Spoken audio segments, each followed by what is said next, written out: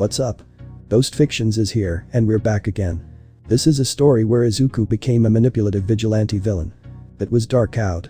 It was dangerous, and there was a terrified victim who needed saving every time he turned around. There was no money, and there was fame, no cameras. Just the whispers, the rumors, the conspiracies. Which meant, of course, that there were no heroes. Izuku was alone. Really, he'd been alone for years, ever since he learned he had no quirk. Now, though, he couldn't bring himself to follow after Bakugo's back, bravely proclaiming his goal to the world and facing the scorn with determination. Because he knew now, for an inescapable fact, that he didn't want to be a hero. Heroism, after all, is what got his mother killed. The event awakened something in him, something that might have been a quirk. His obsession with quirk analysis and heroes, after all, was not normal. But heroism as a profession had its limits. All he had ever wanted was to save people, help them however he can. And sometimes, he'd found, the law just got in the way. He didn't hate the laws, or the police force that enforced it, but he now understood very personally there was no one-size-fits-all set of rules when it came to suffering. In name, he supposed, he'd become a villain. He found he didn't care. Because in practice, he saved lives, he stopped the suffering of those who needed him, and he was there when no one else could be. And that's what makes a hero, no matter what anyone else tells him. But before we start, please consider subscribe to the channel and give this video a like. Don't forget to check the description for more informations and support the amazing author TheTurtleDude for writing this story. Now, let's get into the story. Izuku was, in a word, tired. There was no fight for him to rush off and analyze, there was no one around to pick on him for being quirkless. He was just tired. He blinked hard, not used to feeling the empty exhaustion that came with the uneventful silence. He didn't like it. He liked being happy, excited, motivated for a goal. He got up from his chair, making his mind. He was all tuckered out of hero work for today, but that didn't mean he couldn't find something to feel good about. It had been a while since he treated his mom to something special. He couldn't think of an occasion for the day, but that didn't really matter. He left his room and wandered through the home, still trying to think of what they might do together, and he found her in the front room. She was sitting on the couch with her head in her hands, her worried expression breaking his heart. She was worrying about him again, as usual. "Hey, Mom," he called out. She looked up, quickly plastering a smile over her face. "You don't have to be so worried about me, you know. I can take care of myself." She sighed. "I know, honey, but every day you come home with more bruises and burns, and I'm not doing enough, and I don't know how I'm supposed to help you and I." "Mom," he interrupted. "It's okay. Sometimes my classmates just need some sort of scapegoat, and I know I can take it. If it wasn't me it would be someone else, and besides, it's good hero training," he said cheerfully. Inko promptly began sobbing. "My baby boy, you are just so beautiful, but I worry about you," she cried. Izuku shifted uncomfortably. "Hey, anyways, I wanted to ask if you wanted to do something together, like we used to," he suggested. "Maybe go to the mall." She hesitated. "Well, you're going to go to high school next year, and I've been saving up," she said. "Uniforms, activity fees, if you get into UA. I'm sure there will be an admittance fee. I'll go with you, of course, but I don't know if you'd want to if we can't actually get anything." "I'll take care of it," he said with a bright smile. "Kakin gave me some money yesterday." "He gives you money?" Inko asked incredulously. "I thought he just picked on you every day." "Yeah." Izuku laughed awkwardly, scratching behind his head. "I'm not actually sure what he thinks about me, but he does like to vent on me. He felt like he owed me something, though, and he hates having debts. Anyway, dinner can be on me tonight." Inko smiled at her son. Her eyes started watering, and Izuku started to wonder which shirt he should change into after this one got soaked. The happy energy at the mall helped Izuku put off his feeling of empty boredom, and so did his night with his mom. He told her all about how well the police and heroes worked together, how many villains he'd seen get captured, and how his school was going otherwise. She talked about her days at work, and they laughed over her minor frustrations with coworkers. He felt more connected to her than he had in a long time. He knew she always loved him, but their relationship often revolved around his desire to be a hero despite being quirkless, while she worried about where she should draw the line between protecting and supporting him. Having more normal conversations, just about their lives, was fun and refreshing. For some unknown reason, Izuku felt his eyes keep getting drawn to an inconspicuous man sitting nearby. There was nothing specific about him, he just felt off. Something wasn't quite right, and somehow Izuku knew he wasn't mentally stable. "What's wrong?" his mother asked him when she caught yet another of his concerned glances. Izuku shook his head. He couldn't just say nothing, the feeling was stronger now. "I don't know," he admitted. "That man over there worries me, for some reason." Inko pursed her lips. You don't know anything about him, sweetie, why would? I don't know, Mom. He said. He didn't mean to snap, but he was getting more and more on edge. There's something going on, I can feel it. Honey, why? She was cut off again, but this time it wasn't by Izuku. A group of girls he didn't know were walking by, chatting with each other, and one of them was particularly eye-catching. On top of being the most animated and bubbly out of them, moving her arms as she talked like she was putting on a show, she was also pink. Completely pink, from head to toe, with two small horns poking out of her equally pink hair. When they passed by the man's table, Izuku was immediately proven right. The girls all screamed as the man shot to his feet, his chair scraping loudly against the floor. His hand shot out, impossibly fast, and latched onto the animated pink girl's arm. Them all had fallen completely silent. Was it something about the man's quirk? Despite the screaming and the commotion, Izuku was sure it wasn't natural for that many people to notice and stop talking. Into the eerie silence, the man's voice echoed softly. You want to be a hero, don't you? The girl was trying to pull away. Don't you? He repeated. She just nodded hesitantly. Then he asked. Why?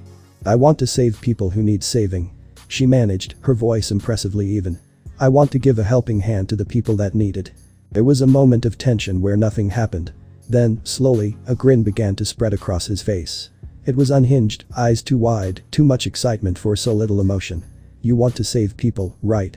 He said. He continued without waiting for her to respond. You want to save them, just like a hero is going to save you, right? He started laughing. Right.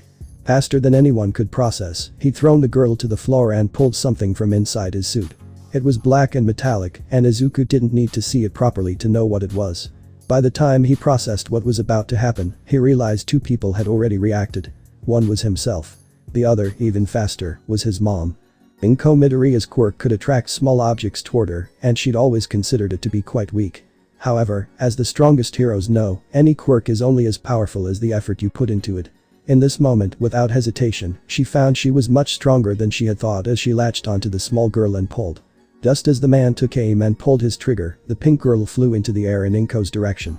Without any time to think, Izuku changed his direction and caught her, gently setting her down before dashing again towards the thug. He hadn't yet reacted to what had happened, staring at the cracked floor where his bullet had hit. He looked up just as Izuku got there, and his expression changed back to a grin. Well.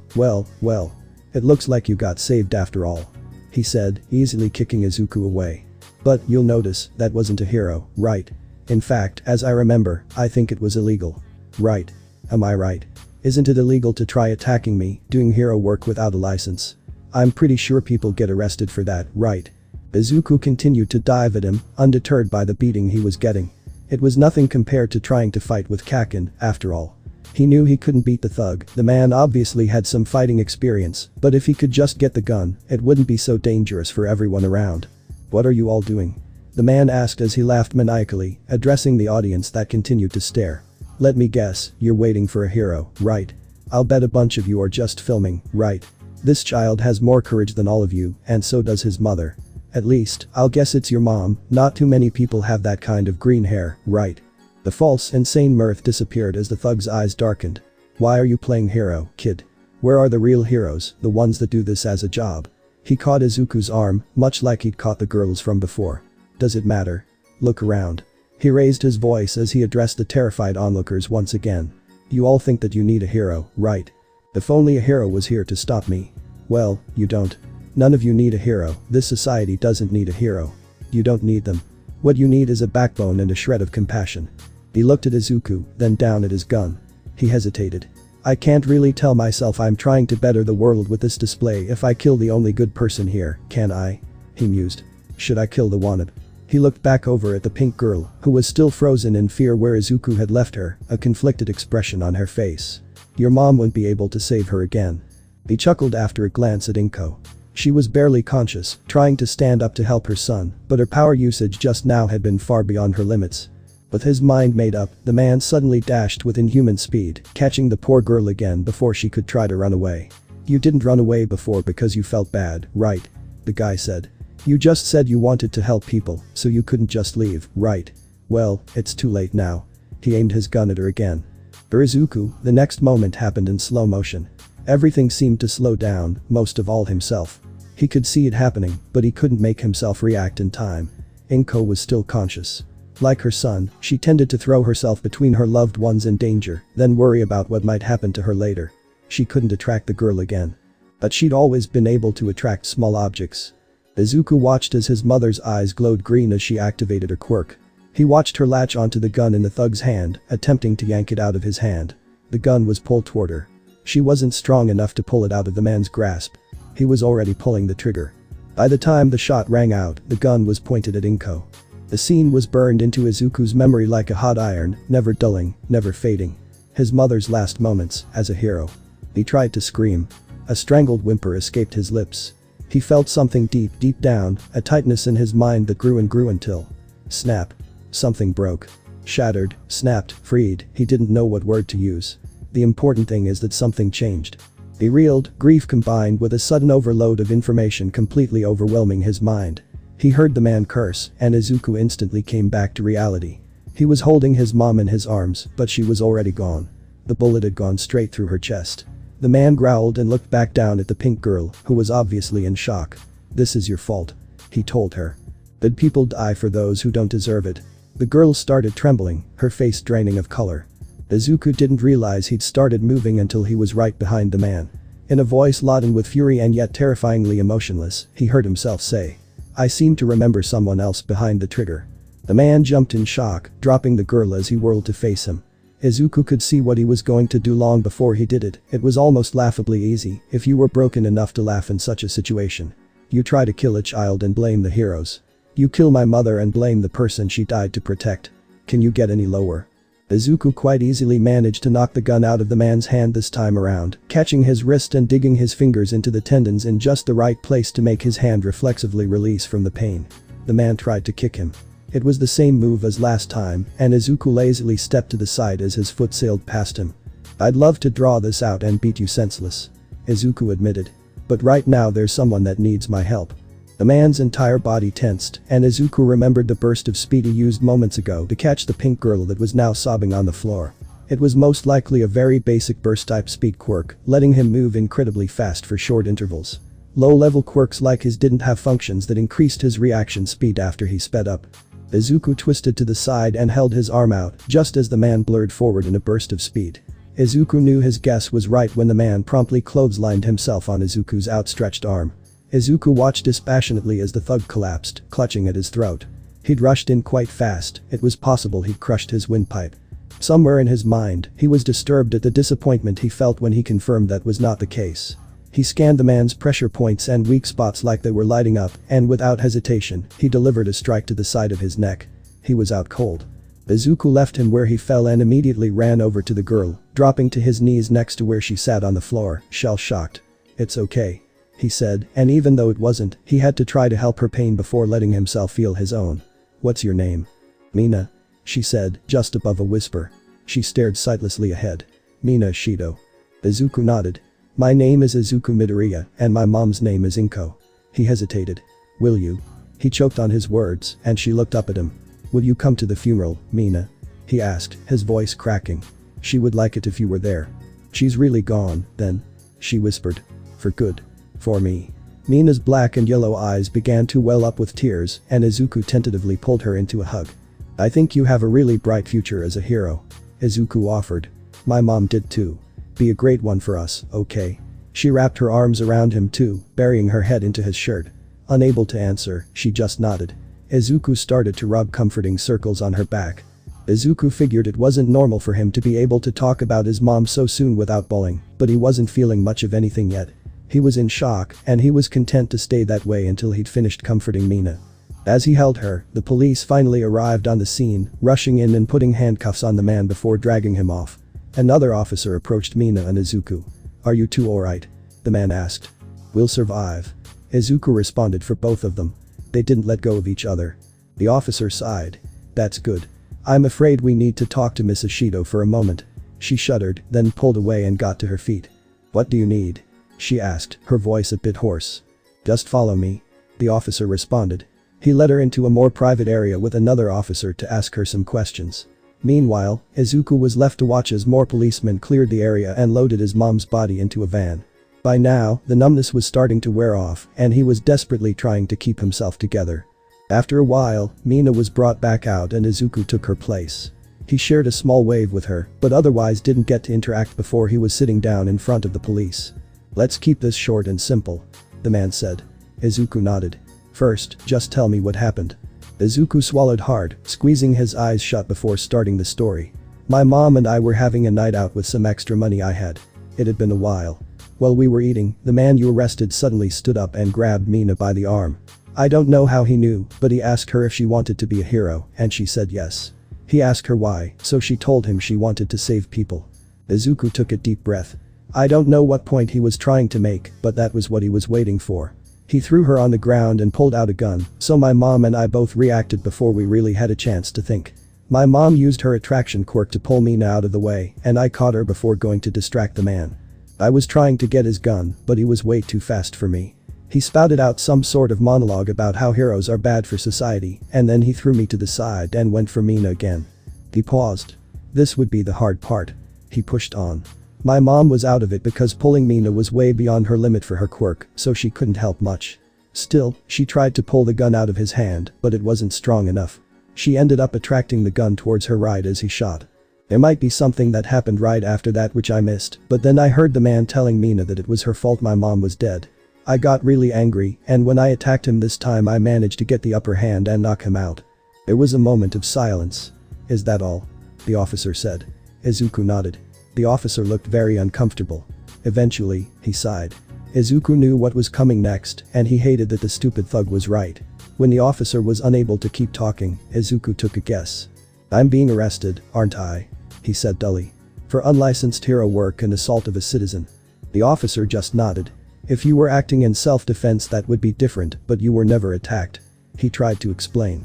I'm sure the judge will be very understanding, but the law states you still have to go to court. I know. He sighed. But, try to make sure Mina doesn't see. I'm worried she might try to stop you, and that's a crime too. The officer nodded. He cuffed Izuku's hands behind his back as protocol demanded and led him into a police vehicle, shielding him from view with several more officers. One of the policemen went to Mina and explained that they needed him to speak with someone at the courthouse, and Izuku was taken to the juvenile detention center. Alone in his cell, he finally started to break down. He felt like he was being crushed, drowning in sorrow and grief, but he also felt something he didn't expect. Anger. Rage. A bitter fury at the man who killed his mother, but also at the law. How could they possibly think this was helpful? With the rise of superheroes, it was obvious that vigilantes needed to be kept in check, but the best solution couldn't be to ban people from helping each other. He clenched his fists. He wasn't angry at the heroes, not quite. But the existence of the profession had ruined the concept of real heroism, helping people when they needed help no matter the consequences. And that did make him angry. It made him angrier that the man who killed his mother had been so successful in making his point. The days in the detention center flew by in a blur of tears and anger. He couldn't go home, not only because he'd been arrested for a violent crime, but also because there was no adult or guardian to take care of him. As far as he knew, the only people that might want to see him were Mina and a slim chance of Bakugo, but neither of them knew he'd been arrested, so he got no visitors. He wondered if Mina would be at the hearing. She was very directly involved, but the police had already gotten her testimony.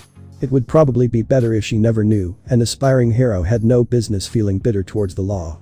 Because of his situation, his case was given priority, and the trial was only 4 days after the event. He'd already been there for 3, so that meant it was tomorrow. He finally got a visitor, but it wasn't someone that wanted to check on him. It was the policeman that had been on the scene and arrested him. His name was Officer Rin. Izuku was relieved to find that he held a grudge against the man. His problem was with the system, not the individuals. I tried to change it, but I couldn't. Rin said, looking beyond frustrated. The judge they gave you has a reputation for being unforgiving to unlicensed heroism, though he's never convicted a child. Your age is your best shot, but I can't believe they assigned him to this case. He usually doesn't do juvenile cases at all. He was nearly tearing his hair out. That's okay. Izuku said. Having something like this on my record isn't as bad for my job prospects as being quirkless. The man sighed, hanging his head. Even Karada is getting a more forgiving judge. He growled. Izuku vaguely remembered being told that was the name of the man who'd attacked Mina and killed his mom. His trial is in another week. Izuku couldn't really bring himself to care, though he did appreciate how much the officer cared about what happened to him. All he'd ever wanted to do was be a hero, and that dream had been shattered.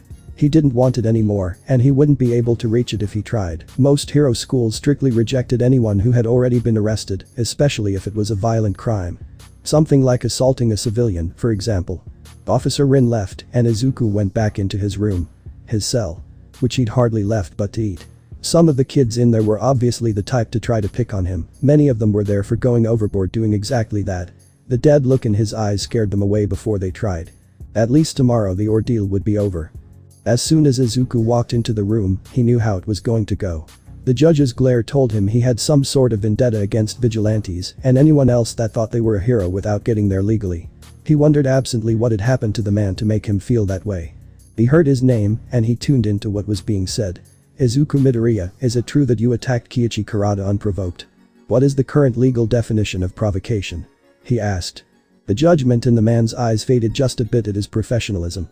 Was it in self-defense? He asked. No. It was in the defense of someone else. I was never attacked. He said simply. The judge nodded. You are found guilty of assaulting a citizen. Did the victim ever ask you for your help? Izuku shook his head. No, Your Honor. You are found guilty of uninvited vigilantism. Court adjourned. Wait. Officer Rin spoke up, frustration bleeding into his tone. Please, just hear out his story. The situation. Everyone has a story, officer. I'm not interested. Court adjourned. With that, he left the room. Officer Rin slumped, giving Izuku a pained look. I'm sorry. He said. I tried talking to him before the trial, too. The quick trial was supposed to be a kind gesture, but it also made it so I couldn't find a lawyer for you. It's okay. Izuku said without looking at him. I'll be fine. The officer sighed heavily. I should have just let you go. Izuku shook his head. Someone else would have interrogated the witnesses, and you would have been fired. There was a murder, after all, they won't let any of this go easily. Besides, I'm still a minor. I'll get it sealed when I become an adult. Rin just looked more upset about how easily Izuku was taking it. You shouldn't have to. It's fine, officer. Izuku said. Thank you, but there's nothing anyone can do now. I'll just have to deal with it. According to his sentence, he would be living at the detention center and going to school on probation until he was an adult. He didn't particularly care for schoolwork or grades anymore, but he needed something else to focus on anyway. He was allowed to get some of his things from his house, and he was moved into a better room than the temporary cell before. There were only a few more days of middle school left, so he hoped he could at least get good grades on all of his finals.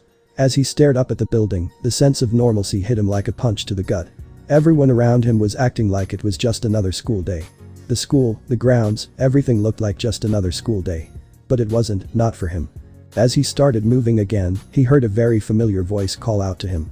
Deku. Kaken said, jogging over to him. That in itself was strange, but so was his tone of voice. There was no anger, no condescension, just worry. Where have you been? He said.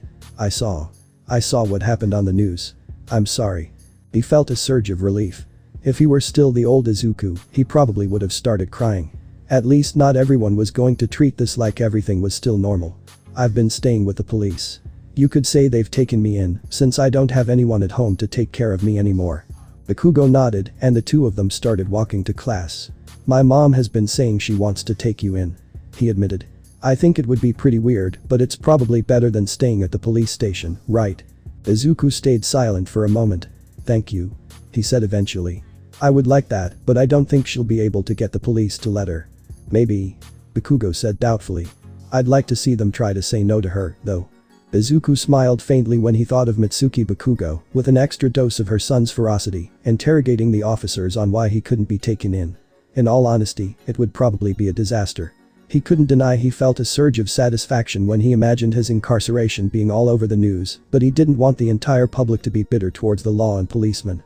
Even if the law needed to somehow be changed, the cops didn't deserve the hate they would probably get. When they arrived to class, Izuku was immediately informed that Kaken's change in attitude didn't extend to the rest of his classmates. Hey, quirkless. Someone jeered. Still want to be a hero?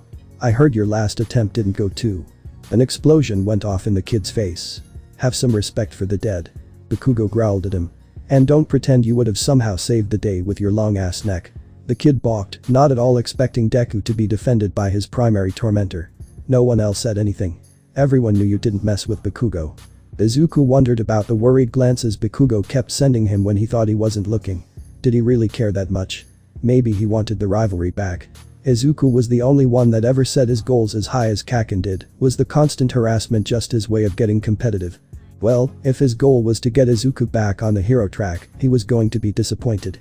Izuku had been rather disenchanted with the prospect of upholding the law. He stared out the window. Was there anything he wanted to do anymore? He could always try to become a real vigilante. He still wanted to save people, and spite was a good motivator.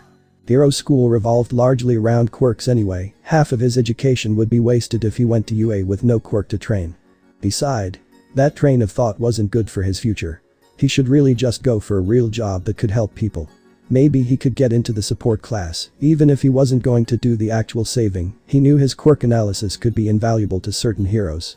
He nodded to himself. That could be a reasonable goal.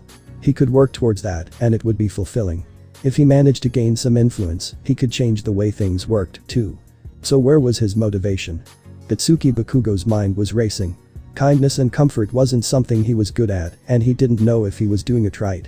But the spark in Deku's eyes that had always challenged him, driving him forward even as it insulted him with the idea that a quirkless person could be better than him, was completely gone. He hated it and was angry at Deku for letting it go out, but that wasn't the important part. The important thing was bringing it back. Maybe it was a little bit for Deku. Bakugo knew the world was a better place with his enthusiasm and passion. But it was also for himself. His goal was to surpass All Might, and to do that he needed to take steps. Deku was always the immediate motivation right in front of his face that drove him to prove himself. Everyone around him already knew he was the best, and they basically worshipped him for it. They never even pretended they could surpass or even catch up to him. Deku, on the other hand, was firm in his belief that if he just worked harder, he could do it too. Deku was the only one that made him feel like he needed to prove himself, and even though it irritated him to the ends of the earth, he knew he needed it. If he just looked at All Might, at where he needed to go, the distance between was too overwhelming. If he stayed focused on the immediate challenge, though, proving to his infuriating classmate, and occasionally, he admitted, his friend, that he was and would always be the best, then he would keep improving at every opportunity. The asshole that had killed Deku's mom hadn't just extinguished the light of Inko Midoriya's life, he'd also doused the fire in her son and consequently taken something from Bakugo. It made him furious. Perhaps the worst aspect was that he didn't know if he could fix it. When he looked at Deku, he could see that something had been thoroughly broken and he didn't know if he could fix it. He was supposed to be able to do anything he had known he could do anything he set his mind to. But he wasn't sure and it hurt his pride. And finally, he was confused. He knew the death of his mother would hurt, probably more than Bakugo could imagine. But the Deku he knew wouldn't break, he would get stronger. The Deku he knew would realize that happened to other people too, and he would become even more determined to become a hero that could prevent that. What else had happened? After school ended, he caught Izuku making a beeline for the exit. His eyes narrowed. He sped up, catching him before he could leave. He needed some answers, some more information to work with if he was going to do anything about the situation. Deku, I need to ask you some questions, he said bluntly. The other boy stiffened, slowly turning towards him. He sighed. Okay, but I don't have a ton of time, he said. The police are expecting me back soon. That honestly caught him by surprise, as well as the fact that Deku didn't think he would be allowed to leave. What was the deal with that? Outwardly, though, he just nodded. Duh. He cut himself off. Izuku, what happened to your dream? He asked bluntly. I know you're in pain because of what happened, and I also know I'm not the one that will be able to help you with that. It's not what I'm good at. But there's something else. I know how you are, and this should have made you even more driven to become a hero and save people, but it seems like you've given up. Why? Deku hesitated for a moment. I still want to save people, he finally said. When people need me, I want to be there. I just don't know how to get there anymore. Bakugo blinked, even more confused. If you haven't given up, then where's your fire? Where's the passion? Where's the determination that never stops challenging me, even when I'm beating the crap out of you? What happened? Deku chuckled. I don't know, he admitted softly. I hope it comes back someday. Maybe. I just need some time. I need to come to terms with what happened and move on. Bakugo was already shaking his head. I was never very nice to you, but I know you. You'll never move on and you never should. Something else happened, something that's in your way of stopping this kind of thing from happening to anyone you can reach. The boy stared at him for a second. Finally, he shook his head and sighed. Nothing gets past you, huh? I don't want to talk about it yet. I didn't lose my passion, I just need some time to figure out where to direct it. No one helped. If just a couple more people had stepped in, no one would have died. Bakugo winced inwardly. So that's what was broken. His blind, idealistic faith was gone, and now he didn't know what to do. Still, this was something he was sure Deku could figure out. It wasn't anything he needed to fix, but he would try to help where he could. He put a hand on Deku's shoulder. "You'll figure it out," he said confidently. "When that fire comes back, tell me." Deku nodded, just a bit of the spark showing in his eyes, and Bakugo let him go this time. The thing he hated most about Deku was also the thing he admired most, though he'd never admit it even to himself. The kid never gave up. Bakugo didn't know what had knocked him down so hard, but he would get up again. That spark he'd caught a glimpse of before confirmed that. Who knows, maybe he'd even been some help. Still, there was something he was missing.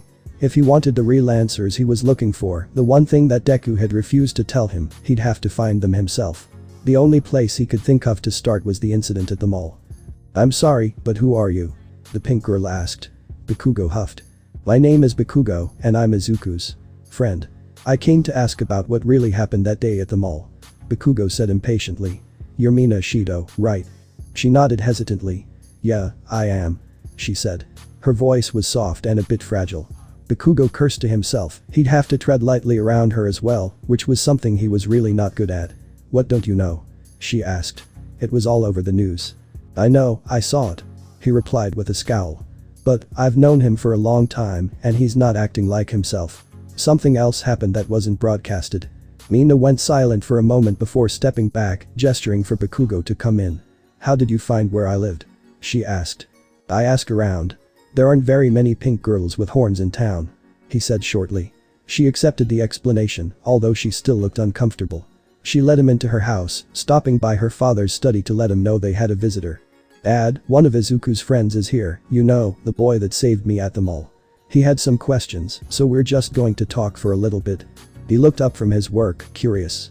"Alright, let me know if you need anything," he said, shrugging and turning back to what he was working on.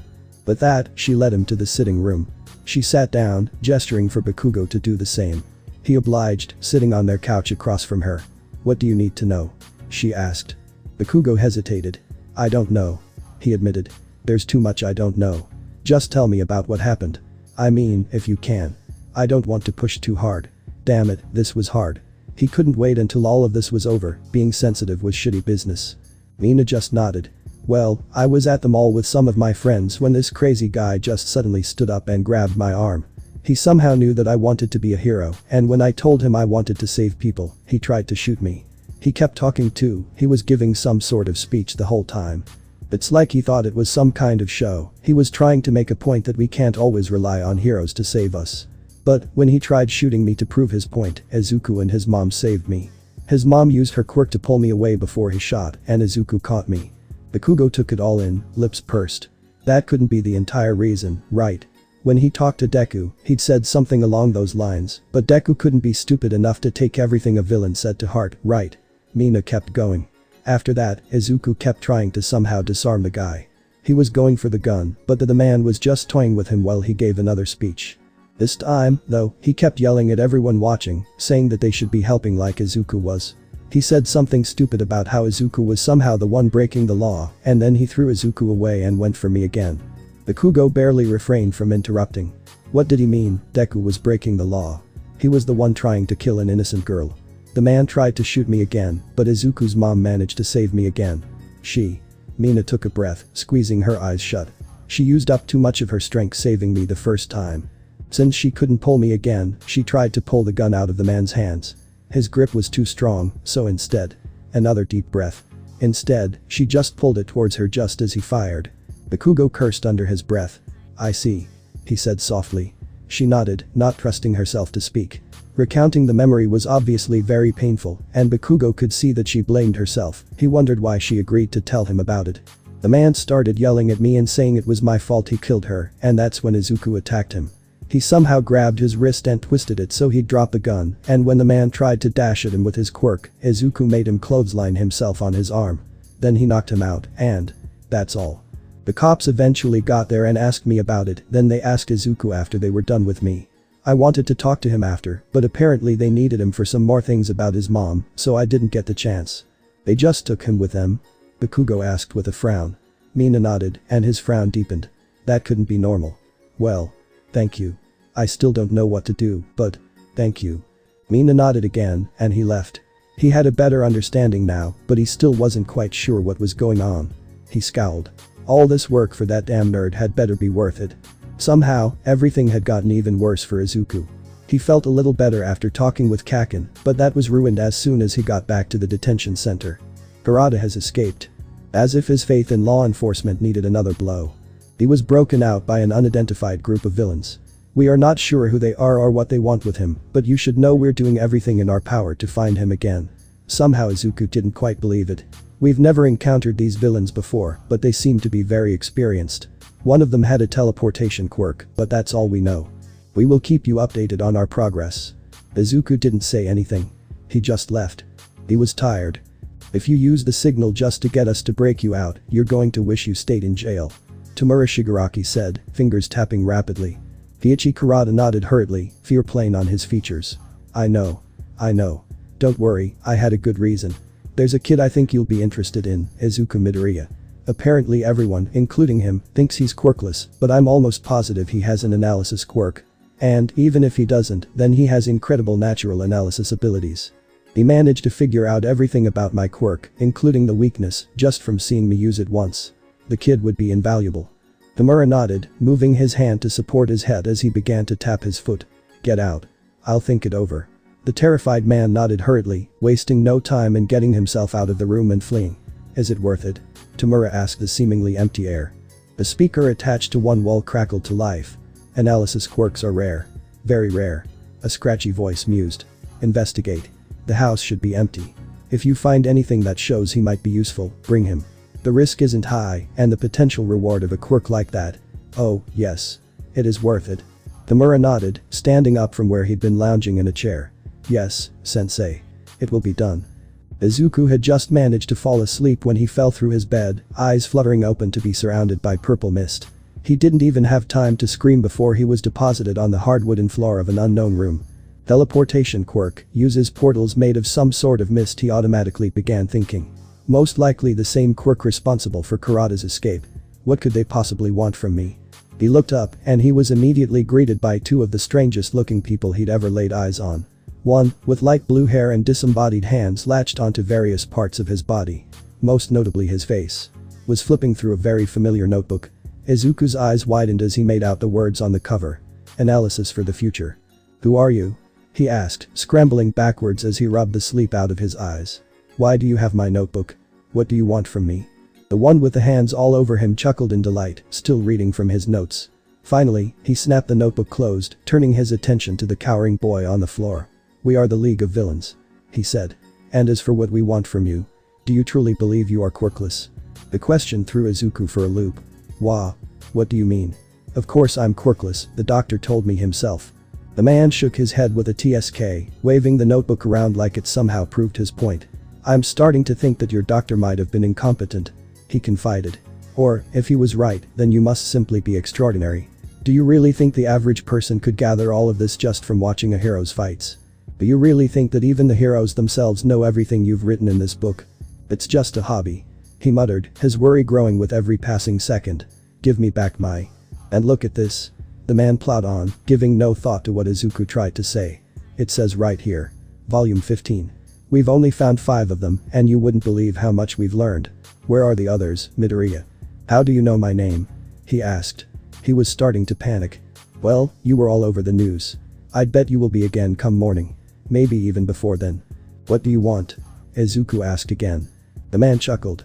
We want you, Izuku Midoriya. We want your skill in analyzing quirks, your incredible understanding of how they can be used, exploited, and nullified. We want you to become a villain. Izuku recoiled. You're trying to recruit me? He said in disgust.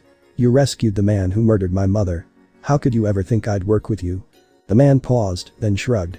We could kill him for you, if you'd like. Or we could let you do the honors. We don't really need him, not like we need you. Izuku shrank into himself. I just want to help people. He whimpered. I don't want to be a villain, I don't want to kill anyone. I just want to save people, that's all.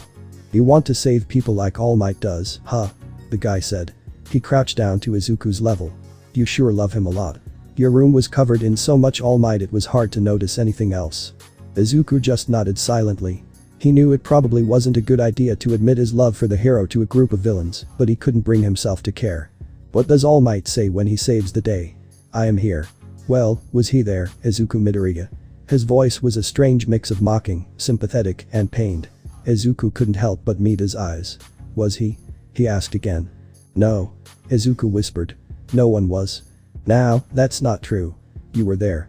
You saved that poor girl's life. And then, you got arrested. Because of heroes, because of All Might. No one helps each other anymore, no one helped you, no one helped me, because they think it's fine.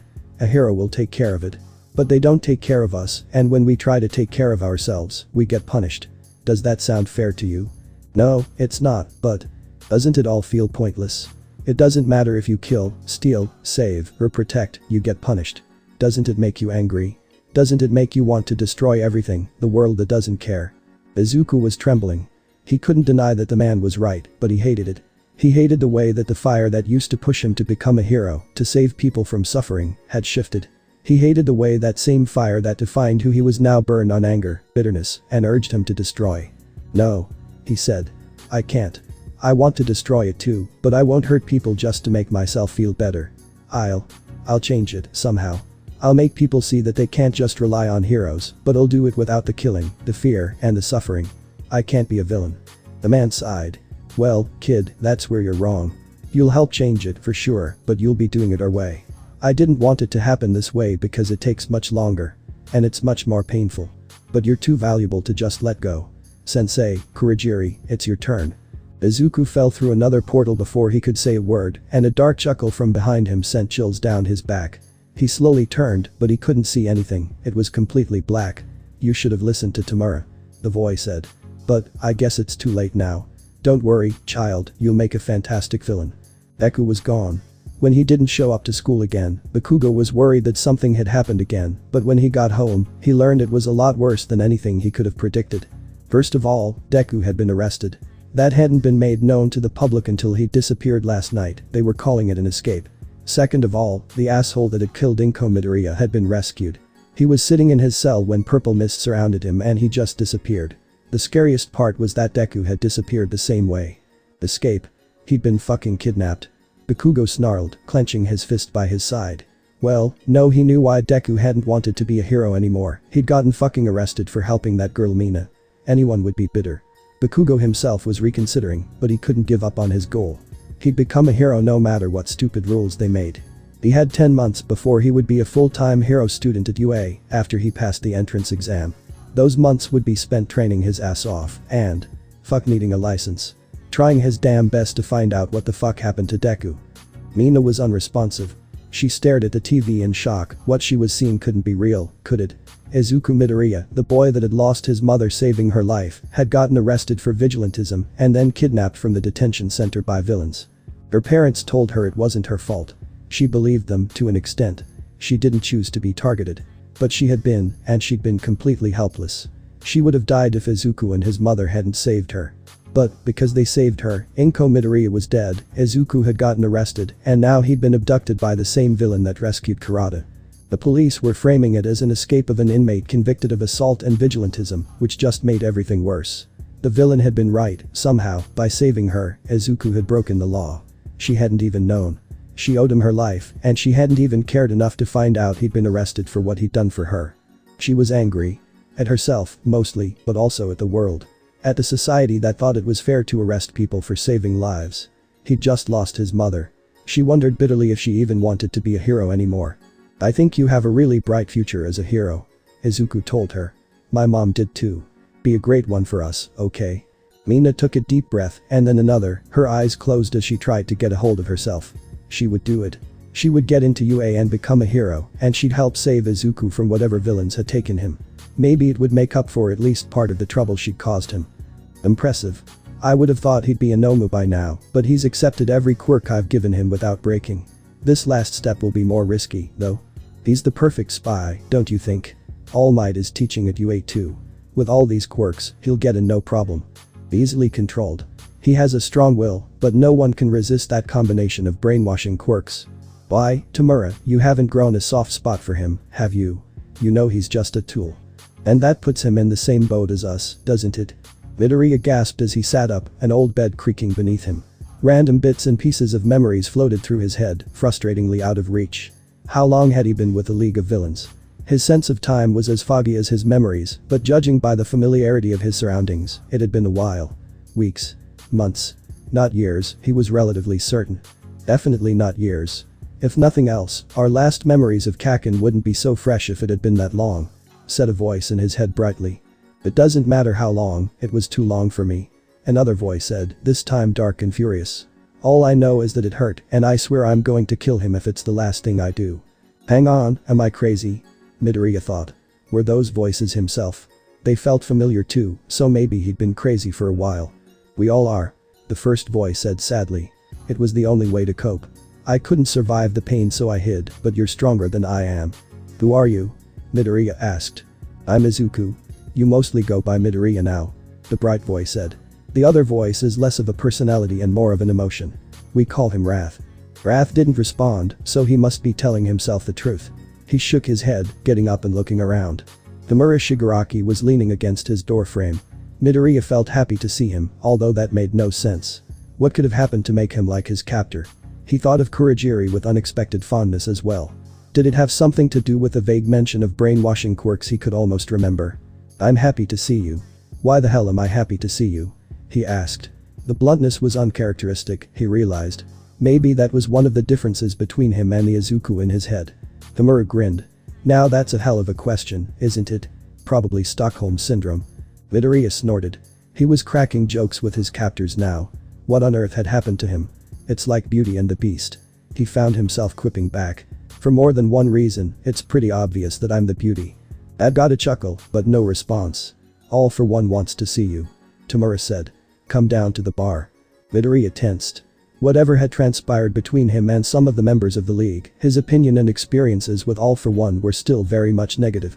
He couldn't remember anything specific about him, other than the pain. The pain that had apparently shattered his mind. Still, he made himself follow Shigaraki down the stairs. The Izuku in his head pulled back, hiding from the encounter they were about to have. He wished he could do the same, but at the same time he couldn't back down. That was another striking difference from how he remembered himself being, the fiery rebelliousness that made him want to spit in All for One's face, just as much as he wanted to cower away. He entered the lobby, and he felt the temperature drop from All for One's presence. Oh, how he hated that man. Welcome, young Midoriya. I see that your memories were successfully wiped. Now, let's make sure the rest of our work stayed intact. Tonight is your test. As an extra incentive to do your best for us, I've decided to allow you to perform tasks that you might not hate. For example, as long as you keep me happy, I will let you do vigilante hero work and fight against rival villain groups, rather than against heroes. If you disappoint me with your results, you will be executing our prisoners until you can please me again. Do you understand? Midoriya found himself compulsively nodding his head, even though he'd like nothing more than to take the man's head off. He paused.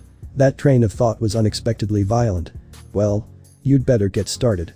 You can do whatever you want, but I need information on the 8 precepts of death by morning. Don't disappoint me.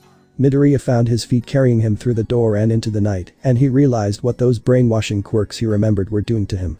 Every time All for One gave him an order, he was thrown into the backseat of his own body, and he was forced to obey. The thought made him tremble with rage. So this was his test. The 8 precepts of death. Somehow, he remembered that they were a gang led by a man going by Overhaul, though he couldn't remember ever learning that information. The area they operated in had a significant overlap with the area that Night Eye's agency presided over, All Might's former assistant. He caught a glimpse of his reflection in a window as he walked by, and he froze. He was different. He had the same proportions, vaguely, but somehow.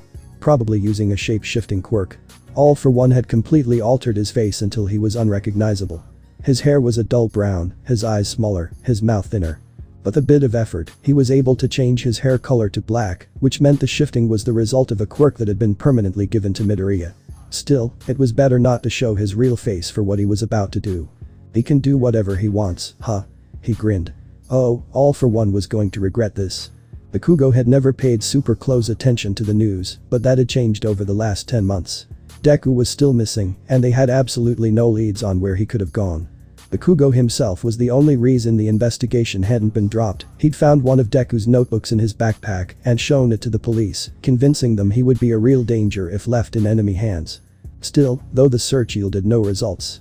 The news had been quiet and uninteresting until last night. A new vigilante had suddenly appeared near Sir Night-Eye's hero agency, taking out some thugs before getting into a scuffle with Night-Eye himself. Although they tried to paint him in a negative light, the people he'd saved were gushing about his heroism in their interviews. It was obvious that the public already loved him. The most surprising part was that he'd gotten away. The new vigilante didn't bother hiding his face, and it was obviously not Deku, but still. Something about the situation reeked of his convoluted plans and excessive thinking. Bakugo had no idea how it could possibly be related, but watching the events on camera, he just felt in his gut that Deku was somehow involved. Unfortunately, he didn't have time to look into it yet. The UA entrance exam was coming up just the day after tomorrow, and he was going to crush it. Midoriya still wasn't quite sure how, but he'd gotten away with it. He'd gotten the information All For One needed, so he wasn't punished, but he also came into direct contact with Sir Night-Eye successfully. During the encounter, Midoriya had dropped hints during his taunting, subtle enough that anyone other than that particular hero would have most likely missed it. He'd shown hints of his possession of multiple quirks, vaguely referencing that he served a powerful boss, while giving him meaningful looks. He intentionally got close enough for hand-to-hand combat and looked into his eyes, allowing Sir Night-Eye to use his quirk on him before letting him go. The hero had done it incredibly skillfully, making it look as though Midoriya had really gotten the better of him, but Midoriya was nearly positive that the pro hero could have stopped him if he'd wanted to. All For One didn't trust Midoriya completely, not yet, but he did have confidence in himself to a fault. The leader of the villains was so sure of himself and his skills, he often overlooked small details and mistakes. Due to his raw power, he'd never had to worry about it before, but then again, he'd never had to deal with anyone like Izuku Midoriya before either. Small details and mistakes. Mistakes like explicitly forbidding Midoriya from helping the heroes fight against him. Mistakes like explicitly forbidding Midoriya from killing him when he got the chance. Those mistakes would catch up to him eventually, Midoriya knew. When he'd come back, All For One had been wearing a grim smile, like this was exactly what he'd been going for. Midoriya, fully aware that Sir Night-Eye's quirk allowed him to see everything he did. And also aware that the man's morality would stop him from looking further than what he needed to know about All For One. Made sure to avoid contact with Tamura and Kurogiri until the next day. He still didn't know why he felt a certain fondness for them, but until he figured it out, he only wanted to betray All For One, not the whole team. The life of vigilantism where he was allowed to save people to his heart's content, as long as he also expanded the League's power in the criminal underworld, was something he could get used to while he developed his plan to kill All For One. Unfortunately, that wasn't the life he was going to get. "You want me to what?" he said, his voice a disgruntled mix between incredulous and completely done. He had to work to keep wrath quiet enough to hear All For One's words over his own internal screaming. "Tomorrow is the entrance exam for UA, where All Might is teaching this year. I've had Kurogiri construct a background for you, with all of the legal documents and records you might possibly need. You'll be going under the name Michi Hamasaki, and you must be as pure and outstanding as you can. If you can get All Might to pass on one for all to you, even better." The man paused for a moment before continuing, his normally stoic voice betraying his extreme irritation. "Now, there are some things that go without saying, but over the last 10 months you have taught me that nothing goes without saying for you. Midoriya, you will never under any circumstances reveal anything about the League of Villains." Even though he almost staggered when he heard he'd been a captive for that long, Midoriya barely refrained from smirking. It was one day too late for that. However, All For One wasn't done. "You will try your best to convince All Might, without being too obvious, to give you one for all. If he offers it to you, you will accept. And, of course, while you are being trained, you will be a true hero.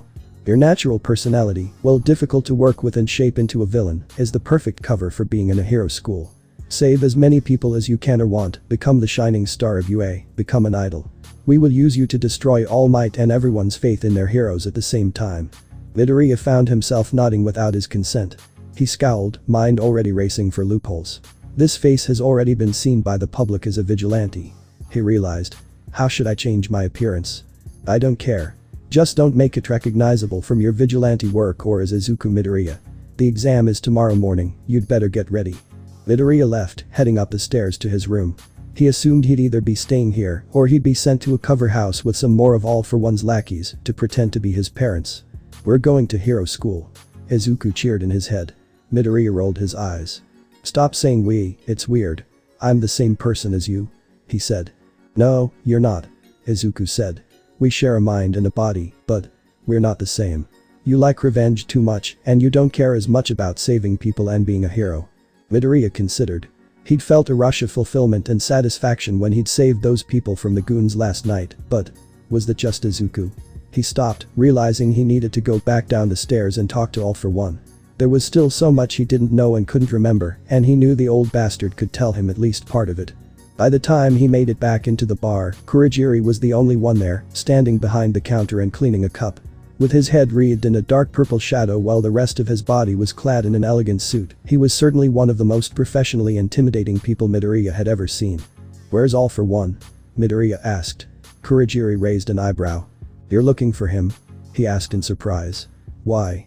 "There's a lot I need to know before going to school. I still don't even know which quirks he forced on me, other than the ability to change how I look." "Ah," the man said in realization. "Well, that is something I can help you with. No need to call him. Firstly, as I'm not sure you remember, you were not quirkless before you came here." Midoriya raised an eyebrow. "I wasn't." Kurogiri shook his head. "Your quirk was analysis, though you didn't know how to use it. You used a part of your abilities when you watched a hero fights, but you didn't even unlock a fraction of its potential until All for One forced it out of you with his training. He also gave you the quirk research as an experiment because he believes its effect will combine with your analysis to make it exponentially more effective. Unlike analysis, research requires a physical touch to activate, and it lets you see information about an individual's quirk and personality. Other than that, in disguise to change your looks, the rest of the quirks he gave you are passive. You have regenerate to improve your healing, resilience to decrease damage from physical attacks, and energy absorption to nullify heat or electricity attacks. He considered giving you shock absorption as well, but unfortunately we already have a use for that particular quirk." Midoriya stared at his hands in confusion. Maybe it was his analysis quirk working out all of the ways his combination of quirks could be used. He certainly wasn't a heavy hitter, but he could feel the power he wielded all the same. If he could really get All Might to give him one for all, putting an end to All for One with his own hands was suddenly a very reachable goal. "In all honesty, it's a shock that you didn't turn into a Nomu," Kurogiri admitted. "I've never seen anyone receive so many quirks and come out with their mind intact." "Sort of intact," Midoriya muttered absent-mindedly, imagining the ways a fight could go down against a quirk-like endeavors. He ignored Izuku's protests against fighting a hero, wanting to test himself all the same. Fire as strong as endeavors didn't have many counters. He realized what he'd said when Kurogiri gave him a curious look, but he just shrugged. "I've got issues, but that's to be expected after whatever the bastard did to me. I can't even remember properly, and I'm still scared of him." Kurogiri said nothing, turning back to his work. Midoriya wondered if he was angry with him for badmouthing All for One, or maybe mad at All for One for what he'd done to Midoriya. Maybe he just didn't care. Without really knowing how deep their bond went, it was impossible to tell. Midoriya shrugged off his thoughts. He went to a mirror and changed his features once again for his new identity as Michi Hamasaki, giving himself a stronger nose and jawline, wavy, light blue hair, and harsh purple eyes. He thought about going for a more innocent babyish look, but he worried that would just remind people like Kaken, who, there was no doubt in Midoriya's mind, would also get accepted of his actual identity. Besides, if people were busy thinking and talking about the contrast between the dangerous appearance and overly kind personality, they wouldn't be very likely to look any further into his past. Finally, new identity finished, he went out into the city to test the prowess of his quirks. He wandered the streets, random shops, even the mall despite the awful memories, brushing against random people's shoulders and activating his research quirk. Kurogiri's explanation of the quirk was probably accurate, but combined with analysis. All for One had been right to assume they would complement each other. Midoriya. No, he should start thinking of himself as Michi. Hated to admit when the man was right, but considering how much it helped him, he was willing to look past it just this once. He was glad he took this time to practice. If he tried to use it for the first time during combat, he would have been overwhelmed and lost immediately. Just with a slight brush against their shoulder, he could see their emotional state, any old injuries, their quirk, as well as its uses, weaknesses, and more. Until he got more practice, though, he would just focus on reading those specific aspects to avoid getting overwhelmed. All too soon, the day was coming to an end. He thought about making another appearance as a vigilante. He knew he was all over the news, and that excited him, though he wasn't sure if they'd given him a name yet. In the end, though, he decided that it would be a much better idea to get some sleep. He wasn't sure what to expect from the exam tomorrow, and he needed to be ready for anything. Michi tripped on his way into the exam. An unexpectedly kind girl had caught him with her gravity quirk, which made him a new friend, but he was still frustrated. All for One had insisted that he use disguise to make himself taller, which not only completely drained his energy, but also made him keep tripping over himself and hitting his head. He was getting the hang of it, so it shouldn't affect his performance too badly, but it was still unbelievably irritating. He took a deep breath. He tripped in front of everyone, which basically just showed everyone that he was a klutz, right? Clumsiness could be endearing if he played it right. It certainly didn't make anyone think he was dangerous. He nodded, following the instructors to the testing site. Battle Center B was ridiculously enormous, and there were multiple of them. How much money had gone into this? Was it really necessary? Michi immediately dismissed the thoughts, recognizing that he was thinking too much like Midoriya. Michi needed to be somewhere in between Midoriya and Izuku in idealism and kindness, but even though it was closer to Izuku on that spectrum, Midoriya didn't trust his other personalities' acting skills at all. So, that left Midoriya struggling to remember to be kind, starry-eyed, and motivated. It was a struggle, but he'd manage. He was motivated, after all, and it was for at least some of the right reasons. He'd found that letting Izuku closer to the surface helped positively influence his attitude. He stood casually, apart and silent as the others talked amongst themselves, staring at the looming gates. They were cracked open so he could see inside, which made him wonder. He scanned the others taking the test, taking note of anyone he found interesting. There was the gravity quirk girl, trying to hype herself up. There was a ridiculously flamboyant blonde boy with a belt that always seemed to look like he was posing for a picture. There was a severe-looking boy with short dark blue hair and glasses, tubes coming from his calves. Probably a speed-type quirk, though he obviously hadn't neglected training the rest of his body, judging by his impressively muscular physique. He started to make his way over to the girl to thank her, but the boy with the glasses stopped him on his way there. "That girl appears to be trying to focus," he said. "What are you doing here? Are you taking the entrance exam to interfere with everyone else?" "Chill out, man, I'm just trying to say thank you. She caught me when I tripped back at the school," Michi replied. "Yes, I saw," he said. "Still, don't." "Okay, start." A voice screamed suddenly, startling the students. Michi recognized the voice as President Mick, and he immediately took off into the battle center, while the other kids stared at each other in confusion. Behind him, he heard Mick say, "What's wrong? There are no countdowns in real fights. Run, run. The die has been cast, you know." Even with his significant head start, he guessed he only had a moment before the boy with the glasses caught up to him. A robot suddenly burst through a wall to his left, and Michi dove to the side to avoid getting crushed.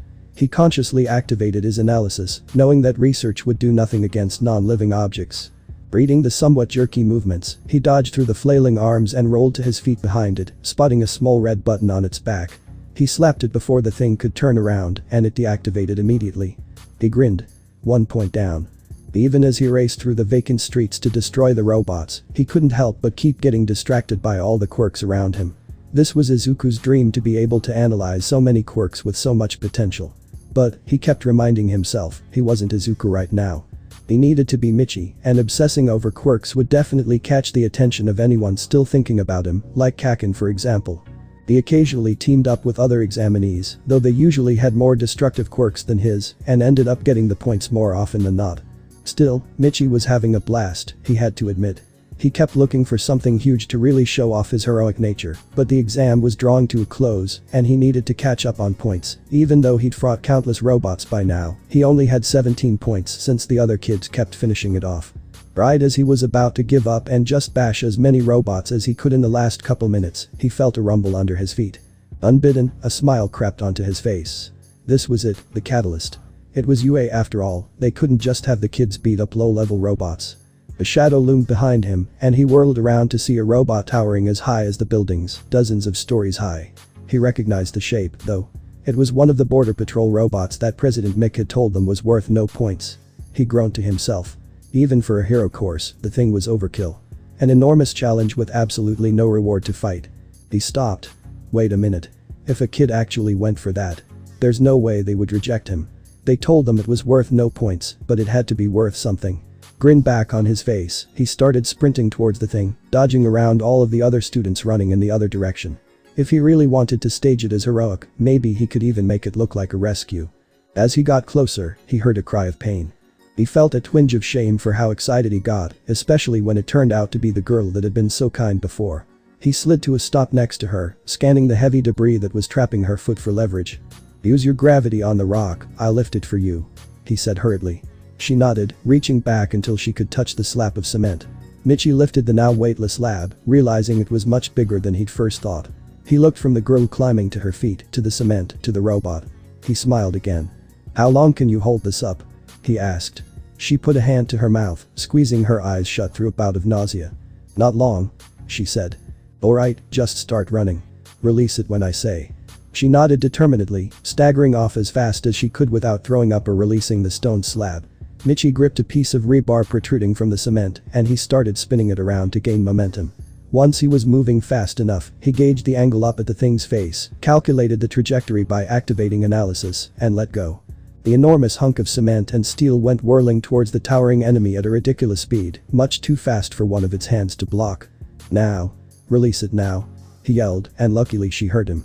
He saw the girl put her fingers together and mutter. Release. And it began to curve downwards as gravity took hold once more.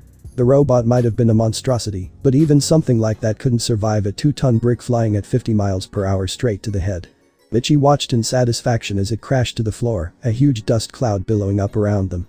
Remembering to stay true to his supposedly heroic nature, he quickly ran back and found the girl he'd saved. She was leaning heavily on a broken piece of machinery, throwing up on the floor. "Are you okay?" he asked worriedly, running over to comfort her. He patted her on the back as she groaned, obviously not doing very well. "That quirk of yours is amazing," he told her. He cursed silently at himself. Not quirks. Hard work, he decided. Michi idolized hard work. "You must have trained really hard to be able to lift things that heavy." She nodded, laughing weakly. "Yeah, this isn't the first time I've thrown up for working it too hard," she admitted. "It is the first time anyone has thought to use it like that, though. That was incredible." "You did all the work," he said dismissively. "All I did was take advantage of your skills." "No, you were the one that saved me," she said stubbornly. Michi hid a grin.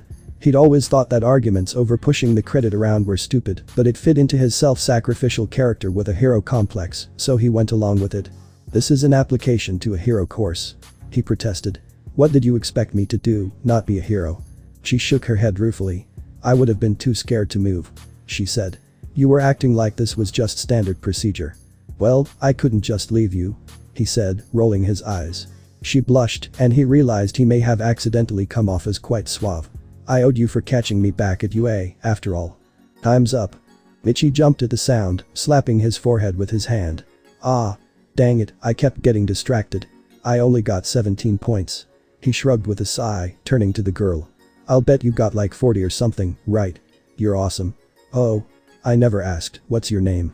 "Ah, right. My name is Ichako Uraraka. What's yours?" she asked.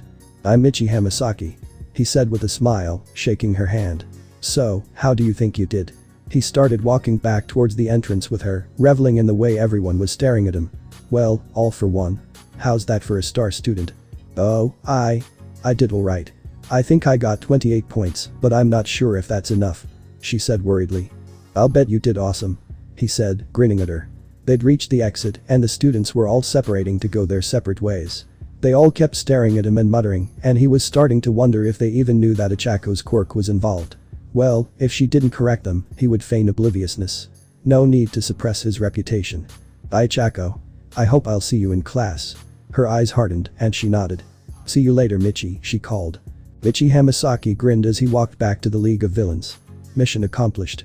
Enki Kaminari winced as he fried yet another robot. It didn't hurt as much as it used to, but so much electricity coursing through your nerves still wasn't pleasant. To make it worse, he was getting pretty close to his limit.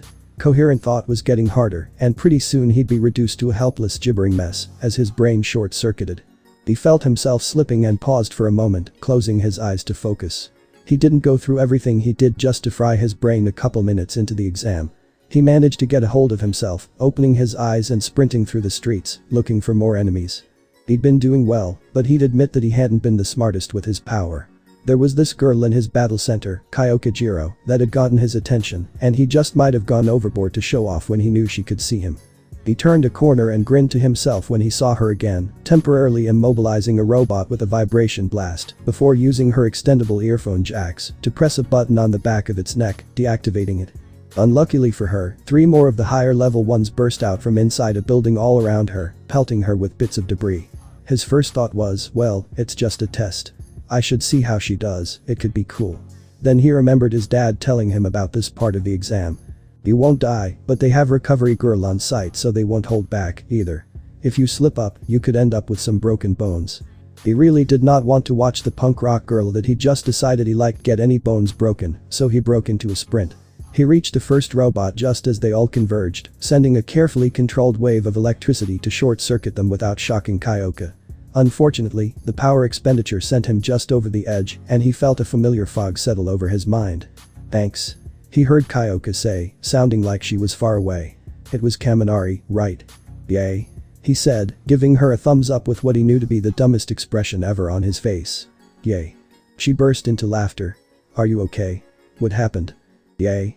Okay then," she said, drawing out the O. "I'll be seeing you, I guess." She ran off. He had one more coherent thought through the haze. Damn it. Well, so much for that. By the time he came to himself, he was sitting on his couch back home. He grabbed his head with a groan and his mom poked her head into the room. "You okay?" she asked. "Yeah, I'm back to earth," he said tiredly. "I don't know how well I did, though. I shorted out sooner than I should have." "Oh really?" she asked curiously. "How come?" Kaminari sighed to himself. His mom loved talking about this sort of thing and she would figure it out no matter what he said. Might as well just tell her. "Well, there was this girl." He was cut off by her excited squeal and he winced as the sound exacerbated his headache. Finally. "Oh, there's something special about this one, isn't there? I like her already." "You haven't even met her," Dinky said, confused. What was different this time? Although he did have a tendency to fall hard and fast for certain girls, it didn't happen very often. And his mom hadn't reacted this way to any of his other crushes. "I can sense this kind of thing," she said, clicking her tongue. "Now, what happened?" "I talked to her before the exam and got her name and she seemed really cool. A kind of punk rock vibe, you know. Then during the exam, I kept noticing her nearby and I would go a little overboard to show off. Then she got trapped by these robot things we were supposed to fight and I managed to take them all out for her without shocking her, which was really hard." He stopped, putting his face into his hands. He didn't want to talk about this part. "And then?" his mom pressed, obviously uncaring of her son's reluctance. "That's when I short-circuited," he finally admitted. "She said thank you and asked me a couple of questions, but all I could do was say yay like some sort of idiot. I completely embarrassed myself." "Oh, dear," his mom said with a chuckle. "Well, if you ended up spending more time together, she would have found out anyway, right? It's not a big deal." "It is a big deal, Mom. We just barely knew each other, it's not like I got the chance to explain what happens and why. I just randomly showed up and helped her, then turned into a freaking vegetable." His mom started laughing and he glared at her. As she got herself under control, she asked. "And? What was her reaction?" "She was really confused and she laughed," he said with a grimace. "When she couldn't get anything else out of me, she just ran off." "Well, that doesn't matter. You two will meet again, I'm sure of it. It's like it's my quirk, you could say," she said confidently. She seemed to register what she has just said and she deflated. Denki winced. It had been almost a year since his mom's quirk had just disappeared. She had energy absorption, which coupled perfectly with his dad's static shock. One of the reasons the two had gotten together was because his dad was so taken with someone that wasn't afraid to touch him. It was an understandably sore subject, even more so because of the strain it put on their relationship when they had to be so careful around each other all of a sudden. No one could understand what had happened. Interrupting them from their sober thoughts, the doorbell rang. Denki quickly shot to his feet, wanting to give his mom some time to compose herself before greeting whoever was there. When he got there, though, it wasn't a guest. It was a mailman, and he was holding a letter that made Denki's heart start thundering in his chest with anxiety. Why? Because that was UA stamped clearly on the red seal. His letter had come. He took it with shaking hands, gave a quick thank you to the deliverer, and shot back into the sitting room to tell his mother. "It's here." He gasped, and her face lit up. He was impatient to rip it open, but when it got to the table and got his dad, he stared at it. There was a good chance he didn't make it, the acceptance rate was less than 1 in 300. "Go on," his mom prompted. He took a deep breath and nodded, tearing open the envelope. He reached in and pulled out a small metal disc, turning it in his hands in confusion before putting it on the table and reaching back into the envelope to pull out the papers. As soon as he did, though, the small circle lit up and a holographic depiction of All Might appeared in the room, making Denki involuntarily drop the envelope. "I am here," he boomed, then laughed. "That's right. This year, I will be a teacher at UA High School. Now, Denki Kaminari, shall we go over the exam?" The image changed to show clips of Denki's test footage, racing around and taking out the robots with flashes of his electricity. He'd racked up 31 points by the time the camera angle changed, showing Jiro take out her own robot before 3 more burst onto the scene around her. "Ooh, she is cute," his mom said, clapping her hands. Denki's face flushed bright red, but he kept watching as he rushed to the scene, actually looking quite impressive in his opinion, as he fried the 3 robots around her. Then, unfortunately, the footage continued. Even his parents couldn't help but laugh as he did a complete 180 from the badass rescue a moment ago to an unresponsive vegetable that just smiled like an idiot, giving thumbs up and saying yay, while Jiro tried to talk to him. When she ran off, the scene ended. Unfortunately, Denki, you did not get enough villain points to pass the test. All Might said, coming back into the image. Denki deflated. However, luckily for you, that isn't the only way students earn points. We can't just turn away a student that rushes into danger to help others. For your heroic actions, you are rewarded 20 rescue points. With a score of 51, you have passed the exam. Welcome to UA, future hero. I look forward to seeing you in class. The device shut off. Kaminari sat in silence for a short moment before jumping up out of his chair, letting out a loud cheer. He turned to his parents, who had small grins on their faces as they exchanged a look he couldn't interpret. What? He asked. Nothing. His mom said, laughing. You just sound so surprised. Do you think All Might made a video for every single applicant? His dad said. Considering how fast this got here, I doubt he even did it for everyone that made it. It's probably only for kids that got into the hero course. We knew you'd gotten in the second the video started, and he said your name. His mom agreed. He blushed, scratching the back of his neck uncomfortably. Oh, yeah. He said. I didn't think about that. So? His mom said, leading him back to the couch and sitting him down. Tell me about the girl. What's her name? What's her quirk called? How does it work? I can see why you were so determined to impress her. Kaminari turned blushed yet again, not sure if he regretted telling his mom about her or not. Considering the fact Jiro was in the video, he probably would have ended up getting interrogated anyway. His mom really did have a sixth sense for this kind of thing, almost like it actually was a quirk. He glanced at the clock as he started talking, his mom still firing off questions rapid fire. He'd be going to bed late tonight. Midoriya grinned from where he was lounging at the bar as the device portrayed his most impressive moments in the exam. It ended with the grand finale of him launching the 2 tons of cement through the huge robot's head, and as he suspected, from an outsider's glance, it looked like he did it all on his own. When All Might appeared back on the screen and gave him 60 hero points before telling him he'd been accepted, even the pro hero looked impressed. So, what do you think? He asked Shigaraki and Kurogiri. Enough for the boss. How did you do that at the end? Tamura asked instead of answering, sounding bewildered. Sensei never gave you any strength enhancement. Midoriya laughed. The girl's quirk that I saved was zero gravity. I just had her make the cement weightless for me to throw it before letting it go right before it hit. He explained. Sure looks impressive though, doesn't it? Tamura allowed a smirk as he shook his head. You always were tricky, you little devil. As for Sensei, I'm sure even he'll be impressed. Midoriya hit a wince at Tamura's continued use of Sensei to describe All for One. Midoriya hated him, and he hated being reminded that Tamura, who he'd somehow come to consider as a friend, however that worked, still respected him so much. Izuku still cringed away from both Shigaraki and Kurogiri, and Midoriya figured he should too, but the familiarity and trust that seemed to exist between the 3 of them made him think they had to have earned it somehow. He desperately hoped the emotions weren't implanted into him by All for One. Midoriya suddenly realized that All for One, in a strange way, could be considered his father. He knew he'd just been Izuku before, the rebellion, the sass, the desire for revenge, none of that had ever been a part of him before his time with the villain. He hated that train of thought, because as much as he hated All for One, he really liked existing. He preferred to think of it as Izuku creating him to protect him from All for One, but the villain had been the one to shatter his mind in the first place. At Izuku's insistence, he suited up and changed his appearance, including his height, back to how he'd appeared as a vigilante. Shrinking wasn't nearly as draining as growing was, which was fortunate, but he dreaded the thought of having to shrink and grow taller every time he wanted to do vigilante work. He once again took to the streets, going back to look into the 8 precepts of death. Not only did All for One want more information, but Izuku was insisting he could feel someone begging for someone to rescue them from the group. Midoriya trusted nothing above his instincts when it came to danger and battle, but he had to admit Izuku's instincts for heroics and rescue were just as sharp. If only his other personality wasn't such a crybaby. Checking his equipment, he set out on his mission. Someone was crying for help, and he would answer. No law, no villain, and no obstacle would stop him. That's why he was called the. Damn it, he really needed a name. Midoriya.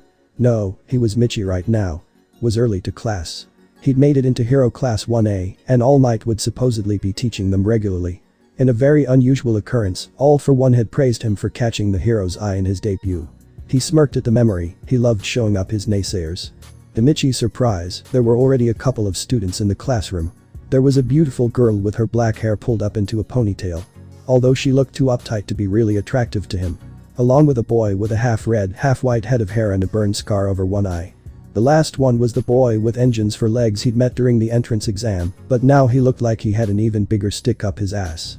Engine boy and ponytail girl were obviously star students that were early because of their dedication to their schoolwork, but the last boy didn't give off the same vibe. Michi walked over to him and sat down in the seat next to him, before turning towards him to strike up a conversation. "My name is Michi Hamasaki, what's yours?" he said, offering his hand to shake. The other boy glanced at his hand before looking away again, but he did answer the question. "Shoto Todoroki." Michi pursed his lips. Normally, it wouldn't be a big deal and he'd brush it off, but Shoto was intriguing, and research could only be activated through touch. No handshake. "That's cold, man. We just met." Shoto just rolled his eyes, and Michi reluctantly lowered his hand. "So, Todoroki. Are you Endeavor's son?" he asked. Shoto's eyes briefly shone with a kind of rage that Michi reserved for All for One, but he quickly covered it up. "Yes," he said shortly. "Ah, I see you don't like him much. I think we'll get along just great," Michi said. At Shoto's curious glance, he elaborated. "Endeavor sucks. He reminds me too much of." He hesitated. What would he even call All for One? He remembered his thoughts the previous night and, though he hated to call him that, said, "My dad." Shoto finally looked at him. Apparently the distaste in Michi's voice when he called All for One his dad had caught the boy's attention. "He does?" Shoto asked him. Michi nodded. "That sucks," he said. Michi couldn't help but laugh. The other kids started filling in, the class start time drawing closer. Michi watched as they arrived, trying to briefly analyze each one. One had an impressively generic face, with straight black hair and big knobs on his elbows. Michi wondered what they did. It was obviously part of his quirk. Another had a mutation quirk that made his head look like it was made of rock.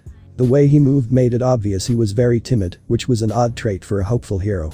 One was a big guy with even bigger lips. He looked friendly, if not particularly bright. The flamboyant blonde with a belly button laser was among them, with every movement he made looking like he was striking a pose. Another blonde with a contagious smile and a small black lightning design in his hair strolled in with his hands in his pockets, looking like he had too much energy. A bit later came a girl with short purple hair and a similar design, with headphone jacks dangling from her earlobes. She had slanted bangs and fiddled with her ear jacks nervously, though she looked confident enough. When she entered the room, the energetic blonde perked up noticeably, getting her attention and waving. She hid a laugh, and he winced. Michi wondered what that was about. Next was. What was that? Some kid that looked like a toddler with weird little balls for hair. He honestly made it into UA. Michi decided to give him the benefit of the doubt. He had to be something special if he made it over the hundreds, or even thousands of kids that failed. One was a girl with an invisibility quirk. Well, it looked like an animated set of empty clothing, but he assumed it was more than that. There was a kid with a black bird's head in place of a normal human head, and he was hard to get a read on. The large, intimidating boy with 6 arms came in wearing a mask over the bottom of his face, which made Michi curious. Izuku was practically having a stroke at the wide array of fascinating quirks, but Michi just pushed him to the back of his mind and ignored him. The loud kid with spiky red hair and a smile just as ready as the happy blonde came in, bringing a kind of fierce excitement that Michi couldn't help but pick up on. He immediately hit off with the aforementioned blonde, and the two of them combined were almost overwhelmingly energetic. The next one was a girl with a frog-like mutation quirk, which was vague enough to be either incredibly useful or remarkably dull. It depended on which frog-like trait she got, and how many. The class was filling up. A boy with a tail came in and found his seat, which was impressive. The tail was pretty massive. Michi was surprised he could sit down at all. He heard someone clear their throat, and he turned to see the friendly-looking guy with the big lips shifting awkwardly. You're in my seat," he muttered. "The seating chart is up front." "Oh, right," Michi said with a laugh, getting up and moving out of the way. "Sorry about that." "It's fine, really," the other boy said, smiling as he slid into his seat. Michi turned to head up to the front of the class and almost tripped. "You have got to be kidding me." While he'd been turned around, 2 more students had arrived. Those 2 students were Katsuki Bakugo and Mina Shido. He recovered quickly, but he knew that the watchful gaze of Shoto Todoroki hadn't missed it. "Seriously? The 2 people I know that went to hero school, and they're both in my class." He groaned to himself. "What do you mean?" Izuku replied happily. "This is great. I missed Kaken, and I was worried I'd never see Mina again." "No, this is not great." I might just be overestimating how much they cared about us, but those two people are the most likely people to still be thinking about us. I need your help to act like a real hero, but if I let any of your mannerisms, habits, or personality through, they might notice. Especially Bakugo, he knew us very well. Izuku didn't have a response to that. Michi kept his internal conflict from his face as he checked his seating chart, and then he almost swore. He was literally right behind Bakugo. With a lot of effort, he stayed relaxed and casual as he took his seat behind Bakugo. Bakugo, of course, being Bakugo, leaned back and kicked his feet up on his desk, which then got the attention of the engine kid with a stick up his ass. "Don't put your feet on the desk," the kid said. "Huh?" Bakugo responded, a derisive smirk growing on his face. "Don't you think it's rude to the upperclassmen and the people that made the desks?" he pressed. In typical Bakugo fashion, he responded. "Nope. What stuck-up middle school did you go to, you side character?" The other kid seemed to gather himself for an introduction. "I attended Same Private Academy. My name is Tenya Ida." He held out his hand, like he was expecting Bakugo to shake it. "Same?" Bakugo sneered. "So you're a damn elite, huh? I'll have fun crushing you." The kid, Tenya, gasped in surprise. "Crushing? That's cruel. Are you really aiming to be a hero?" Bakugo scoffed, not deigning to answer. Just then, the door opened and Ichako, the gravity girl, came in. Everyone had quieted down to watch the argument between Tenya and Bakugo, and Michi felt a little bit bad for Ichako when everyone's attention went to her as the last one to arrive. She blushed and ducked her head as she scurried to her seat, but Michi managed to catch her attention and wave. She brightened back up immediately.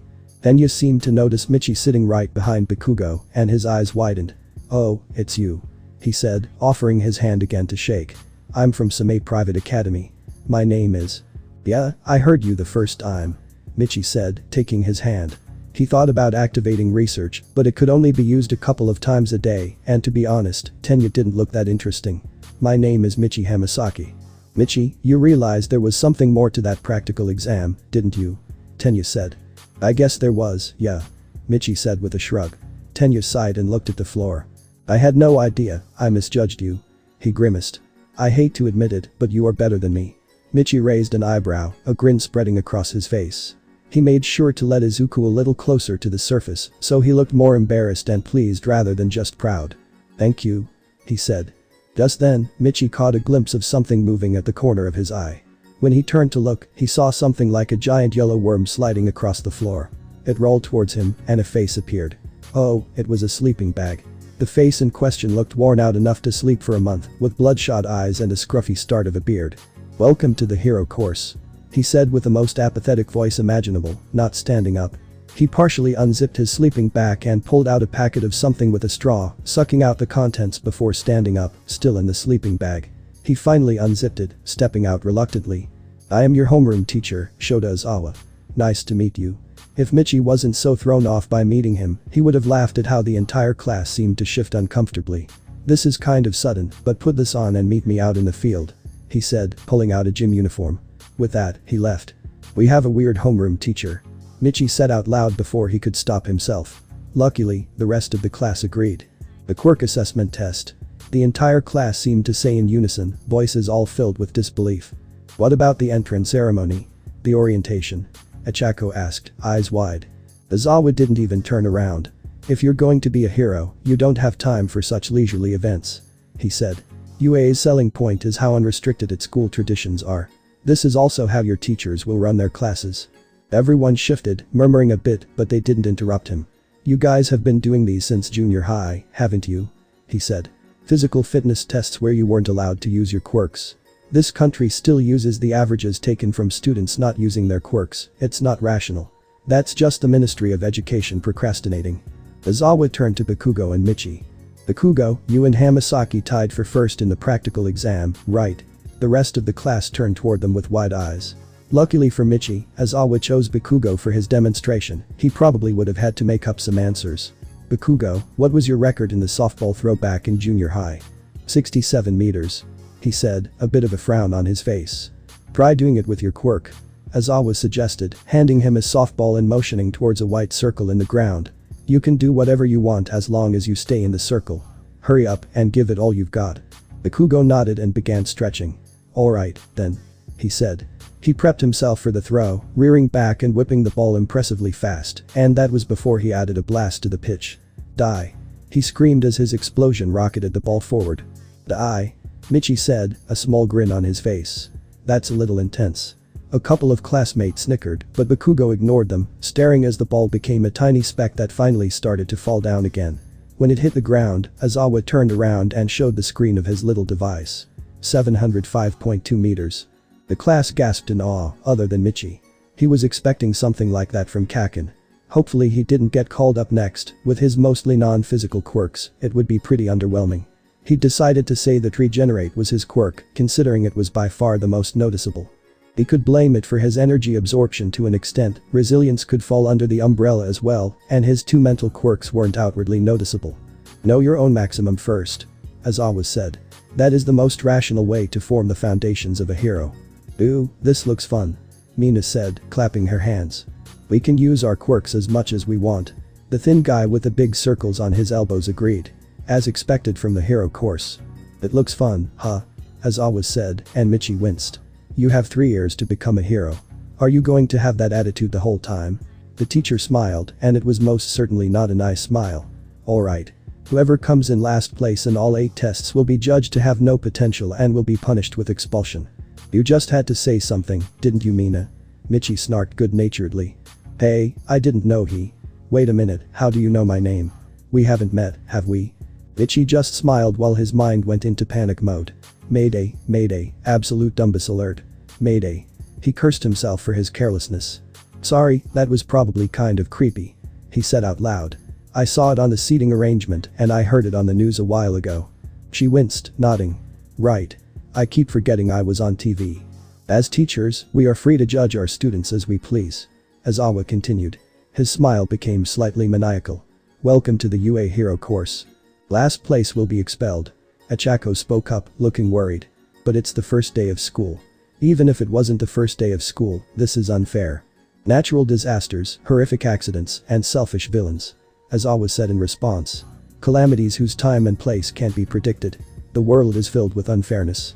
Heroes are the ones that help resolve those situations. If you wanted to go hang out with your friends at Mickey D's after school, you came to the wrong place.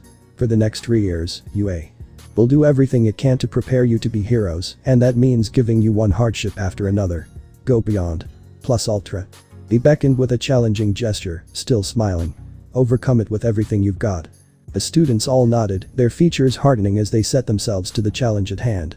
Alright, demonstration's over. The teacher said. The real thing starts now. First was the 50-meter dash.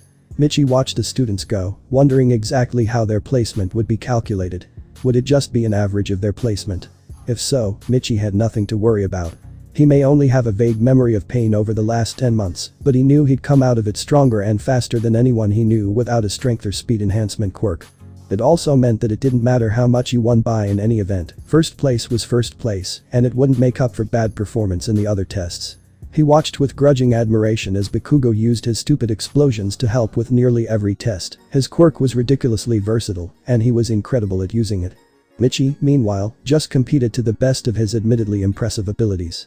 Even though resilience and regeneration weren't actually strength-enhancing quirks, they did make it so he could push his body significantly harder without hurting himself. All for one's training. More like torture, but it did make him stronger.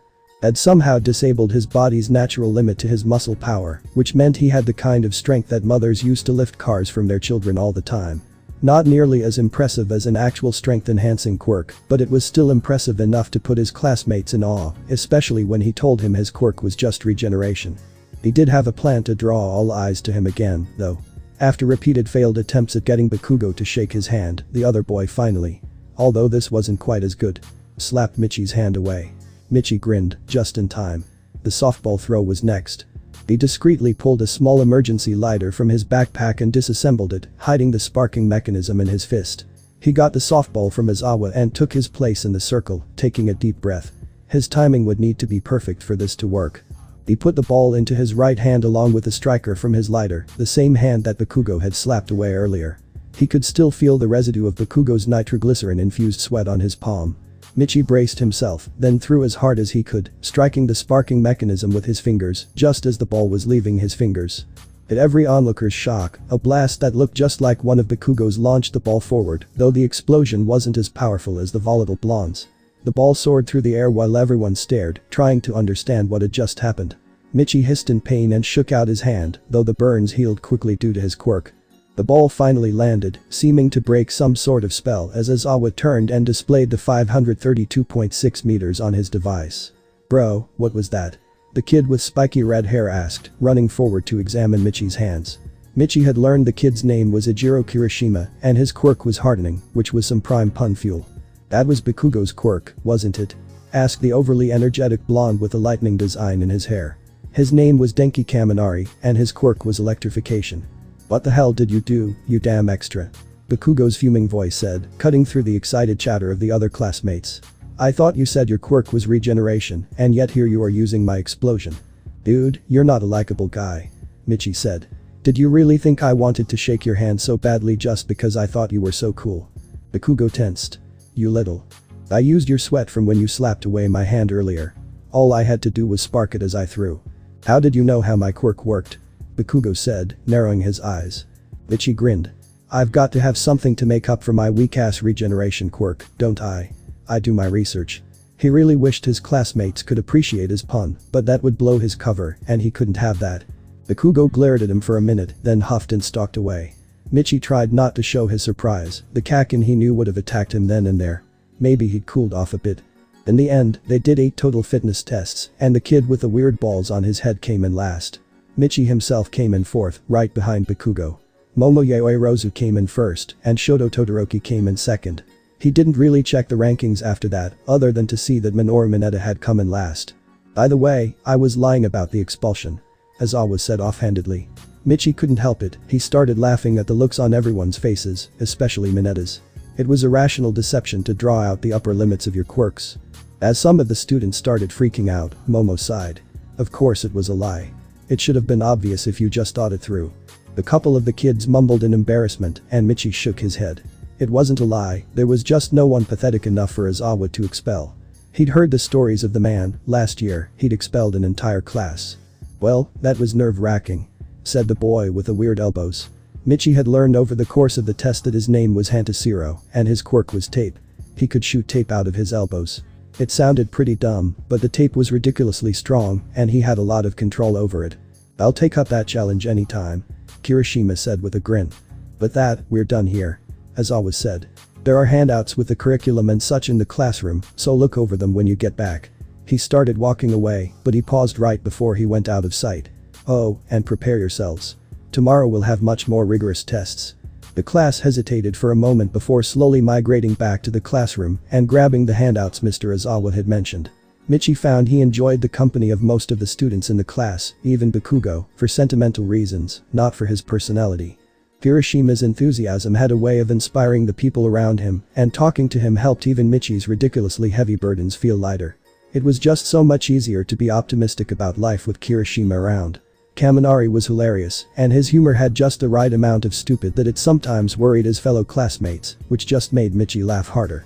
It had been a long time since he'd laughed. He saw Kaminari keep sneaking glances over at the earphone jack girl, Jiro, and he grinned. Time to be a bro. Jiro and Mina were talking together with the frog girl, Tsuyu, and the invisible girl, Toru. He ran over with a wave and a grin, motioning for Kaminari and Kirishima to follow. "Hey, we haven't really met officially," he said, introducing himself. "I'm Michi Hamasaki. What are your names?" He nodded as the girls introduced themselves, even though he already knew all of them. He'd already called Mina by name, but she still introduced herself when she saw Kaminari and Kirishima come up behind him. The 2 other boys introduced themselves when they arrived, and Michi saw the same confusing interaction between Kaminari and Jiro. Surprisingly, Kirishima and Mina also seemed to know each other. "So, Jiro," he started. "Do you and Kaminari know each other? You keep laughing whenever you look at him." She raised her eyebrows innocently, then immediately ruined the effect when she glanced at Kaminari and started to laugh again. "What's she laughing at, Dinky?" Michi asked, turning to him. He groaned.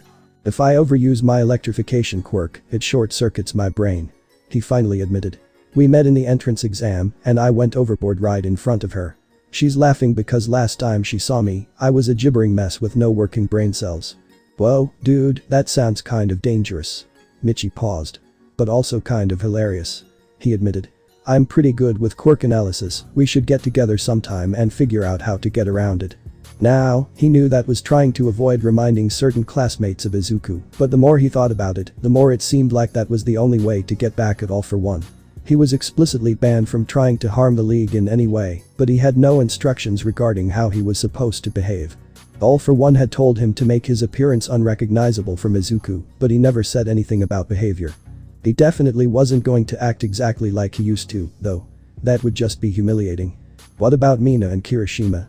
You guys seem kind of familiar with each other, Michi said, shaking himself out of his thoughts. We went to the same middle school, Mina admitted with a sneaky grin at Kirishima. He blushed faintly. Hold up, you said you're good with quirk analysis? Kaminari asked, getting his attention back. Have you ever heard of someone's quirk just disappearing? Like, if it just stopped working? Michi, a neutrally curious expression on his face, but his heart dropped to his stomach. I don't think so, he said. Why? What was the quirk? Kaminari nodded, looking disappointed. My mom had energy absorption, he said. A little less than a year ago, it just stopped working for some reason. Oh, dear. Stomach all the way gone, dropped down to his toes and then passed there to hell. Guilt was there to take its place, even though Michi knew he didn't really have anything to feel guilty about. This was seriously a sick coincidence. I actually have a few ideas for that one, he found himself saying. No. Wrong thing to say, stop you absolute idiot. Looks like his hero complex wasn't completely gone. I'll need to check some things, but I'll keep you updated. Well, shit. How the fuck do you give a quirk back? It's not like he could get All For One to do it, he'd probably kill the poor woman. If he could just pass it on somehow. No way. He found himself glancing toward the school, where All Might most likely was. The power to pass down a quirk. Could it work individually? His quest to get one for all from All Might had somehow progressed to a quest to give Mrs. Kaminari her quirk back. Did you really tie with Bakugo for first place in the practical exam? Mina asked him, interrupting his thoughts. How did you get so many points? He scratched the back of his neck in a show of embarrassment. I don't really know if I should tell you guys, he said. You probably already think I'm cheap for using Bakugo's quirk to boost my scores in the ball throw today. Are you kidding? Kirishima cried. That was awesome. It's totally amazing how someone with just a healing quirk can be so creative. Thanks, Michi said with a small grin. Alright. Did your exams have the giant robot come out at the end? His 5 classmates nodded, eyes slowly widening in realization. Well, Achako was stuck under some debris that she couldn't quite reach, and it was coming up right on top of her. I ran back and helped her use her quirk to get free, and then I came up with a plan. I asked her to keep the debris weightless for just a bit longer, and while it was weightless, I whirled it around and threw it as hard as I could at the robot's head. Then I had her release it, and the debris hit it so hard the head exploded. Exploded? They exclaimed simultaneously. How did you throw it so hard? Michi frowned. It was just a discus throw, he said. About 50 miles per hour. Not that impressive. How big was the debris? Toru asked. Michi thought about it. I would say about a 2 or 3 ton chunk of cement, he said after a moment. He was aware of their jaws hitting the floor, and he smirked internally. Like I said, it was kind of cheap. Achako did most of the work, and it looked from the video like it was all me. Dude, you're amazing, Denki finally said. Although, now I kind of want to try and throw 3 tons of weightless concrete like a frisbee. Is Achako around? Giro jabbed him in the ribs with her earphone jack, and even though Denki hunched over it and wheezed, Michi could tell he was ecstatic that they were interacting again. Don't you dare, she warned. You'd probably bring down a building somehow. Yeah, that would be so cool. Denki agreed before getting jabbed again. The group laughed as they walked, and Michi decided he might as well play the quirk analysis card for all it was worth. Speaking of quirk analysis, Toru, what is your quirk really? What do you mean? She asked in confusion. I'm invisible. It's pretty obvious. Well, yeah, but there are different ways to make yourself invisible. For example, if light just passed through you, you would be blind because it just went through your eyes. Oh, she said, considering. That's a good point. Well, I'm not blind, but I don't know what to tell you. Well, Michi said, grinning excitedly. If light doesn't go through you, that means your quirk bends light around you to hide your body. And when it comes to quirks, getting down to the basics can be very important. So you're saying you think my quirk is more of a light-bending quirk than just an invisibility one? She said, starting to sound excited. What does that mean? Well, it just opens up a lot of possibilities. Take Bakugo's quirk for example. If you just think of it as creating explosions with his hands, that's all it is. If you think about it as igniting his explosive sweat with his hands, though, that opens up things like my using his quirk just from getting a high five from him. Do you think I could ever become visible? Toru asked, a bit wistfully. People complain about feeling like no one sees them all the time. You have no idea how discouraging it can get when people really don't see you. Depending on what we manage to find out, I think you could do a lot more than that. Michi said with a laugh.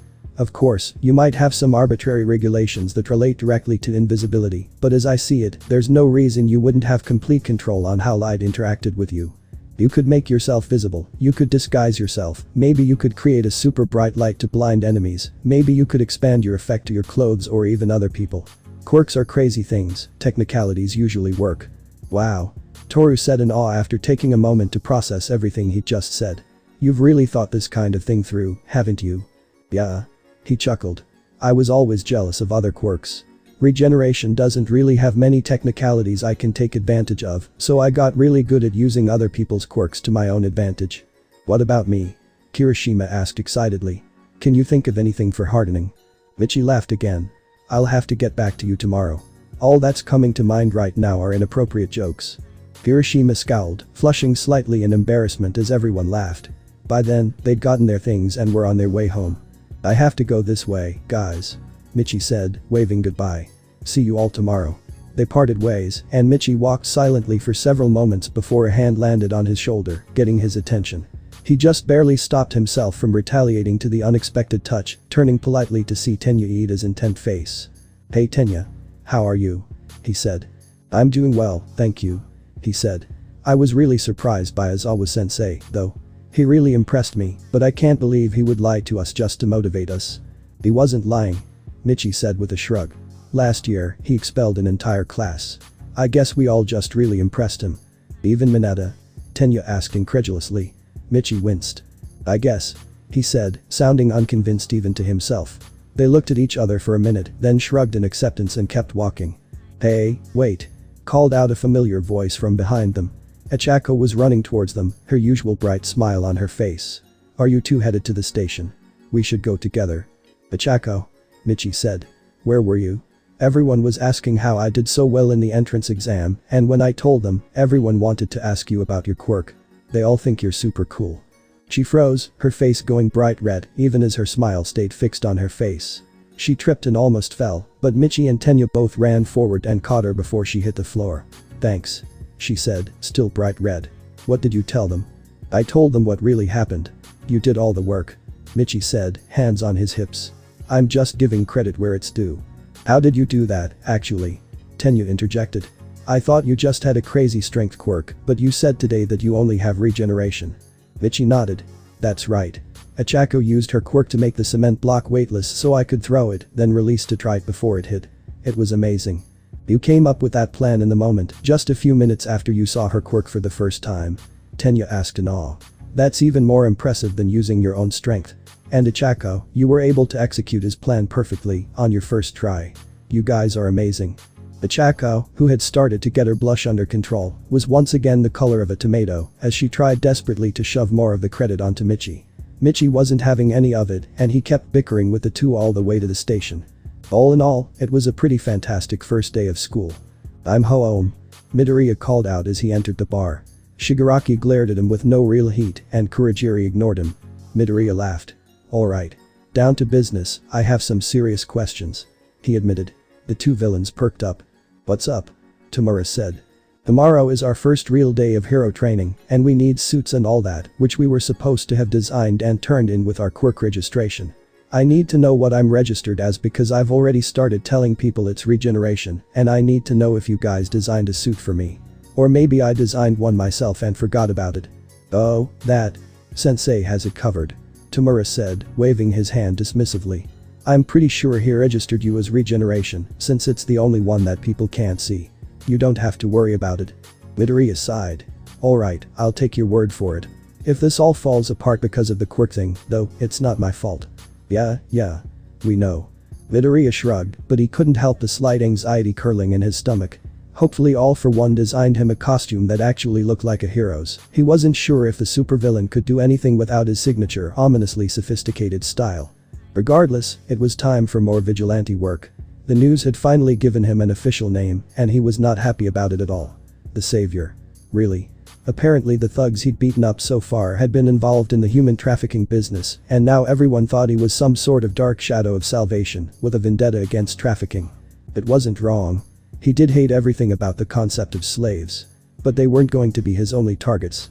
He would put a stop to any and all crimes that he could get away with stopping. The 8 precepts of death in particular would be his targets, and not only because All for One wanted him to weaken them as much as he could.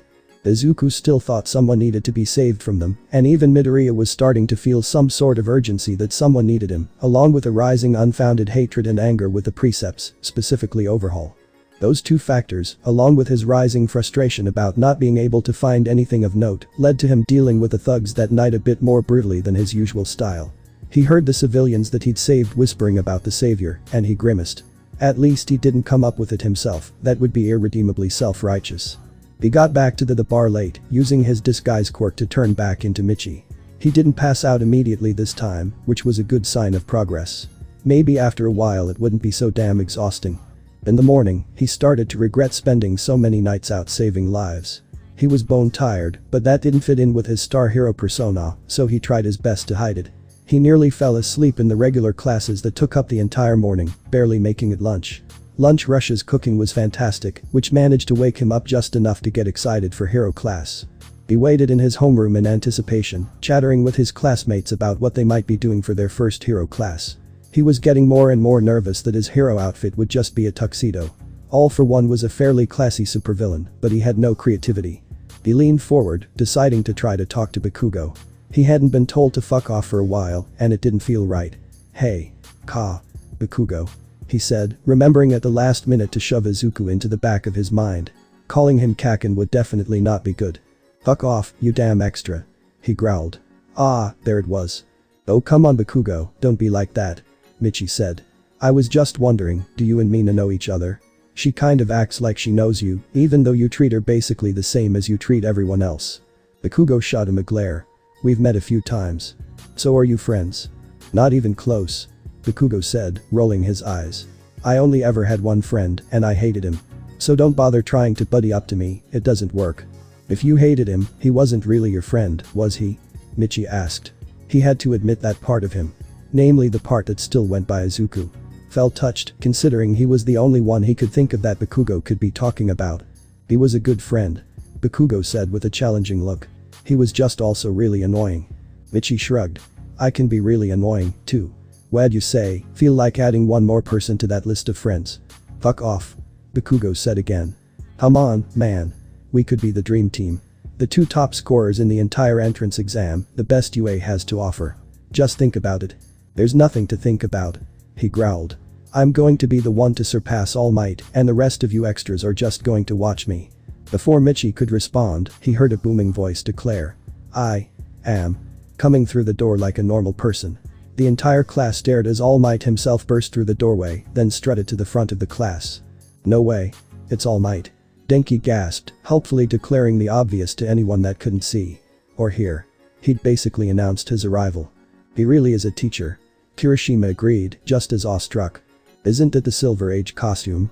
Sayu asked, cocking her head to the side. "It's such a different style, it's giving me goosebumps," said Tail Guy. He was kind of uninteresting, Michi hadn't learned his name yet. "I teach hero basic training," All Might announced when he reached the front of the room. "I will help train you in the basics of being a hero. This subject will have the most units for you hero core students." He started to pose while he talked, which the rest of the class seemed to think was normal, while Michi tried to refrain from laughing. "Well, let's get right into it. Today, what we'll be doing is..." He paused for dramatic effect. "Combat training." He displayed a note card with the word battle printed across it. "Combat," Bakugo cheered. "Training," Michi reminded him. "And for that, of course, you'll need these." Michi gulped. This was the moment of truth. All Might pointed at the wall, and rows of packages began to slide out with a mechanical whir. "Costumes, based on your quirk registrations and the requests you sent in before school started." The class whooped in excitement, and All Might waited for them to be done before going on. "After you change, gather in ground beta." "Yes sir," the class said in unison. Michi waited, dread pooling in the bottom of his stomach, as his classmates jumped out of their seats to grab their costumes and change into them. "Please, just don't look like a literal supervillain," he thought. "That's all I want." He got up eventually and grabbed the package, taking it with him to the boys' locker room to get changed with the rest of his class. He braced himself before opening the package, not at all sure what he was about to see. Finally, he pulled out an admittedly awesome costume. It was mostly black with bright green accents, which looked pretty cool with Michi's wavy light blue hair and brilliant purple eyes, at least in his opinion. Since his quirks, especially his registered one, were almost entirely defensive, the gadgets built onto it were all designed to help him on the offensive front. He had a skin-tight, long-sleeved shirt made of a black, sturdy, and heat-resistant cloth, with a wide bright green slash across his chest. The shirt had a black hood made of the same material, which he currently had flipped down over his back. A small, sleek pair of goggles with reflective green lenses covered his eyes, and an easily equipped mask with a similarly sleek design hung around his neck. His military-style pants were a very dark forest green, not quite black, and they tucked neatly into black combat boots. He had a utility belt with 3 knockout gas grenades, 2 flashbangs, and a first aid kit, and his half-finger gloves had taser prongs discreetly embedded into his fists. They probably had to be pretty low power to get by the school regulations, but they would still be useful. An extendable fiberglass baton was secured to each thigh in a magnetic sheath, and he had twin tranquilizer handguns hanging from his belt. Finally, he had a small but sturdy folding knife in a pocket sewn into the back of his right thigh, in case he ever needed it. He let out a breath after he finally got suited up, the dread leaking away as he admired himself in a mirror. He joined the rest of the class and waited as everyone else finished up before heading down to ground beta together. As they arrived, the booming voice of All Might greeted them. They say that the suit makes the hero, young men and ladies. Remember, from now on, you are heroes. They all gathered in front of him, waiting to hear his instructions. That's great, everyone. You all look amazing. Now, shall we begin, use Igats? Michi? Achako said, running over to him. Wow, I like your costume. It's really subtle compared to a lot of our classmates. Yeah, I like to be able to hide when I want to. He said. I like your costume too. What does it do? Ah. She gave a little embarrassed laugh. I should have told them what I wanted, it ended up being a skin-tight suit. The bands around my wrists and waist help with my nausea, as well as my helmet. It just makes it easier to use my quirk. Oh, that's really cool. Michi said. Mine are mostly just weapons, as well as a medical kit for emergencies. I'll never need it with my quirk, but someone else might. Alright, it's time to start your combat training. All Might said, stopping all conversation. Sir. Tenya said, raising his hand. This is a battle center from the entrance exam. Will we be conducting urban battles again? No. We're going to move ahead 2 steps. All Might told him.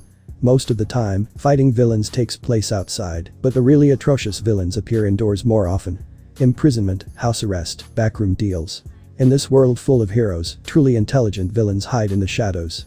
For this class, you'll be split into villains and heroes, and you'll fight 2-on-2 indoor battles. We'll be doing this without basic training. Sayu asked.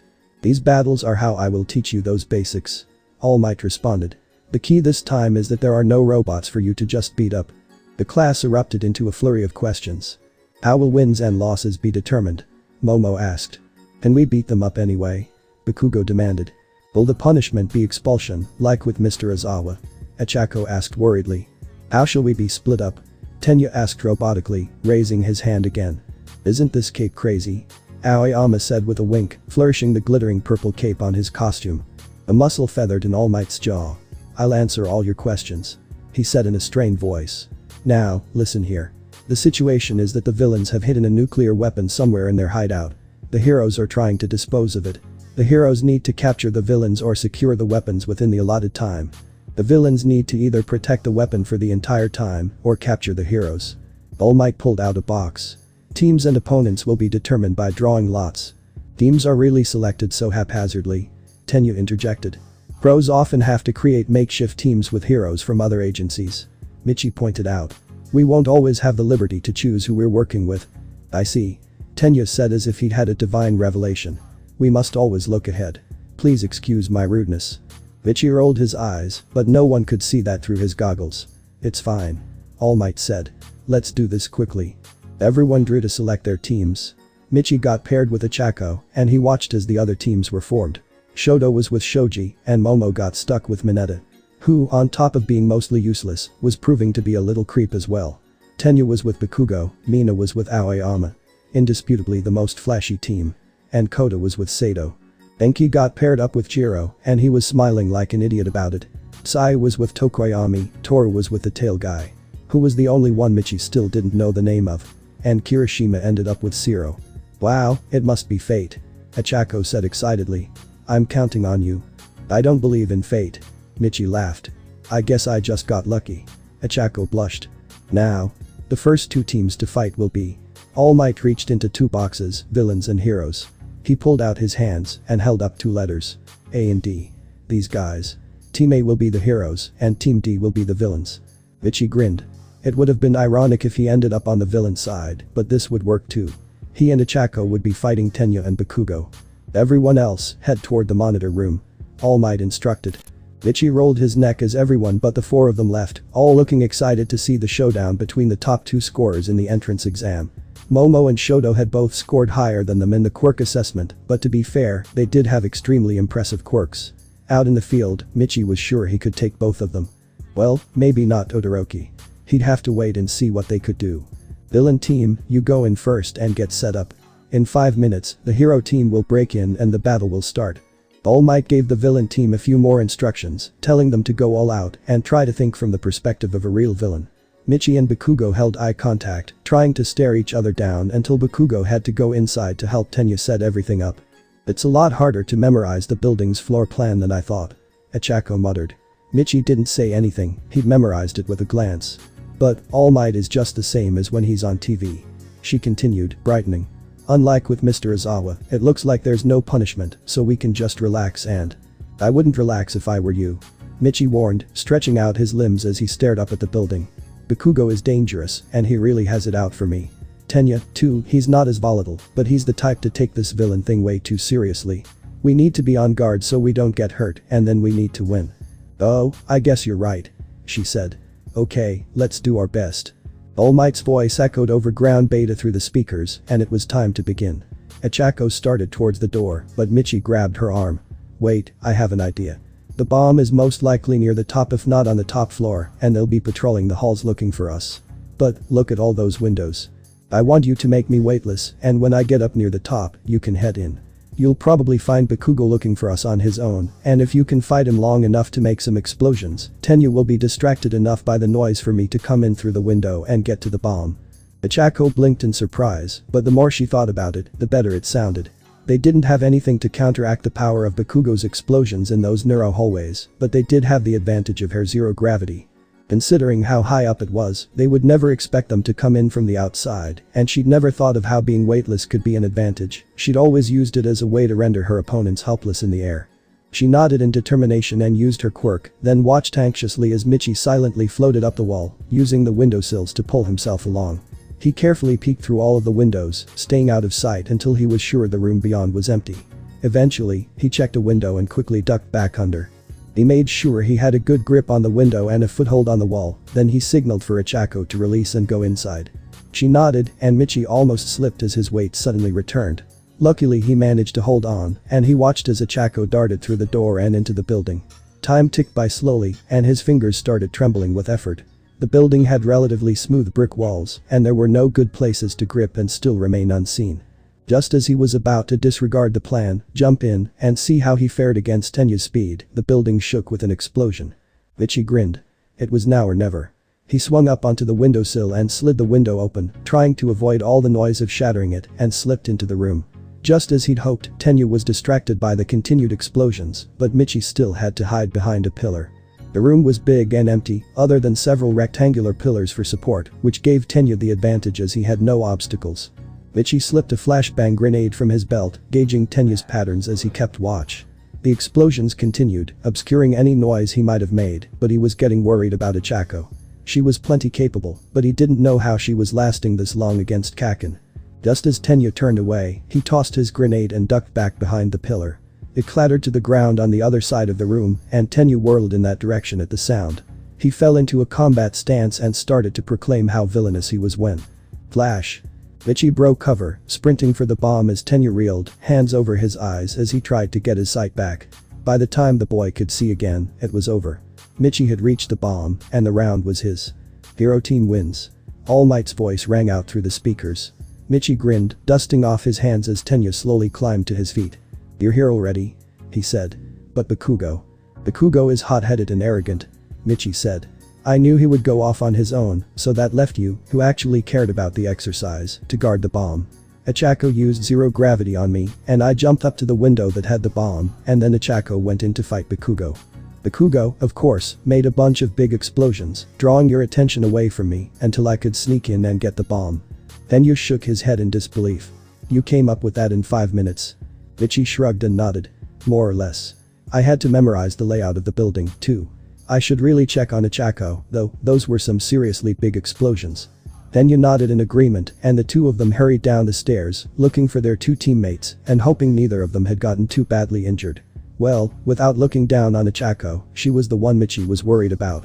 He couldn't imagine Bakugo getting hurt in their encounter, not with Ichako's personality and Bakugo's skill. Michi heard heavy panting just a bit further around a corner, so he sped up. There, standing in the hallway, was Bakugo. His shoulders heaved as he gasped for breath, and down the hall was a much worse for wear Ichako. She wasn't too badly injured, which was especially impressive considering how long the explosions had gone on, but her costume was singed, and he had small burns all over her body. Michi rushed over and stooped to pick her up, and she laughed a little. "That was really hard," she said. "Good job getting the weapon." "I probably should have had you do that part," he said with a wince. "It honestly would have made more sense, I just didn't know how good you were at being stealthy." "That's okay," she said brightly. "I should work harder on combat anyway, since that's where I need the most work." She seemed to suddenly notice that she was being carried away from the building in Michi's arms, and she turned bright red. "Oh. I can probably walk, I was just tired," she stuttered. "Don't worry about it, you're easy to carry," he assured her. She gave up on trying to get out of his arms, but she still looked extremely embarrassed the entire time. "Now, unless your Raka needs to go to the nurse, both teams should now come back to the monitor room to discuss the results," All Might announced. Michi glanced down at Ichako.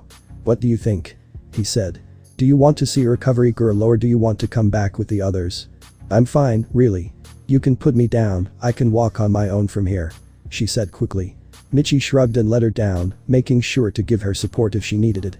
They made their way back to the monitor room, and their classmates greeted them enthusiastically while they waited for Tenya and Bakugo to arrive. "That was so fast and perfectly executed," Denki said. "Those flash grenades are really useful, huh? It worked, but you shouldn't have let Ichako face Bakugo by herself," Kirishima said, crossing his arms. "Avoiding a fight like that isn't manly at all." "Uraraka, you were so good," Mina said, and Toru enthusiastically agreed. "Bakugo is really scary, but you fought him really well. You might not have hurt him, but he was really tired out by the end." "Why did you have Uraraka fight Bakugo?" Sayu asked. "You are much better suited for that role." Michi nodded. "Yeah, I probably should have switched the roles. I did it this way because I knew she was tough and could hold her own in a fight, but I didn't know how good she was at climbing or being stealthy. I was confident in my own abilities to break in undetected and get to the bomb, but I just don't really know her skillset quite yet." And he was obviously right, so why all the questions? Shoto said, his voice even and smooth. He came up with a plan like that in only 5 minutes and pulled it off flawlessly. On top of that, he trusted in Uraraka's abilities to take care of herself. "I think it's quite rude to Uraraka to say he would have done a better job."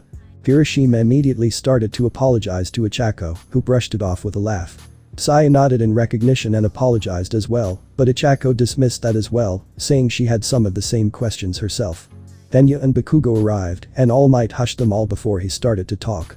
"Now, even though his team lost, the MVP for this battle was young Ida," he declared. "It's not either of the winners?" Sayu asked, tilting her head quizzically. "Indeed. Why is that, can anyone tell me?" All Might asked. "Yes, Mr. All Might," Momo said, raising her hand calmly. "It's because Iida adapted the most to the context of the training. From watching the match, Bakugo acted on his own because of his personal rivalry with Michi Hamasaki. And, of course, releasing his large-scale attacks threatened the structure of the building and therefore the weapon. As for Hamasaki, his plan was largely reliant on his knowledge of the two villains' personalities and tendencies, which falls outside the context of the exercise.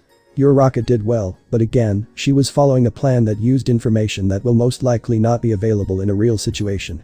Also, her part of the plan was to provoke Bakugo into making explosions, which would help distract Tenya, which means she and Hamasaki both bear some responsibility for the explosive attacks that counted against Bakugo. Iida prioritized the goal of the exercise, which, for him, was to protect the weapon, and he was expecting an attack that most pro-heroes would logically attempt. He correctly assumed it would be a fight over the weapon, so he stationed himself in the most strategically defensive position, and that made him miss Hamasaki's entry. All Might stayed silent for a moment, then eventually nodded. Yes, that is mostly correct, Monsieur Hirozu. However, young Hamasaki's plan was not based on his knowledge of his opponents, but rather his knowledge of his ally. Of course, it took into account the knowledge he did have of young Iida and young Bakugo, but his entrance from the window was precisely because he knew that any intelligent villain would be expecting him from inside the building. Very good analysis. Iida was beaming, and Michi exchanged a grin with Ichako. Bakugo was still just glaring forward, furious with his loss. This was supposed to be combat training, but he didn't even get to fight the person he most wanted to. His lip curled, the coward was obviously avoiding him, sending the gravity girl to distract him instead. Well, he wouldn't be able to keep it up forever. Next up was Shoto and Shoji against Toru and the guy with the tail, whose name Michi had finally learned was Ejiro. Before the match started, Toru took off her gloves and boots, which made sense, but also made everyone that was paying attention very uncomfortable. After the 5 minutes of preparation time for the villains, Shoji was the first to enter the building. He used his Dupli Arms quirk to form mirrors and altered their shape and size, determining the location of their opponents by the sounds they made. The monitors didn't have sound, but it looked like Shoji passed that information on to Shoto, and Shoto told him to step outside. After that, it was over in an instant. Shoto froze the entire building, plummeting the temperature of their surroundings and freezing both of his opponent's feet to the floor. Since they were both barefoot, they couldn't move without tearing the skin from the bottom of their feet, and Shoto calmly walked past and touched the bomb, ending the exercise. In a second awe-inspiring display of power, he melted all of his ice at once after he'd won. Michi shook his head in amazement, and even Bakugo was staring. "Have you thought over my team-up offer yet?" Michi muttered, sidling up next to Bakugo. "If you're still against it, there is another powerhouse I could settle for, apparently." "Fuck off." He snarled again. "Team up with him if you want, I'll still beat both of you." "Oh, really?" Michi said, his tone serious for once. "I don't mind people talking big, but you'd better back that up or we'll have a problem. If you're bluffing, I'll be putting you in your place. Hard." Bakugo scoffed and rolled his eyes, but his eyes did hold a certain amount of wariness and maybe even respect after Michi's words. Michi turned his attention back to the test, watching and analyzing his classmates' strengths and weaknesses. He really wished he had a notebook, but his memory would have to do. After everyone was done with their trials, All Might commended them on their work and the fact that no one was seriously injured. Ichako went to the nurse to get her burns checked, and Michi announced that he was going to the support gear workshop. "Amanari, you should come. I still want to talk to you about your quirk." He invited, which naturally meant that the entire squad decided to tag along. Except Kirishima, he decided to chase after Bakugo and try to get to know him. Michi was doubtful, but if anyone could be Bakugo's friend it was Kiri. "So, what's up?" Denki asked as they walked toward the shop. "First I want to ask some questions about how your electrification quirk works," Michi said. Mina, Jiro, Toru, and Shiro had decided to come with them, and they looked interested as well. "Oh, sure," Denki said. "Ask away." "First and foremost, does your quirk hurt when you use it?" Michi started. The 4 classmates following them blinked in surprise, and Denki gave an impressed whistle. "How'd you figure that out already?" "I don't like to tell people, it usually just starts a pity party, and I hate it." "Your muscles kept tensing when you shocked something," Michi said, shrugging. "It just made me wonder." "It makes sense, since pain is really just an electric signal in your nerves. You seem to be at least partially immune to it, though. Having that much electricity going through your system is usually significantly too painful to hide. I mean, there's a reason that tasers work. Well, biologically, my body and muscles can absorb electricity as well as produce and use it. I don't get muscle spasms or anything. It doesn't hurt that much anymore, since I fried most of my pain nerve endings as a baby before I could control it." "Seriously?" Mina piped up, leaning into Kaminari and pinching his arm. "You can't feel that." Denki shrugged and shook his head. "Isn't that kind of dangerous?" Toru asked. "Yeah, what if you got hurt and didn't realize it?" Shiro agreed. "It's happened before, but my body isn't completely numb. I can feel if something is wet, like if I'm bleeding, or if something is broken it won't move correctly. If it's less than that, I've always had someone point it out to me. It's not that big of a deal." He protested, holding up his hands. "Yes, it is." Jiro butted in, putting an elbow up on his shoulder, even though he was taller than her. "Now we know that we have to babysit you, since apparently you won't realize when you need help." Denki stuttered out some sort of unintelligible response, his face bright red with Jiro so close. Being the good friends that they were, everyone laughed at him. Have you ever reached your actual limit? Michi asked, getting back to the topic they were discussing before. Denki's face scrunched up in confusion. What do you mean? I've already told you, when I reach my limit my brain short circuits. Right. Michi said, starting to grin. So, you've never gotten to the point where you ran out of energy or reached your electricity producing capacity. You've always shorted out before then, so we don't really know how strong you are. I guess you're right, but having more power isn't really useful if I can't use it, he said, folding his arms. They'd reached the shop, and Michi grinned. Oh, but you will be able to. He promised, pulling open the door with a flourish. He intended to present the contents dramatically, hopefully getting a good laugh or two out of his friends, but fate had other plans. Black smoke billowed out of the room with the sound of an explosion just as he opened the door, and someone flew into him, knocking him to the floor and landing on top of him. He struggled to pull in a breath, opening his eyes to see a girl with pink hair laying on top of him.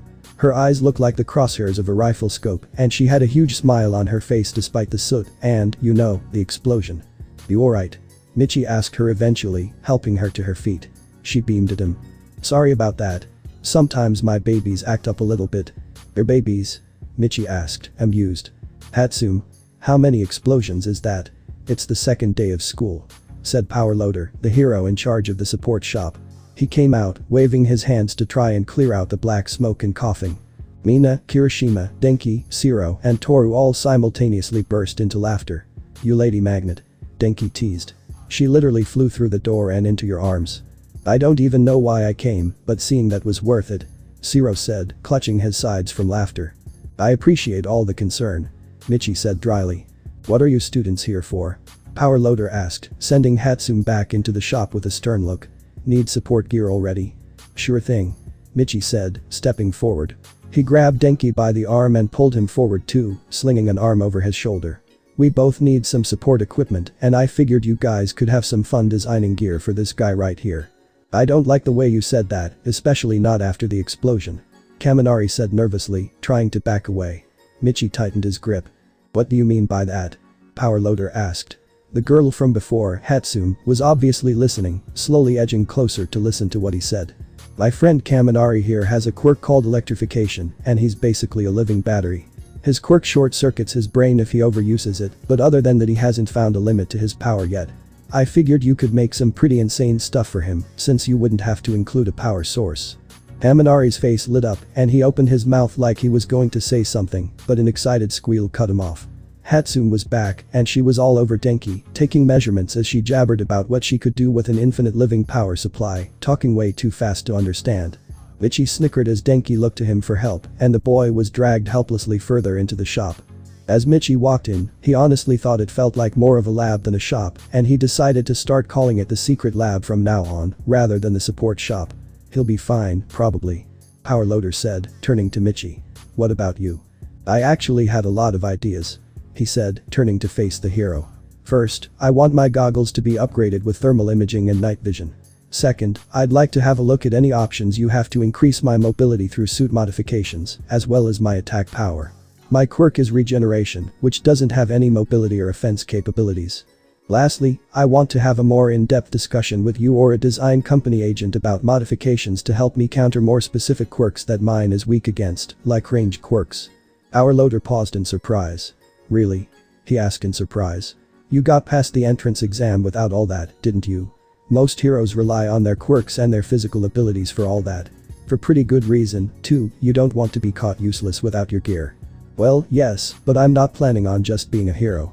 I'm aiming for the top, and I'm never going to get there with just self-regeneration. I mean, my own teacher is a great example. His capture weapon and his skill with it is what makes him really dangerous on top of his erasure quirk. I know how important my own skills are, but good gear can take me to the next level I'm aiming towards. Powerloader nodded slowly, then he sat down. Well, minor modifications I can change myself and send a report to the design company, and they'll do the paperwork for it. For any major changes, we'll have to fill out an application and ask the design company to do it. The government will have to check the new costume, and once it's approved, it'll come back here. Why all the work? Michi protested. If my entire arsenal is public record, that kind of ruins any element of surprise I might have with a skill or weapon, too. Powerloader shrugged. It's not public, it just has to be registered with the government. Your national identification number isn't public, is it? The files are still quite private unless someone got into the design company's database. Michi sighed. Yeah, that's true. Still, that's annoying. How long would each modification take in that case? The agencies we work with are the best, so we usually get the costumes back in about 3 days. Power Loader replied. Oh, that's actually not as bad as I thought. Michi admitted. So, what do you think about the goggles? Will that need an application, or can you just do it here? That's definitely small enough to just send in a report and do it myself. The hero assured him. Any mobility improvements worth making would be fairly significant, though. Depending on how much you have planned and how much we need to figure out, it could be finished within a few days, or it could be a couple weeks. For now, I just want some kind of grappling hook that isn't too bulky. I'm thinking wrist-mounted, with a relatively thin wire, but strong enough to carry a couple of people. I want it to be able to shoot out, obviously, and attach itself to as many surfaces as possible. Steel and concrete, at least. Then I want it to be able to pull me up to it, with enough power to carry someone in a hostage situation. How realistic is that? Michi asked, listing off on his fingers. Compared to what most heroes come in here demanding, this will be a breeze. Power Loader assured him. Ah. Kaminari's sudden scream captured everyone's attention, and they whirled around to see him desperately trying to control a plasma propulsion system on his foot that seemed locked on much too high of a setting. Oh no. Baby. Hatsune cried. You have way more power than I was expecting. Don't break it.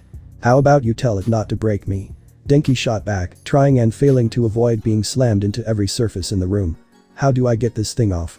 Jiro managed to stab her earphone jack into the boot and jam its circuits with a vibration attack, and Denki desperately tore it off and stumbled into her. Jiro almost fell too, but she managed to stabilize herself and catch him. Worry not, Kaminari, your knight in shining armor is here. Michi said. They both blushed bright red, and Jiro promptly dropped him on the floor. She may be clumsy, but that just makes her more endearing. Michi continued, enjoying the embarrassed fury she was directing towards him. Oh, but she's also at Sundeer. Michi said with a TSK, and she jabbed him hard with her earphone jack in the ribs. He laughed, holding a rib, and Denki got up behind her and gave him a warning look. Michi reluctantly backed off, and they bid farewell to Power Loader and Hatsune, walking back to class and gathering their things. Denki sidled up next to Michi, leaning in to whisper in his ear, so Jiro couldn't hear. Even in the slight chance she really is interested, you're going to ruin any shot I have if you keep making fun of her for it. And, obviously, you're going to give away that I'm into her, and that would be hella embarrassing. Michi sighed and shook his head. Yeah. Whatever. That's so much less fun for me, but never let it be said that I'm not a good friend. I'll just go ahead and do my wingman work in the background. Denki had been nodding gratefully, but Michi's last comment caught him off guard. You'll what? No. If she likes me, and it'll work out. If she doesn't, I don't want you trying to force us together. I don't know if she likes you yet, but she thinks you're funny, so that's a good start. Michi said with a shrug. Besides, I'm not patient enough to sit back and watch you two stare at each other from across the classroom all year.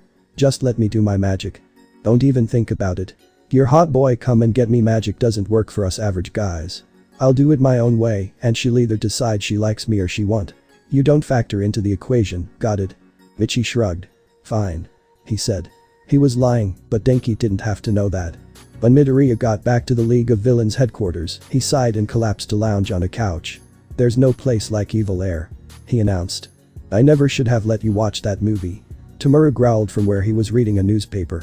What took you so long? Talking about costume improvements. Actually, it got me thinking that I should get some sort of costume for my vigilante work, too. What do you think? Offensive stuff is so hard when. Shigaraki cut him off. You can worry about your non-lethal attack gadgets at school, you dumbus. This is vigilante work, just take a gun. Oh, you're right. Midoriya acknowledged. Am I good with guns? I can't remember what all my training was. You're a hell of a lot better with guns than you are with hand-to-hand, I can tell you that. Anyway, we've been waiting for you. Tomorrow we're raiding UA and… What? Midoriya asked. Since when? Why didn't I know about this? Am I supposed to be a hero or am I with you guys? Are we throwing away all that effort to get into UA in the first place? Why? Would you shut up? Tamura snarled. As I was saying, we're going to raid UA, and we'll disguise it with all the media attention the school will be getting tomorrow, asking about All Might as a teacher. We'll break in, take the school plans, and plan our next attack. In all the chaos, your job will be to get caught by the media, but make it look like an accident. While everyone's cameras and attention are on you, we'll take care of the rest. Do we have any idea what the next plan might be, so I don't get blindsided next time? Midoriya asked, annoyed.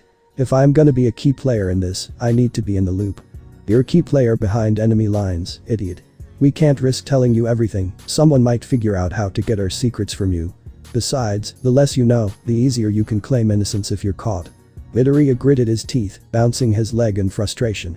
Okay. Yeah. But, when your real attack happens, I'll be playing on the hero side, right? If you manage to somehow kill All Might, that's not my problem, but I like most of my classmates. If you try to kill any of them, I'll be protecting them. Well, that was fast. I thought you didn't want to be there in the first place. Tamura teased. Did those wannabe heroes win you over so quickly? Well, I did already make some friends. Some of them I don't really care for, but I figure that I don't want you guys knowing which ones I like more than the others.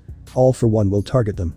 Also, if I go ahead and save everyone's lives, that'll get everyone's attention on me as their star hero, which is following boss's orders. Fine, fine. Shigaraki said, waving his hand dismissively. Mostly we'll be using a bunch of low-level thugs to scatter and distract the students. They'll probably be pretty ruthless if they somehow manage to get the better of your classmates, but if your friends are any good they should be fine. Good. Midoriya said shortly, still annoyed.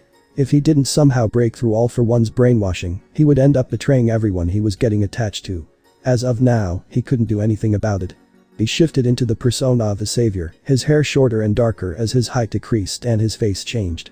He threw on the dark cloak that he'd been using as a costume so far, and he equipped several knives and firearms on his person. Tonight, he was very frustrated, so he wanted to be extra prepared for when he inevitably got himself into a rough situation. Perched on the roof of a nearby building several minutes later, he closed his eyes and listened to the sounds of the city below. The occasional scuffle, the yelling of street hawkers trying to draw attention to their shops. The city had a rhythm, a heartbeat that he was finding easier and easier to tap into. He felt himself somehow start to resonate with that heartbeat, and as always, something was wrong near the headquarters of the 8 Precepts of Death, or as they were more officially known, Shihaseikai. It was like a sickness, some sort of disease or cancer that was rotting away the humanity of everyone in that section. And, in the middle, he could still hear that crying, but it was fainter and more hopeless than before. Whoever it was that was calling, he would answer and he needed to do it soon. He jumped from rooftop to rooftop, going directly towards the source of the disease and the cry. He'd been trying to find out where it was and how he could get to it for a bit more than a week. Well, that wasn't really even that long, it felt like an eternity. He was tired of skirting around the issue to gather more information, it was time to dive headfirst into the fray. Soon enough, he was staring down at a walled-off mansion that was patrolled by several men in strange plague doctor masks. Midoriya watched as a stocky man with brown hair walked out, and he decided to take the chance. He dropped to the floor in an alleyway, and when the man walked by, muttering to himself about something, Midoriya yanked him out of sight and pinned him against the wall. "Who are you, and what do you do for Shihaseikai?" he demanded, his voice low and gritty. He activated research and analysis, trying to read his emotions and to some extent his thoughts. The man was trembling. "You're the savior," he managed, taking in Midoriya's dark robe and his unmasked face, which had been taking up a significant portion of most newspapers recently. Midoriya didn't answer, just increasing the pressure on his throat. "Why are you attacking us? What did we ever do to you?" he gasped. "My personal history doesn't matter. What matters is the fact you don't understand why treating other humans as a commodity is a problem. Now tell me. Who are you, and what do you do for Shihaseikai?" "I'm a fucking expendable, that's what I am," he snarled. "Killing me won't affect Overhaul in any way other than making it so he doesn't have to do it himself." Midoriya was monitoring his thoughts, though, and even though it wasn't very precise, he did manage to pick up the word babysitter and the phrase "he's gonna kill me." "I'm after someone who needs my help, someone trapped in your headquarters," Midoriya said, and the man paled. "Humans treated as commodities. That is what you're guilty of. Don't take the kid," the man begged. "Please, he'll kill me. I'll tell you whatever you want, just don't go after her." Midoriya, with his 2 mental quirks still active, received a blurry mental image of an underground room with a small girl trembling on a big bed. The way to the room was through a secret passage, and he managed to pry a 4-digit code from the man's mind. "That's all I needed," Midoriya said darkly. In his head, Izuku was still trying to figure out how they could help the captive, and for the first time in a while, Wrath was fighting him for control. In a very risky move, Midoriya stepped aside. Wrath may not quite be a full personality, but he was fully capable of taking the wheel. Wrath grinned as the man trapped against the wall was immediately paralyzed in fear. Whenever he took control, he knew his eyes burned with a terrifying rage, and he seemed to be able to direct his rage to specific targets and victims. "Goodbye," he rasped. In consideration for Izuku, Wrath didn't kill the man. He did, however, take great pleasure in beating him bloody and leaving him unconscious on the street. Midoriya took control once again, and Wrath reluctantly backed down. He stripped the man of his clothes, shifted to look exactly like him, and dressed himself up as the mobster. Luckily, none of his blood had stained the clothing. He straightened, checked his appearance, tied up the man, and simply walked into the Shai Haseikai headquarters, which in hindsight was probably a bad idea. He could barely keep himself steady, shifting into an adult was a serious eyes change, and he was nearly out of energy already. The only reason he hadn't passed out was because of his practice shifting to Michi every day. "Did you find something already?" one of the guards asked. Everyone that was staring at him had a look in their eyes akin to pity, which put Midoriya on edge. What did they feel so bad for him about? "I just had an idea," he said vaguely, imitating the man's voice. The guards nodded and let him through, which left Midoriya an uncertain time limit to find someone that needed help and get them out. Yeah, this was definitely a bad idea. He followed the path he pried from the thug's mind, using the 4-digit code on a pad underneath a small display statue. The wall opened up, and he started on his way down a cold cement set of stairs. The vague directions he'd gotten using research, though, were not nearly detailed enough to know which door he was looking for. Luckily for him, the soft sound of crying let him know exactly where he needed to go. He gently opened the door, and the small form of a trembling girl flinched from where she sat on a large bed, just like he'd seen earlier. Now, though, he could see much more clearly the bandages on her arms, the fear in her eyes, and the small horn on her head. "Hey," he said gently, and when she just cowered back further away from him, he decided to take another huge risk that might end badly for him. First, he closed the door behind him and checked the room for anyone that might overhear. Then, he shifted back into his savior persona, stumbling a bit from the energy it took. "Who are you?" the little girl asked in a trembling voice. Midoriya smiled. "You can call me Midoriya. I came here to help you," he said, taking a step forward. The poor girl looked so uncertain and afraid, but she didn't cower back again. "What's your name?" "My name is Eri," she murmured. Midoriya made his way to the bed, and she let him scoop her up in his arms. "Well, Eri, have you ever heard of that guy that everyone is calling the savior?" he said. The name still left a bad taste in his mouth, and he couldn't believe he was using it to refer to himself. Hesitantly, she nodded. "Overhaul sometimes talks about him," she said quietly. "He hates the savior, and he really wants to kill him. I hope he gets away, but Overhaul always wins in the end." "I don't know about that," Midoriya said, picking her up. "I think the savior always wins the end, too. Overhaul isn't going to get him." "How do you know?"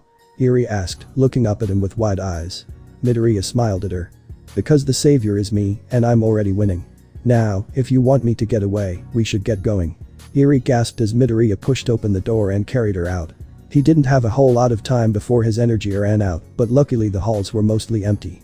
He definitely didn't have the energy to shift back into the man he was impersonating before, so he'd have to rely on his equipment and his skill to get out with Eri.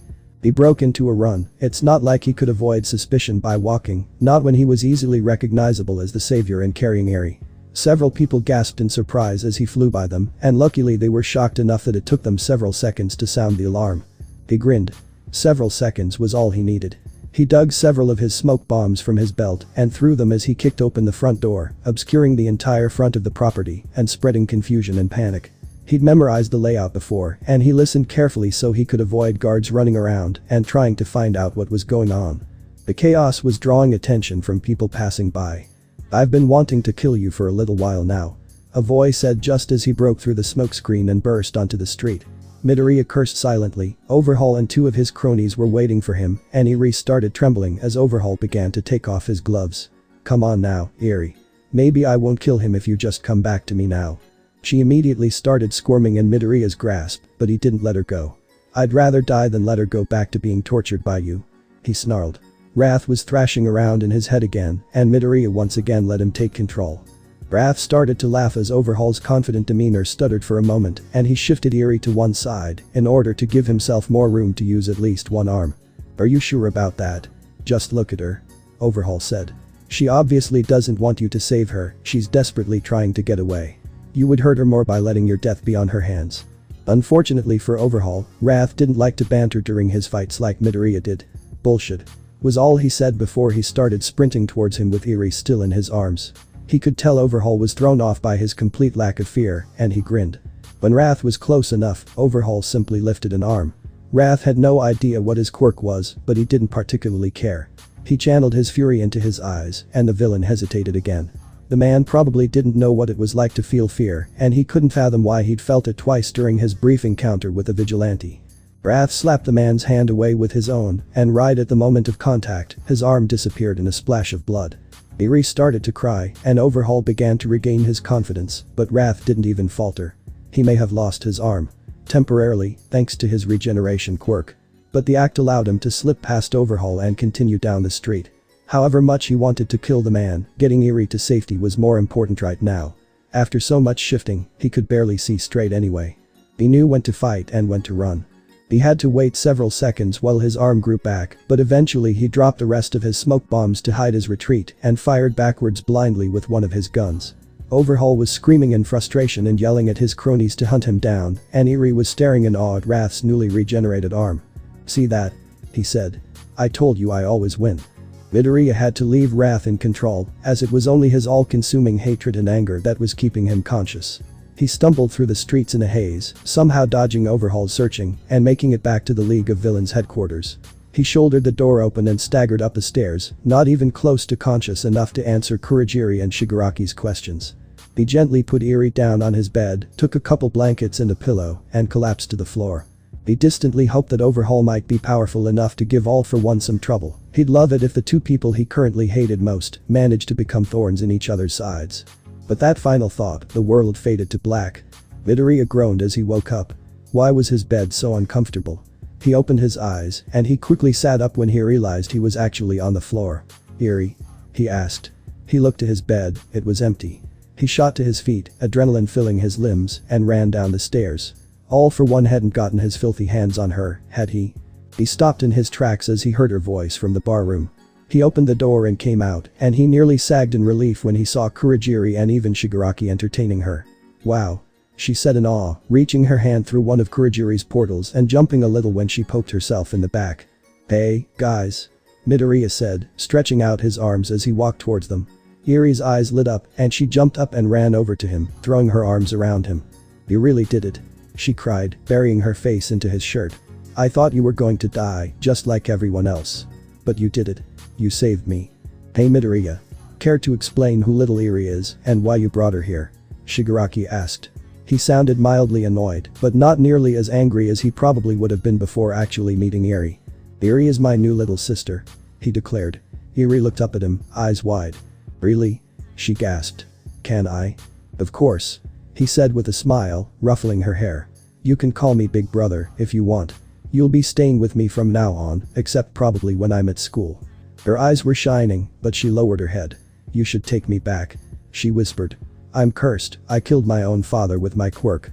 I can't control it, and the only one who can stop me once I start using it is Overhaul." "How does he do that?" Midoriya asked. "I'll bet we can do it better." She shuddered. "He disassembles me. Then he puts me back together." Midoriya didn't say anything for a minute, trying to get his temper under control. He was going to murder Overhaul, but he didn't want Eri to know that he'd killed someone for her. "Well, our way is definitely better than that," he said, his voice disgusted. "What's your quirk?" "My quirk is called Rewind," she murmured. "I can reverse time for people and animals. Not objects, though. That's why it's so hard to train me." One for All's voice crackled over the stereo. "Don't worry, little one," he said. "I am young Midoriya's teacher, you could say.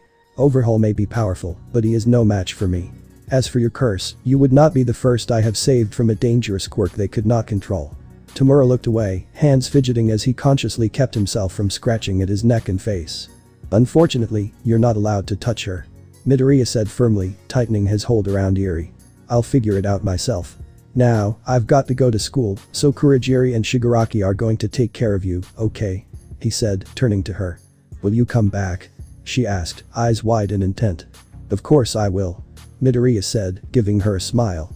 "I'll come back every day, right after my classes are over." "Midoriya, we have things to do today. Did you forget? Sensei may not be a hero, but he's never used a child like that. You'll have to trust him with Eri's safety if you want to protect her from Overhaul, and I'd suggest letting him train her quirk as well. There's no one with a wider knowledge of quirks, you know." Midoriya gritted his teeth, but he nodded. "If you hurt her, you'll regret it," he said darkly, letting wrath to the surface for a moment. Kurogiri and Tamura paused in surprise, never having felt that kind of presence from him before. Pushing off the questions, he used disguise to turn back into Michi and threw his clothes on before hurrying to make it on time to school. Hey, you. Excuse me, but would you mind telling us about what it's like having All Might as a teacher? A reporter asked, shoving a microphone into Michi's face. He gave her a charming grin. Of course, it's amazing. I've only had him for one class so far, so I can't say how talented he is at teaching, but just having him there is inspiring. He was animated, but still very calm and controlled. Excited at having someone actually talk to them about it, other reporters crowded around him, trying to get him to say something. I honestly don't know why he hasn't talked to you himself yet, Michi said. He usually loves talking to the people. When they kept pressing forward, he laughed awkwardly. I'm sorry, but I should really get to class. I don't want to be late on the third day of school. He managed to break away, and he saw them target Iida, which made him laugh. Iida began giving them a lecture on how he was realizing anew that the school he attended was for the best of the best and such, and he went on for long enough to somehow bore even the press. Michi got into the school and went to his classroom, and he had to admit that using the swarm of reporters was a very intelligent and convenient way to discreetly break into the school. He wondered if Shigaraki had come up with it himself. He decided to talk with Shoto again until everyone arrived. How's it going, Shoto? He said with a grin. I gotta say, you were pretty awesome in the combat training yesterday. I'm doing well, Shoto said, nodding. Thank you. You did fairly well yourself. But high praise, Michi said, laughing. Anyway, how did you get past the press this morning? There's no way they would pass up the opportunity to ask you about what it's like being taught by the top 2 heroes in the country. I came early, he said simply. Michi shrugged. That's fair. What do you do when you're not at school, anyway? Shoto frowned. What do you mean? I do my schoolwork and I train. What else would I be doing? Do you even know how to have fun? Michi laughed. That question was seriously hypocritical coming from him, but his point still stands. Listen, I'll talk to some of our other classmates and we can all go somewhere together. I'm not sure where, maybe a movie. I was thinking we could bring Mina, so probably not the mall. Any ideas? Shoto looked up at him blankly. I don't think that's going to work, he said. What, because of your dad? Michi scoffed. He'll get over himself. Live a little, man. I'll bet I could talk him into it. Decide. Good luck.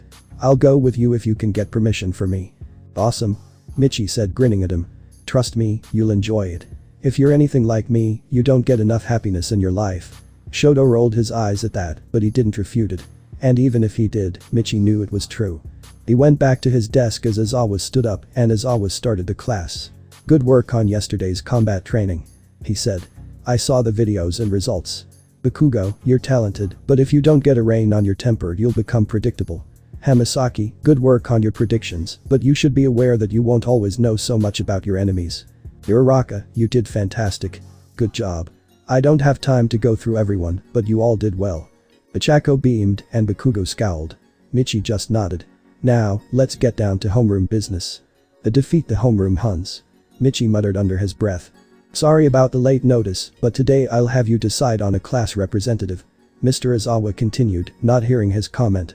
The class let out a collective sigh of relief when he didn't surprise them with another huge test. I want to be class rep. Kirishima volunteered immediately, jumping to his feet. Pick me. Of course, Kaminari was right behind him. Me too, he said excitedly, but he at least stayed in his seat. I want to do it too, Jiro said, rolling her eyes at the 2 boys' antics and raising her hand calmly. Aoyama stood up with a flare, striking a pose. It's a job made for M. I'll be the leader. Mina interrupted, jumping up right in front of him. The rest of the class went crazy, everyone volunteering, until Iida managed to get everyone to shut up. Michi had already made his way to the front of the class next to Aizawa. Thank you, Iida, Michi said, pulling everyone's attention forward. If it's alright with Aizawa, I think Iida and I had the same idea. We should put it to a vote. We might not have known each other for very long, but I think we've already seen some leadership qualities in every student here. That is why we're all in the hero course at UA, after all. Before we vote, I'd like to make a couple of endorsements, and anyone can endorse someone after I'm done if you'd like. He looked to Aizawa, who just shrugged. I don't care, he said, zipping up his sleeping bag and flopping to the floor. Just have it done before homeroom is over. Michi nodded, turning back to address. Since this is a leadership position, I don't think we should be able to endorse ourselves, so here are my recommendations. First, Momoyoi Rozu. She's proven to have impressive deductive reasoning skills, and she adequately displayed her intelligence yesterday during the combat training. Momo smiled slightly, sitting up straighter in her seat. Second, I'll endorse Tenyuida. He can obviously get all of you to be quiet and grab your attention, so he'll be very competent in that role, and I don't think any of us can doubt that he'll take the job seriously and try to be the best class rep for us that he can. Now, if anyone wants to recommend someone else that is not themselves, they can go ahead. He walked back to his seat and sat down. After a moment, Achako stood up and walked to the front. Well, if no one else is going to do it, I'll obviously endorse Michi Hamasaki. I don't really have that much to say, but you've seen his leadership skills and his intelligence. I just think he'd do a good job, I guess. She sat back down. There was a longer pause, and after a while, Kaminari stood up. I guess the fact that no one will vouch for me says enough about my qualifications. He said with a chuckle, and some of the other students nodded glumly. I'd like to go ahead and say that Ejiro Kirishima would probably do a good job. His passion and enthusiasm would make him a great class rep. Kirishima shot to his feet, a huge grin on his face. Yes. Thanks Denki, he cheered. You know what, I think Denki Kaminari would be good, too, because… He trailed off. Denki groaned, plopping his head into his hands. You didn't have to say anything, he said sourly. The class laughed. After that, it was time to vote. Everyone wrote who they thought would do the best on a slip of paper, and Michi voted for Tenya. He did want to do it himself, but he wouldn't be nearly as proud of the accomplishment if one of his votes was his own. When everyone had voted, they were counted up and the results were written on the board. Tenya and Kirishima had each gotten 3 votes, Momo had received 4, and Michi had gotten 5. Shoto got 2 votes, and Bakugo, Aoyama, and Kaminari got 1. Everyone else got 0, and Michi was surprised that so many people had voted for someone else. I got a vote. Kaminari cheered. I didn't even vote for myself, but I got 1. Apparently, Michi was the only one to notice Jiro ducking her head and blushing. It was lunchtime. Michi took a minute to chat with all of his friends before ducking out so he could talk to the media when they broke through. Michi winced when he felt Shoto's eyes on him yet again. The boy was way too observant. Probably because he was never distracted by things like talking to friends. He was sitting under a tree outside, inconspicuously eating his lunch, when the alarm went off. He sighed to himself, but he shot to his feet like he was alarmed. Of course, being a hero in training, it was only natural for him to dart to the entrance, where reporters and their camera crews were flooding through the inexplicably open gates. Aizawa and President Mick were holding them back at the entrance, with President Mick shouting thinly veiled insults as he tried to tell them to back off. Mr. Aizawa, what's going on? Michi asked when he got there, slightly out of breath from the run. Hamasaki, Aizawa said, raising his eyebrows. What are you doing out here? I was eating my lunch under that tree, I wanted a bit of quiet time outside. How did the news reporters get in? That's what we'd like to know. Aizawa said grimly. Something isn't right. Excuse me, first-year student. Can we get your name? Please, share some more of what it's like to have All Might as a teacher. One of the reporters called out to Michi. Michi glanced at Aizawa. Should I? He muttered out of the corner of his mouth. I'm pretty good with people, I might be able to keep them distracted until the cops get here. Aizawa and President Mick exchanged a glance. How good are you at trolling, kid?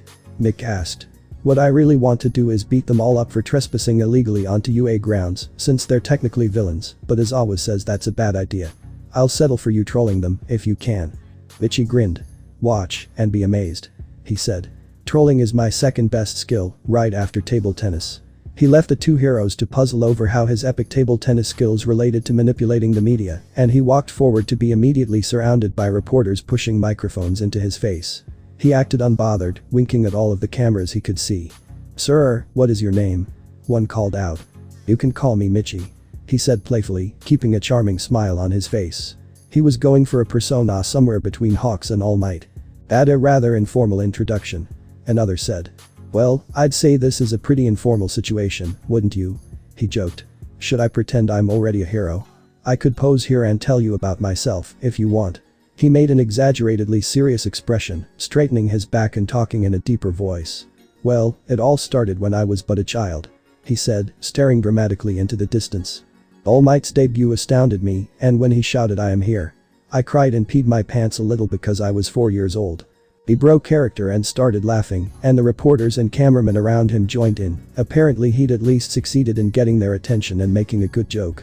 He was fairly confident he'd be able to keep their attention. He'd had a while to plan for this little act, after all. What can you say about All Might as a teacher? What kinds of things has he taught you so far? One person asked. Michi grinned. It was time to exaggerate about everything that had happened in the combat training. Well, yesterday was only our second day of school, so you'd think I wouldn't have very many cool stories yet, right? You'd be wrong. We had combat training yesterday, and you'd never guess how All Might set it up. He made sure to make plenty of animated hand gestures and energy into the story, and he could tell the reporters were just eating it up. President Mick looked like he was enjoying the show as well, and even Izawa looked like he was interested. We were split into groups of 2, and then we were assigned roles. Half the teams were heroes, and half the team were villains. It sounds totally crazy, making hero students of all people pretend to be villains, but it really helped us get inside their heads and consider what they might be thinking or doing. Half the battle is knowing what your opponent will do, you know. He hoped Shigaraki was watching right now, because he would probably be laughing his ass off at the irony of Midoriya, of all people, talking about getting in a villain's shoes. What did you do in the exercise? Another reporter spoke up. There was a huge paper machete model of a bomb that the villains had to keep away from the heroes for the time limit, while the heroes had to either secure the bomb or capture the villains.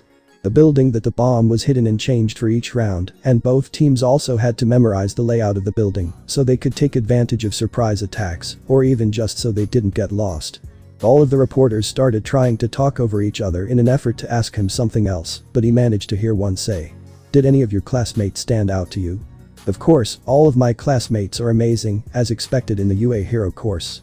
But I'm sure that they would agree with me in saying that Bakugo, Todoroki, and Yaoi Rozu were incredible.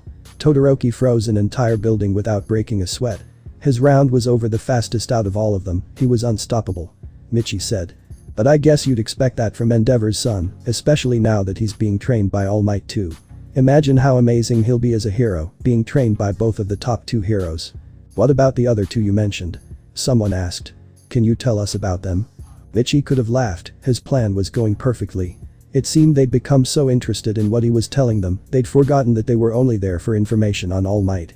Well, Yaoi Rozu and Todoroki both got into UA through recommendations. Yaoi Rozu's quirk isn't as flashy as some, but its versatility seems honestly infinite, and she is definitely intelligent enough to use it to its fullest extent. He said, determined not to sell her short of her full ability. If she has an understanding of something, she can create it from lipids in her body. Incredible, right? As crazy as this is going to sound, I would say that her intelligence and analysis skills honestly seemed even more impressive. She's a literal genius. He grinned, not worried at all about selling this last one short. Bakugo, though. He's a real piece of work, if I'm being honest. He admitted. The press, which he'd come to consider as more of an audience than his hosts, laughed at his blunt statement. His quirk is explosion, and it fits his personality perfectly. He seems more violent than you'd expect from a hopeful hero, but hopefully he'll grow out of it. Regardless of his attitude, though, no one can question his passion or his skill. His control over his quirk and his body are phenomenal, and he has more finely tuned battle instincts already than some pros I've seen. He was actually one of the first place scorers in the entire practical entrance exam. He sounds like he could really become a great hero, a reporter said. May I ask what you mean by one of the first place scorers? Well, there was a tie for first place. Michi elaborated, pretending to look reluctant to talk about it. Who was the other person? Well, he said, hesitating a bit. He sighed in resignation. It was me. He admitted. I don't like to say it myself, because I don't like to sound like I'm bragging. Another one of my classmates, Uraraka, was the one that really deserved the credit. She actually deserves to be mentioned as someone that stood out in the combat training, too. She managed to stand up to Bakugo and fight him for quite a while, even though her quirk is more oriented for rescue than for combat. The reporters all looked like they had quite a bit more they wanted to ask him, and he couldn't stop his smug smirk when he heard that none of them were actually still about All Might, but the police had finally arrived. The press was dragged from the property, and Michi shook his head with a bemused smile on his face as he finally turned back to Izawa and President Mick. That was totally wicked. President Mick said, smiling from ear to ear. By the end of that, they weren't even asking about All Might. I've got to take some notes from you, my man. You lead them on a wild goose chase and they were invested the entire time. It was quite enjoyable to watch the media chase their tail in a circle. Izawa admitted, much more reserved but still smirking proudly. I'd still recommend becoming an underground hero to avoid all of the trouble, but it almost seems like a shame to suggest that to someone so naturally skilled in making the press look like the fools they are. Michi swelled in pride. He'd just gotten an actual compliment from Eraserhead. And it looked like President Mick had taken quite a liking to him as well. Both of those things were really just bonuses to his real goal of distracting everyone while the League of Villains broke in, but nobody would ever know that anyway. Oh, shoot. He suddenly realized. Lunch is almost over and I haven't finished my food. With that, he left both heroes looking amused and rushed to finish his lunch before the bell rang. It was a very close call. Midoriya opened his door, lost in thought as he reflected on the previous day. When he'd heard about how Iida had gotten everyone's attention and prevented a full-blown panic from happening inside the school, he'd decided to make him his assistant. It technically wasn't an official position, but there was no way he was going to replace Momo, and it would go against his orders from One for All if he stepped down and let Tenya take his place. "You were on the TV, I saw you." Eri cheered when he came in. Midoriya smiled. "What did you think? Was I cool?" he asked her, picking her up and spinning her around. Her eyes filled with wonder, and she hugged him fiercely when he finished his circle and pulled her in, but he felt a pang in his heart when he noticed that she didn't smile. She'd never smiled, not that he'd seen. And those scars. Oh man, when he got a hold of Overhaul, he was going to rip him a new one. "Yes," she said. "You were awesome. I would be way too scared if there were that many people yelling at me, but you told super cool stories. I want to meet your friends." "My friends would be super excited to meet you, too," he told her. "We just need to wait for a little bit so you can get me around lots of people without getting scared." "I'm sorry," she muttered. "I can't help it." "Don't be sorry, you're the best little sister ever. Being scared is never something to be sorry about, it's just something to face so you can get stronger."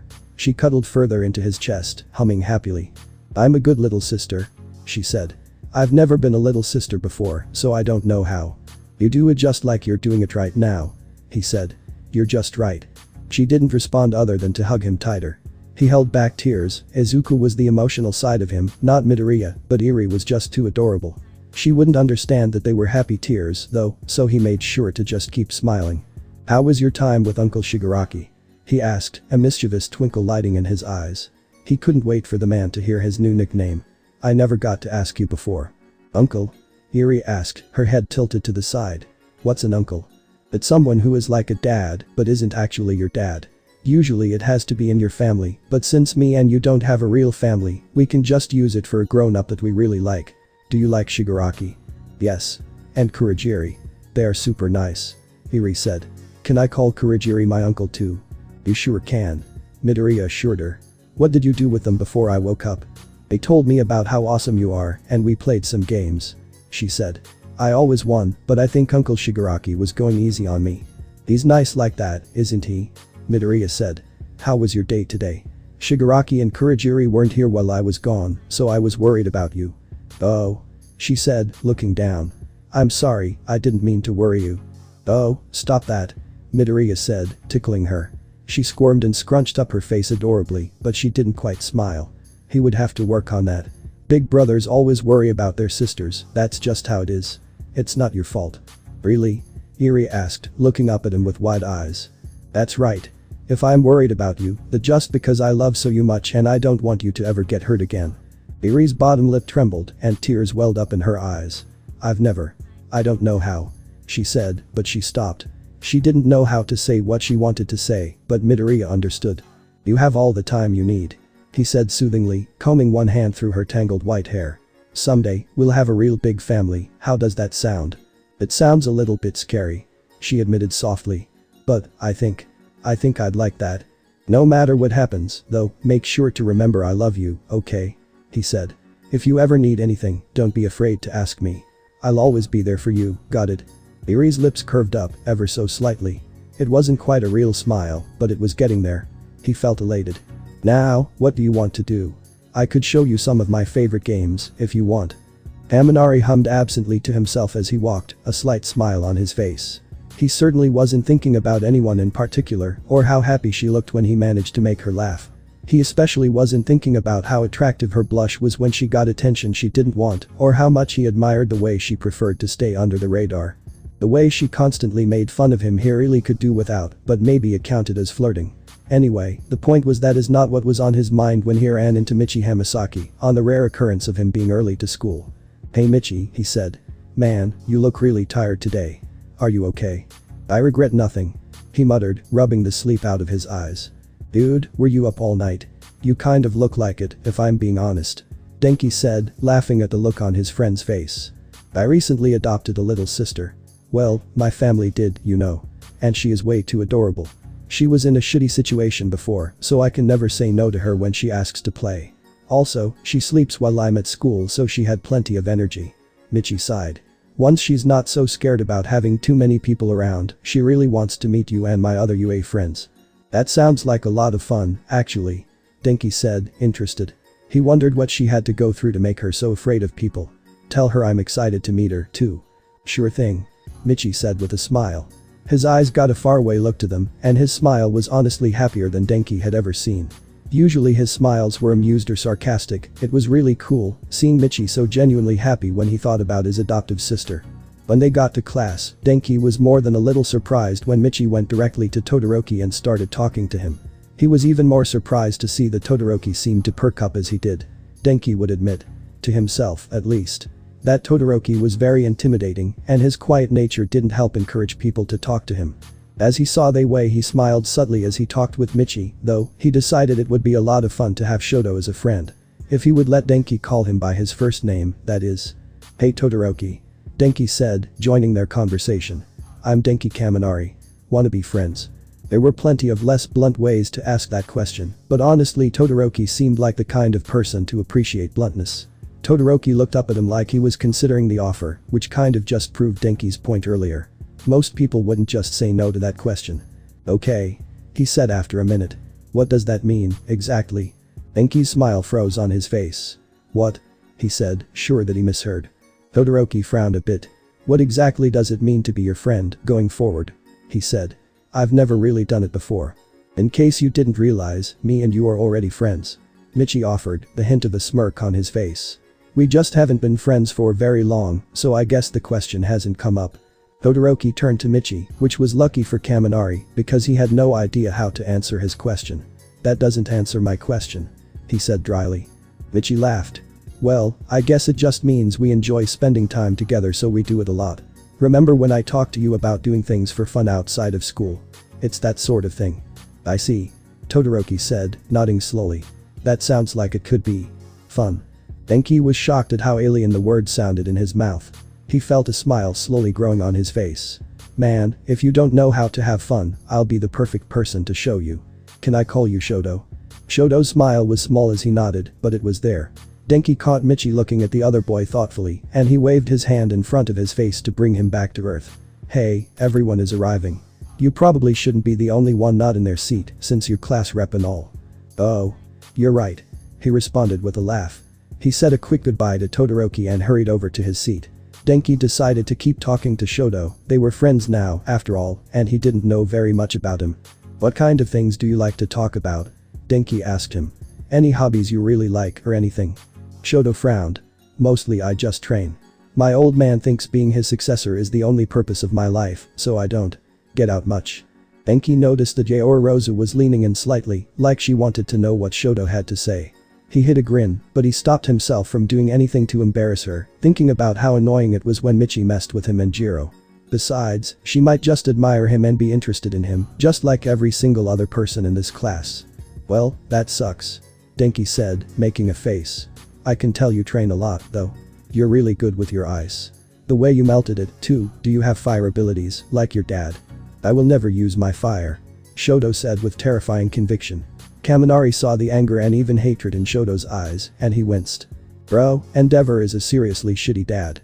Denki said. Shoto's eyes widened, and he looked up at Denki in surprise. That small, almost unnoticeable smile came back. Yeah, he is. He agreed. Alright, get in your seats everyone. Michi called. Class is about to start. If you're not in your seat before the bell rings, I'll set Iida on you. Kaminari got to his seat. Michi Hamasaki was nervous before Izawa had told them that they were taking a field trip today. He'd planned on preparing himself for anything Shigaraki might be planning, but he lost track of time playing with Hiri. Now, he was completely unprepared and completely exhausted, and his class was going off campus. Just fucking great. Iida, you're in charge of keeping everyone organized. He said. I'll make sure no one acts too out of line. Enya nodded sharply, still proud that the class had unanimously chosen him to help Michi and Momo lead the class, and he directed everyone into lines so they could get on the bus more easily. Unfortunately, he got quite embarrassed when the bus they got on didn't have rows, and the whole process turned out to be unnecessary. Michi was too lost in thought to pay too much attention to what happened on the bus, but he did remember when Kaminari said to Bakugo's face that his attitude was trash steeped in sewage. That was pretty hilarious. They finally arrived. Of course. He whispered. Shoto, as always, noticed him muttering to himself, and Michi winced. The USJ. A huge disaster area with plenty of space for whatever special secret that Tamura thought would finally kill All Might. 13 is so cool. Achako said, bouncing up and down with excitement. Michi twitched slightly in surprise. When did she get right next to him? Yeah, she's pretty awesome. Rescue heroes are the coolest. Michi agreed, trying to hide how distracted he was. Still, he was only able to pay partial attention to 13's speech about how quirks, even when they were dangerous and had the ability to kill, could always be used for good. Shoto noticed this too, damn him, and he finally approached to ask about it. Are you okay? Shoto asked. You've seemed really anxious and distracted all day. Yeah, it's just. What could he say? Instinct, I guess. I can't help but feel like something is going to go wrong. Shoto nodded, a frown forming on his face. I feel the same way. Especially since All Might isn't here, even though he's supposed to be. Michi let out a breath, trying to focus on the present. Yeah. I just hope nothing too serious. The lights flickered and went out. The fountain in the middle of the building started to sputter. Purple mist gathered out of nowhere right in front of the fountain, and Michi swallowed. He just had to say something, didn't he? Well, shit.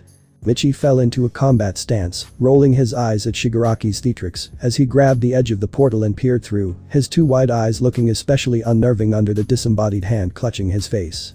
Izawa cursed, jumping forward and ordering 13 to protect the students. Admirable, to be sure, but too late. Before the League of Villains even had time to introduce themselves, Bakugo was flying through the air using his explosions, way ahead of even Izawa. You're the one who took Deku, you fucking bastard. He screamed, blasting through the villains that crawled through the portals with ease. Where is he? Tell me. Michi was right behind him, acting before Izawa could order him back. He slid under the legs of one of the villains trying to attack his explosive classmate, and he felt a twinge of shame as he used his electric gauntlet to punch the villain in the balls. And also activate the taser for good measure. Yeah, he was going to be out of it for a while. Without saying a word, Michi seamlessly fell into step with Bakugo, covering his back like they'd been fighting together for years. Bakugo growled at him, but he was too preoccupied with beating the living daylights out of the villains to get into an argument. Honestly, Michi impressed himself. Bakugo impressed him too, but Bakugo was always impressive. Michi, on the other hand, had no idea how he'd gotten so good at hand-to-hand fighting. He still couldn't remember his training, and up until now, he hadn't gotten into a real fight other than with Sir Night-Eye, and the hero had let him go on purpose. He found himself wincing as he repeatedly hit his opponents much harder than necessary, often shattering their jaw, instead of just knocking them unconscious. Bakugo, as always, took everything that came at him in stride.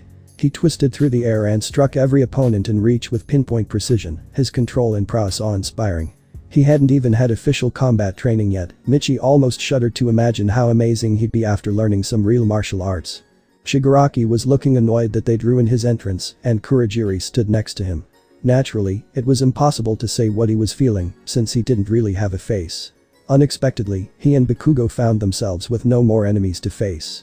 Bakugo unclasped one of his grenade gauntlets and handed it quickly to Michi, taking him by surprise. It's full. Bakugo said shortly. Use it when you need it, then give it back. Michi nodded, staring at the contraption. It's full. That meant. Holy shit. Is this? It packs a punch. Bakugo warned. Brace your shoulder. Michi nodded again and clasped it onto his own arm, and the two of them turned to face the remaining villains. There was a seriously impressive number of bodies surrounding them, and Michi found himself grinning involuntarily. Then, they both got yanked into the air by a familiar white strand of cloth. They landed back by 13, where the other students stared at them in awe. Never do anything like that again, or you'll be expelled. Izawa growled. You're just lucky I was able to erase all of their quirks before you died. Oh, that's why it was so easy. Michi said, nodding. Bakugo just grunted. All at once, portals surrounded them. Students disappeared through the floor much too quickly for the heroes to react, and Michi found himself falling into a lake. He took a breath before he hit and started swimming toward the surface, but a villain with a mutation-type quirk suited for water blocked his way. Before he could even worry about what he was going to do about it, Sai was there. She kicked the villain in the face hard enough to send him spinning away in the water, possibly knocking him out. Sai's long frog-like tongue wrapped around him, and he was yanked out of the water and deposited on a boat. He glanced around, getting his bearings. They were still in the USJ, which was good. What wasn't so good was Mineta landing right next to him, followed shortly by Tsai. Mineta promptly started bawling his eyes out. Shut your trap, diaper boy. Michi groaned. He turned to Tsai. Did you really have to save him too? Sayu blinked, not showing much emotion. Yes. Michi rolled his eyes. Alright, whatever. I need a couple minutes, and then we should be clear to get out of here and help our classmates. He said. Both of you, I guess just try to distract them in the meantime. Sayu nodded and started hopping around the boat, probably to do something incredibly impressive and useful, and Mineta started to cry again. Listen, if you're not going to help, I'll use you as the distraction. Michi said threateningly. Mineta paled and shut up, following Sayu to try and help her. Or maybe to cry where Michi couldn't hear, he didn't really care. He heard sounds of commotion, but he only spared the occasional glance to make sure his classmates were doing alright while he took off his gauntlets and messed with the wiring. Both of them had a large power supply, but they had a dampener on them to stop them from being too dangerous. Michi took those out. He put them back together and got Sayu's and Mineta's attention, and they returned to where he was. Sayu, I need to be right above the water. He instructed. In the blink of an eye, her tongue was around his waist again, dangling him right above the water's surface. She wasn't very talkative in a fight, but she was incredibly helpful and really good at following instructions. The villains started to close in on him, and he waited for them to get a bit closer before dipping his newly reassembled glove in the water and activating it. He wasn't sure how many volts of electricity traveled through the water, but all of the villains stopped moving. He grinned, putting both of his gloves back on. Sayu pulled him back up. Can you throw me hard enough to make it to shore? He asked her. She cocked her head to the side. Would you be able to survive something like that? Ribbit. Michi just nodded. My regeneration is pretty insane. He said. Just launch me, I'll take care of it after that. Can you take care of yourself and Mineta without me? He asked. She nodded. Mineta protested that he could help protect himself too, but they ignored him as Sayu sent him flying through the air towards the rocky shore. Michi stabilized himself and spotted his landing with a painful roll. Even with resilience, several things cracked. He ignored them, though, and they healed quickly. Rolling to his feet, he immediately took off toward the nearest sound of commotion. He needed to hurry, he had a very bad feeling about the huge villain with his brain showing next to Shigaraki. Amanari was trying his absolute hardest not to short-circuit again, but it was very difficult. Kyoka and Momo were hiding under an electrically insulated sheet, so he didn't need to worry about hurting them, but he didn't want to be a dead weight after his single trick. He backed away from a villain that was more resistant to electricity than the others, blinking hard as his vision swam. All it took was that blink. Suddenly everyone was on the ground, either groaning or unconscious, and Michi Hamasaki was panting heavily in front of him. Michi? He said. Wow, that was fast. What happened to the villains you got dropped into? Kyoka and Momo heard Michi's name and peeked out from under their blanket, and Michi gave them a grin. Unconscious. Hopefully they can breathe underwater. Denki blinked in surprise. The way he said that, Michi might have killed someone. That was an absolutely terrifying thought. You all need to head back toward the entrance. Michi said, starting to run in the opposite direction. Momo, I need you to make a powerful battery that I could strap to my back, and if you need, have Denki charge it to its maximum capacity. It'll be really important soon, trust me. He ran off, and even though they were all very confused, they all started doing what Michi had told them. Mina Ashido watched with awe and a healthy amount of fear as Mr. Izawa took on the villains that Michi and Bakugo hadn't already taken out of commission. Her teacher's quirk was just the ability to cancel other people's quirks, and yet he was fighting like a force of nature, completely unstoppable as he took out the villains 5 or more at a time. 13 was at a stalemate with the portal guy. Who, she was certain, was indeed the one responsible for kidnapping Izuku. But it wasn't looking too good for the space hero. 13 was a rescue hero, and her opponent was exploiting her lack of combat experience very effectively. Mina was embarrassed to admit that she wasn't much help as all of the students worked together, making sure Iida made it out of the building as 13 collapsed. Luckily, she was still alive, and after Iida escaped, the dark formless villain disappeared. He reappeared next to the blue-haired guy with disembodied hands all over his body, and the two started to converse. The sound of labored breathing came closer from behind her, and Mina turned to see Denki, Kyoka, and Momo running towards the small group of students still being protected by the pros. Kyoka was holding a sword, Momo had a metal bow staff, and Denki was sparking with electricity as he carried a large white square with backpack straps. You're back. Is everyone else alright? She asked worriedly. Sayu and, unfortunately, Mineta arrived behind them just as she asked, and they all shrugged. Michi electrocuted everyone in the lake with his taser gloves, then he went to help the others. Sayu said flatly. Yeah, he showed up where we were fighting and took out everyone in like 2 seconds flat. Denki said, nodding. He ran off after he was done, so more students will probably be getting here soon. Hi. Toru's voice said brightly, her gloves waving around as she approached with Todoroki. Did Michi talk to you guys, too? He came and beat all of our villains for us, basically. Kyoka admitted. Oh. Well, Todoroki froze everyone before Michi got there, but he told us where to find you and kept going. Todoroki wanted to go with him, but Michi said it would probably be good to have someone as powerful as Todoroki with the group. Toru explained. Yeah, I feel a lot better with Todoroki here, actually. Mina said. Todoroki flushed slightly as everyone voiced their agreement. Next to arrive was Ejiro, then Koji and Tokoyami. They had similar tales, though it sounded like they had things relatively controlled before he showed up. The only people missing now were Aoyama, Bakugo, Kirishima, and obviously Michi. The lull in the action made the students look back over, and they gasped when they saw Mr. Izawa grappling with a villain with the strange hands attached to his body. They were too far away to hear what was being said, but it was obvious that Izawa was on his last legs. Mina's eyes widened as their teacher's elbow started to crumble in the villain's grip, and Izawa wrenched himself away. The fight was going badly, and no one stopped Todoroki as he stepped forward to even the playing field. In seconds, every villain that they could see was encased in ice. Izawa shot his student a warning look, but he nodded in gratitude anyway. The only ones to escape were the one with all the hands and the one made of mist. Kurogiri, take care of them. Hand guy said, his voice rasping in a creepy way. He turned back to Mr. Izawa. The portal guy, Kurogiri, warped right into the middle of them, making them all jump back. Before he could do anything, though. Boom. Ah. Bakugo was back, and it looked like he'd figured out exactly what the villain's weakness was. Scatter. He ordered. We don't want his portals to catch more than one of us at a time. Kirishima, you're with me. Anyone with ranged attacks, space yourselves out and attack him. Everyone else, just don't get yourselves caught. Mina just watched, awestruck. Bakugo may have the worst attitude in the history of heroes, but he was good. If only he wasn't the only one. Nomu. Boom. Mina whirled back around, and she was met by the other inexplicable prodigy of their class. Michi Hamasaki. He had Bakugo's grenade gauntlet extended on one hand, and the tip was smoking. Izawa was on the ground, cradling a broken arm, and the huge bird-like villain was flying through the air. He'd apparently broken out of Todoroki's eyes, but it didn't do him much good after Michi got there and blew him away. Michi took off the grenade gauntlet and raced over to where the rest of the students were. He was breathing hard. Bakugo. He yelled, running past Mina and directly into the fight.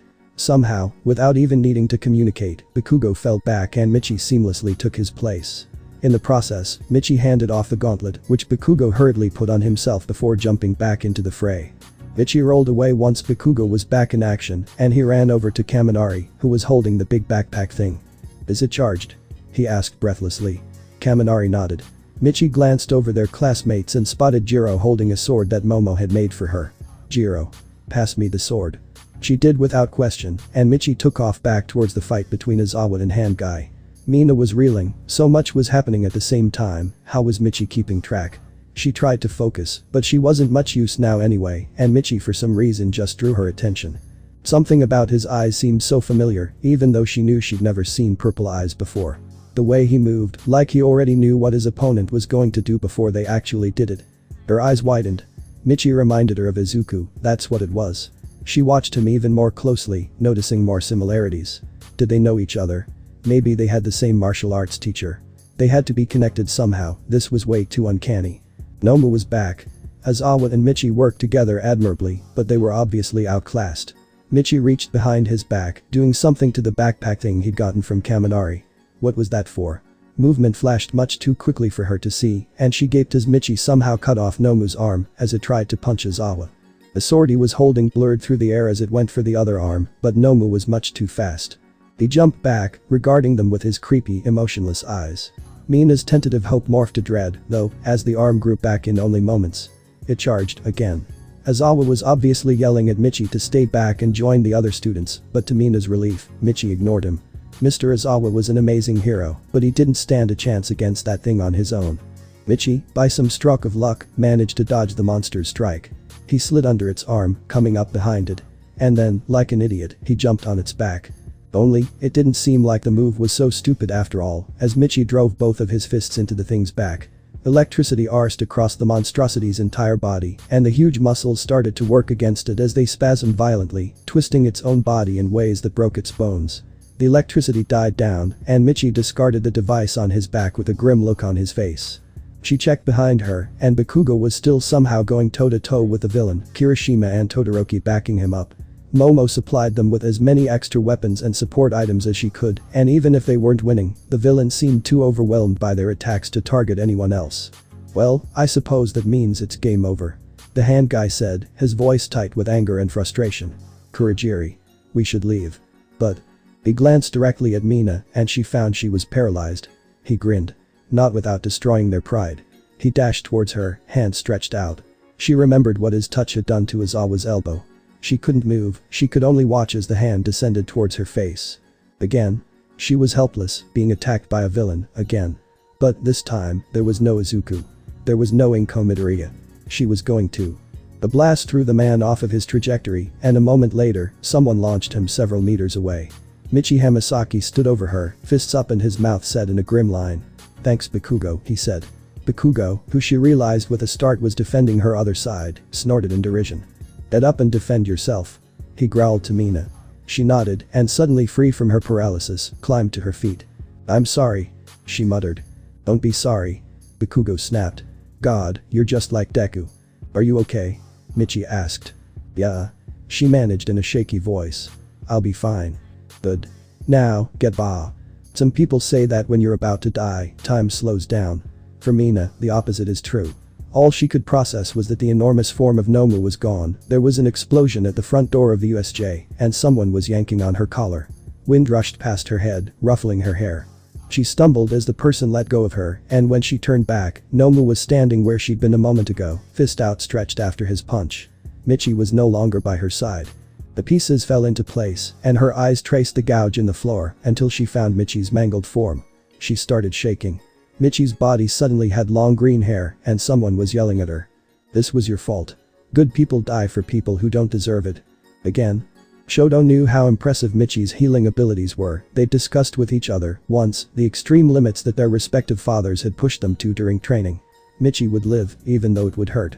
So, instead of staring at him in horror, like everyone else in the building, Shoto was going to take advantage of the distraction to attack the guy with the weird hands. Except, the villain was staring at Michi too, and he looked worried. What the hell? Michi started moving, and the villain relaxed as everyone else stared slack-jawed at Michi, who, honestly, should have died.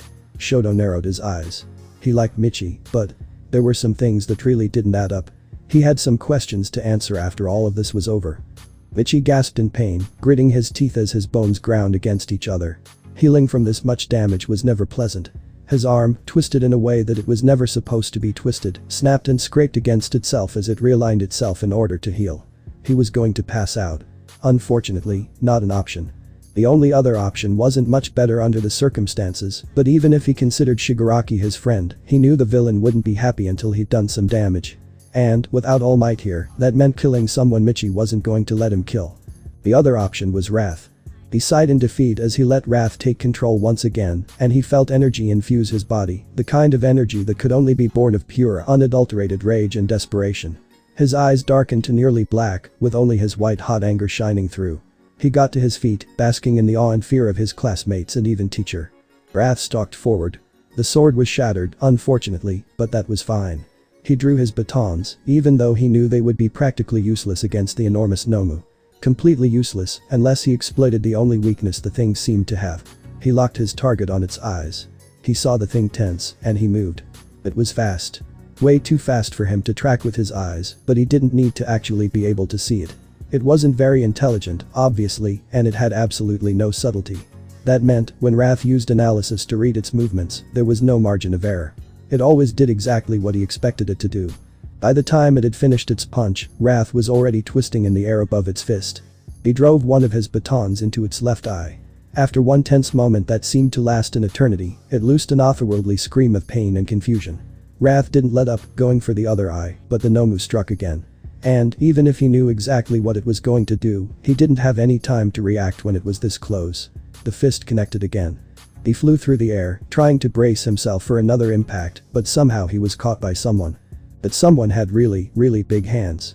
He managed to glance up, and he grinned. So that's what the explosion earlier had been. All Might was finally here, and that smile looked extremely pissed. Wrath retreated as Midoriya Michi took control again, now that his fight was officially over. He hoped All Might didn't kill Shigaraki. The Nomu might have been designed to take out All Might, but thanks to Michi, Eraserhead was still in the fight. The thing's strength and speed may not be affected, but Izawa could help nullify its regeneration.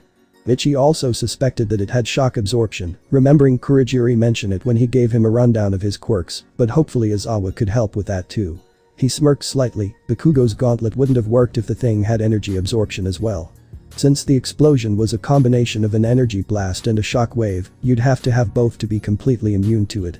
In a rush of movement, Michi found himself being carefully set down near the entrance of the USJ. "You'll be fine," All Might said, his voice strained with anger. "I am here." Michi coughed, tasting blood, but he smiled. "Better late than never," he remarked lightly. All Might's smile gained a bit of real mirth, glad that the student was still alright enough to make a joke, and he immediately took off to battle the Nomu. The other students started gathering around him, and Michi concentrated on healing. His regeneration quirk was very similar to Recovery Girl's quirk in the way that it relied on his own energy. If he tried to heal himself too much in too short of a time span, he could end up killing himself just by completely draining his energy. He'd already set his bones in the right place and stabilized his vitals, healing the punctures in his lungs and stopping his internal bleeding, but he didn't have the energy to heal his bones. He'd have to be wrapped up from head to toe for probably almost a week before he gained the energy to heal himself the rest of the way. Mina dropped to her knees beside him, and he gave her the closest thing to a smile that he could manage. "I'll be okay, but please don't touch me," he said before she had the chance to speak. She nodded, her hands hovering over him as she stopped herself. "How? I mean, I know your quirk is regeneration, but you can't just. I can do what I want, and I wanted to save your life," he said, a faint smirk adorning his features. "Stop complaining." "Be alright, nerd?" Bakugo asked gruffly, leaning over him with his hands on his hips. "I'm alive," he confirmed. "I'll probably be fine in a couple of days. I used up all my energy. You and Shoto and maybe Tokoyami should go to Izawa and All Might's fight. You probably won't need to get involved, but you never know if they might get in a tough spot." Bakugo scowled at him. "I know that, idiot. I was just making sure you weren't going to die." "Aw, you do care. I'm gonna fucking kill you." Hiroshima dragged him away, and Michi assumed they went to do what he'd suggested. "Hey Mina," he said. His vision swam as the energy usage caught up to him all at once, and while he distantly knew he was about to say something stupid, but he wasn't quite mentally aware enough to stop himself. "Since we both ended up alive, do you feel like grabbing something to eat later?" Yep, that was definitely a stupid thing to say, he thought. He passed out. Denki Kaminari had been worried for his friend, but apparently there was nothing to worry about. After all, would a dying man use his last words to ask someone out on a date? He started laughing as Mina's cheeks went red, the blush showing clearly even through the pink tint of her skin. "Well?" he asked, his laughter getting more and more out of control. "What do you think, Ashido? Feeling up for a date with Michi Hamasaki? Not that I judge you for saying no, but that would be pretty cold right after he saved your life." "Shut up, Kaminari," she growled, jumping up to her feet and bristling. "Of course I'm not going to say no, She cut herself off, her blush growing brighter. He laughed even harder. "What's got Mina so upset?" Toru asked, arriving with Kyoka and Momo. The other students were carrying 13 over to where they were, making sure not to hurt her anymore. She ran over to check on Michi, and he just asked her out on a date. Denki gasped, clutching his sides as he continued to laugh. "Well, what did she say?" Toru demanded, bouncing up and down in excitement. "He didn't really give me a chance to answer," Mina muttered, folding her arms. "He kind of passed out right after he asked." "Really? How did he ask?" Kyoka said, amused and interested. "Oh, it was smooth for someone that just almost died, twice. He goes, 'Hey Mina. Since we both ended up alive, do you feel like grabbing something to eat later?' And then bam. Out like a light," Denki said animatedly. Mina's blush was almost purple by this point, and she kicked Denki in the shins. All Might and Mr. Izawa, along with a couple of students for backup, pushed back the villains efficiently until the rest of the pros got there. The huge bird-like monster got blasted away by All Might, and the last two villains disappeared through a portal. Although Michi wouldn't know it, Denki knew that ending the terrifying experience with him asking Mina out on a date changed the attitude significantly. After all, if the person that took the most damage out of everyone was still okay enough to ask someone out, then everyone else would be fine, right? A stupid comment at the end, and everyone gossiping about it, made the entire ordeal much less traumatizing. The pro heroes were surprised, to say the least, that the students were chattering animatedly about how two of the students liked each other, rather than crying out of relief that they were safe. "This is one tough batch of kids," he heard Midnight mutter approvingly to Snipe, who just nodded in agreement. Denki smiled to himself. "Hey. Someone called out to him from the side. He looked up, snapping out of his thoughts, and he grinned when he saw Kyoka jogging towards him. Sorry for. Well, you know. I'm sorry I kicked you directly into danger and hid. She was blushing, and Denki smirked. Oh, it's fine. He said offhandedly. Nothing I couldn't handle. He waved her apology off with an exaggerated, self-absorbed sniff, strutting forward and puffing out his chest. Kyoka laughed. After we hid under the insulation sheet, I thought you were just going to fry everyone. I'll admit that I was looking forward to seeing you go stupid again. He huffed, crossing his arms and looking away. Well, I thought I might be useful later, and I was right. What would Michi have done without me? Those tasers of his bought quite a bit of time, and I was the one that charged them. What if I was already out of commission, huh? What then? I honestly think we would have been fine, Kaminari. It kind of seems like Michi had enough up his sleeves to get by without you. Kyoka said, shrugging. Humming from you? Denki retorted. All you did was give him a sword that Momo made. The real heroes here were Michi, Momo, Bakugo, and Shoto. To absolutely no one's surprise. Well, other than the pros. Aizawa was amazing, and 13 did pretty well too for a rescue hero. Kyoka reminded him. He shrugged. Yeah, plenty of people were useful. Kirishima backed up Bakugo really well, Sayu apparently saved Michi in the water, Iida went and got the pros, everyone helped. Still, you can't deny those four were the most helpful. Denki insisted. I mean, Michi and Shoto even helped save Mr. Aizawa. He looked like he was in trouble a couple of times. Yeah, they were pretty awesome. Kyoka agreed. She perked up. Oh, remember when Bakugo attacked the portal guy the first time? He was yelling about someone called Deku. We should go ask him about it. Denki looked sideways at Bakugo, who was fuming and yelling at people left and right. You go ask him if you want. I'd rather get Kirishima to do it and then hide. Kyoka, regarding Bakugo warily, eventually nodded in agreement. That does sound a lot safer. Bakugo glared at the heroes surrounding the students. Those stuck-up little pricks thought they saved them from all of those villains. He could take care of himself, thank you very much. And he had. Some of the common thugs weren't even difficult, but the other two must have been at least B-rank villains. And the Big Bird one, he went against All Might in a real fist fight. Michi somehow went against that and survived. Michi Hamasaki. Bakugo gritted his teeth as he thought about his classmate. Naturally, he respected him, how could he not, after what he'd just done today? Still, there was something about him that rubbed him the wrong way, brought back painful memories. The way he only seemed to care about other people, like his sense of self-preservation was broken. The way he had absolute faith in Bakugo's ability to do anything he set his mind to. Bakugo snarled, cutting off his train of thought. Michi didn't actually remind him of Deku, it was just that stupid villain showed up and now he was on his mind. That's all. Hey Bakugo? You alright? Kirishima asked. Bakugo rolled his eyes. Now, Kirishima, on the other hand, did remind him of Deku. The only difference was that Kirishima was actually bearable to be around since he had some self-confidence and he didn't cry every time something went wrong. Or right. Deku cried at every opportunity, honestly. What do you want? He snapped at his too peppy friend. You look like you've got a lot on your mind.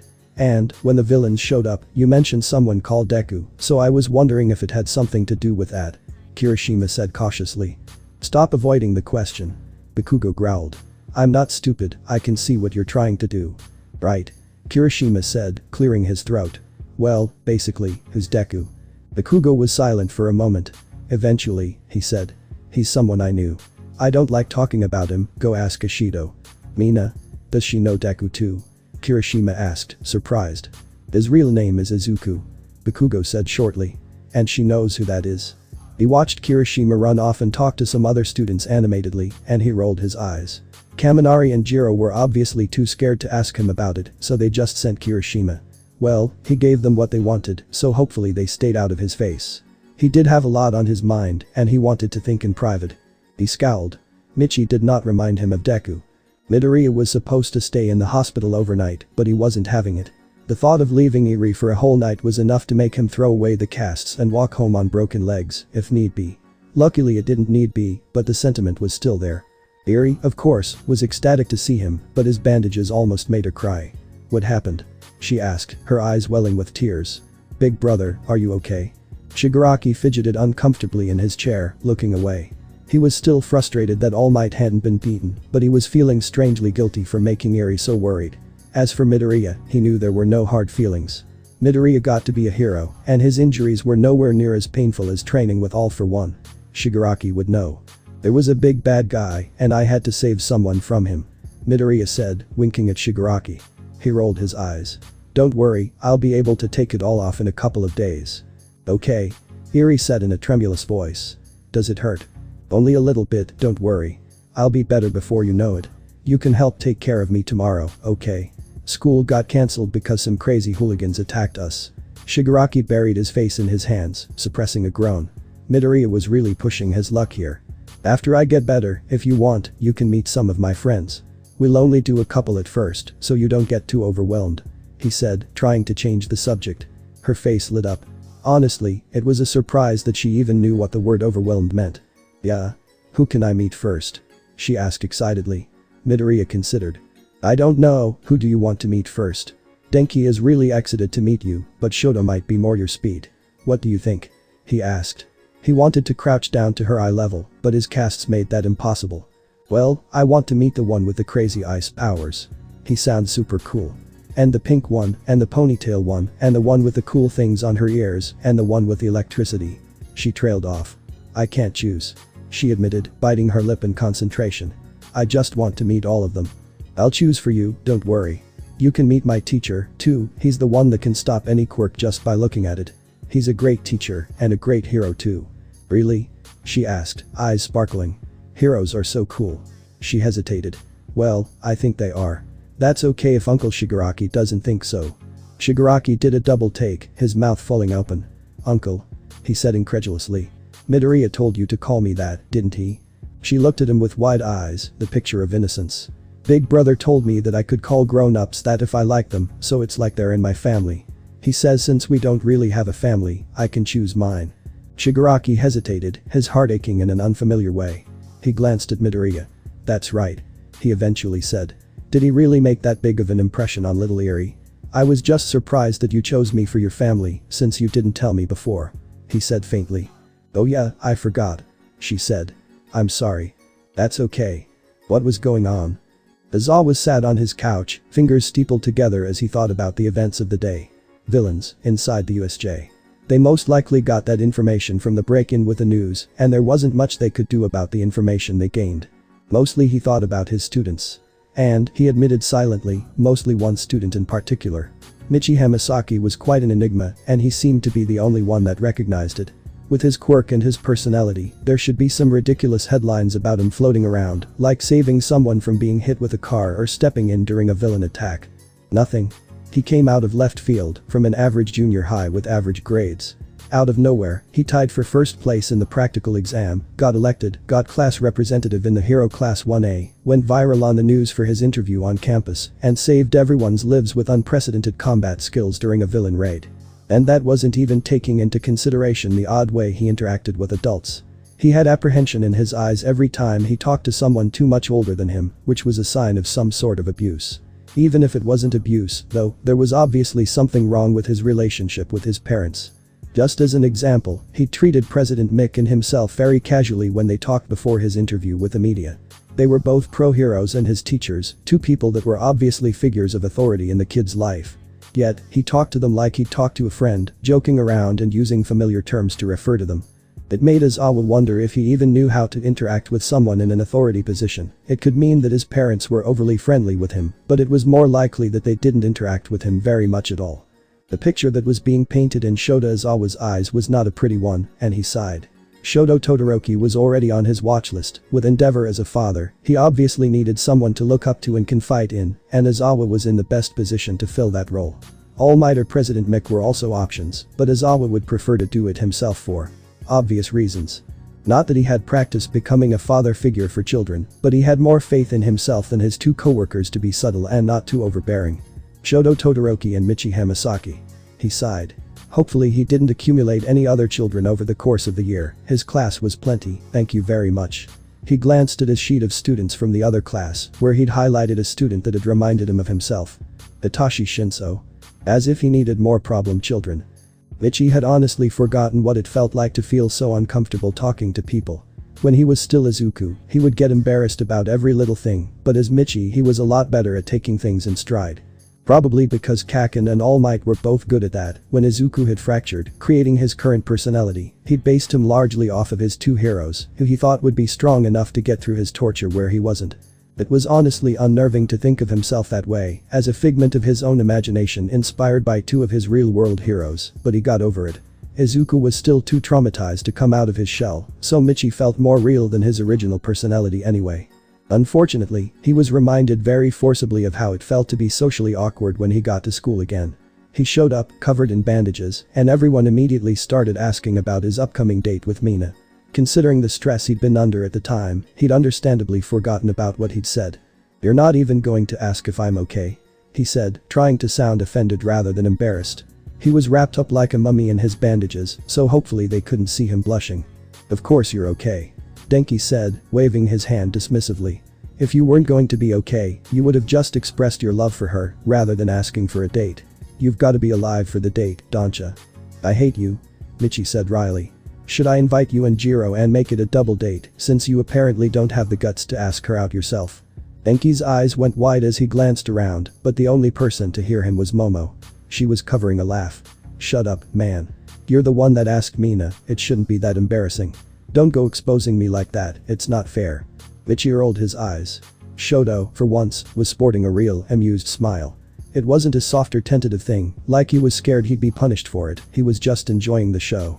"At least Shoto's happy to see me," Michi said, pointing it out. "Look, he's actually smiling for once, and not asking pointless questions about my social life. Take notes, Kaminari, that's what a good friend looks like. Well, I'm sorry, but I can't just decide to be more attractive and have an awesome scar and be mysterious and powerful. Not everyone can be Shoto, dude," Denki protested. Shoto subconsciously touched the scar over his eye, a strange look on his face. All he'd ever gotten from people for his scar was pity. Denki's comment may have been insensitive, but it was actually sort of nice to hear it referred to as a positive trait. The other students started to arrive, and Michi got basically the same treatment from all of them. "I didn't know you liked Mina," Ichako said, bouncing around excitedly. "You guys have only known each other for a few days, but I guess it kind of doesn't matter when you've already saved her life and all." Michi shook his head ruefully. "That girl had absolutely no filter. I saved your life too, you know," he pointed out. "I just thought it would be fun to get to know her a little better. It's only one date, stop making it such a big deal. Besides, I wasn't exactly thinking straight, obviously. That was a pretty bad time to ask her out." "No kidding, she couldn't even give you an answer," Toru said, leaning forward with her hands on her hips. "Be a little bit more considerate next time," she scolded. "Are you guys just picking on me because I can't run away with my broken legs?" He tried, going for the guilt trip tactic. It actually worked pretty well. "Your legs are still broken," Ejiro said, sounding somewhere between surprised and dismayed. "Why didn't you say anything?" Ichako said. Michi gave her a look, raising his eyebrows in a way that said, "Really? I didn't think I'd have to say anything, considering the fact I'm covered in so many bandages I can barely put on my uniform," he said. There was a short awkward silence, and then came the shower of questions like "Are you okay?" and "Can you walk?" and "Why are you even at school?" He rolled his eyes, but he was glad he provided a good distraction. It was actually sort of comical how easily his class was distracted from several near-death experiences at the hands of ruthless villains. Kirishima, Bakugo, and Mina all arrived together. Kirishima looked like his mind had just been blown, Bakugo was scowling, no surprise there, and Mina looked like she was feeling down on herself. "Wow. Am I allowed to tell other people about it?" Kirishima asked cautiously. Bakugo huffed and folded his arms as Mina hesitated. Eventually, she nodded decisively. "Go ahead. It's kind of hard for me to talk about, but I think other people should know." Michi wanted to ask what they were talking about, but Mr. Izawa arrived directly after them. The homeroom teacher looked at Michi before shaking his head with a pained sigh. "Everyone get in your seats," he said. Normally this would be the class representative's job, but for obvious reasons I'll give him a break. "I appreciate it," Michi said dryly. Izawa nodded as though he didn't recognize the sarcasm. "It's good to see that everyone is doing alright," he said, ignoring the way everyone looked at Michi and muttered things like "That's not exactly what I'd call alright. However, the fight isn't over yet." "Fight?" Bakugo asked, looking excited. Apparently his run-in with real villains did nothing to diminish his enthusiasm. Mineta, on the other hand, looked like he was going to start crying again. "Don't tell me," he whimpered. "Bakugo, can you hit Mineta and tell him to stop crying for me?" Michi asked. "I can't move." For once, Bakugo had no qualms following through on the request, and their classmates thought that maybe his violent nature wasn't always so bad. The UA Sports Festival is drawing near, Aizawa announced. The entire class cheered at the prospect of a fun, normal school activity, other than Bakugo and Michi. Bakugo, because he was Bakugo and would honestly rather fight more villains, and Michi because he was in pain and didn't want to cheer. Well, Todoroki didn't cheer either, but that's just because he was a very reserved person. Hey, wait. Kaminari said, frowning. Is it really okay to have a sports festival so soon after the villains snuck through our security? Jiro asked, raising her hand. Michi sighed, speaking up. The villains proved they were really smart when they managed to break into the USJ. He said. Their plan involved attacking a class of first years and 3 pros, with more than 70 villains. You really think they would even consider attacking a huge event with the entire first year and a ton of pro heroes? All of the villains they brought got arrested, including the huge bird one, which was their secret weapon. Everyone paused, then eventually nodded. That was some solid logic. They were up against intelligent villains, and attacking the sports festival would be an incredibly stupid move. Besides, it's more than just a huge event. Momo said. The sports festival has basically taken the place of the Olympics in Japan, and the pro heroes there won't just be from UA. There will be tons of heroes from agencies all over Japan, for scouting purposes. This is our best shot to show everyone what we're made of. Denki said. Most students join agencies after they graduate as sidekicks, and a big part of being accepted is how well we perform. Yeah, but a lot of people miss their chance to become independent that way. Jiro added. They get stuck as sidekicks forever. She glanced at Denki. Kaminari, I feel like you'd be one of them. You know, since you're so dumb. Denki gasped, floundering in indignation, but Aizawa didn't give him a chance to respond to the jab. Joining a famous hero agency will get you more experience and popularity. He said. Time is limited. If you want to become a pro, the path to your future career opens up at this event. 1 chance a year. A total of only 3 chances. No aspiring hero can afford to miss it. Understood? Yes sir. Then don't slack off in your preparations. Homeroom is dismissed. Michi groaned. It was time for the real classes to start, and both of his hands were encased in his casts. He struggled to turn around, looking over Minetta's head. Which was incredibly easy, seeing as he could barely reach the top of his desk. Hey Momo, he said. Do you think you could give me a copy of your notes or something for the next day or 2? I'm kind of struggling here. She smiled at him, looking a bit surprised. Sure. Do you need anything else? He shook his head, then immediately regretted it. No, I'll be fine. Thanks Momo, you're the best. Judging by how much that compliment seemed to mean to her, he should probably give them to her more often. Or, even better, he should get Shoto to compliment her more often. He hadn't missed the way she looked at him, she almost idolized him. Getting praise from someone she looked up to that much would mean a lot. He turned back to the front, trying to focus on his classes. Class was, predictably, boring, so it was very difficult.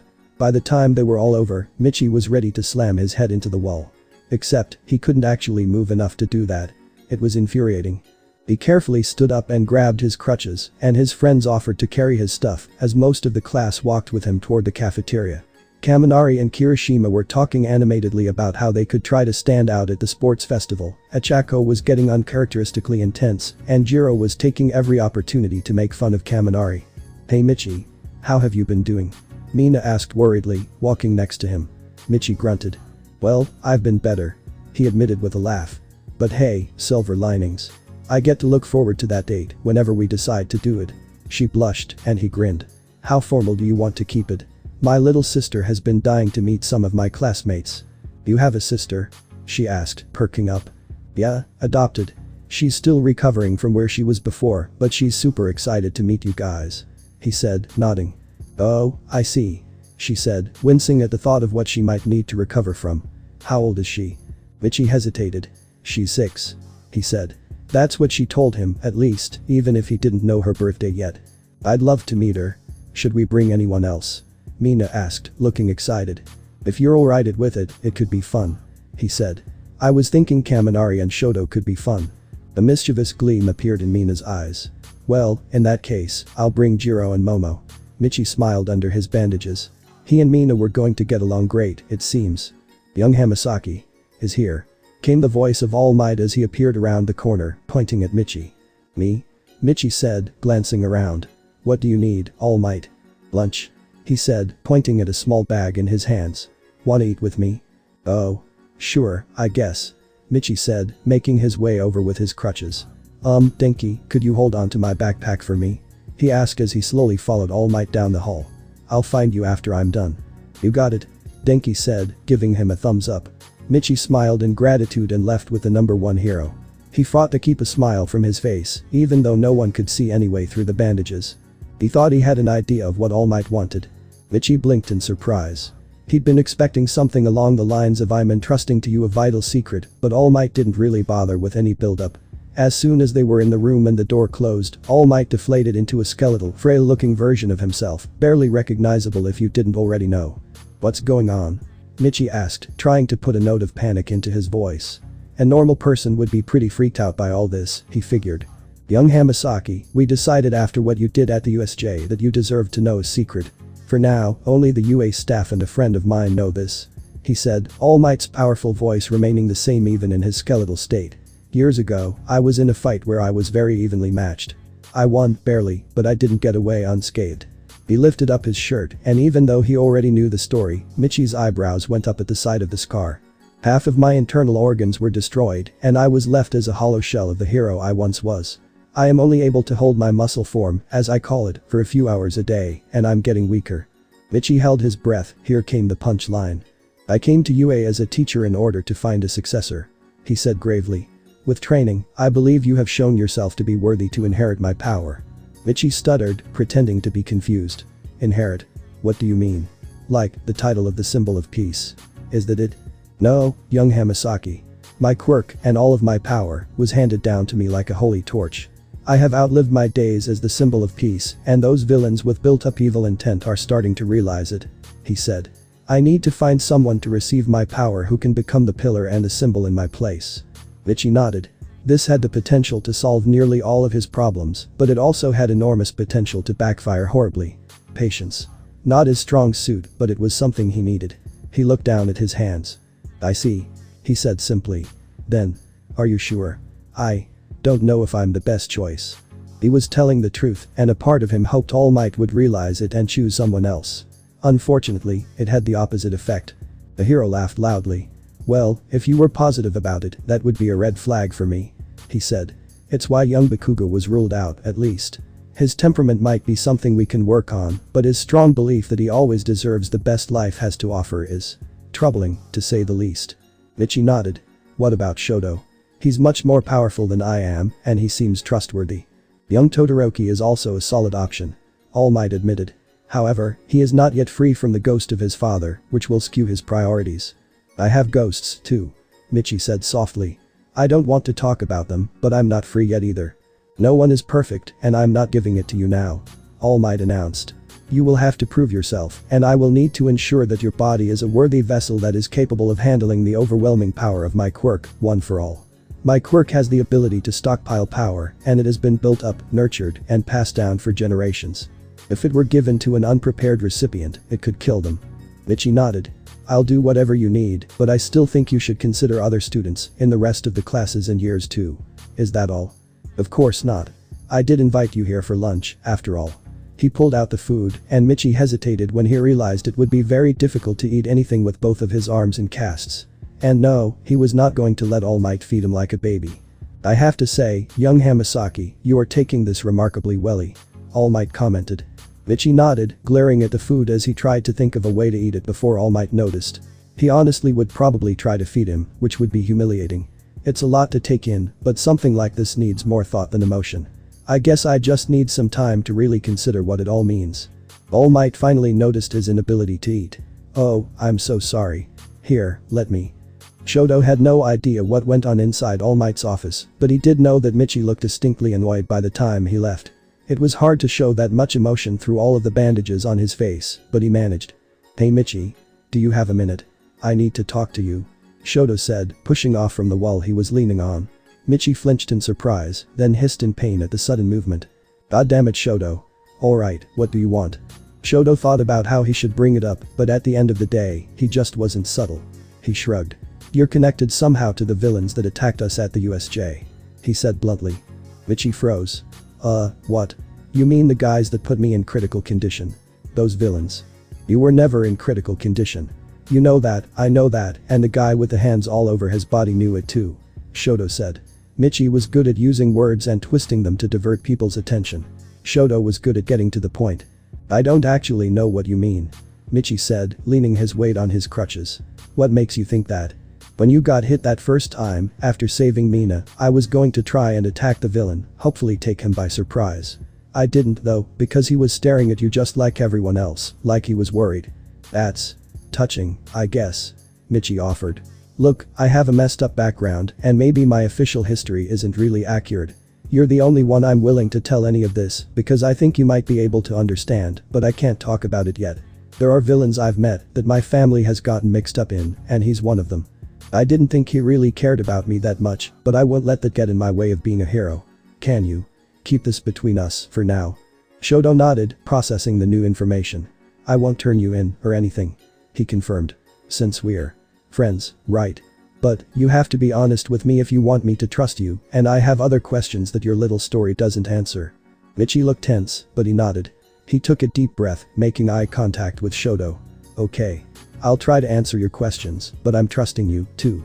I'm sure that you'll manage to figure some things out that I don't want anyone to know just yet, and I need you to keep my secrets. Please. I understand. I want you to know, though, my word doesn't hold if I find out you're intentionally endangering the others at this school. Shoto warned. I don't think you are, but I know firsthand how good some people are at pretending. Michi's eyes were hard, determined. He nodded sharply. Let's go somewhere with a bit more privacy, first, he said. I trust you, but only you, Shoto. For now. If my plan works, it'll all come out eventually. Michi looked up suddenly, a spark in his eyes like he just had a great idea. Actually, maybe we could help each other. Ah. I'll explain when we have some privacy. Do you have any ideas of somewhere we could go? Follow me, Shoto said. He led the way to an empty classroom, one that only he had access to. His old man didn't know, but Shoto had gotten permission from the principal to have a room he could run to if he started to have a mental breakdown, like his mother.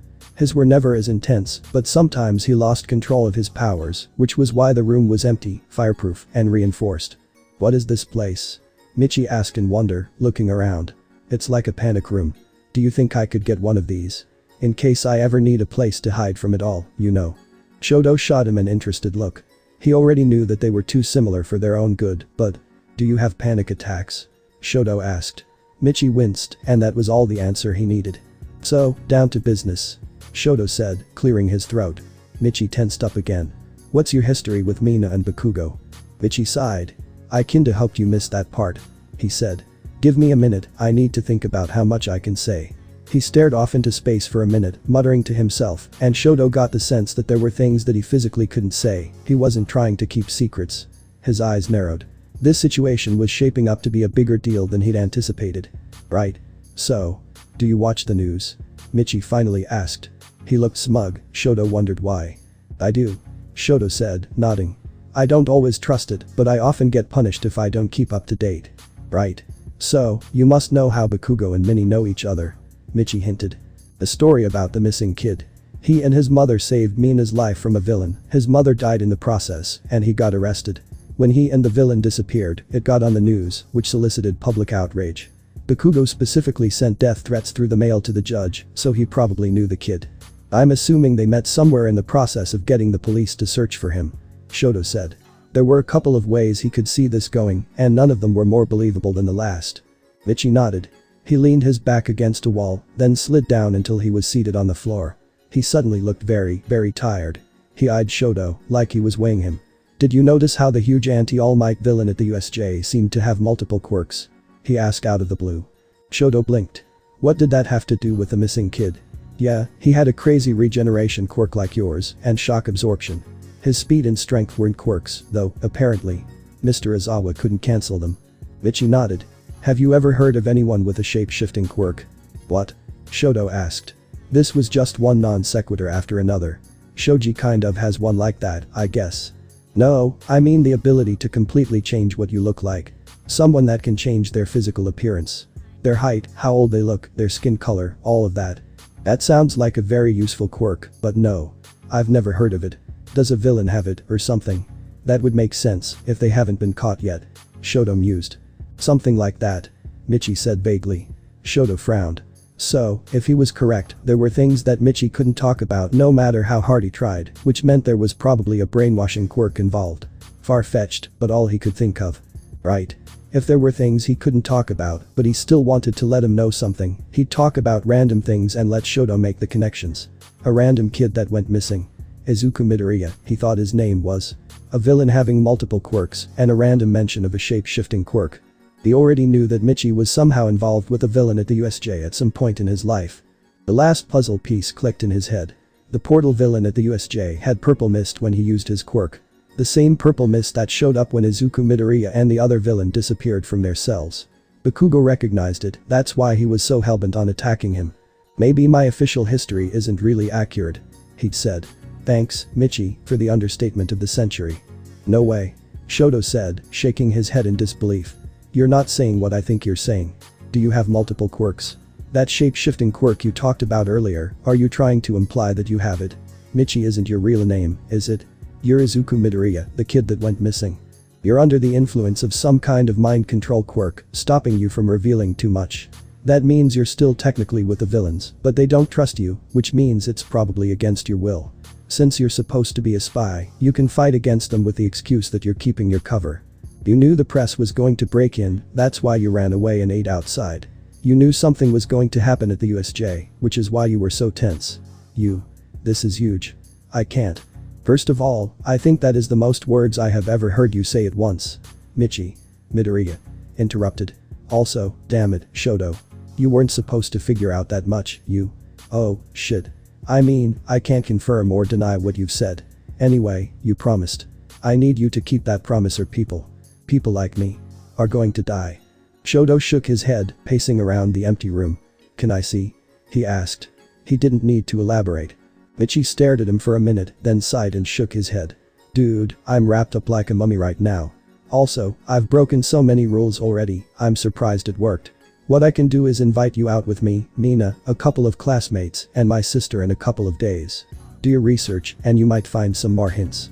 And please, for the love of God, don't say anything about this to Mina or Bakugo. Like I said, there's a plan in motion. If it works out, everything will come to light, and I don't know or really care what happens to me. Just know that, no matter what happens, I'm on your side. Shoto Todoroki buried his face in his hands. He knew something was up, but holy shit. What did you mean when you said we could help each other? He asked, remembering his comment before. Well, now that you know all those things about me that may or may not be true, I want to ask you if you can help with my plan. I'll give you as many details as I can later, but you don't have to. And, since we're friends and now you know so many of my secrets, I was thinking maybe you could trust me with yours. I think I could help. Is having friends always this stressful? Shoto grumbled. Michi laughed softly. I'll think about it. He finally answered. He helped Michi to his feet and they made their way back to the classroom. Shoto's head was whirling and he, understandably, found it very difficult to pay attention. After class was finally over, he got up, making his way to the door without a word. Unfortunately, while he was distracted, it appeared that the entire school had gathered in front of their door, blocking the way out. He sighed. What now? He thought sarcastically.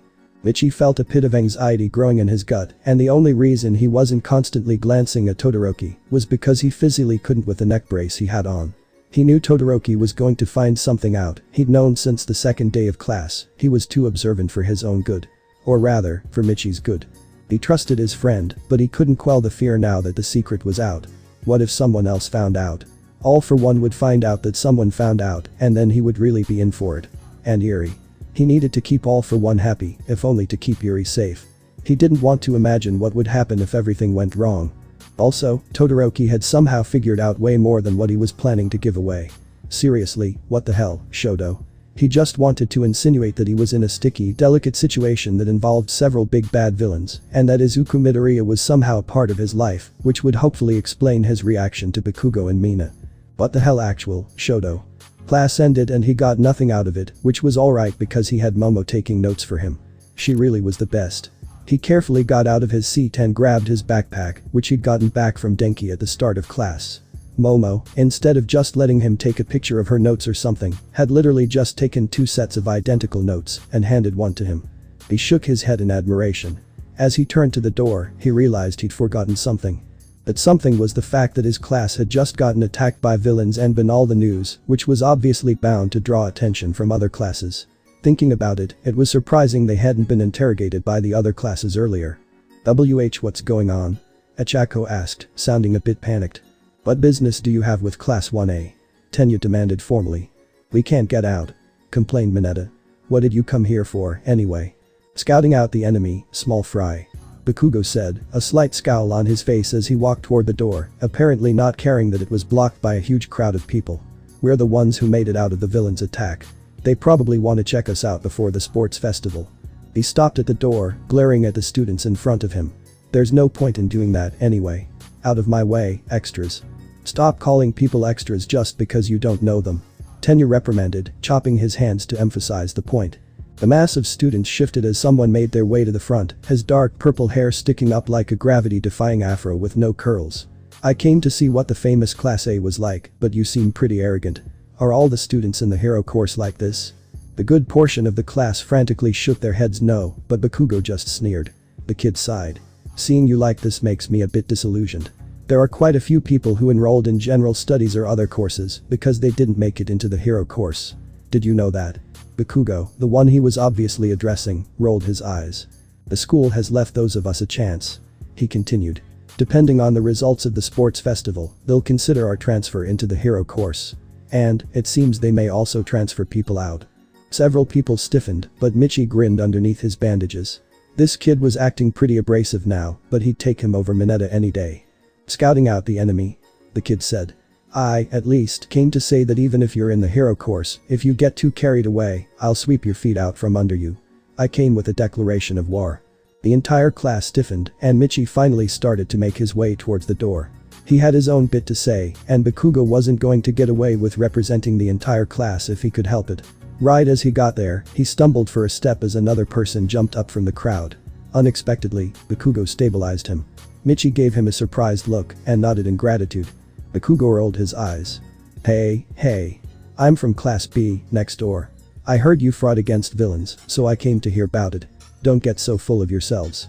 The newcomer yelled. He had gray hair, sharp teeth like Kirishima's, and weird flashy designs around his eyes. If you bark too much, you'll just embarrass yourself during the real fight. Bakugo didn't even bother replying to him, turning away and walking out into the hall. The students in front of him instinctively got out of the way. You ignoring me, bastard? The kid demanded. Wait a minute, Bakugo. Kirishima protested. What are you going to do about all this? It's your fault that everyone's hating on us. Bakugo paused, glancing back. It doesn't matter. He said. Nothing matters as long as you rise to the top. With that, he left. Kirishima stared in awe, then clenched his fist. That's so simple and manly. A couple of the other classmates agreed while Denki protested that he was just making pointless enemies. Michi stepped forward, and everyone fell silent as his bandaged form came into clear view. Full of ourselves? He asked scathingly. A declaration of war? Just who do you all think you are? The two students that had spoken shifted on their feet uncomfortably. You think we asked for villains to attack us during our rescue training? News flash, we didn't. You think we're glad that we got all that screen time on the news, at the small expense of having to fight off over 70 villains trying to murder us? You really think it's okay to be jealous of us because of what happened? He scoffed. Next time you break every bone in your body after throwing yourself into danger just to protect one of your friends, come threaten me. Come try to humble me when you know what it's like to fight tooth and nail for a chance to see your family again, then risk that chance to make sure someone else can't see theirs. He followed Bakugo, and the crowd in front of him parted like the Red Sea. Behind him, he heard Kirishima wailing. He's so manly, too. Bakugo and Michi are so awesome. Michi just smiled to himself. There was a lot to do for everyone over the next couple of weeks leading up to the sports festival, but he needed to focus on his priorities. His number one priority right now being, of course, Eri, and by extension, that date. Shoto didn't seem too enthusiastic about it, but he agreed to take Michi to his house. Michi grinned, he knew what kind of man Endeavor was, and he was confident he'd be able to get permission for Shoto to start spending more time with him. Of course, the house was enormous. It was a traditional Japanese style, which was an interesting choice considering all of the fire quirks in the family. It seemed a bit too flammable to be considered safe. Luckily, Endeavor was home that day. Well, Michi passed it off as luck. Really, he'd looked into it to make sure he was there when he went to talk to him. Endeavor, it's me, Shoto. One of my classmates wanted to talk to you, and he convinced me it would be worth your time. Shoto called from behind one of the doors in the house. He didn't knock, but it didn't seem like he needed to. The door slid open, revealing the towering figure of Endeavor scowling down at them. Michi gave a little wave. He knew he didn't make a great first impression with the crutches, but he'd taken off most of the bandages. Michi couldn't help but be impressed. The guy was almost as big as All Might. "Hello Mr. Endeavor, sir," he said politely. The hero frowned. "Are you a cripple, or are you injured?" he said. "I was injured at the USJ incident," Michi said calmly. "I wanted to ask you if a couple of classmates and I could get Shoto to train with us a bit, maybe a couple of times a week." Endeavor turned his glare to his son. "You judge this to be worth my time?" he demanded. "I do think I could do something helpful for you in return." Michi spoke up before Shoto could reply. "Do you have time to talk?" Endeavor's eyes narrowed, but he eventually stepped back, allowing Michi into the room. "Shoto, go make some tea for our guest," he ordered. Shoto sent a worried glance at Michi, but eventually nodded and left. "So, what do you have to offer that you think I might be interested in?" Endeavor said, cutting straight to the point. "Well, I've noticed that Shoto refuses to use his right side. He's never made a flame from what I've seen, even when we were attacked by villains," Michi said, his voice soft enough that Shoto wouldn't be able to hear through the thin door. "If you let him train with me after school once or twice a week, I think I could convince him to use the other half of his power." "And what makes you think you could do that when I've been trying for years?" Endeavor growled. "I'm his friend," Michi said simply. "I don't know your history with Shoto, but I'm assuming it has something to do with why he won't use the power he inherited from you. If I can get him to try using it by the time the sports festival rolls around, I want you to promise that he can continue spending time with us afterwards. The 2 weeks between now and then can be the trial period. And if you fail, then what? You've wasted mine and my son's time," he said dubiously. "Well, it's worth a shot, isn't it?" Michi pressed. "I'm sure you've tried everything you can think of, but I'll just be approaching it from a different angle. I'll admit that I'm doing it for him, not for you, but helping Shoto unlock his power is a goal we both share." "And why do we share that goal?" Endeavor said, folding his arms. "What motivation do you have to help Shoto get stronger?" "One reason is to help him, because he is my friend," Michi said. "The other, more selfish reason is the fact that my skillset will never make me as powerful as he is already. What I'm good at is analysis, and I think that we could make an incredible team. If we do work together, he'll be the powerful one between us. I want him to be as strong as he can, to make up for my lack of strength." Endeavor glared at him silently, seemingly weighing his options in his mind. After a moment, he said, "I accept your deal. If you can really help him become stronger, I'll allow you to stay close to him. Just remember, you are a tool for his success, not the other way around." Michi shrugged. "If we stay close, it will end up being my success, too. We have similarities, Endeavor, but you and I think differently. I'm not aiming for the top, I'm too realistic for that." Shoto opened the door, carrying a platter with 3 cups of tea on it. He arrived just in time to see Endeavor nod warily and say, "It's a deal." Michi and Endeavor shook hands. Shoto's eyebrows shot up. The deal was closed. Michi held Eri on his shoulders, and she looked around with that almost smile on her face. Between Shoto and Denki today, he really hoped a real smile would come out. Shoto, because he was so sincere in everything he did and the way he interacted with people, would mean a lot to Eri. Denki because, well, he was Denki. That kid was hilarious. "Do you like your new clothes?" he asked her. She hummed happily. "I love them. They make me so pretty."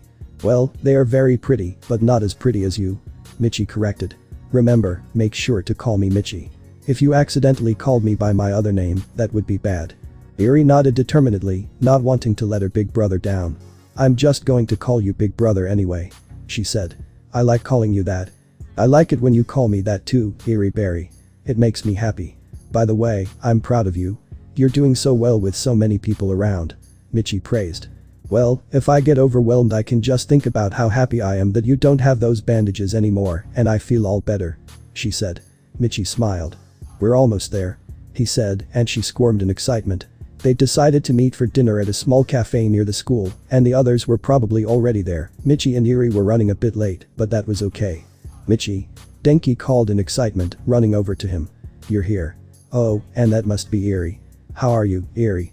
"I'm doing okay," she said. Her voice sounded a bit small, but she met his eyes and everything. "So, Eri, did your brother tell you about how he promised not to help set me up with Jiro, but then he did anyway?" Denki asked her, lowering his voice and glancing back towards the others as they walked towards them. "No," she said, his antics making her light up with the closest thing to a smile Michi had seen yet. He knew this was a good idea. Well, he did. Can you believe that? You should tell him to be nicer to me. Denki said, giving her a sneaky little wink. Be nicer to Electric Boy, Eri said to Michi. He pouted at her. You're already on his side. Michi protested. It's only been like 3 seconds. Yes, but I like him, Eri said, nodding.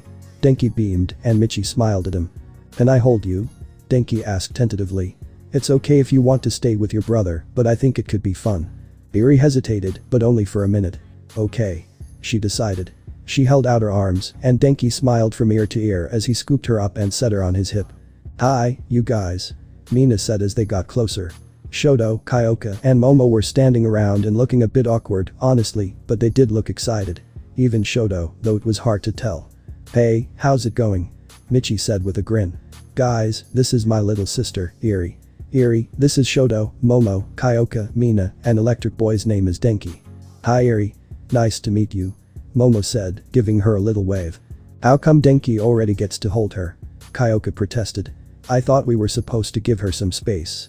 Yeah, but we're best friends now, Denki said, getting Eri to give him a fist bump. So it doesn't count for me.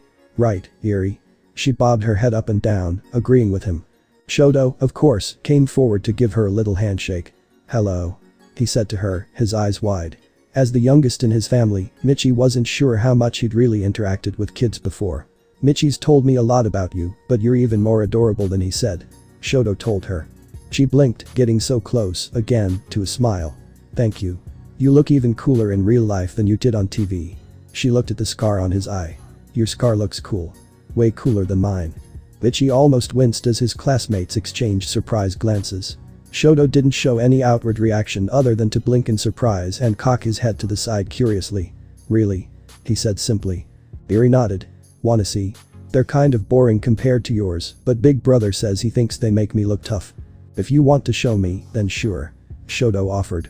I'd love to see them. Michi held his breath. He'd gotten her long sleeves for a reason, but it didn't really matter as long as Eri wasn't embarrassed about it. She started to roll up her sleeves, and his friend's eyes widened. Her arms were crisscrossed with scars of every shape and size from where Overhaul had experimented on her, and they did make her look tough. She was tough. I have them on my legs, too, but they just look the same, she said, holding out her bare arms for them to see. Do you think they make me look tough? I kind of think they're ugly. Shoto, of course, recovered first, having been exposed to similarly horrifying things already. You look super tough, he told her with a grin. It makes me feel sad at first, because it must have hurt you a lot, but I think you're super strong to make it through all of that and still be so sweet. You're really incredible, you know that. Big Brother tells me that all the time, but really he's the amazing one. Without him, I wouldn't have made it out at all. He came right in and rescued me. Wow, that's super awesome. Michi is a pretty cool brother, huh? Mina said with her typical enthusiasm and charm. Hey Eri, Denki said. His voice sounded hesitant for some reason. Look, we sort of match.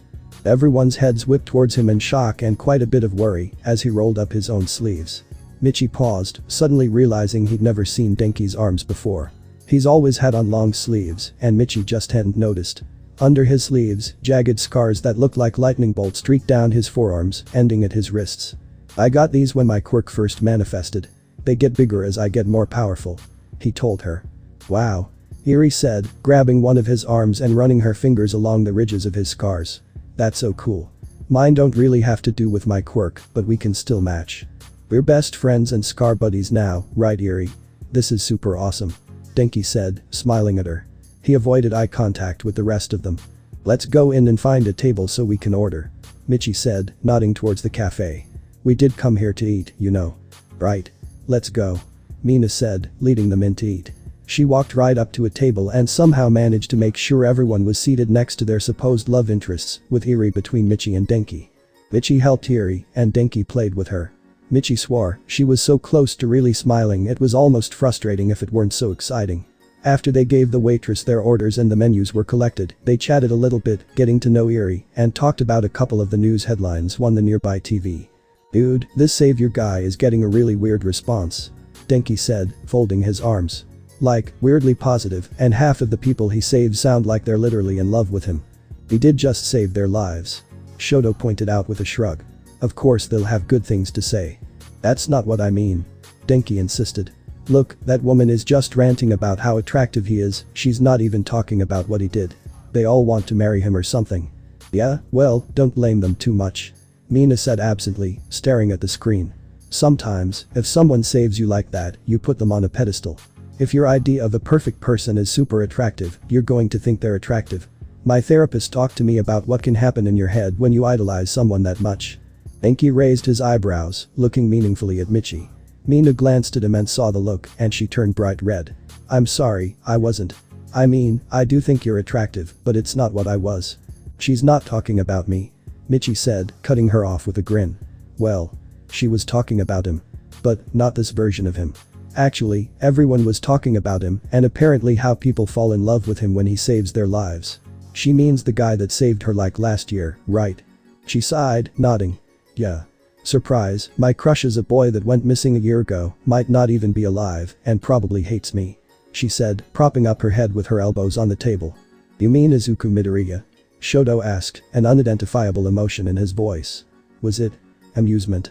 Michi suddenly looked up at him, eyes wide. He shook his head as Shoto smiled ever so slightly, Michi's cheeks heating up with embarrassment. Well, I can't blame you. He's definitely a lot cooler than Michi.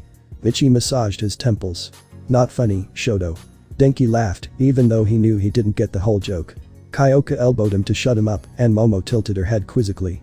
Mina just groaned, hiding her face with her hands. That's not what I meant. Eri tugged on Michi's arm, and he looked down at her. She beckoned him down so she could whisper in his ear. Isn't that your real name? She whispered. Michi nodded at her, and she gave him a knowing look that made Michi start blushing again. She pulled him back down to whisper some more. Does Shoto already know that? She said. He just nodded again, and she looked over at Shoto. She smiled. On some level, Michi felt mildly insulted that the first thing that was able to make her smile was teasing him about girls. Mostly, though, he was ecstatic. She'd smiled. And, with Denki around, it wasn't too far-fetched to aim to make her laugh. Next. She was making progress. Shoto noticed her looking over at him, and they shared a knowing smile. Eri scampered off of her seat and over to him, tugging on his sleeve until he leaned down to let her whisper something in his ear. Michi sighed in defeat as they continued whispering God knows what back and forth to each other, probably making his life harder. Michi turned to Mina, giving her a slightly embarrassed smile. Well, it's kind of awkward now to try and flirt with you, since you just said you like someone else, but that's fine I guess. He said. Her cheeks flared red again, almost purple, and she shook her head quickly. No, I'm sorry. I really didn't mean to talk about that so much here, it's kind of private. She said. Michi nodded in understanding. I get it. He assured her. Sometimes your past likes sneaking up on you at the most inconvenient of times. It's hard to control. Yeah. You actually reminded me a lot of Midoriya when you were fighting at the USJ. She said, looking up at him. Did you know him, by any chance, before he went missing? Michi hesitated. You could say that. He said eventually. I didn't like him very much, some of the time, but he was a good dude. A huge crybaby, but his heart was in the right place. It was weird to talk about himself like that, and it was weird how accurate it felt. There were things about himself that he missed, and he wasn't sure his heart was in the right place anymore. He glanced at Eri, and he smiled. At least he knew that a large part of his heart was still in a good place. Before, he'd mostly been motivated by revenge, besides the relatively small side of him that wanted to help people. Having someone to love and protect raised the stakes, but it made it all so much more worth it. That's pretty similar to what Bakugo said, actually. Mina said with a light laugh. Michi chuckled. I don't doubt that. Bakugo had a pretty unique relationship with him, to say the least, but there were similarities. He fell silent for a moment. For what it's worth. He wouldn't hate you. Michi added, grinning ruefully. If he's still out there, he doesn't hate you. The fact that he managed to save you is probably what he clings to when he feels hopeless. You made him feel like a hero. Mina smiled softly. Thanks. She said. It's impossible to know if you're right, but I appreciate it. It's really not that impossible. He thought to himself, slightly amused. Mina just said she has a crush on me because I saved her. Izuku muttered in his head, sounding like he was in shock. And she thinks I hate her. She doesn't even know if I'm alive. Come on, let me talk to her, please. Hell no. Michi snapped at himself. Can you imagine how freaked out she'd be if I suddenly just switched personalities and started rambling about how I'm the boy we've been talking about? Izuku sulked in the back corners of his mind, and Michi rolled his eyes. You good, man? Denki said, getting his attention. Michi started, blinking several times. What? He said. Are you okay? You kind of just spaced out there. Denki told him. It was freaky. Yeah, I'm fine, sorry. he said, laughing it off. I just got really distracted. See? Freaky. He said to himself. Even Wrath gets out more than me. Izuku complained. He's literally just the personified version of all the bad feelings we don't want to deal with. Michi ignored him this time, refusing to get caught spacing out again, as Denki had said it. He focused back into the present, pushing all of that complicated stuff about the past out of his head. He was out with actual friends for the first time since he was, like, 4 years old, and he was going to enjoy it to its fullest. He smiled as he let Shoto pick her up, making Kyoka jealous again. Eerie, Shoto, himself. A lot of the people here were the happiest they'd been in a long time. I'm not sure if King Explosion Murder is inspiring enough to comfort anyone. Midnight said apologetically. Try again. Michi stifled a laugh as Bakugo stalked back to his desk and immediately started scribbling something else, but now it was his turn soon, and he had no ideas. In the spirit of creativity and inspiration, Shoto had chosen Shoto as his hero name. Mina was Pinky, Denki was Chargeable, Jiro was Earphone, Achako was Uravity. Michi really had no idea what he should choose. There was an admittedly large part of him that wanted to choose the savior. Everyone had heard about his vigilante identity by now, although they didn't know it was him, and the choice would confuse literally everyone, which was why it was so damn tempting. The only downside was that he hated that name. Well, unless you considered that he might be found out, arrested, killed before he could tell the heroes anything, and leave Eerie in the hands of All for One. He grimaced. Not so tempting anymore, actually. Everyone was looking at him, waiting for him to get up, and he sighed. He made his way to the front of the classroom, showed them his blank board, and said, I got nothing. Does anyone have any ideas? You could be Super Soaker. Jiro volunteered, smirking. I mean, it implies that you have water powers, but really it would just be because you soak up damage and information like a sponge. Give it some thought. Midnight said, sending Michi back to his seat. Bakugo has another idea. Michi sat down, and Bakugo got up. Midnight sighed. Bakugo, dear, I think we're going to run into some of the same problems with Lord Explosion Murder as we did with King Explosion Murder. Try something less sinister, maybe. Michi thought hard. He only had one idea that was really sticking in his head, but he'd been trying to ignore it. Before he could lose his nerve, he wrote it down and stood up. It was risky, he knew, but it was what he needed to do. Are you sure about that? Midnight questioned, sounding skeptical of his choice. He took a deep breath. I'm sure. He said confidently. It's for personal reasons. Okay, I guess. Hero named Deku is approved. Michi grinned and quickly returned to his seat, risking a glance at Bakugo. The blonde was staring forward at the front of the classroom like he wasn't seeing anything. His eyes were wide, and there was conflict in his expression that Michi had never seen on the confident, powerful Kitsuki Bakugo. Finally his expression hardened, and he deliberately wrote something on his board and got up. Michi hoped his expression didn't give anything away when he saw what was written, but he suddenly had to fight down Izuku's stupid tears. He'd chosen Kaken. Shoto was breathing hard, although he was amazingly not shivering.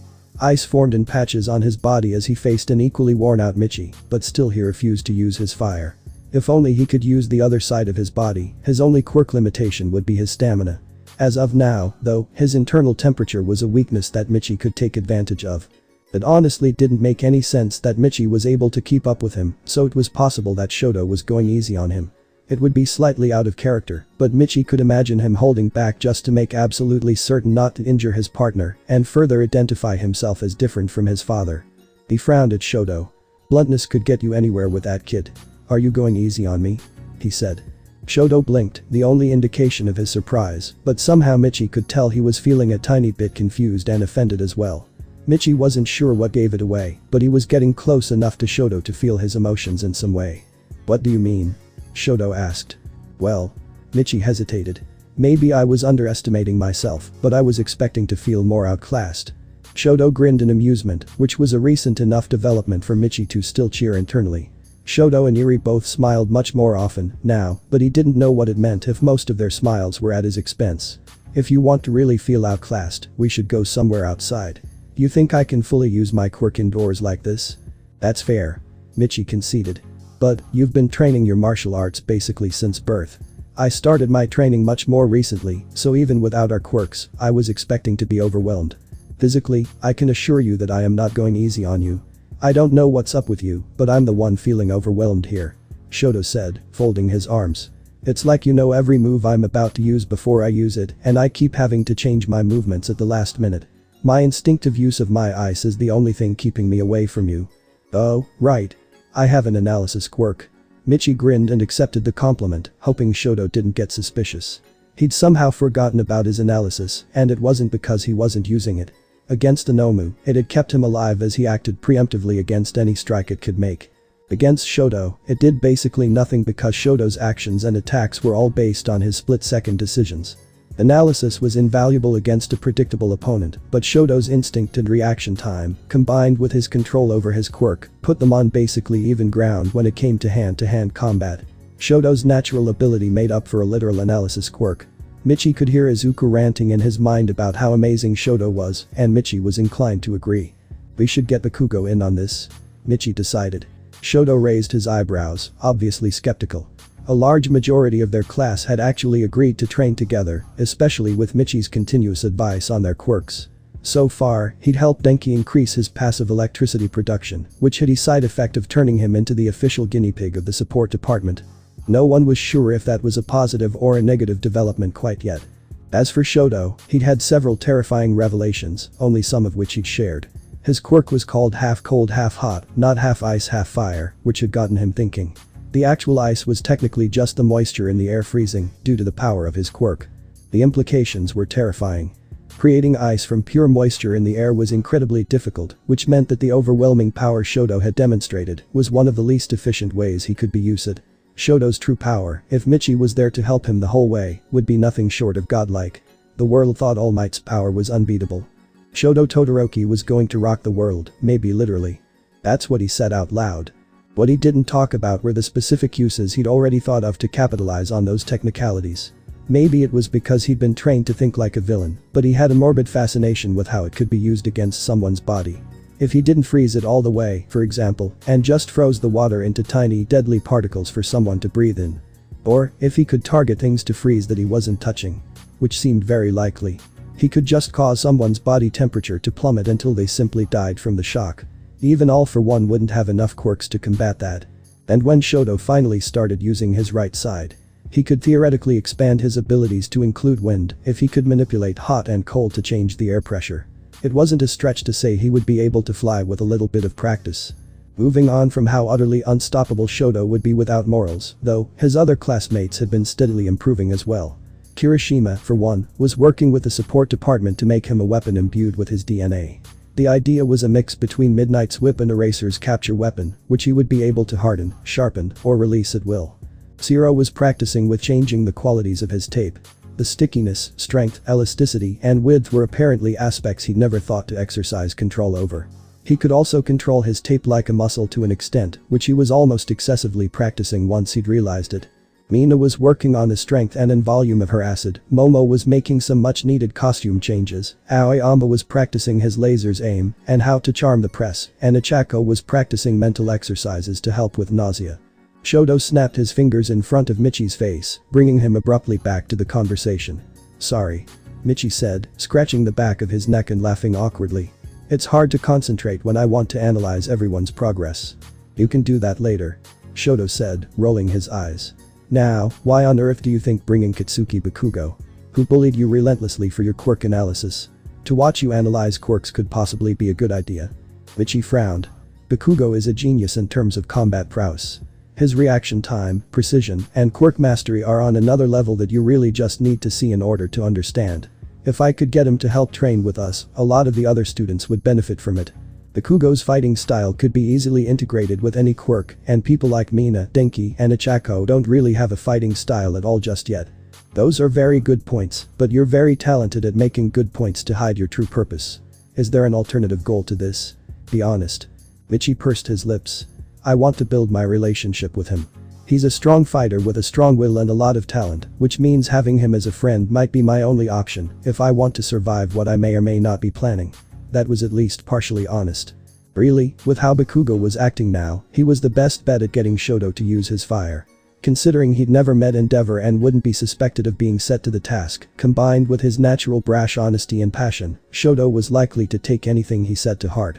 And, if Bakugo found out about why he wouldn't use the fire, which was the plan, he would almost certainly say something along the lines of, "It's your quirk, not his. Fuck his attention whoring ass." Shoto glared at him balefully. Fascinating. Well, if you want Bakugo to teach everyone how to fight, maybe you shouldn't be doing such a great job yourself. Mina smiled brightly as she practiced what Michi had taught her about her quirk, but she was in a daze. She'd practiced all her life how to dilute her acid, so it wasn't dangerous when it accidentally slipped out, but now he wanted her to practice making it stronger. It was logical, but it felt wrong after all those years being afraid of it. The thing that was responsible for her being so out of it, though, was the hand-to-hand combat training. She saw the need for it, and she willingly let Michi show her how to move in order to get the most force out of a hit, as well as how and where to hit in order to avoid hurting herself. The way that he taught her brought everything he did and how he moved into sharp relief, and she couldn't deny anymore that it was familiar. At first, she had thought it reminded her of Izuku Midoriya. And, while that was still somewhat true, there were plenty of glaring differences. Even against the man that killed his mother, Izuku hadn't used any dirty moves, like what Michi was teaching her now. She knew that sometimes you had to fight dirty. Especially if you knew that your opponent, an actual villain, was going to fight even dirtier. She didn't have to like it. Anyway, back to the issue at hand. She'd finally recognized his distinct fighting style, a strange mix between surgical precision and reckless abandonment. She'd seen it on the news. That style was being used by the Vigilante when he lost an arm while running away from a Yakuza boss while carrying a small child with white hair. She came from a shitty situation. She swore if it wouldn't have hurt Eri, she would have already arrested him for such a criminal understatement. And, of course, everyone was confused when the Vigilante pulled out a gun to lay down cover fire and dropped several smoke bombs with an arm that had supposedly been blown off. Everyone had assumed it was the girl's quirk, since the savior obviously couldn't have done everything he had without a strength and speed enhancement quirk, but watching Michi made her realize just how wrong she was. Healed in an instant, moving faster and hitting harder than he should be able to. Guess who? The savior Vigilante, or Michi Hamasaki. Of course, she could understand why no one else suspected him. The Vigilante literally showed his face, not bothering with any kind of disguise, and he was obviously not Michi. They were even different heights, somehow. After all that talk about quirks and their technicalities, though, she didn't think it was too much of a stretch for him to somehow manipulate his healing to heal into a new face. If he artificially activated his healing and convinced it that he was supposed to be shorter, then maybe he would be shorter. That was all useless conjecture, of course, at least until she confronted him about it. Which, judging by how distracted she was by all of this, should be sooner rather than later. After they finished their training. Which Michi had somehow convinced everyone but Kitsuki to come to at least once a week. She hurried to find him walking off with Shoto and laughing. Shoto was smiling, too, and his smiles were getting wider the more he got used to doing it.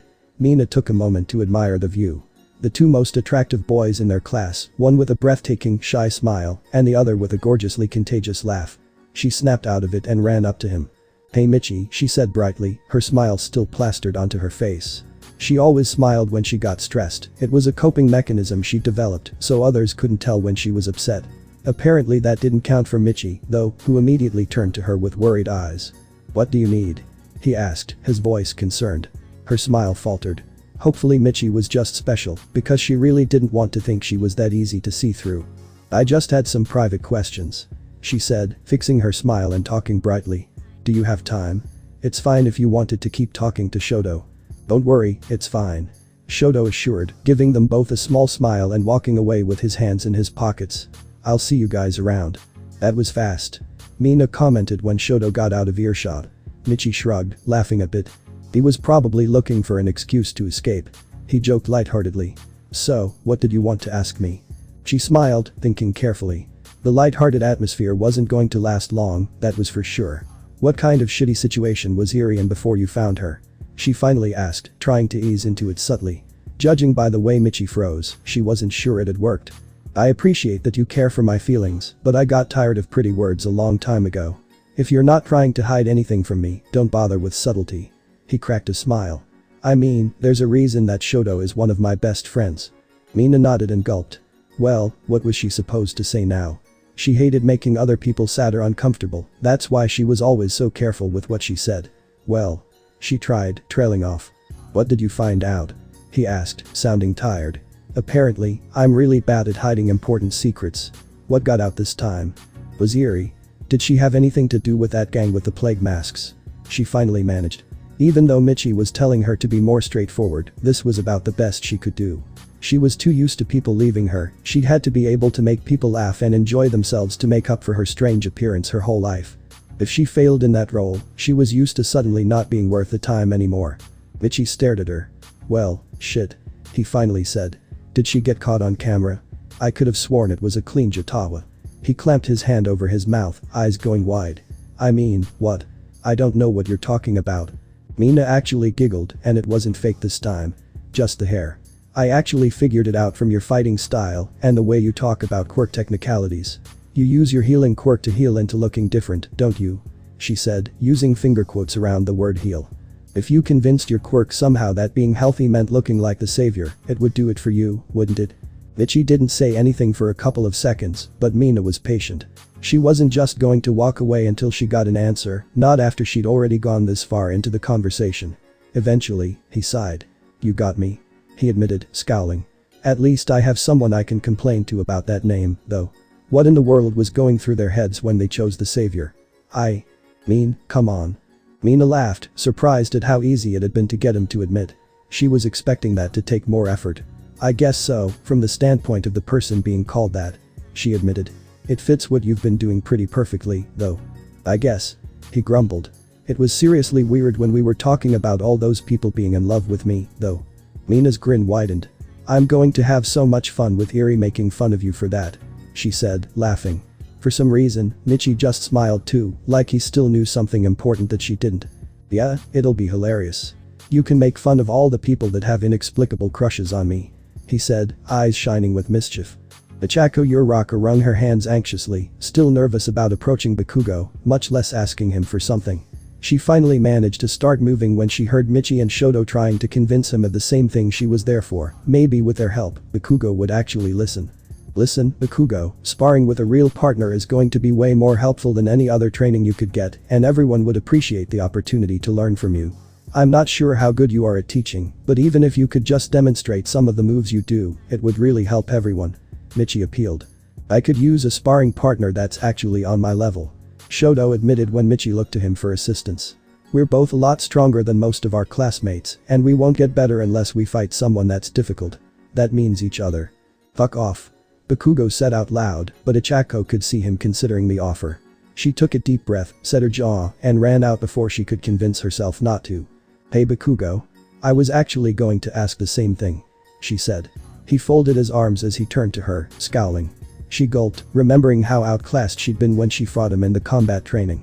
Not that I would be a challenge to you. I just know how crazy good you are from when I fought you, and I want to learn to move like that.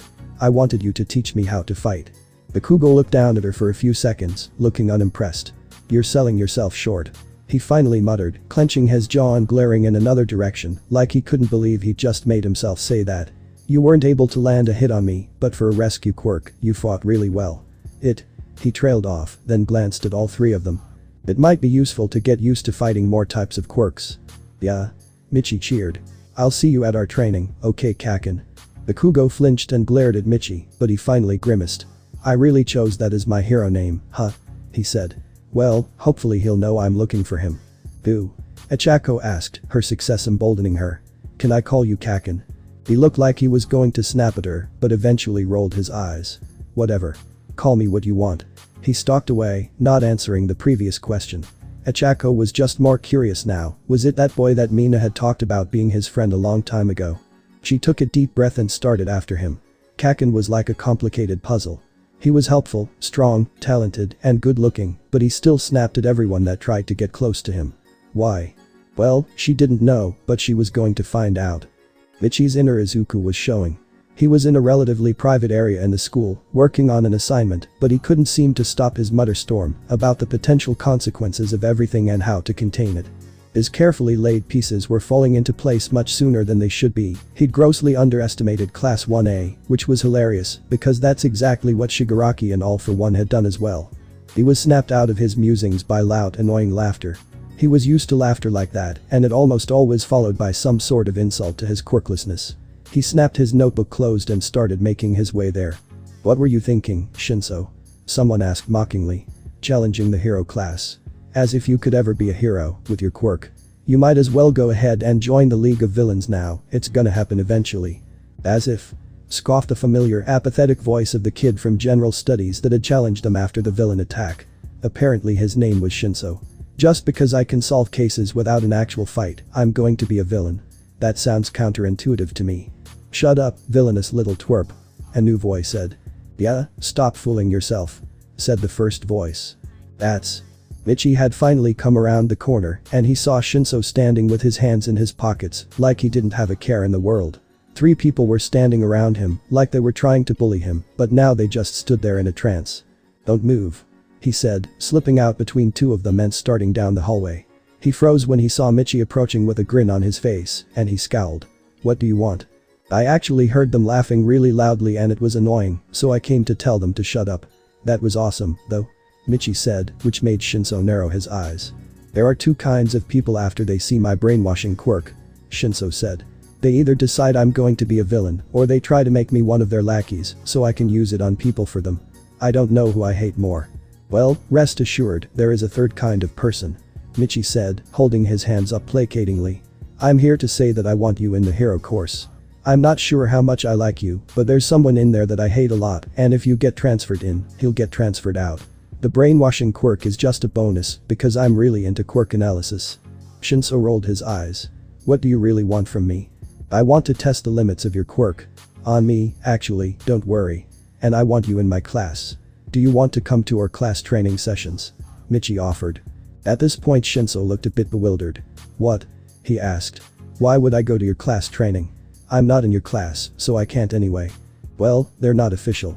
A lot of my classmates rely too much on their quirks and I'm trying to teach them how to get stronger and learn to fight." "You're not still mad at me for the whole declaration of war thing?" he said, raising his eyebrows skeptically. "You seem to get pretty fired up about that." "Yeah, well. I'm a good actor, take that as you will. I didn't want Bakugo to be the most memorable person in our class. I actually have a self-healing quirk, so I'm not actually expecting anyone else to take a risk like I did. I went slightly over my limit, which is what the casts were for, but it's healed already. Anyway, my class is meeting in Gym Gamma after school, and you should join us," Michi said, shrugging. "If you really don't want to, I guess I'll get more creative, but..." "You little villainous wannabe," a voice ranted from behind them. Someone had jostled one of the kids that Shinso had brainwashed, and he was stalking towards Shinso with very clear violent intentions. Michi grabbed his shoulder, getting his attention, and let wrath simmer behind his eyes.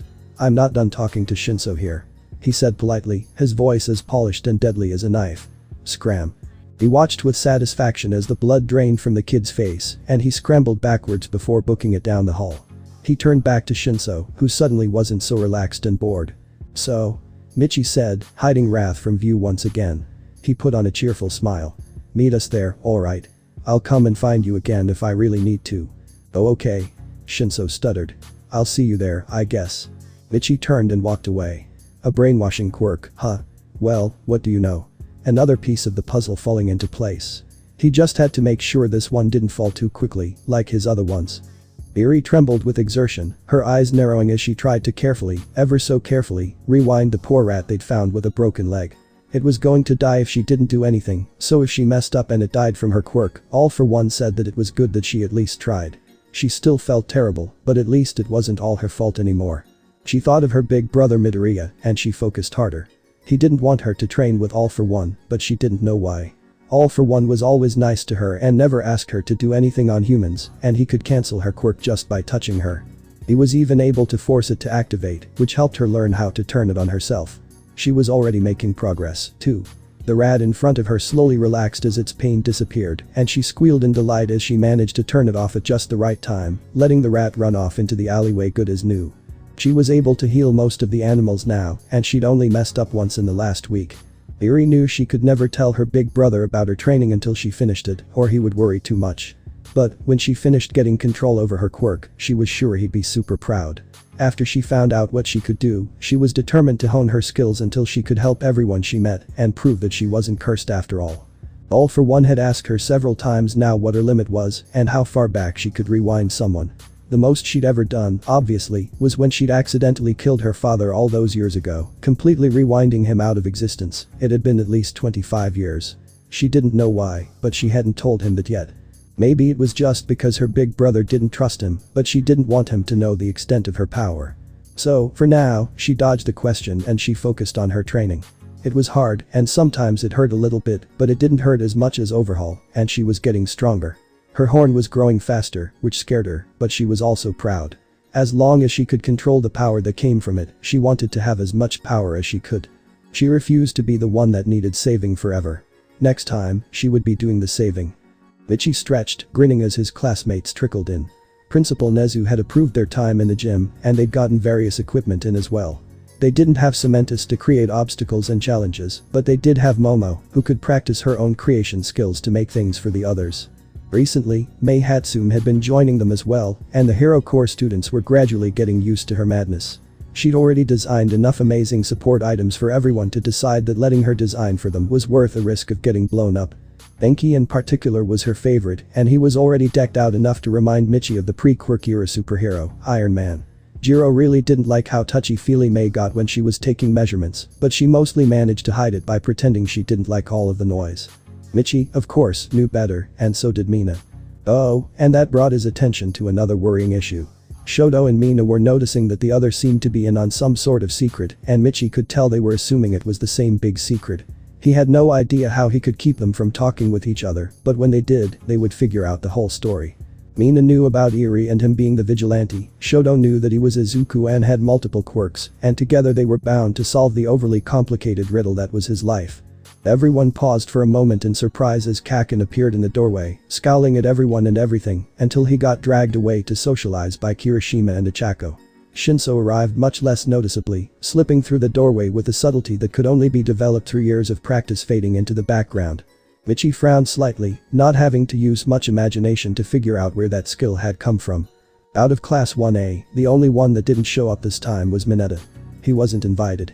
Everyone else mingled with each other, splitting up into groups to either spar or work through exercises. Kakin cracked his knuckles after he finally found Shoto, and Michi quickly had Momo make him a megaphone. Alright everyone, pause for a second. We're gonna watch Shoto and Kakin spar, but I want you guys to focus on their movement, not their quirks. Got it? Even if they somehow lost the ability to use their quirks, these two would still be a couple of the most dangerous people in the room. Pay attention. Michi put the megaphone down and gestured for Shoto to go ahead and start the fight, Kakin waiting impatiently. They rushed at each other, and everyone held their breath as the fight began. Sudden drops and spikes in temperature accompanied awe-inspiring attacks of ice and fierce explosions, but like Michi said, the students tried to focus on their movements. Shoto's dodging and martial arts were complemented by his ice, but never reliant on it. Bakugo flipped, kicked, and used his knees, his reaction speeds and pure battle sense shining, even in the light of the blasts from his palms. Michi grinned, he'd had his worries, but as long as they kept the destruction and injuries to a minimum, this was perfect. Itachi Shinso usually hated watching heroes fight, and that went for Hero Corps students as well. He hated watching the bright flashes, loud explosions, and all of the spectacular fanfare that followed those lucky enough to be born with a hero quirk. This time, for some reason, it was different. Maybe it was because of what Hamasaki had said at the beginning, but even though the two students in front of him had some of the most perfectly suited quirks for the modern hero society, he couldn't help but marvel at the ways they used it. Bakugo, even though he was an abrasive little acid, was displaying serious skill as he used his explosions to change his direction midair, create smokescreens, and attack at the same time. None of that, Shinso had to admit, was directly related to how lucky he was to have that particular quirk. Todoroki, on the other hand, looked like his ice was just an extension of himself, as his attacks and defense flowed like water. Even if his quirk wasn't a factor, like Hamasaki had said, his skill in combat could stand up to nearly everyone else in the class with their quirks. Hitachi could see himself using those moves, and he actually felt himself getting excited. When he'd first decided to risk coming here, he'd been fully expecting to be beat up. In his mind, it had to have been a trap, because no one wanted to help the kid with a villain quirk. But still, he wanted to be a hero. He needed to be a hero. Taking risks was par for the course, and the chance to be really trained, to have the support of someone that already had so much influence. Everyone knew that even Principal Nezu liked Michi Hamasaki. Was more than worth the risk of some bruises. Was Hamasaki really rooting for him? It was hard to believe, but nothing about the kid made sense. He had the outward personality of an attention-loving performer, but all of the actions that mattered said that he valued everyone's lives over his own, maybe even to the point of being suicidal. Anyway, he obviously wanted something from his brainwashing quirk, but for once it didn't seem selfish or malicious. Hitachi decided to give him the benefit of the doubt, even if it might bite him in the ass. If Hamasaki was serious about helping him, maybe even being his friend, he couldn't pass up the opportunity. The spar eventually ended in a draw, as the gym had grown cold enough to prevent Bakugo from sweating, and Todoroki had nearly frozen himself. After Hamasaki declared the fight as over, it immediately began to grow warmer again. The hell? Bakugo growled, glaring at Todoroki. If you've got heat powers too, what the hell gives you the right to hold back when the rest of us are giving it our all? I'm not holding back, Todoroki said coldly. I'm just not giving in. Now, what did that mean? Before they had too much time to ponder, though, Hamasaki stepped forward and addressed everyone. Alright, everyone. Now, that was insane, am I right? Shoto, Kaken, and I will be your combat instructors. Like hell I will, I didn't sign up for this. Bakugo interrupted. And you'll be in groups that rotate between us. You don't have our quirks, so it would be pretty bad if you developed our exact fighting styles, especially mine. I tend to be a little bit self-destructive, so the only one that might be able to fight like me is Kirishima. Now, I'll split you into groups, and for the first couple of days, we'll be practicing without our quirks. We'll integrate quirks into it next week. I said no. I'm not a teacher, I don't have to do shit. You told me I just have to demonstrate. If you do, I promise to get Recovery Girl and All Might to let us have an all-out fight. Hamasaki negotiated. There was a short silence. Fine. Excellent. Now, let's get started. Itachi Shinso smiled. The loud boy with the electricity quirk, the pink girl with the horns, and the boy with red spiky hair immediately approached him, not at all hesitant to try and be his friend. He introduced himself and his quirk, but apparently that wasn't enough to scare them off. Honestly, this was looking like one of the best decisions and opportunities of his life, even when the crazy gremlin from the support course almost blew him up. You guys are with Kaken, Hamasaki said. Bakugo grinned at them, sparks flying off his palms, and Hitachi gulped. On second thought, maybe not such a good decision. The young man stood with his hood up and head down, ignoring the tug of his hoodie's fabric against his skin. He knew that he was in a sketchy part of town, more likely to not get reported if anyone recognized him, but it was better to be careful when you were as distinctive and memorable as he was. He glanced at the news. They were hardly covering anything but the new vigilante and the incident at UA High School, but he smirked when they included a short bit about him. They didn't show his face, but they did show what he'd done. He was distracted from his musings as a small child tugged on his pant leg, getting his attention. He turned towards the little girl in surprise. It was a rare occurrence for a kid to look at him without crying, much less actually approach him. Excuse me, mister, but can I try to help you? She asked, one of her hands trembling as she gripped her skirt. He cocked his head to the side. A frightened but determined glint shone in her ruby eyes, and he found himself ruffling her white hair. Help me? He asked, crouching down to her eye level. Curiously, this didn't seem to scare her. With what? Well, your scars look like they hurt, she said, obviously trying not to hurt his feelings. I think I could help with that. Do you have a pain nullifying quirk? The man asked. I wouldn't mind getting a quick break. It hurts quite a lot, I'll admit. No. I want to try and heal you, she said firmly, her small voice wavering ever so slightly. These scars have been around for a while, kid, he said, chuckling. I don't think anybody could heal them now. I can, she said confidently, and his eyebrows went up. What's your name, kid? He asked. She looked up at him and gave him a soft smile, taking the question as a yes. I'm Eri. What's your name? Call me Dabi. Against his better judgment, he followed her and the quiet blue-haired man that was with her. He didn't look back at the news, which still showed one of the Endeavor Agency's buildings up in blue flames. If she offered a chance to escape the pain, he'd take it any day. Michi yawned, his exhaustion catching up with him on the walk back to Kurogiri's bar. He rubbed his eyes, accidentally running into a blond man stumbling across the street like he was drunk. Sorry, he offered, stabilizing the guy. Fuck you. It's okay, the man said. Michi raised his eyebrows. Are you okay, man? He asked him. Mind your own business. I'll be fine, I just had a rough day. Me too, bro, me too. Anything I can help with? You look like you're about to split, Michi said worriedly. The man started trembling, clutching his head and stumbling away. No, I won't split.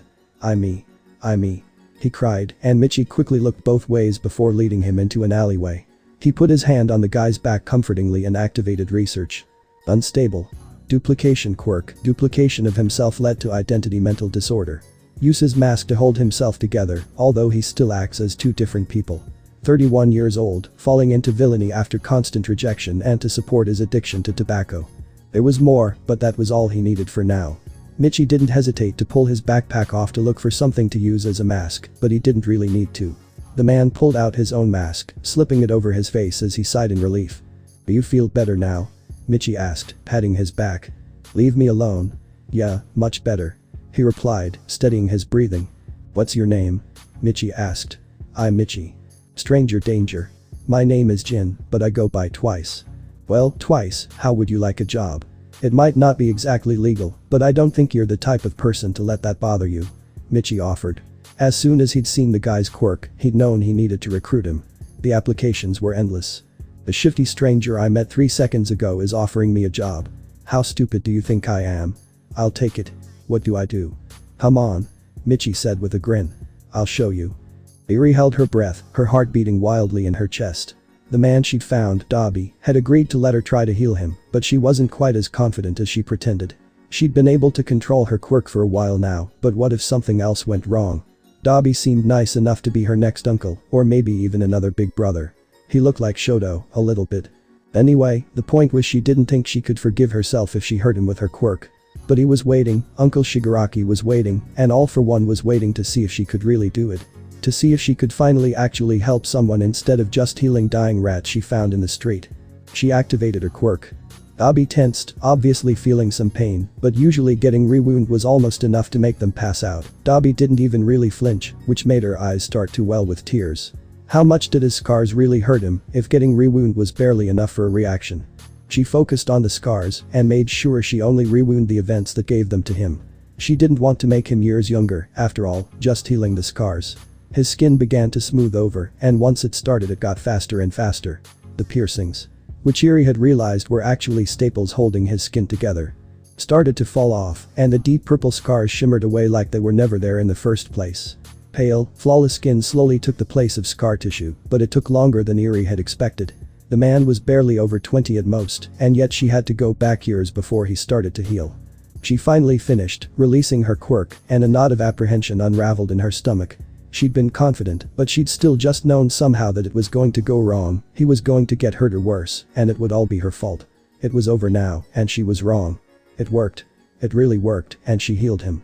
Dabi let out a luxurious sigh as he stretched his arms, smiled, and rolled his neck in ways that he couldn't before without tearing through his staples. Eri, you really are a miracle worker. Dabi said, shaking his head in awe. How come I've never heard of you? You should be a celebrity by now, a little kid with that kind of power. He was joking, but only kind of. She swallowed. I don't really want to talk about it, but I wasn't exactly allowed to use my powers until a couple weeks ago.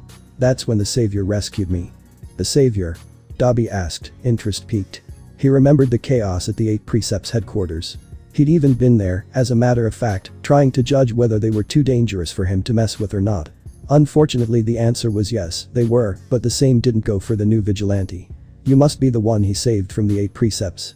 I looked into Overhaul a while ago, but I decided he was too scary for me to take on. Eri nodded vigorously. He has the ability to disassemble things and put them back together at will, with only a touch. She hesitated, shuddering. That includes living things. Dabi's eyebrows shot up. Well then. It's a good thing I didn't do it, I guess. How'd the savior survive? That's kind of unclear. Shigaraki admitted. It might have something to do with the amount of time he has contact with someone, but Overhaul was only able to disassemble his arm. He regenerated quickly, so there was no permanent damage. He's super cool. Eri added as her explanation. Dabi nodded, trying to formulate a response to that, but the door slammed open before he could. He jumped to his feet, ready to bolt her to fight, but it was just a high school-aged kid in a UA uniform. He was laughing loudly as he led a man wearing a gray and black mask, who kept contradicting himself. And you talk about something that's actually interesting. Man, you really have the best stories. He said, his happy expression somehow showing even through the mask. Thanks, man. Well, Twice, this is the place. Shigaraki, this is Jin, but he goes by Twice. He has an incredible duplication quirk, and he's got at least 2 personalities up in that head of his. Double the fun. The kid said, a grin on his face. He had harshly beautiful features, with wavy, light blue hair and gleaming purple eyes. I'm not fun, I want you to be miserable. See, it's not a defect, it's a feature. Twice proclaimed. Shigaraki sighed. It's not like one person with multiple personalities was enough. Welcome to the League of Villains, Twice. Technically right now he's just my employee, but he can join the league if he wants. The kid interrupted. Twice, Shigaraki is the leader of the League of Villains, so if you ever feel like villainy, you've got some friends here waiting for you. I love villainy. I'm not too sure about that, but I'll keep it in mind. Did he say something about another person with multiple personalities? Twice asked interestedly. The boy nodded slowly. He glanced at Shigaraki, who just raised an eyebrow, then he finally sighed in resignation. You know me as Michi, but I also go by Midoriya. I'm usually in control, but I have Izuku and Wrath living in my head as well. Before Dabi's eyes, the confident demeanor melted into a fidgety, nervous boy with too pure of a heart for the cruelty of the world. I'm Izuku. I hate being a villain, but I don't have much of a choice. He said, his voice trembling slightly. Technically, I'm the original. Mostly, I just hide. He shifted again, and the room filled with a stifling sense of imminent danger. I'm called Wrath. He said simply, his voice slightly raspy and brimming with barely contained violence. Then it was gone. Don't pretend to understand me. We're so alike. Twice said after the display. The boy, who was Michi at the moment. At least, Dabi was pretty sure he was. Shook his head ruefully. I think I can explain what actually happened in my brain to end up like this, but it makes me uncomfortable. I'll do it once if you're interested, though. He said. Please, tell me. Dabi spoke up, sitting back down and leaning forward. You really aren't acting, are you? Nope. Michi said with a grimace. I wish I was. Anyway, here's what I've managed to figure out. Back when I was just Izuku Midoriya, I got captured by the League of Villains because of my analysis skills. Apparently I actually had a quirk to help with that, but that's besides the point. During my training. And I use that term loosely. I felt so incompetent and inadequate that I broke. My mind crafted a new persona to handle all of the pain, and I based it off of the people I looked up to. Michi dragged his hand down his face. That persona is me. You can see why I get uncomfortable, since I'm literally saying that this version of me is a figment of my imagination. Anyway, in order to keep both of those personas pure, I bottled away all of my anger and violence, and it eventually became its own entity. I call it Wrath. And that's the story. I think. I don't actually have my memories of when it happened, so this is all educated guessing. Is that why you hate All for One so much? Eri asked quietly. Michi winced almost imperceptibly. He hurt you so much that he broke your mind, so you're worried that he'll hurt me too. The boy nodded silently, glaring at his hands. After a moment, he said. All for One is still better than Overhaul, at least for now. I'll make sure you stay safe. She was the secret weapon that the 8 precepts were always bragging about, wasn't she? Dabi asked. I've heard he's been going mad trying to find her. That's her. Michi said, his eyes dark and roiling like a storm. Dabi could tell he was fighting a small battle in his mind, and he assumed he was fighting back the entity of personified hatred and rage in his mind, Wrath. Would Dabi have ended up better if he had somewhere to push all of those negative emotions? For years he'd just been holding on to his hatred, and it infused his entire personality. He had little patience for people he didn't even know, and he knew he wasn't exactly a fun person to spend time with. So do you know the savior? Dabi asked. Eri said that's who saved her. The conflict faded from his eyes, and he smirked. Oh yeah, we're close. Do you want to meet him? Dabi nodded, rolling his eyes at the smugness oozing from Michi's expression. The savior had caught Dabi's eye when he first showed up because he reminded Dabi a little bit of himself. Even though Dabi was motivated by revenge and only ever planned his attacks on Endeavor, he still considered himself as a bringer of justice. The savior was competent, popular, and had morals that would make him a perfect ally to help bring Endeavor's reputation down in metaphorical and literal flames. Michi began to shrink, and his hair, eyes, and facial structure shifted until he was the spitting image of the vigilante, whose face topped headlines all over the city, and possibly Japan. Here I am.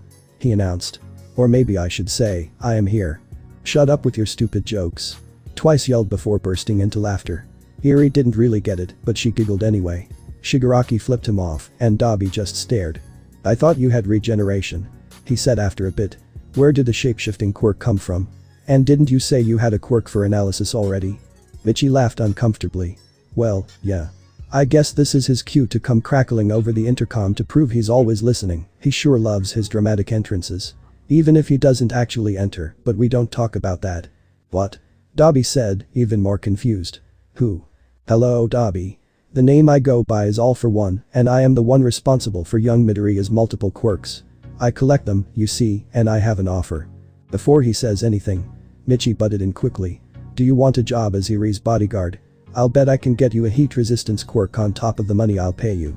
The only reason Dabi wasn't gaping like a fish was his training with Endeavor, showing emotion, especially shock or surprise, was always punished severely. Still, he couldn't make himself come up with a coherent response, and his eyes were wide. Midoriya, if you would let me finish. All for One said darkly, sending shivers down the spines of everyone present. Well, everyone except Michi. Michi stuck his tongue out at the intercom. Dabi, I know where you truly come from, and I'm sure you could imagine that the number 2 hero has plenty of people that would love to get revenge. I want you to take him down in a way that will reveal to the world how corrupt he truly is. If you can fundamentally shake the people's faith in heroes, you may have access to all of my resources. My resources are better, Michi said, rolling his eyes. And obviously you want to ruin his reputation. Making a martyr out of him would just suck. Midoriya, you're one of my resources. All for One said, sounding irritated. Dabi couldn't help but smirk. If Dabi wants your help, he'll get it. You might as well just accept it, Michi said to Dabi, throwing a rude gesture at the monitor that projected the villain's voice. It'll spare his pride, at least. Even though he knew it was a very, very bad idea, Dabi threw back his head and laughed. All for One was the most terrifying person Dabi had ever come across, and even just a remote projection of his voice could send chills down his spine. Yet, here Michi was, acting like he didn't even realize that the man deserved respect and fear. I accept your generous offer, All for One, he said after he calmed down. What do I do? Gurujiri, send him here. All for One commanded. Dabi, your revenge starts now. Midori immediately turned to Eri as soon as Dabi was gone. Why didn't you tell me you started your training already? He asked her. He couldn't help the hint of betrayal in his voice. Did she not trust him? She looked down at the ground, fiddling with her hands nervously. I didn't want you to worry, she said meekly. The only person that can train me is him, and I know you didn't want him to be near me. Midoriya took a deep breath. Yeah, I sure didn't. That's alright, though, because now we have Twice. Say hi to Eri, Twice. Hello Eri, hi Eri, Twice said. Midoriya cocked his head to the side, and Twice froze. I guess that doesn't happen very often, Midoriya ventured. Twice nodded slowly. Well, this is a lot easier if both of your personalities already like her. Is Mr. Twice okay? Eri asked, sounding concerned. Midoriya nodded, patting her head comfortingly and smiling. He didn't honestly know if he was trying to comfort her himself, but it didn't really matter. He's alright, don't worry. Something happened a long time ago that makes him feel like two people, and he's just surprised because they don't usually agree on anything. He told her. What did they agree about? She asked curiously, her eyes wide and innocent. They agreed that they both like you, Midoriya told her, grinning. Her mouth parted slightly in realization, and the minuscule smile that she gave Twice made warmth bloom in Midoriya's chest. Why is it better now that Twice is here? Eri asked him. Can he protect me? He can certainly help, right Twice? Midoriya said, looking up at him. Twice seemed to snap out of his thoughts, grinning. Nothing happens to her on my watch. Of course I can help, he said. His personalities agreeing yet again sent him back into a sort of trance, and Midoriya chuckled. I have another job for you, Twice, he said. Twice looked up, interested. I need you to make a duplicate of me. How the hell did you know my quirk? You got it, man, he said. One of my quirks tells me what other people's quirks are, Midoriya explained, beaming. Anyway, I need one of me. You can't make me do anything. I'll need a measuring tape to take all of your measurements, Twice said. Midoriya nodded. I'll get you a measuring tape, and don't worry. This is all for Eri. At the statement, Eri's eyes went wide, so many emotions shining in them that Midoriya didn't bother sorting through them all. The most prominent were gratitude and guilt, and he shook his head ever so slightly. Someday, she'd accept that he would do whatever it takes to protect her without feeling guilty about it. He started rifling through all of the drawers until Shigaraki finally just gave him a measuring tape, and he turned to present it to Twice with a flourish. Wasting no time, Twice took his measurements, and in a few seconds, an exact duplicate of himself stood several feet away. Just so you know, you're the duplicate, Midoriya said as soon as his double had been created. We gotta make sure there are no misunderstandings. Happy Midoriya nodded, feeling over himself. This is crazy, he marveled. I have all of my memories and I feel like the real me, even though I remember standing over there a second ago. Well, if you're me, then you should already know that I should be the one staying with Eri, Midoriya said. You should be the one going to school and doing vigilante work. If we're the same, then you should already know that I disagree. His double countered. As a copy, I don't have to worry about keeping myself alive. We should keep me with Eri, since I'll be able to sacrifice myself if I need to without leaving her alone. We've both thought through this, and you know that reasoning is flawed, he argued. Since I have regeneration, I can most likely take more damage than you without leaving her defenseless. In an emergency situation, I'll be more useful. That reasoning is also flawed, Copy Midoriya insisted. Since I'm a copy of someone with regeneration, chances are that the damage limit doesn't apply to me. Besides, having me at school is the riskier option in terms of All for One's orders, which means we can't do it anyway. After a beat of silence, Midoriya and his copy both realized what they just said.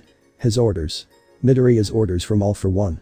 Since the connections hadn't been formed, his copy wasn't under all of the restrictions of the brainwashing quirks. The options. The eerie and twice as confusion, the conversation halted, now completely silent. Communicating with their eyes, the boy and his clone explored the options they had with a copy that was free from his restrictions. They could keep the original here, so the copy could alert the pro-heroes of what was happening and help organize a rescue. That was risky, probably too risky. They could keep up their charade and continue with the plan, while the copy stayed to protect Eri. Unlike Midoriya himself, the copy should be able to protect her from All for One. Also risky, but much safer. The biggest risk here was All for One finding out about the copy being unrestricted, which would close off a bunch of other options. Still, risking other opportunities was much safer than risking Eri. Although his impatience pushed to let his copy work directly with the heroes, they both sighed in resignation. The copy stays here. Denki Kaminari gasped for air, completely wiped out, but he'd lasted longer than he had before. He was improving. He wished he could have improved more, but he only had 2 weeks of training with Michi. He and Shoto and honestly even Bakugo, who everyone had started to call Kaken, were incredible fighters with a surprise knack for instructing. Training with Kaken was a more emotionally taxing ordeal than the other two, but no one could deny the results. At Michi's suggestion, Denki had started meditating, trying to gain some control over the electricity flowing through his body. So far, he still couldn't direct his lightning by himself, but he could concentrate it in his fist when he punched someone, which gave him a fantastic edge in a hand-to-hand fight. He'd actually had to focus on holding back so he didn't accidentally kill someone with too strong of a jolt. The other great thing was that the more control he gained over his internal flow of electricity, the less it hurt to use. It was a bit late for that, considering he'd already fried his pain receptors, but it was better late than never, he supposed. Michi had convinced him to apply for a support item, too.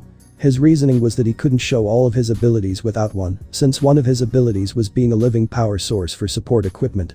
Of course, he had to suggest the plasma propulsion system that had gone so horribly wrong before, and of course it had to be a really, really good idea. Theoretically, he already had plenty of attack power, so the smartest thing to do was increase his mobility. Still, he'd had bad experiences with that particular item. His gaze narrowed on a kid that had been coming for a few days, but no one seemed to have noticed, even though he was the only one other than Hatsume that wasn't in Class 1A Shinso, he thought his name was. Denki put on his best friendly grin and ran over to him, waving enthusiastically. Wait, wasn't that the kid that declared war on them earlier?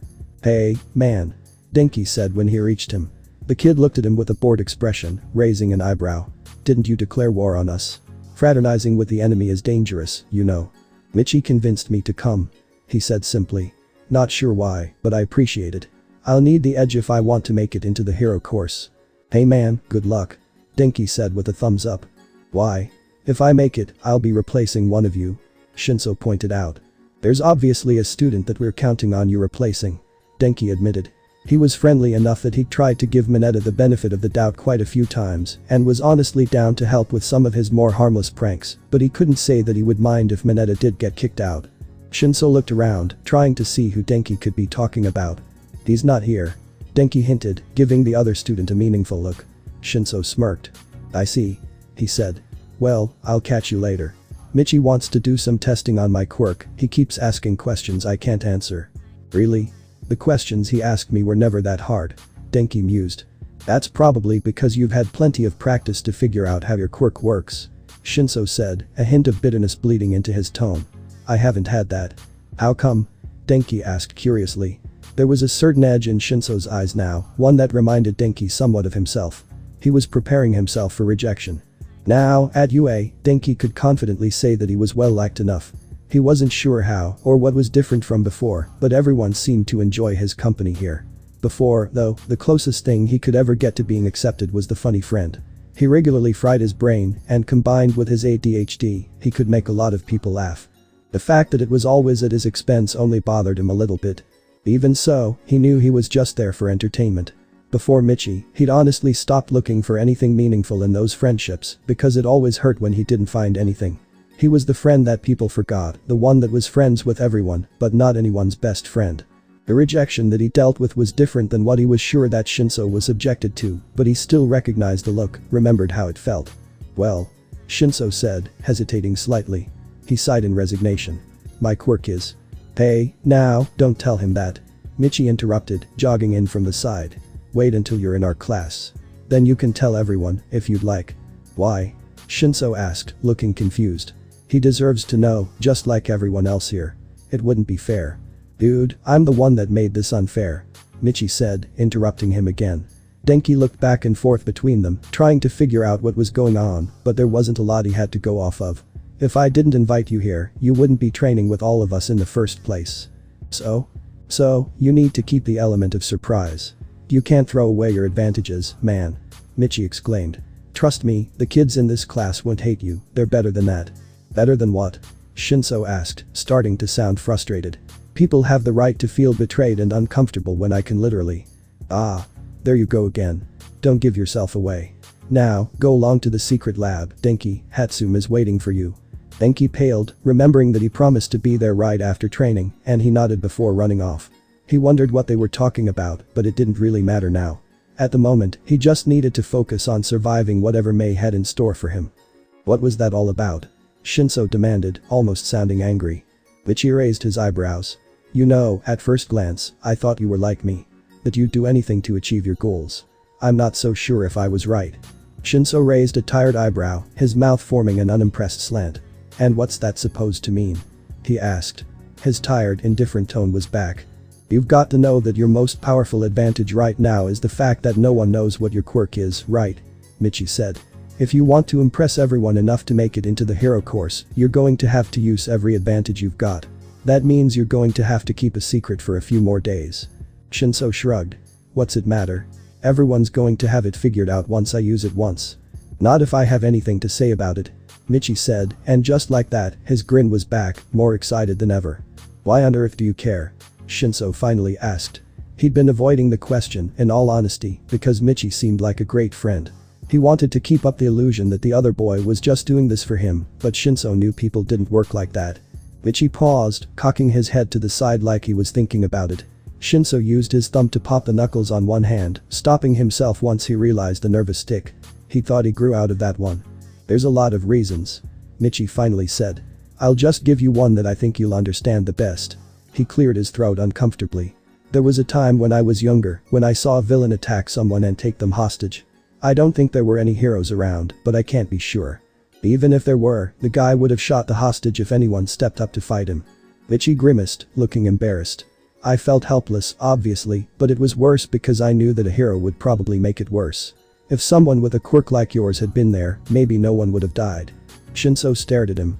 What? He said intelligently. Michi shook his head, like he was trying to get rid of the feeling his memories gave him. That's just one personal thing, of course. He said, his voice back to being cheerful.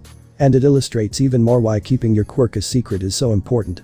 I mean, everyone will find out about it eventually once you become a hero, but it'll be like Eraserhead. Even though people know his quirk, they don't know its weakness. If you keep the activation requirements a secret or even spread false rumors, you'll have a huge advantage. Michi led him back into the gym, where almost everyone had emptied out by now.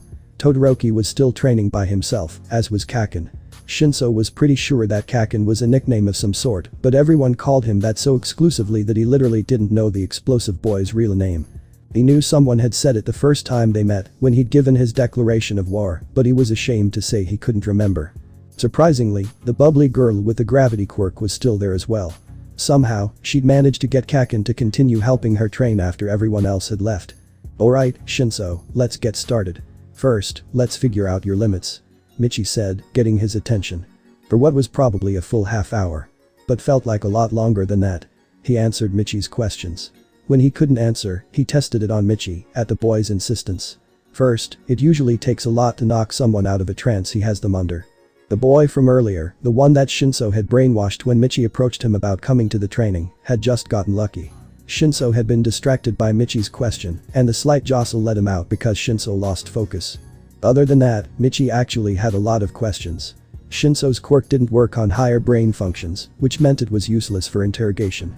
Michi's theory was that it actually relied on Shinso's own brain function and knowledge, rather than his subjects, but they didn't really have a direct way to test that.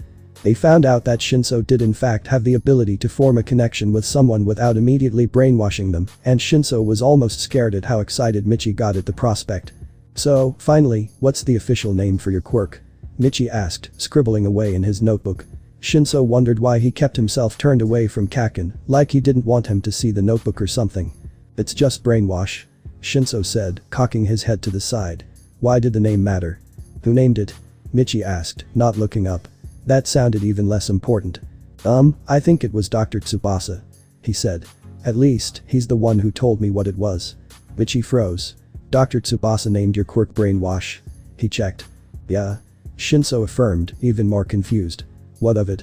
Michi started muttering to himself, and Shinso was only able to make out bits and pieces. Something about how Tsubasa had named a lot of brainwashing type quirks, and if Shinso's was the only one that he named brainwash, that meant it must be extremely powerful. Shinso didn't know about that, but he didn't interrupt him. He didn't even notice Kaken walking over until the gravity girl was calling for him to come back. "Are we done with training, Kaken?" she asked, sounding a bit confused. Shinso turned, seeing Kaken walking towards Michi in a daze. Michi didn't seem to notice, and Shinso was too curious to stop whatever was going on. "Deku?" Kaken said, his voice softer than Shinso had ever heard it. Judging by the gravity girl's face, same went for her. Michi finally looked up, his eyes flying wide as he saw who had addressed him. Oh, hey Kaken," he said, and something in his voice sounded different. Kaken flinched. "What the hell?" he demanded. "What's going on?" "I'm not sure what you mean," Michi replied, his voice back to normal. Shinso's eyes narrowed.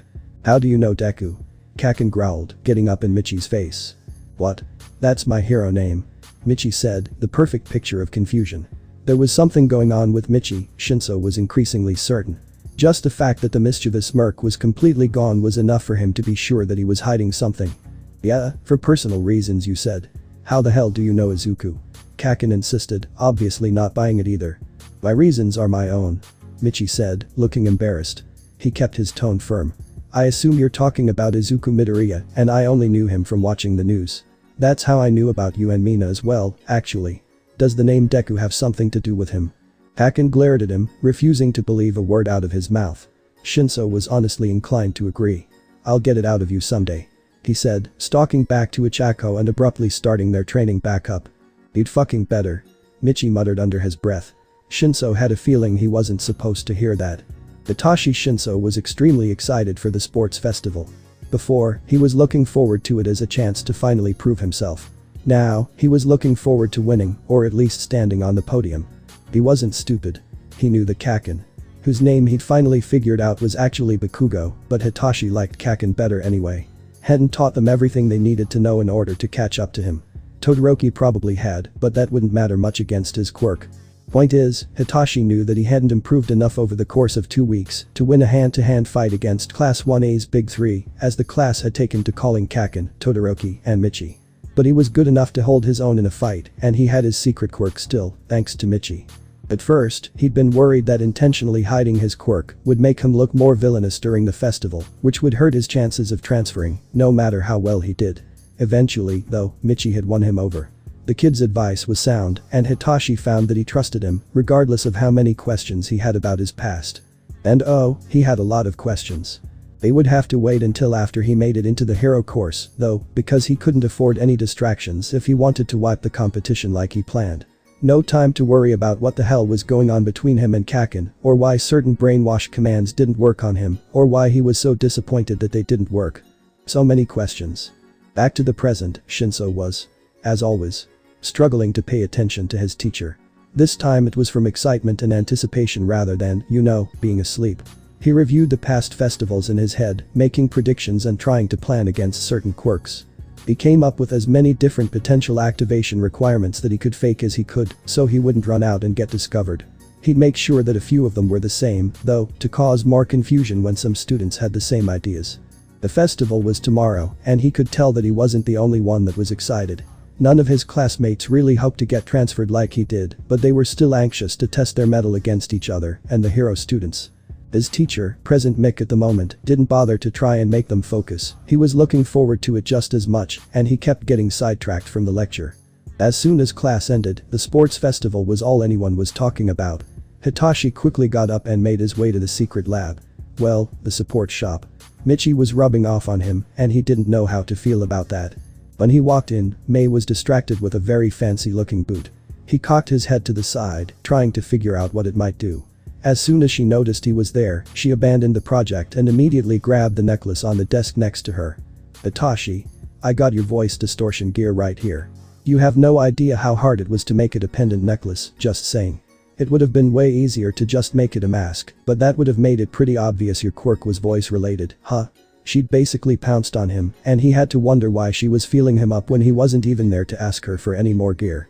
"Thanks, May," he said, trying to extract himself from her measuring. "Oh, no problem," she exclaimed. "You'd better practice. It can make your voice sound like someone else's, and it can make it sound like it's from a different direction. You'll have to hide your mouth while you use it though, or you'll get found out." He nodded. "This is amazing. I'll make sure to put it to good use. Before I leave, what were you working on?" "These babies are my propulsion boots for Battery Boy," she said proudly, holding them up for him to see. He scratched the back of his head, confused. "Didn't you just finish fine-tuning them yesterday?" he asked. She nodded brightly. "Progress is never finished. They'll be even better after I fix all the new issues that came with my upgrading," she announced. "Are those bugs going to be figured out before the festival?" he asked, slightly worried. However much he liked and respected Mei Hatsume, Hitachi was worried for Kaminari. Not that they were really friends, but Kaminari was nice. Too nice to deserve his equipment exploding on him halfway through the sports festival. "Don't you worry, these are a new prototype. The stable, boring ones are over there, untampered with. Mostly." Not a perfect assurance, but it still made him feel slightly better. Still, he'd better warn Kaminari that his gear might be slightly different than he expected. He made his way over to Gamma, where Michi had somehow convinced Cementus to create separate, smaller training rooms for the students to practice their secret moves in private. Judging by the way the gym kept shaking, Hitachi was not super excited to find out what Kaken was practicing away from his classmates' prying eyes. When he arrived, Michi was whispering furiously to Todoroki, whose eyes were cold and dispassionate. Hitachi couldn't deny that he was curious about what they were talking about, but it wasn't really his business.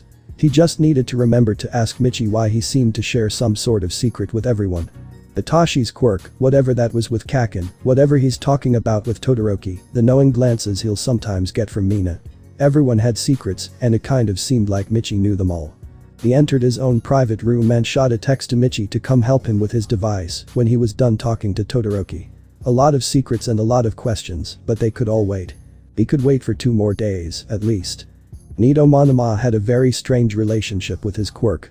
He loved the variety and versatility of his abilities depending on his opponent, but he hated the lack of identity. How did he fight? Well, however his opponent was fighting, probably. How strong was he? Usually a bit weaker than his opponent, though he made up for it in craftiness and ingenuity. What was his quirk? In a world where your quirk and abilities are so wrapped up in your identity, he felt he didn't have one. Who was he really? That Bakugo kid was explosive, Kirishima was resilient, Achako was light and bubbly. He had similar thoughts about his own class, but he didn't dwell on those. No, he'd rather focus on and direct his irritation towards their rival class. The class that already had more of a name, more of an identity than he did personally, despite only existing for a few weeks. That's part of the reason he's so loud and obnoxious, he knows, but he ignores that part of him. Self-reflection is always painful, and he always comes up lacking. He needs to be seen, he needs to have an identity that people see and remember. He can't just live his life being a mirror. The worst part about hating his power was that he also loved it. The feeling of euphoria when he gains a new quirk and uses it like his own, at least for his 10 minutes, was unrivaled. He loved it and he hated what that meant to him. For, without any real identity, could he even be the main character in his own story? His power draws from others, sidelining him to play a supporting role in someone else's story. He knew that he wasn't the only one that felt that way. Poor Hagakure was the only Class 1A student he couldn't bring himself to envy. But everyone was different, weren't they? Some people, like Michi Hamasaki, almost seemed excited to be the favorite side character in his classmates' stories, although he still ended up at the top of his class, all over the news, and in the spotlight. Monoma admitted, at least to himself, that he didn't really hate Michi. He did hate how he got everything Monoma was striving for without even wanting it, though, so he could never like him either. The sports festival wouldn't be a huge deal, but it was a perfect opportunity to prove at least to himself that his life wasn't just a fun detail in someone else's epic. He could chase the top, he could make a name for himself. But still, he wasn't stupid enough to put all of his hopes on this one opportunity. If he didn't today, then he would tomorrow, or maybe the next day. He liked to think ahead. He read up on the quirks of any villains he could learn anything about, analyzed how he could use their power to his advantage. He pushed his body to the limit, preparing himself to wield quirks that required training to use without hurting himself.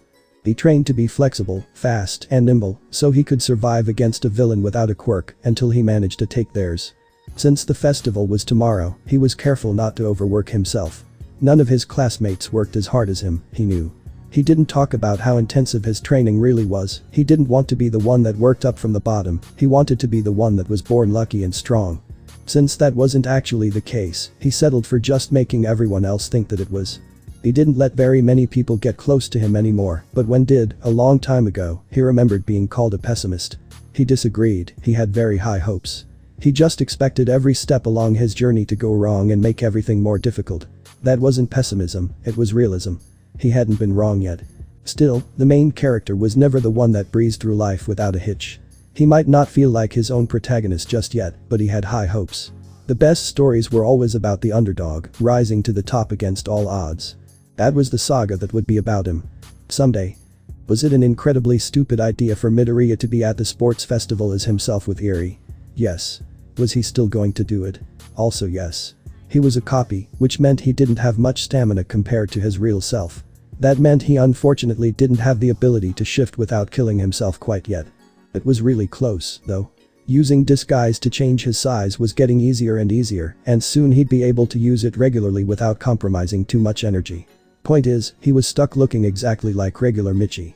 He knew that the real him didn't want him to be there, but he also knew that the real him knew that he was going to come anyway. Besides, as a non-participant, he could get way better notes with analysis. Eri was pressed tightly against his side, his arm over her tiny form to make her feel safer. She still wasn't comfortable around this many people, but she was getting better. She even smiled at a couple of people that had called her cute. She said that she really wanted to see the festival, so hopefully her excitement was helping with at least some of her anxiety. He kept analysis active despite it being slightly draining, both to better analyze the hero students and to monitor her emotional state. She was doing great so far. Midoriya kept alert for any possible danger, making sure no one looked too long at the mask covering his face or the cap covering his hair. He at least was able to change his hair color without using too much energy, so he should be safe. Luckily, masks weren't uncommon these days. After all, there was a pandemic back in the 2020s. A lot of people just decided they liked masks after that, and the trend still hadn't quite died, several hundred years later. The entire arena quieted as Midnight cracked her whip at the podium, signaling it was about to begin. "Welcome to the UA First Years' Sports Festival," she cried, eliciting a huge round of cheering. "Now, to kick things off, we'll invite the top 2 scorers in the entrance exam to give us a pledge. Bakugo and Hamasaki, if you could give us a few words." Bakugo sauntered up to the microphone, his hands in his pockets as he glared at the audience with a bored expression. Midoriya could see the dread in his classmates' eyes. "I just wanna say," he said, pausing for dramatic effect. "I'm gonna win." The crowd booed at his audacious claim, and Midoriya rolled his eyes. Still, he couldn't keep the grin off of his face. Whether or not Kaken ended up in first place, this audience would end up cheering for him by the time this was over. Michi stepped up to the podium next, mimicking Kaken's awful posture. "I just wanna say," he started in a mocking tone, and the audience laughed. "On behalf of every other student here. Challenge accepted." Deafening cheers filled the stadium, and Midoriya shook his head. Like, yeah, it was a pretty good response, but he didn't think it deserved that enthusiastic of a reaction. Midnight spun some sort of wheel to select the events, and the students lined up for the first challenge. An obstacle course. The race began. Shoto set the tone for the rest of the day by immediately freezing anyone not fast enough to react, and only a few students besides Class 1 managed to avoid it. "Wow, what a first move," President Mick exclaimed through the speakers. It seems that all of Class 1 has somehow avoided it, but that was a lot of his competition out in one blow. When you face villains in the real world, you either die or you forget how to hesitate, Mr. Izawa added. "My class, as you can see, is not dead."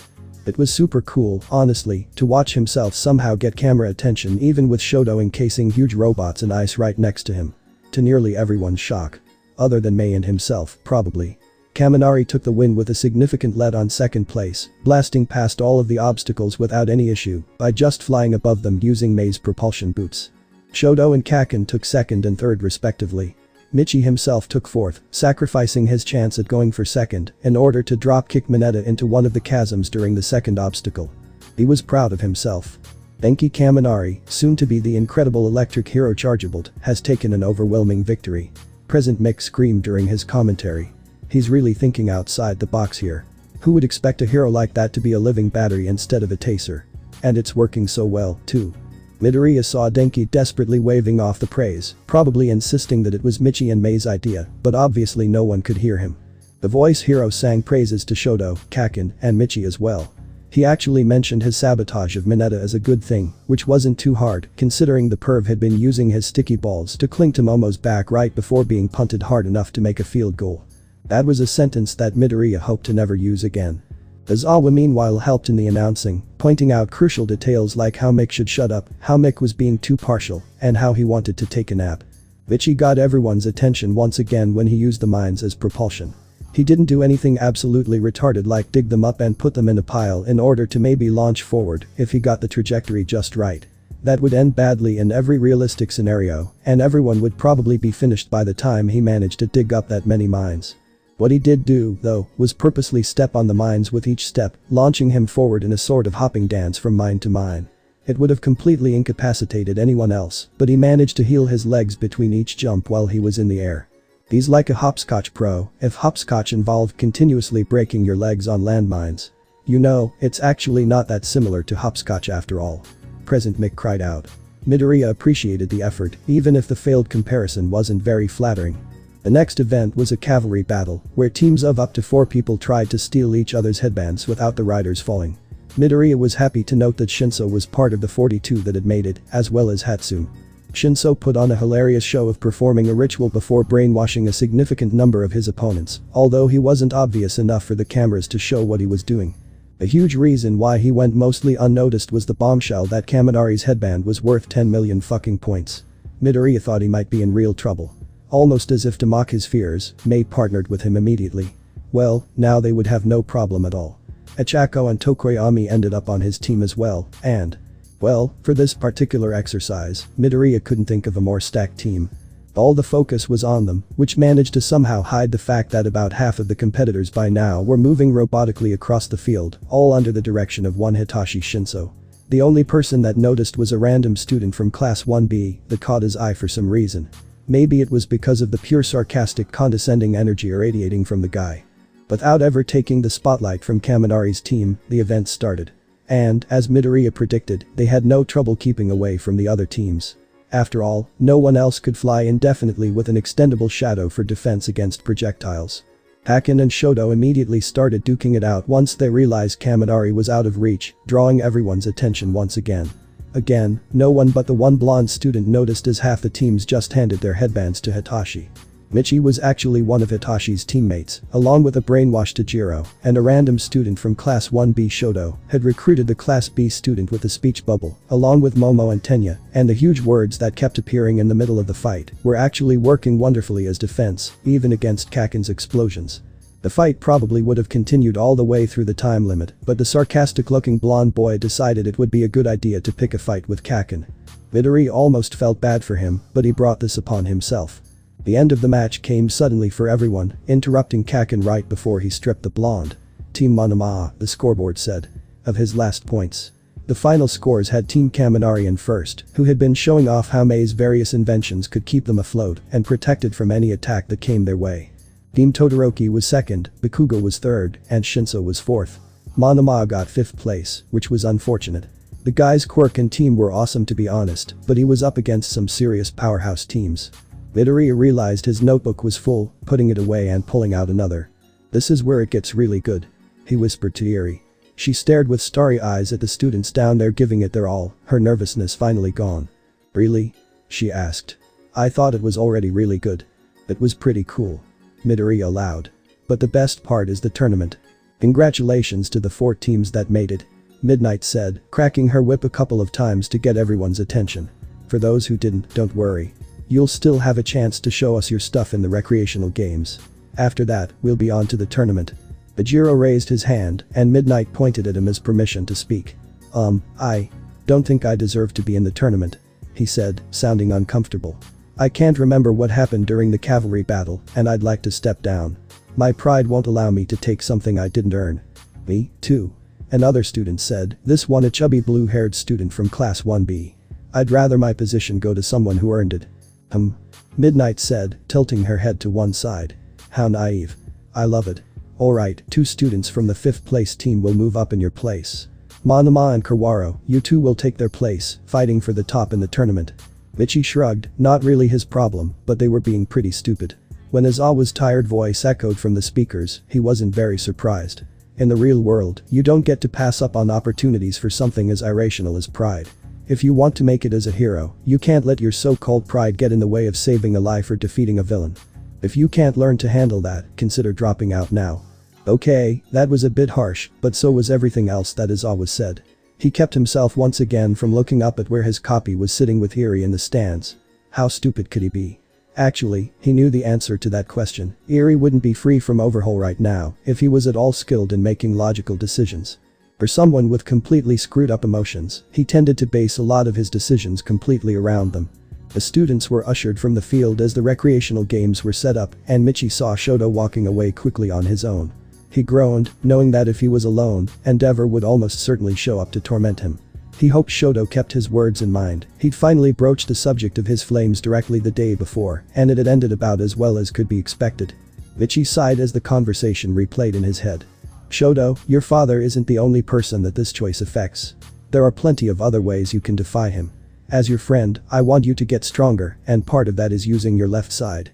You only have one quirk, not your father's flames and your mother's eyes. It's half cold, half hot.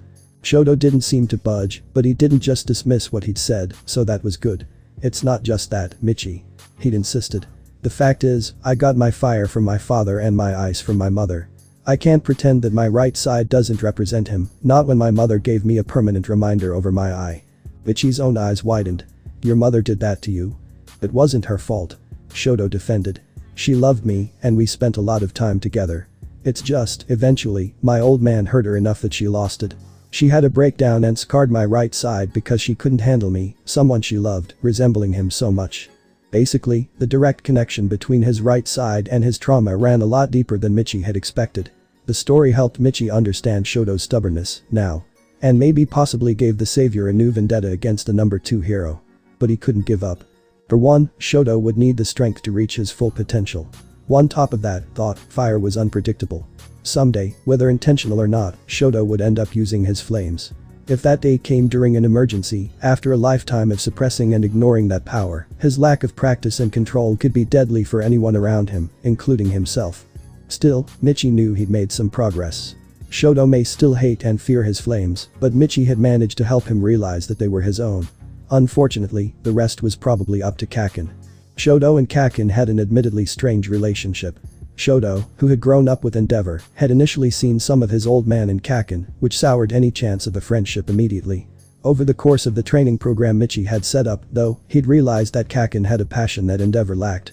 They both strove desperately for the top, showing no mercy to their enemies and openly displaying their unpleasant, unfriendly personalities, but Kaken's vision of heroism would never allow something as villainous as what Endeavor did to his family. Itsuki Bakugo had grown a lot, and Michi had conflicting feelings about the fact that a lot of it was probably from Izuku Midoriya's disappearance. On one hand, he was proud to have been important enough to Kaken to spark such a major change. On the other hand, he'd had to lose his mother, get arrested and picked on for it, and get kidnapped by villains for that change to take place. From what he'd heard, Aldera Middle School had been thrown into chaos when the notorious Bakugo had suddenly started protecting students with weak quirks from bullying. He tried to hide it, but Michi picked up pretty easily on the biggest changes. Before, his abrasive nature had been to shove everyone around him down, ensuring he was at the top with no competition. He'd surrounded himself with cronies that worshipped him, parading himself around as their leader. Now, he used the same personality to keep everyone away. He'd realized that he had always considered Izuku as a friend, and that his treatment was far over the line between rivalry and bullying. He didn't trust himself anymore to be a good friend to anyone, so his solution was to not have friends. The only issue with that plan was the fact that Kirishima was in his class. And Ichako, apparently. That was an unexpected development to be sure, but it had happened. Well, it was time for Michi to admit he was not nearly good enough at reading people to figure all that out on his own. He'd managed to figure it out with his new super move. A combination of activating analysis and research with all he had, he called it Deep Dive. It was a move he used rarely, since it was sort of creepy to know more about another person than you knew about yourself. Also, it was exhausting and was always followed by an hours-long migraine. Anyway, the point was that Kaken and Shoto had developed a real rivalry, something that was more mutual and actually beneficial, compared to what he'd had with Izuku. Kaken was actually surprisingly stalkerish, and Michi knew that he'd overheard enough of their various conversations to figure out that Shoto refused to use his fire because of his father. Michi hoped the new version of his old friend would be able to help Shoto break free of the chains he'd wrapped around himself. Kaken wanted to be a real hero now, and Shoto would be the first person he saved. Michi was snapped out his thoughts abruptly as Mineta, now wrapped in bandages but still sitting with their class, started shouting encouragement to the girls in the recreational games. Michi stood up, and Mineta immediately stopped talking with a squeak. Michi folded his arms, leaning menacingly over the now silent student. Mineta looked up at him fearfully, and all of the girls in the class smiled slightly as they relaxed. "I swear to God, if I hear another word out of you I'm going to punt you again so goddamn hard you'll taste my shoe for a week," he growled. He sat back down without waiting to see the purple turd's reaction, trying to focus on his planning again. He didn't know who he was up against just yet, but he hoped it wasn't Shinso, Shoto, or Bakugo. Not that he was afraid to fight them, he would just rather have all of them get farther than the first round. The worst case scenario would be Bakugo getting pitted against Shoto in the first round, since every fight after that would feel anticlimactic and redundant. Of all the students, though, the one he wanted to avoid most was Monoma. Michi had felt slightly relieved when he'd attacked Kaken during the cavalry battle, considering he'd all but guaranteed his loss. After Ijiro and that other kid, Shota, had dropped out, that meant Monoma and his teammate Kawara moved up. Other than the fact that he was annoying, Michi was very concerned about his copy quirk. If Monoma managed to touch him, what would he see? Would he realize how many quirks Michi had? Would he only get analyze, since that was his original quirk? Either way, Monoma would obviously know that something was wrong. Since Michi had no idea what the other student would do with that information, he had to do everything in his power to stop that from happening. Michi scanned the rest of his opponents. A fight against Kirishima would be brutal, it would end up being a test of endurance, but in Michi's case, there was sure to be a lot of blood. Kirishima's hardening made his limbs incredibly sharp as well as impenetrable, so even just hitting him would bust up Michi's knuckles pretty badly. Michi would heal right away, of course, but it would still not be a great fight to air on television for little kids to watch. Kirishima would probably forfeit because he felt bad, in all honesty. If he was against Mei, he would win for sure, but that's only because Mei would probably let him after she got done showing off her babies. Zero, Tokoyami, Shoto, and Kaken would all probably be able to beat him, but only because forcing your opponent out of bounds or immobilizing them was an option. Michi was confident he could beat all of them, other than maybe Shoto in a real fight, especially if he had access to his equipment, but Zero's nearly indestructible tape, Tokoyami's range with Dark Shadow, Kaken's forceful explosions, and Shoto's incredible ice abilities all had the potential to trap him or throw him out of bounds. The rest of the students he felt confident he could beat, so he focused on possible strategies to use against those four. Against Shoto, the only thing he could do was use his own ice against him. Shoto couldn't melt the ice without using his fire, so if Michi could just dodge the first couple of strikes, he would have obstacles to hide behind and use to his advantage. Broken pieces could also be used as projectiles and knives. "Show me your boobs," Mineta screamed. Michi was a man of his word. No one but recovery girls saw Mineta again for the rest of the day. "Well, I don't feel like I can win. But I don't feel like losing, either." And to Zero, year 21XX, to Shoto Todoroki. Famous last words. "I was angry." Shoto Todoroki, year 21XX, to Hanta Zero. As if that's an excuse to shoot a glacier the size of a skyscraper at him. Nido Monoma was nervous. He hadn't felt this nervous in a very long time. He usually used spite and sarcasm to distance himself so far from reality that he couldn't feel nervous about anything. Still, he kept his face carefully arrogant, staring down his opponent with a condescending smirk. The first fight had been Kawaro against Kirishima. The obnoxiously friendly and likable Redeed from 1A. And Kirishima had taken the win almost without a real fight. Now, he and Comic were the only Class 1B students left. They had to make it past the first round, at least, so he could make fun of the Wanna kids for it later. Zero, the one with tape elbows, had gone against Todoroki next. There was either something big on Todoroki's mind, or he was more merciless than his father. Monoma would guess the first one. He'd seen the way Todoroki had looked at Endeavor earlier that day, and the flame hero must have tracked him down at some point. Honestly, between Endeavor's personality and the huge blearing scar. The burn scar, no less. Over Todoroki's eye, Monoma couldn't fathom how no one else had put together the pieces. Next had been the brainwashing kid from the general studies class, Hitachi Shinso, against Denki Kaminari.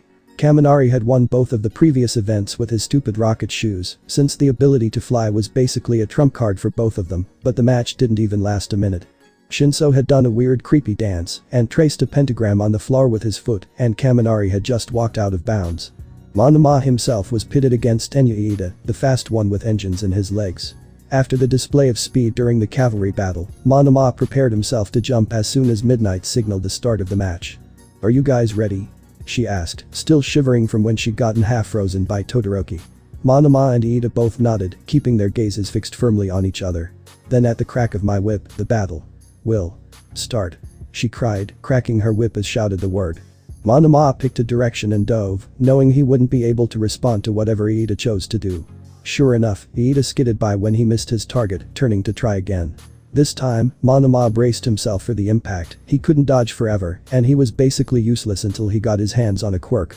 He'd been tempted to copy a few before the match began, but his time limit was too short for that to be helpful, and he wasn't sure if it was allowed. He was banking on the fact that Iida's reaction times didn't receive the same boost as his legs did, so Monoma might be able to use his opponent's speed against him. Iida shot towards him again, and Monoma copied the quirk as soon as they made contact. Iida began dragging him towards the boundary line. Engine tubes sprouted on Monoma's calves, and just before he was dragged from the ring, Monoma activated them at full capacity. Since he was being dragged and his feet weren't touching the floor, the engine whipped his feet over his head in a flip. Just as he'd intended. He planted his feet firmly on the floor and crouched in order to keep his balance, and then he used their momentum to hurl Iida over his shoulder and out of bounds. There was a moment of silence as the audience processed what had just happened, and then they erupted into cheers. Monoma's eyes lit up with excitement and happiness for a moment before he managed to bury it under his smug, sure facade. Insane. Present Mick was basically screaming. Nito Monoma's copy quirk lets him use any quirk he can get his hands on as his own for a few minutes at a time, but that strategy, quick thinking, and excellent execution are all the result of his own training and skills. Monoma almost blushed at the praise. Iida approached him as he walked away from the arena, a near constipated look on his face as he tried to suppress his frustration. He bowed stiffly. "You fought well and outsmarted me," he ground out. "Congratulations on the win." The funniest part was that Monoma was pretty sure the kid was trying his best to be sincere. For once, Monoma decided not to antagonize him. He respected the act of trying to swallow his pride. Most heroes don't know how to react when they're suddenly faced with their own quirk, so don't feel too bad. Training isn't all about muscles and quirks, you know, sometimes you just have to train your reactions and instincts for new situations. Well, he couldn't resist just a bit of his sass, saying the last line in a slightly mocking tone. Iida seemed to be oblivious, though, and he just took the advice to heart, bowing again and nodding sharply. "Thank you for the advice. I will use it to make myself a better hero." Monoma rolled his eyes as the boy sped off. "What a wet blanket." Michi grinned at Mina, who had a completely defeated look on her face. "Seriously, you're my first match?" she complained. "This tournament is rigged, me and Shiro and Ichako got screwed over." "How?" Michi laughed. "Going against strong opponents is part of how a tournament works. You can't just kick the powerful ones out. See? You're already talking like you've won, and you never brag." She pouted. The expression was really cute, and for some reason he almost wanted to just let her have the win. That would be pretty stupid though, and it was very unlikely that it would actually make her like him more. Hormones and puberty and all that shit are a bitch. He didn't like Mina that much, geez. "I don't know what you're talking about, I brag all the time," he defended. "Making fun of your opponent isn't the same as talking yourself up," Mina said, rolling her eyes. "That's the difference between you and Kakin, it's ass versus ego." "That's fair, I guess," he conceded. "I should talk about how awesome I am more from now on." Before she could respond, Midnight cooed loudly. "I was supposed to start the fight a bit ago, but I can't help but love the little lovers quarrel you two have got going on. I almost don't want to make you fight anymore." "Oh, well. Match, start." The whip cracked, and Michi ignored the slight blush on his face and ran at Mina. He didn't know why that got to him. He'd been damn near emotionless ever since he could remember being split from Izuku, and yet he was embarrassed about a crush. Why did he even have a crush? One of the main purposes of his personality being created was to avoid getting connected with people, so he wouldn't be affected when they died. For reasons that didn't apply to Eri. Maybe it was because Mina was a direct tie to his old life and the event that sent him down this path. At any rate, he didn't have time to worry about that yet because he was currently in the middle of a fight. Regeneration was pretty great, but acid still hurt like hell, so he avoided it like the plague. Luckily, Mina was very careful not to directly attack him with the acid, preferring to use her own physical prowess to fight him and only using her acid to increase her mobility. Very creative, actually, and surprisingly effective. The look on her face when she used her quirk was so determined it almost looked scared. Goddamn, did everyone in this class have trauma with their quirks? No, that was stupid, it was just all his closest friends. And honestly, what did he expect? It was literally acid coming from her skin, of course there was going to be an accident or two before she got it under control. He wondered if she would let him get close enough with her to share what had happened and if he could help her work past it. Oh, did Mina know that her quirk gave her physical enhancements as well? Michi had always wondered how the horns, pink skin, and black sclera of her eyes were related to her acid quirk. Anyway, she was already stronger than what should be possible with her body, and her results in the quirk assessment test had been inhuman for someone with a supposedly unhelpful quirk. Michi narrowly dodged one of her kicks. In the interest of fairness, he didn't want to use analysis to predict her moves. Mina had become an incredible martial artist for only having trained for 2 weeks. Between their class training sessions, her background as a dancer, and her enhanced physical abilities, she was a force to be reckoned with even without her acid. Again, he should really try to focus if he didn't want to actually lose. He glanced at the floor, grinning as he saw tracks glistening where Mina had used her acid to slide. Without warning, he grabbed her by the hand and spun, gaining momentum until he let her go on one of her own tracks. Unable to find any traction, she slid nearly all the way to the boundary line before abruptly hitting solid ground. The sudden stop sent her sprawling, and Michi had thrown her with enough force that she wasn't able to catch herself until she crossed out of bounds. Bushido is out of bounds. Hamasaki is victorious. And don't think we didn't notice how you avoided hitting her, you sly little boy.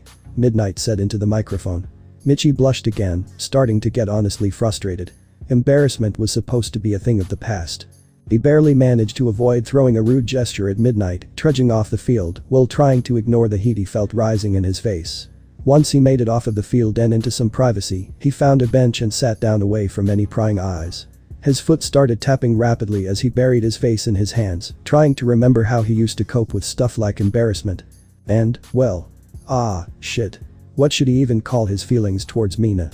In love sounded too cheesy and intense, a crush sounded too childish. He was afraid. Yeah, he already had friends that he liked, but All for One would be looking for someone other than Eri to threaten him with. He and All for One both knew even the villain wouldn't intentionally hurt Eri until she was able to heal him with her quirk, which meant someone else had to be the leverage. Even with all the brainwashing, All for One would never be satisfied until he had a concrete way to hurt Midoriya. Michi was realizing he really liked Mina. Which was awkward, since she really liked someone else that was technically still him, but whatever. The point was that he didn't think he'd be able to keep something like that from All for One, and he was desperate to avoid the villain getting any more power over him than he already had. He didn't know how long he was sitting there, trying to calm himself down and sort through his thoughts, before he felt a hand on his shoulder. He jumped up, forcing himself back into reality and berating himself for getting distracted enough for someone to get that close without him noticing. Michi? Are you okay? Mina asked, looking concerned. He took a deep breath, plastering on a carefree smile. Oh, definitely. Sorry about that, I got distracted. He said, laughing a bit. Mina smiled back, but it faded quickly. Michi. Was that fight really so easy for you that you avoided hitting me on purpose? She asked. She tried to sound light and teasing, but Michi could tell she was upset. No, Midnight's an idiot. He laughed, rolling his eyes.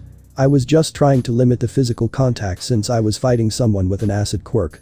Just because I knew you wouldn't use it on me doesn't mean I should get careless, right? I've got to practice for real life. Mina relaxed slightly, her smile becoming more genuine. Right. I have to practice for real life too, you know, so you better not have been going easy on me. She teased, poking him in the chest.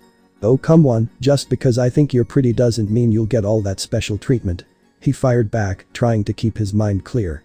He was the one teasing her right now, why was he getting embarrassed again? He went to go yell at Izuku in his head, but, strangely, he couldn't find him. He was gone.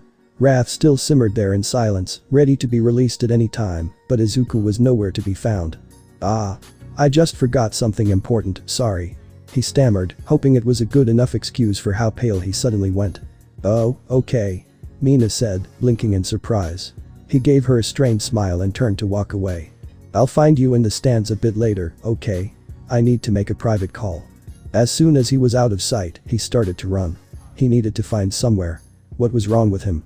He knew he wasn't a good person, he was just a surface personality created to protect what he used to be. Izuku. The kind, hopeful, emotional boy that he was supposed to be, the one that was fucking missing. What happens now? He's just an imposter living in someone else's body. What happened to him? What happened? He knocked into someone hard, stumbling back and falling on his butt. He blinked and refocused, looking up to see Ida still recovering from the impact. The kid looked even worse for wear emotionally than Michi felt, and he reflexively stood up and helped Tenya to his feet. "Are you okay, Ida?" Michi asked. "You look unwell." "I'm fine," Ida said tersely. He brushed himself off. "I'll be going now." Michi blinked in bewilderment as Ida stalked past him quickly, glaring ahead without acknowledging his surroundings. What happened to him? "Now that you're done with your panic attack, could you listen to me?" Izuku's voice said in his head, sounding faint and weak. Michi immediately tuned out his surroundings, focusing completely on the voice. "You're not gone," Michi cheered. "Holy shit, you scared me. You do know we're not supposed to be multiple personalities, right? You're getting your emotions and insecurities back, and I'm fading as a distinct personality," Izuku explained. "You'll probably start muttering more and all that, and you'll have to watch out for any memorable mannerisms that might tip off Kaken, but really it's hard to tell since I haven't studied any of this. It's kind of hard to study what goes on in the mind of a trauma victim with multiple personalities, not to mention how unethical it would be to treat them like an experiment just to try and understand." "Right, I get it," Michi said, feeling a wave of relief hit him like a physical blow. He staggered over to a seat and sat down again, getting control over his breathing. "So, what's happening?" "We're finally healing," Izuku said, sounding like he was on the verge of tears. He probably was, to be honest. It didn't take much to make him start bawling. "You're not just a defense mechanism, you're the ideal of the kind of hero I want to be someday. As we heal, you'll become more like me, and I'll become more like you. It's a win-win. If I start crying every time anything remotely emotional happens, I'm asking All for One to beat me until we split again," Michi muttered, but he couldn't help smiling. "That fucked All for One," he thought just to himself. "As if I would just stay broken like a good little abuse victim. This isn't the only plan of yours that's about to come crumbling down around you." Tatsuki Bakugo rolled his neck, bouncing from foot to foot with a grin on his face. Achako was his opponent for the first match, and he was honestly excited. She'd shown impressive creativity and resilience on that first day when they'd fought during the combat training, but after all the extra practice they'd been doing. Which was an amazing idea and shockingly well implemented and organized, though he'd never tell Michi that. She'd become a formidable fighter. It was pretty unfair to her that she had to go against him first, since he taught her most of her combat moves, but she was a very fast learner. It would be a good fight anyway, and he would make sure that both of them put on a show good enough to even show up stupid Isahid. Honestly, what kind of guy uses a literal glacier just to counter someone with tape dispenser elbows? Cheeks looked frighteningly determined. The other kids in their class thought that this determination made her into a different person, and they were generally scared and uncomfortable whenever she let it show, but Bakugo honestly liked this side of her. It was fiery and intense, just like he was. She told him that her main motivation to become a hero was to support her parents financially, but that didn't sit right with Bakugo. Not that he didn't respect the reason, but then where did that scary determination come from? Heroes made plenty even when they were just sidekicks that barely graduated, so why the drive for excellence? Regardless, he had a fight to win. She may be a fairly capable fighter with some good practice using her quirk now, but nobody, he meant nobody Isahid, was going to beat him. Midnight's whip cracked as she shouted, "Begin." She ran straight at him immediately, trying to make him float. He knew from experience that it was extremely hard to control his movement without gravity, and if he tried to use his explosions, he'd probably go flying as he overshot his momentum. He trained tirelessly to tune his explosions for mobility, but his perfect sense of how much force he needed to move how he wanted actually worked against him when his weight was suddenly nullified. So, his first job was to avoid letting her touch him. Unfortunately, he taught her very well, and keeping away from her was a headache and a half. She kept low to the ground too, which immediately aroused his suspicion because that was something he'd never taught her. It made things easier for him, since he could flip over her more easily, but something about it felt calculated. With every blast, he grew more and more frustrated. What was she planning? She was a better fighter than she was showing right now, and he wouldn't let his guard down. The crowd had begun booing at him for treating her so harshly, and he wanted to snap at them. It was like the combat training all over again. They were underestimating her severely, but this time it was pissing him off. Unfortunately, he couldn't afford to take any time to yell at them. Cheeks was fast and observant, and she'd take advantage of any slip-up he made if he gave her the chance. Luckily, Mr. Killjoy was one of the commentators, and he was always down to shut people down for being stupid. "Achako Uraraka is not the fragile girl that you spectators seem to think she is," the teacher said in his bored, monotone voice. "Katsuki Bakugo is treating her like the powerful opponent she is, and he's the only one not underestimating her." If you could just pay attention, you would see that he isn't toying with her, he's using his blasts to keep her from making contact with him, so she can't use her quirk. However, your rocket isn't the type to put all of her eggs in one basket. She has a plan, and you'd be able to see that if you took her as seriously as Bakugo does. Bakugo grinned fiercely as the audience fell into an uncomfortable silence. Still, he never took his eyes off of the fight, which saved him when Ichako's jacket suddenly fell to the ground where she'd been standing before, with her nowhere in sight. A few frantic explosions and his signature inhuman reaction speed were the only reasons he was able to get away when she appeared through the smoke behind him, using his own explosions as a smokescreen for her movements. His grin grew as the fight picked up in intensity, until suddenly, Ichako stood, panting heavily for breath, with an oddly triumphant spark in her eye. She pressed her fingers together, and Bakugo's eyes went wide as he looked up. Almost blotting out the sky, all of the debris from his explosions hung over him in an on-the-fly ultimate move. Release. Out of the corner of his eye, he saw Ichako start to run towards him, preparing to use her quirk on him as a last resort if her meteor shower didn't do him in.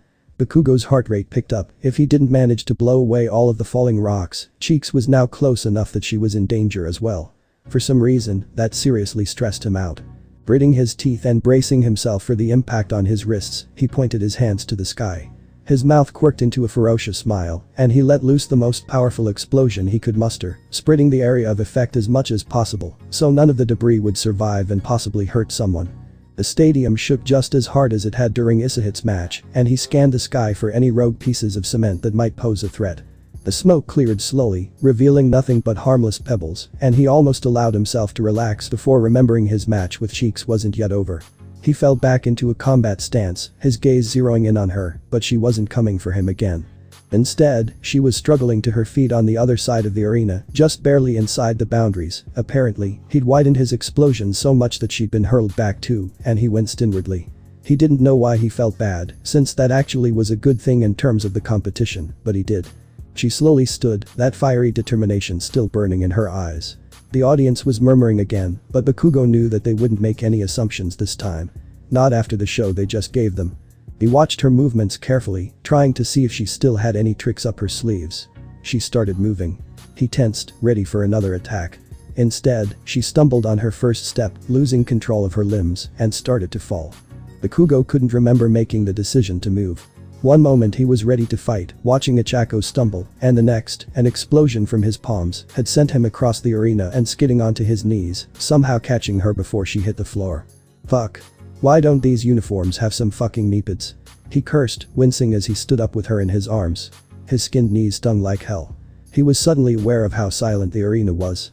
He looked up, seeing most of the audience looking bewildered, Kaminari and Kirishima exchanging money, and Midnight licking her lips. Bakugo snarled at her, and before she could start talking, he shouted. I caught her because I'm just a fucking good person, okay? I swear to God if you start talking about young love and all that shit I'm going to use her as a projectile weapon to hit you from here. That doesn't sound like something a good person would do. Midnight said, her voice sounding infuriatingly smug. Now, go take yourself and your girl to the nurse's office. That was quite a fight. Bakugo stiffened. He didn't like the way she called Ichako his girl for more reasons than one, but since he couldn't physically attack Midnight without dropping Cheeks, he turned and stalked away, gritting his teeth and trying his best not to let his palms spark. The last thing Cheeks needed in this state was to get burned because he couldn't rein in his irritation. He glanced down at the girl in his arms, frowning at how defeated she looked even while unconscious. She obviously needed a little pick-me-up after losing, anyone would after being so determined to succeed. Bakugo wasn't sure if he was the right person for the job, but he couldn't think of anyone else that could do it for him, so he started brainstorming on how to make her feel better without accidentally just insulting her and making her feel worse. He stubbornly ignored the voice in his head, asking why the hell he cared. He was going to be the #1 hero, he had to care about things like this. That was all. It's not like it gave him physical pain to see that defeated expression in place of her intimidating drive and determination. It's not like he was feeling guilty that he was technically the reason she felt that way, so obviously he should be the one to try and help her feel better. That would be ridiculous. Higo Takami didn't think he'd be enjoying the UA Sports Festival nearly as much as he was. He came for the chicken, honestly, he could smell the concession stands from all the way across the city, and he didn't feel like torturing himself by not coming to have some. He'd caught the first event while eating, though, and he'd been convinced to stay. Seriously, this year was cutthroat as hell. The obstacle race literally started with most of the contestants getting frozen to the ground right off the bat, and then some amazing idiot with a regeneration quirk had drop-kicked another student off a cliff before hopping down the last obstacle. Between that kind of entertainment and fresh crispy fried chicken, who could possibly expect him to just leave and go on his patrols? The electric kid with the rocket boots was pretty neat as well, but it was only cool to watch for a short while before he got bored with the lack of conflict. The cavalry battle was slightly less entertaining, but that was fine. The fight between Endeavor's kid and the explosion kid was epic, and the regeneration kid stuck with some purple-haired guy with probably a brainwashing quirk. The copycat quirk user was very interesting as well, but in terms of entertainment value, he was counting on the tournament. And dear God did it deliver. There were 7 matches in total for the first round. Rocky versus Black Guy. Not referring to his race or anything, his quirk just literally made him pitch black. Tape elbows versus the literal power of God. Electric versus Brainwash, Copycat versus Lil Ingenium, Acid versus Regeneration, Shadow Bird versus Jailbit, and Floaty versus Exploity. Technically there was supposed to be 8, but in place of one of the matches, they just had a 15-minute advertisement for a company called Hatsum Industries. Naturally, the best matches in the first round were the ones with the students he'd already taken notice of. Even the regeneration quirk one, who had actually been one of the 2 students giving the pledge at the beginning of the festival, had been fun to watch. The match wasn't that intense, of course, not compared to the 2 other standouts, but for some reason watching him was just fun. The youngster's fighting style was absolutely ruthless. Kigo was sure he was the only one who could see that, but even when he was holding back, his fluid movements looked so very lethal. That, and the fact that the entire match, along with Exploity Boy and Floaty Girl, was so chock full of sexual tension, it was better than watching a cheesy romance drama.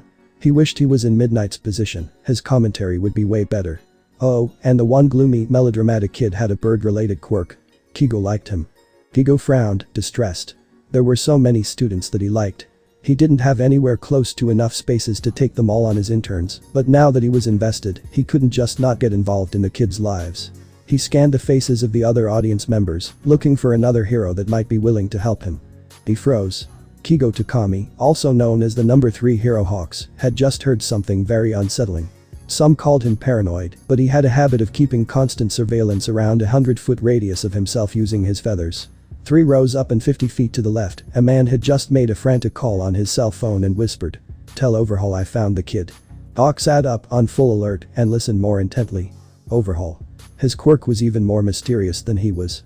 He led a Yakuza gang, but no evidence of any crime had ever been found on him. "No, just eerie," the man said. "She's with a boy that looks about the same age as the savior, but it's not him. He must have handed her off." A pause. "Yes, I'm sure.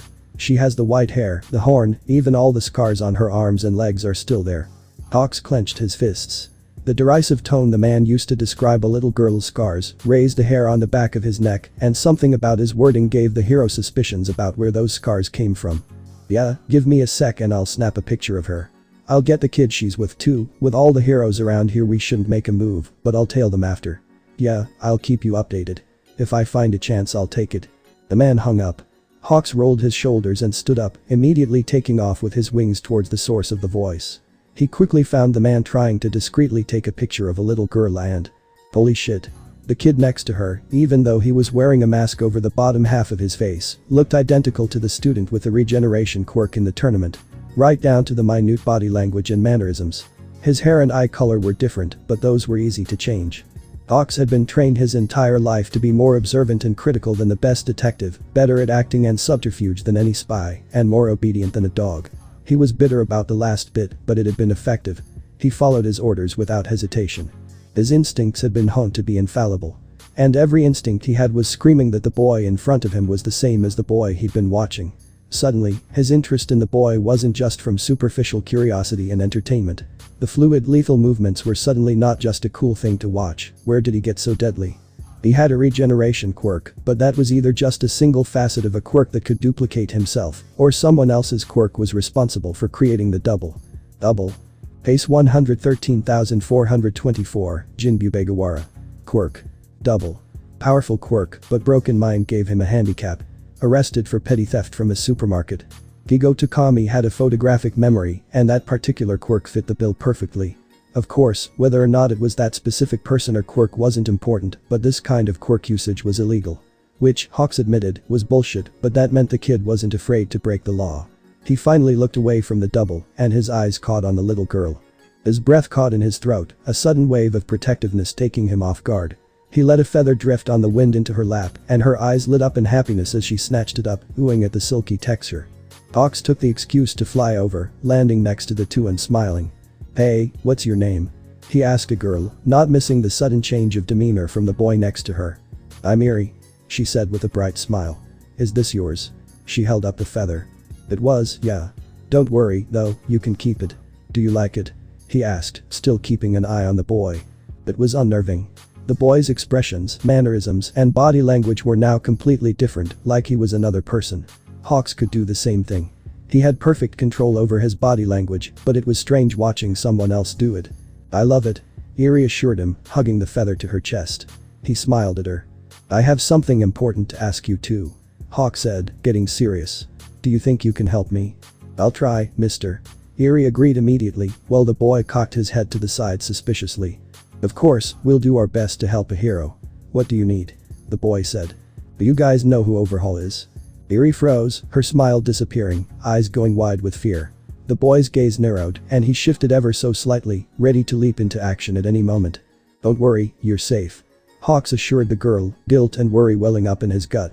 "If the heroes are going to do anything about him, though, I need to know about him. Can you help me?" Eri nodded slowly, the fear never leaving her eyes. "How did you know to ask me?" she whispered. "Did he find me?" "I heard a man say he found a kid for Overhaul, so you've been spotted, at least," Hawk said apologetically. "No matter what, keep that feather with you, okay? If you whisper to it, I'll be able to hear you and find you." His range wasn't unlimited, but he could keep track of a single feather across the city of Musatafu with ease. She nodded determinedly, and the boy gave him a strange look. "Thank you, Hawks. If you can help me keep her safe, I'll be forever indebted to you." "I appreciate it, kid. Actually, could you answer a question for me? There's something I'd like to know," Hawk said casually, watching the boy carefully without seeming to. "Seriously? I got noticed already?" the kid complained, dropping the fake persona like an old set of clothes. "You're way better than they say you are." "Kid, how the F?" Hawks glanced down at Eri and changed what he was about to say. "How on earth did you know what I was about to ask?" The kid made a face. "The most observant hero in the stadium is interested in me, an identical copy of one of the competitors." "What, were you going to ask about the weather?" he said sarcastically. Hawks shrugged. "That's fair. So, who are you two?" "Well, there's only so much I can say. I'm a copy of him, made by a friend of ours that goes by Jin." Hawks grinned proudly. He'd gotten it right on his first try. "I'm in a sticky situation at the moment, but keeping Eri safe is the first priority. I can't tell you much more about me, but I can tell you whatever you want to know about Overhaul. I can tell you more than that, actually. I hate that guy." Hawks nodded, glancing at Eri. "I don't even know what happened yet, but I hate him too. So, tell me." Overhaul's quirk is called Overhaul, and he has the ability to disassemble anything he touches instantaneously. He can also reassemble anything he's disassembled, and he can make any modifications he wants to whatever he's reassembling. The kid grabbed Eri's hand comfortingly. "That applies to living things as well." Hawks connected the words with the terrified look Eri had on her face when he said Overhaul's name, and only his endless training allowed him to completely hide his rage. It was surprisingly difficult. He was normally an overly analytical person that struggled to feel normal emotions and connections, leading to accidentally manipulative behavior. For reasons, this did not apply to Eri. Eri's quirk can rewind organic things, although she's still learning how to control it. Overhaul was experimenting on her blood in order to make it permanently erase someone's quirk when it got injected into their bloodstream. He's absolutely insane, and he won't stop trying to get Eri back until he's dead. Hawk's eyes glazed over as he stared at Eri's scars. Experimenting on her blood. Well then, it appeared that a mission against Overhaul would need to be conducted, and an unfortunate accident would need to occur at some point during the raid. "Can you tell me where his hideout is? Weaknesses, blind spots, other things that we need to be careful for?" Hawks asked. The boy frowned. "I can, but it won't be much use. He most likely relocated and went into hiding after Eri got broken out by that vigilante, the savior.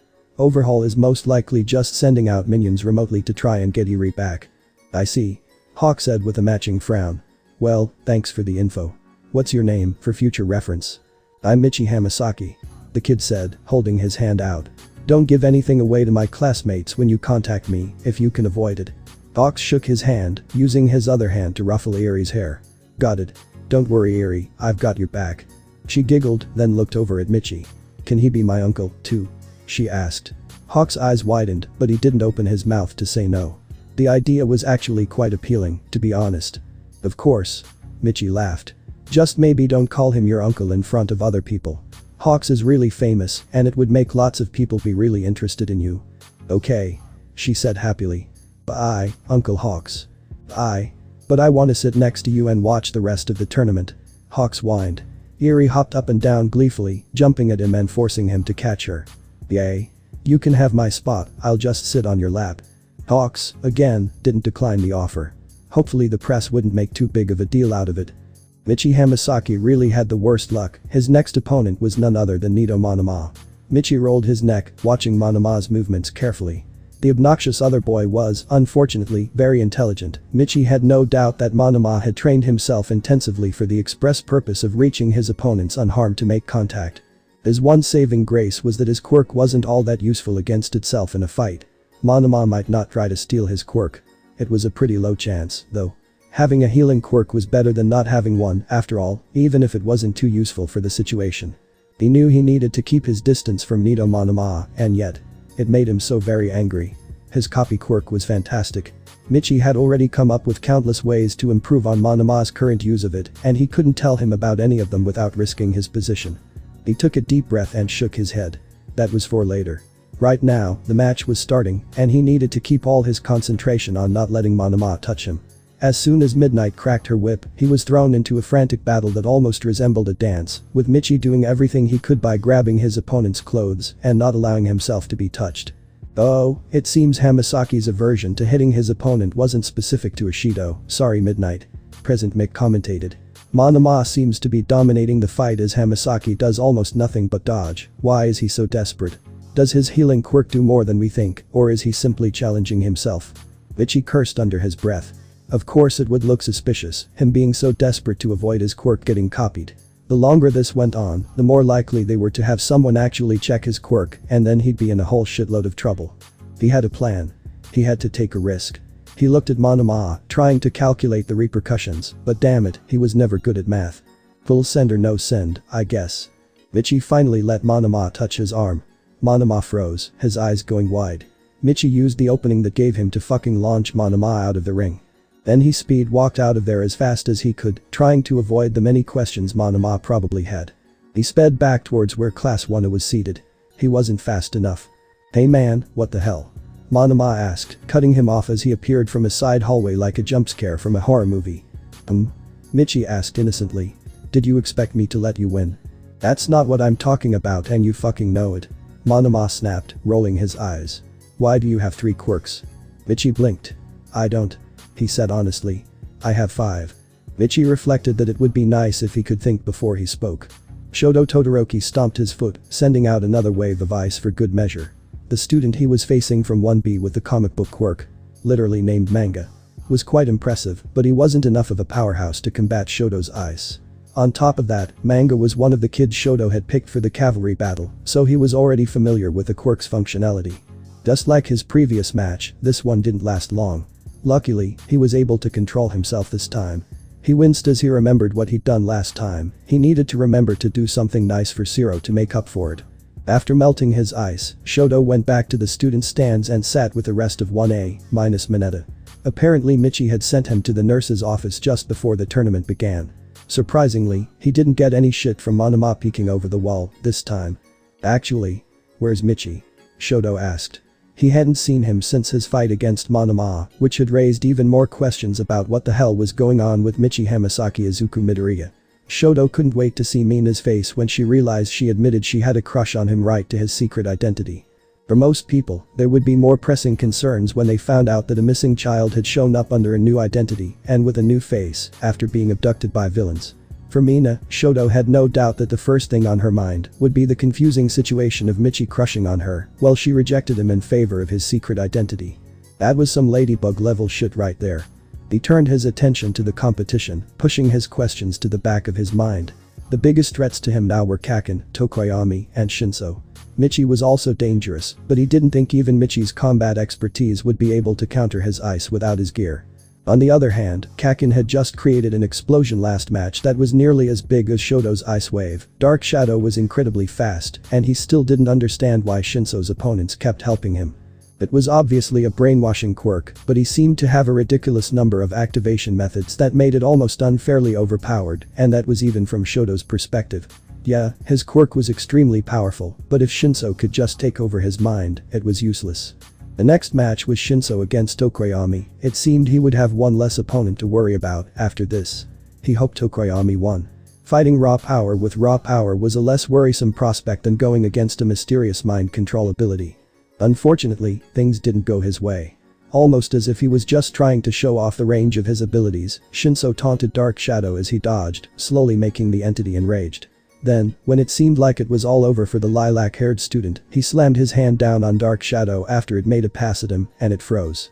"Drag Tokoyami out of the ring for me," Shinso said calmly with his confident, almost bored smile still firmly in place. "No. Dark Shadow, don't," Tokoyami cried, trying to reason with his quirk as it began pulling him towards the boundary line. Dark Shadow didn't respond, not showing any reaction until the match was over and Shinso had won. So his power even worked on quirks, huh? Did it work on animals? Maybe it was just an enhanced version of Koda's Anivis, where it worked on humans too. Shoto hummed, glancing up at the tournament brackets. He needed to figure it out fast, because Hitachi Shinso was his next opponent. Unfortunately, he didn't have much to go on. Actually, he was pretty certain that the lack of information was an intentional ploy devised by none other than Michi Hamasaki, the same kid that was going to school with heroes and two childhood friends without them realizing it. Needless to say, it was a very good plan, and Shoto would need more time to figure it out than the 20 minutes he had. Not wanting to waste time trying to figure out the activation requirements, Shoto just decided to watch the next match. Kirishima was fighting Kakin, and while the result was fairly obvious, it would still be an intense fight. Kakin would have to exert himself quite a bit in order to break through Kirishima's defenses, and if Shoto managed to beat Shinso, Kakin would be his next opponent. Hopefully, he would show another of his hidden cards so Shoto could plan against it. As expected, once Midnight got done drooling over the youthful passion the two displayed and started the match, the battle was barely visible behind the screen of smoke and rubble. It lasted for several minutes, just enough of it visible to keep the audience riveted by the action. Kirishima's recent combat training drew the match on much longer than it might have otherwise gone, as he managed to dodge many attacks and even score a hit or two on Kakin before being blown out of the ring by a particularly powerful explosion. Looking at Kakin, standing alone in the arena and panting heavily with a fierce smile on his face, Shoto finally realized what exactly made him such a dangerous opponent and powerful fighter. Unlike any other hero or villain, instead of getting tired out by his quirk usage, as a battle dragged on, Bakugo would just get stronger.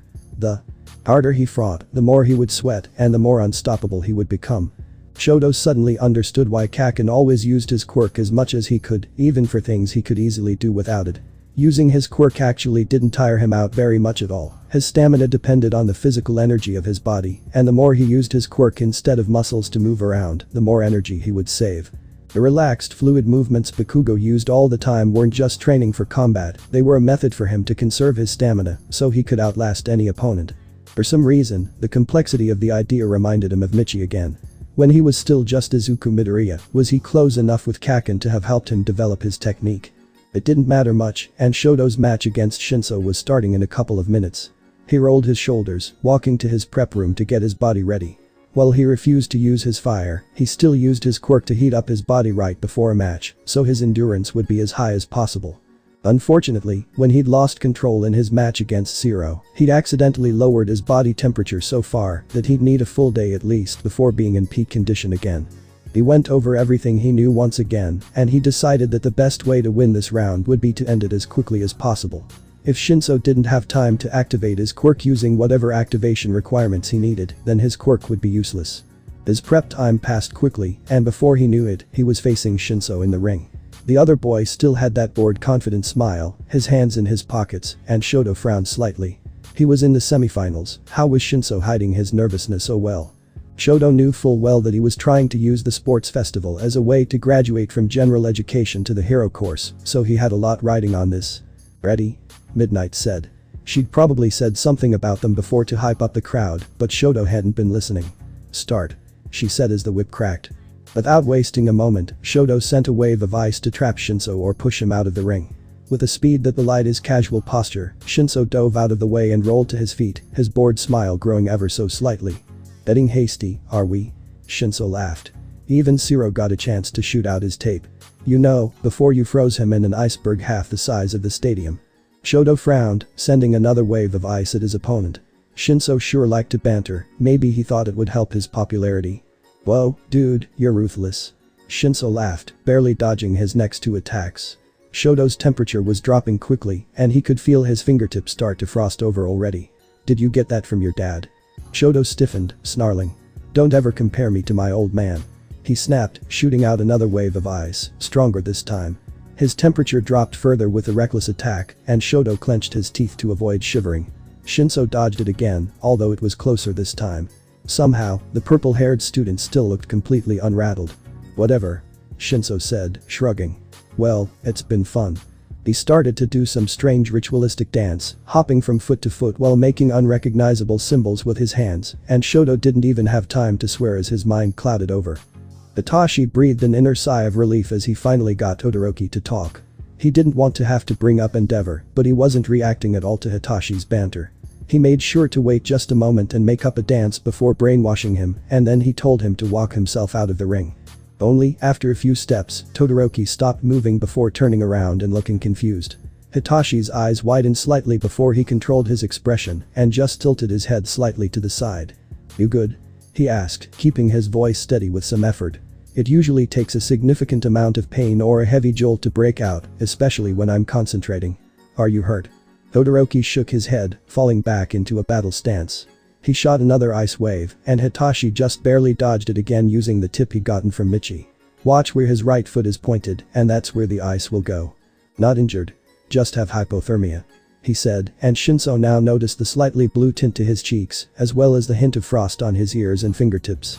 He cursed to himself. Against any other opponent, Todoroki's refusal to use his fire would be a weakness, but against Hitachi, his hypothermia was causing him enough pain to break him free from his quirk. "Well, you should get that treated," Hitachi said matter-of-factly, refusing to give any outward indication of his nerves. "Don't you know that hypothermia is bad for your health?" Todoroki just rolled his eyes, and Hitachi had to admit that one was pretty weak. Todoroki gave up on the long-distance attacks, they were just draining his stamina. He ran forward, closing the distance between him and Hitachi. Hitachi tensed, not too confident in his hand-to-hand abilities against one of the people that had been training him for the last 2 weeks. Hopefully the hypothermia would work in his favor in a physical fight, at least. Hitachi had just about run out of time to activate his quirk from when Todoroki had answered his question about being hurt, so as soon as they made physical contact, he brainwashed him again. "Run out of bounds," he said this time, screwing his eyes shut in concentration in an attempt to keep Todoroki under his control. A headache started to form behind his eyes, and his breathing became labored with the effort. Just before Todoroki crossed the boundary line, his control shattered, and his opponent stumbled to a stop with mere inches to spare. Itachi collapsed to his knees, trying his best to blink away his sudden migraine. He'd never tried to hold someone through that much pain before, and if he always got a headache like that, he wasn't planning on trying it again. The ice encased him, and he was in far too much pain to try and dodge again. "Shoto Todoroki advances to the next round," declared Midnight, signaling the edge of the match. "Fuck," Hitachi managed to say through his headache. Itsuki Bakugo, now known universally in his class as Kaken, glared at Michi, his opponent in the semi-finals. As long as the other boy didn't have his equipment, Bakugo was confident that he would be able to win, no matter how impressive Michi's combat abilities were. Bakugo hated to admit it, but he'd improved a bit combat-wise during their training as well. Michi was good enough to have things to teach him. Still, Bakugo wasn't going to let his guard down. Even without any gear, relaxing in a fight against Michi Hamasaki was a very bad idea. He didn't listen to whatever bullshit Midnight spewed before starting the match, only listening for the crack of her whip. As soon as he heard it, he was off, using a couple of explosions to close the distance between them in a bare fraction of a second. He cocked back his right hand for his trademark right haymaker to start the fight, but at the last minute threw a lightning-fast jab with his left. Only Michi's impeccable defense kept the match from ending right then and there, and Bakugo's fist skimmed against Michi's cheek as Michi immediately went for a counterattack. Bakugo used an explosion to change his trajectory up and back, barely dodging the ruthless uppercut that Michi had taken at his chin. Bakugo flipped backwards with his momentum, throwing a kick as he did so for good measure. It didn't connect, but it did force Michi back and keep him from attacking right as Bakugo was landing. Michi rushed forward once again, his usual playful grin looking slightly maniacal, and Bakugo fell into an instinctual haze of explosions and combat, not having time to think between attacking and defending. Michi didn't give him a chance to power up for a more powerful explosion to throw him out of bounds, so Bakugo eventually found the next best option, which was physically throwing him. Michi didn't have any way to change his trajectory in the air, so if Bakugo could throw him hard enough, no amount of athleticism would keep him from landing out of bounds. It took a while, but Bakugo finally found the opening he was waiting for.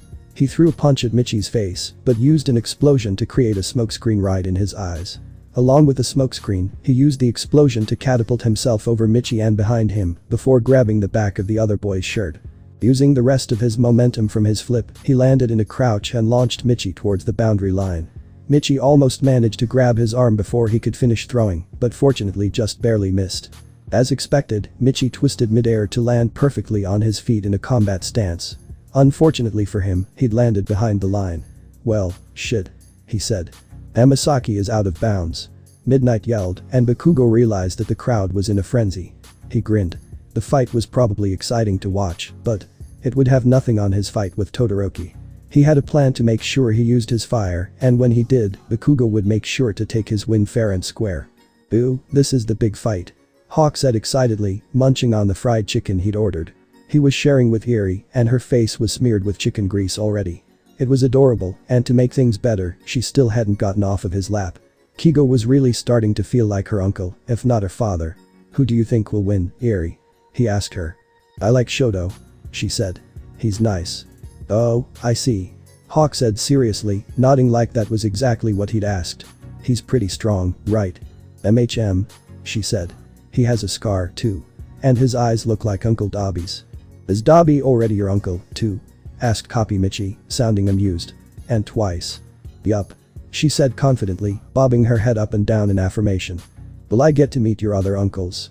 Hawks asked curiously, ruffling her hair affectionately. Geez, he got attached to her really fast, and that was coming from the man who did everything too fast for his own good. Except for people. He could proudly say he was not too fast when it came to doing people. "I don't think so," Eri said, answering his question. "I don't want you to arrest them." Kigo's eyebrows shot up, and he looked at Michi, who shrugged. "She has a point," Michi said simply without any further explanation. "Oh. Okay," Hawk said. He shrugged. "I'll worry about that after overhaul is taken care of." "SHH, the match is about to start," Michi said, leaning forward as Todoroki and Bakugo faced off. Kigo could feel the tension from where he was sitting. This was a seriously intense rivalry. "Please welcome our top 2 first-year students," Present Mick screamed. "Both of them have easily wiped out all of their other competition. How will they do against each other? It's the final match of the day, Todoroki versus Bakugo. Who will take first place?" The crowd was roaring in anticipation. Midnight held up her whip, making sure the contestants were ready, before starting the fight with a crack. Just like in his fight against Zero, Todoroki started with a massive surge of ice, although it wasn't quite as big as it was in that first match. Bakugo quickly disappeared under the onslaught, his hands flying almost faster than even Hawks could follow, as he blasted the ice out of his way. The crowd fell silent in anticipation, while Present Mick continued his commentating. "What a first move. Is it over already?" The stadium started to shake, answering the question. In a few moments, a hole shattered through the ice, revealing a pissed-off Katsuki Bakugo. "You're not going to win with that kind of half-ass attitude," Bakugo roared, launching himself towards Todoroki. In a swift exchange of blows, Bakugo used the same move he'd used against Hamasaki to throw Todoroki towards the boundary. Todoroki twisted midair and brought up a wall of ice, skating along it and diverting his momentum with a grace and skill that exceeded a lot of pro heroes. And he was only a first-year student. Nick was further hyping the audience with his comments, but Hawks tuned him out, leaning forward to analyze each boy's moves. Todoroki fought with the practiced ease that came with years of training, as expected from Endeavor's son. The other boy, Bakugo, on the other hand, was fighting evenly with Todoroki, even though he obviously had no formal combat training. His natural grace, coordination, and reaction speed combined with his brilliant use of his quirk made him a force to be reckoned with. By the time he graduated, he could probably already be in the top 10 with a small attitude adjustment. Well, maybe not so small. Or maybe not at all, Endeavor was number 2, after all. The crowd and Present Mick were getting way too loud to hear what the two students were saying to each other, so Hawk sent down a couple of feathers just close enough to pick up on their words. "Use your goddamn fire," Bakugo screamed. "No," Todoroki snarled back. I refuse to let him win. I'm giving you my all. Bakugo said, hitting him with explosion after explosion. Everyone here gave their all, except for you. Why do you deserve to be here with us if you're only willing to use half of your strength, huh? I can't. If I become a great hero with my fire, then it means he wins. It means that all the shit he did was worth it in the end. Stop making it about him. Bakugo roared, accentuating every word with a blast. Are you going to let him control your entire life? How is he controlling me? Everything I do is to defy him. Exactly. Fuck what he wants and what he doesn't want. You're still making all of your decisions based off of your old man. What do you want, Todoroki? To limit yourself for the rest of your life, cutting your potential in half because of your goddamn daddy issues? Is that what you want? Todoroki's eyes widened and he stumbled slightly, barely avoiding Bakugo's next hit. When you see your mom again, do you want to be able to tell her that you became the best hero that you could be? Or do you want to have to tell her that gave yourself a weakness that you never should have had and prioritized your own petty revenge over saving lives? Todoroki stumbled back again like he'd been physically struck. His eyes were wide, but Bakugo didn't push the opening.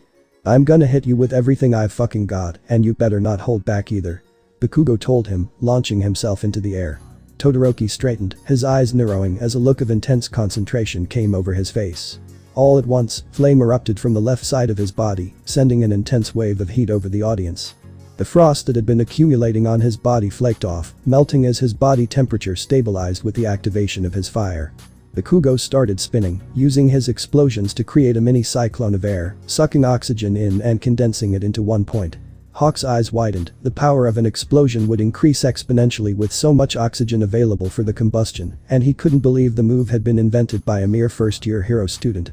Todoroki braced himself, throwing his right hand back as a counterbalance as he slowly brought up his left hand, burning so brightly that Hawks couldn't even look straight at it. Thank you, Bakugo, he said softly, even though his opponent couldn't hear it.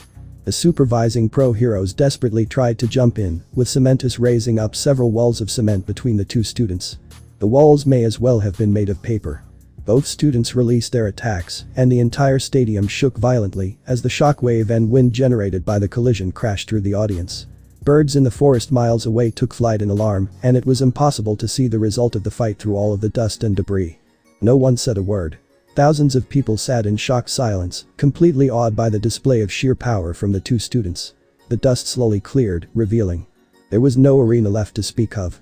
Rubble and broken chunks of cement were scattered around the bottom of the stadium, covering the entire field.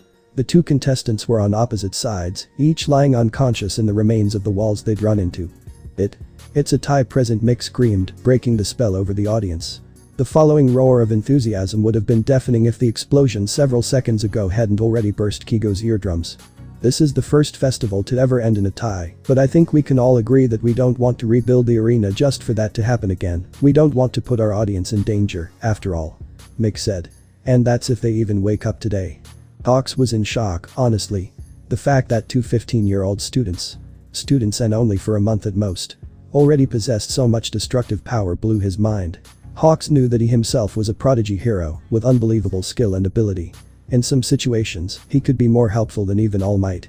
However, these two kids had more raw power than he did himself, and he was literally the number 3 hero. Are you okay, Uncle Hawks? Eri asked, snapping him out of his reverie. He flashed her a smile. I'm better than okay, he said. That was completely awesome. Michi Hamasaki had way too much on his plate for any one person to handle without going insane. Fortunately, he was already insane, so that wasn't an issue. First of all, his quirks were mutating. He'd had Monoma double-check, with a promise of an explanation if he didn't tell anyone, and he officially only had 3 quirks now. Analysis and research and combined into a singular quirk, which he'd already expected and accounted for when he said he had 5. Regeneration, resilience, and disguise had merged into a quirk that gave him complete control over his body, as well as the ability to enhance it, and energy absorption was still on its own. Was this why he'd stayed relatively sane even with so many quirks? What gave him the ability to mutate and combine quirks, unlike other people? It confused him, and he didn't have enough information to answer any of his questions. He'd felt too guilty to use energy absorption ever since he'd received it, since he'd found out that it was stolen from Kaminari's mom. Was it the only unmutated quirk because it was more unrelated to the other quirks, or was it because of the lack of use? Michi didn't know. On top of all that, he had to worry about yet another person knowing about yet another one of his secrets, and the new person was one of the most loud-mouthed and petty people he knew. The situation was not ideal, to say the least. As if that wasn't enough, he'd glanced up at Eri and his clone to check on them, and Eri was sitting on Hawk's lap. Yeah, the number 3 hero, Hawks. Really fucking bad news. At least his plan with Kakin had paid off, and Shoto had ended up using his fire, but that was like a nugget of gold in a whole pile of shit. Like, he was happy about it, but what was he supposed to do about all of the shit? He groaned, burying his head in his hands. Oh, and there was Iida. He'd left in the middle of the tournament, obviously upset, and Michi didn't want to think about what might make him that upset. He started massaging his temples, trying to ease his giant headache of a life just a bit, when Mina came and plopped herself in the seat next to him. "Are you okay?" she asked worriedly. "No, my life is basically falling apart at the seams," he wanted to say. "If I don't manage to break out of my mind control before the worst villain of all time finds out about everything I've been up to, he will probably kill me along with everyone I care about. And yes, I care about you. I care about you a lot. For obvious reasons," he didn't say that. "I've got a headache," he chose to say instead. "Oh, that sucks," Mina said with a frown. "Do you want me to?" "Michi Hamasaki, please report to Principal Nezu's office as soon as possible." Again, "Michi Hamasaki, report to Principal Nezu's office." "Thank you," crackled a voice over the intercom, interrupting whatever Mina was about to say. Michi's heart dropped to his stomach. Oh, shit. My day is about to somehow get even worse, isn't it? Michi raised his hand to knock on Principal Nezu's office door, taking a deep breath. Before he knocked, there was a ding as a small light on the lock turned green. "You may come in," he heard Nezu say. He gulped nervously. "Hey, you wanted to see me?" he asked politely, bowing slightly at the waist. Yes. "Now, take a seat, young Midoriya, I'll be right with you." Midoriya nodded, walking away to sit down. He made it 2 steps before he froze, slowly turning around to look at the principal and expertly hiding his shock. "Ah, it's Hamasaki, sir," he said with a bashful grin, like it was an innocent mistake that he'd just caught. Of course, no amount of acting could fool Nezu at this point. "No, I don't believe it is." The small mammal disagreed, still smiling calmly like he wasn't flipping Midoriya's world upside down and throwing him in danger. "You are quite the interesting puzzle, Izuku Midoriya." Nezu's smile grew wider, a slightly maniacal gleam in his eyes. Before Midoriya could say anything else, he continued. "Your disguise, your acting, and even your ability to let slip certain truths to mislead others is quite extraordinary, but you weren't careful enough. Did you know that the style of martial arts you practice is illegal to teach outside of the military?" Nezu said, asked to get visibly excited. "You've also been quite conveniently situated to publicize yourself every time we've had an incident, have you not?" Midoriya, while inwardly panicking, was actually a bit excited. Nezu was every bit as intelligent as he was rumored to be, and his obsessive information gathering tendencies were really coming in handy. But not as handy as Shigaraki, ha. Bad time for jokes, Midoriya. Either way, his current orders made it so he couldn't confirm what Nezu was saying, even though he'd like to. "I'm sorry, but I'm not sure what you're talking about," he said, laughing uncomfortably. "I've respected your privacy, even, just to add to the challenge." Nezu went on, cackling. "I have no way to intrude on Todoroki's panic room, so I haven't a clue what transpired inside. However, after that incident, you were much less careful about where you spilled your secrets. You confided to Mina and Jim Gamma that you are in fact the vigilante known as the Savior, and the girl Eri that you refer to as your adoptive sister is the girl you saved from Shai Hasekai." Midoriya was dismayed. Don't get him wrong, it was a good thing that all this was coming out, but it was embarrassing how incompetent he was when it came to keeping important secrets. Nezu still wasn't done. "I worked out your connection with a League of Villains through your interestingly significant involvement wherever they appeared. This was only solidified when Monoma confronted you about your multiple quirks earlier today. From there, it was a simple matter to connect the League's portal quirk to your strange interactions with young Bakugo concerning Izuku Midoriya, which revealed your identity. Just to check, I called you by your name without any warning when you came in, and you responded without question. Now, did I miss anything?" "Yeah, you missed the part about how badass I am as a vigilante. Can't say I'm involved with the villains, though." That was fully accurate. He physically couldn't admit that he was a part of the League. Nezu sighed. "Well, I actually expected this somewhat. Come in, Night-Eye." Sir Night-Eye, the hero that Midoriya had fought as the savior, entered the room. He glared down at Midoriya, who shifted uncomfortably. "Hello Izuku Midoriya," Sir Night-Eye said, taking a seat and steepling his fingers underneath his chin. "Care to explain why my quirk doesn't work on you?" Midoriya took a second to process the question. Then, fuck. Midoriya buried his head in his hands, feeling frustration well up inside him. "Watch your language and answer the question," Night-Eye demanded, coolly professional. It seriously didn't work? Midoriya asked, making Sir Night-Eye's eyebrows raise slightly. You didn't look into my future? I thought you let me go after you read my future and saw. Midoriya cut himself off with a choke. He scowled. I guess I can't say his name in front of 2 pro heroes, he said. That name being All for One? Sir Night-Eye filled in for him. Midoriya's head snapped up and Sir took that as confirmation. As expected, you're under a mind control quirk, or possibly more than one. It's impressive that you've retained as much freedom as you have, but you obviously can't disobey direct orders, such as being forbidden to give away information. Although I failed to use my quirk on you as you intended, I've pieced together enough from your intentions to find out what you tried to tell me. Midoriya sulked, slumping in his seat. But you still don't know where the headquarters are. He sighed. And I'll be obligated to keep you from finding out with all my power. All of your power isn't nearly enough. Nezu finally spoke up, sounding apologetic. Your acceptance letter showed us exactly where you live. Midoriya just shook his head. He never actually comes there, he said. He stays with the lab. I went there directly after talking with Night-Eye, but I haven't been since. Nezu said, his eyes lighting up. Well, it appears another challenge has arisen. Midoriya just nodded, clutching the fabric of his uniform pants in his clenched fists. Yeah. I don't know what you're planning, but if you try to make a move or expose me right now, I'm going to die, he said bluntly.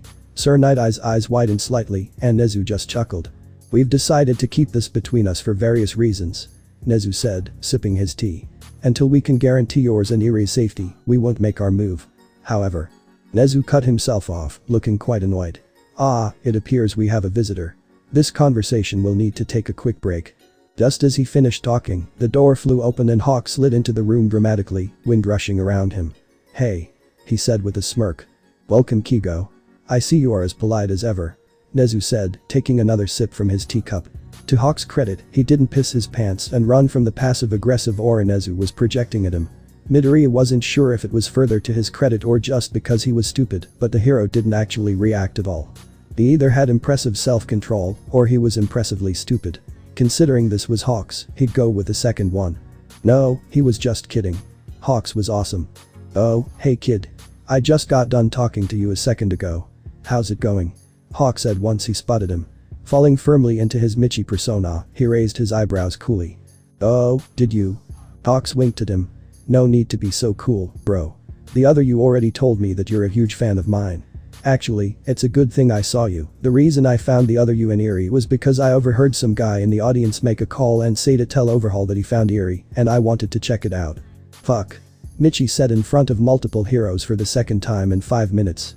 Yeah, I'm starting an investigation and you already told me everything you know, so if you could let me speak with Nezu for a minute, I have another challenge for him. Hawk said, looking meaningfully at the principal. Nezu looked like a kid on Christmas. Oh, it must be my lucky day. Hawks, this challenge better be as good as the last one you brought me. Michi didn't hear anything else as he was ushered out of the room. He sighed, feeling like he was about to explode. Maybe he should take a nap. Yeah, that sounded nice. Haminari was hanging out with Shoto and Kaken after the sports festival was over and the atmosphere was surprisingly friendly.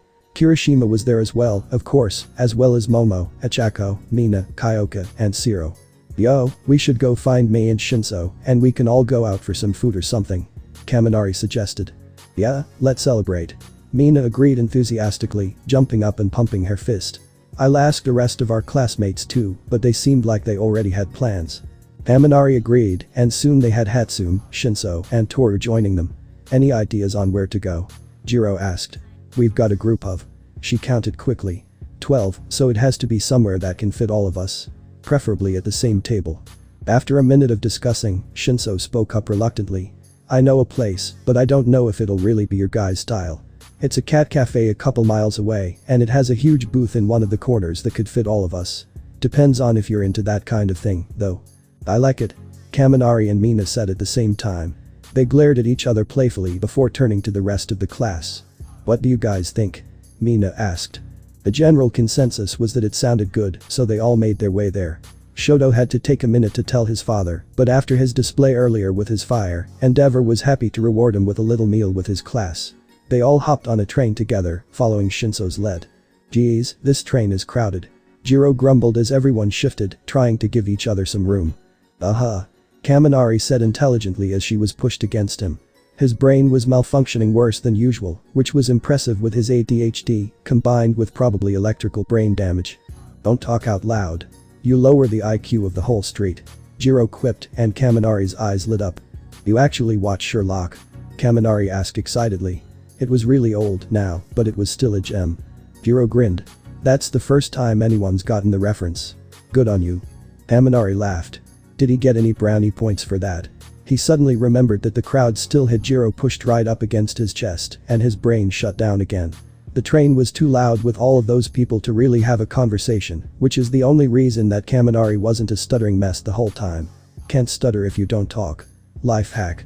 They got off the bus after a few minutes and walked to the cafe, and once they arrived, Kaminari realized that he was going to be coming to this cafe again in the future. It had the perfect blend of chill and lazy, but with enough stimulus to keep his brain on track, and the retro wooden design made him happy. As soon as he found his seat in the booth that Shinso had been talking about, two cats made themselves at home on his lap and over his shoulders. Kaminari smiled, trying not to disturb them as he ordered himself a coffee. He only made a fool of himself probably 5 times during the conversation, and Kakin only got them almost kicked out twice. He relaxed against the back of his seat as the other students slowly started trickling out.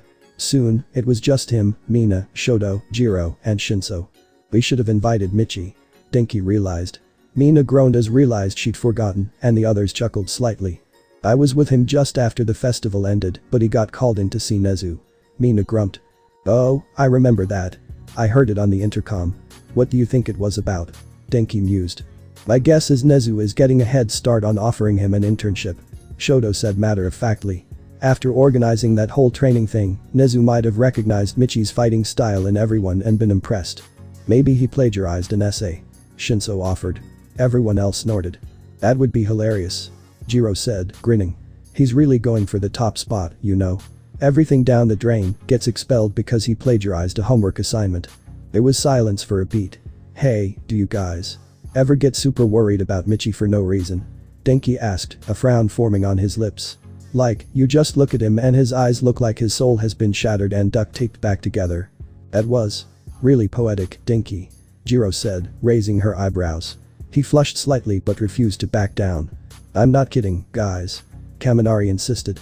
We don't know anything about his life at home, except that he has a little sister that basically got tortured before getting adopted. Have you guys seen the scars on his upper arms? He avoids the locker room, but I've seen a couple times.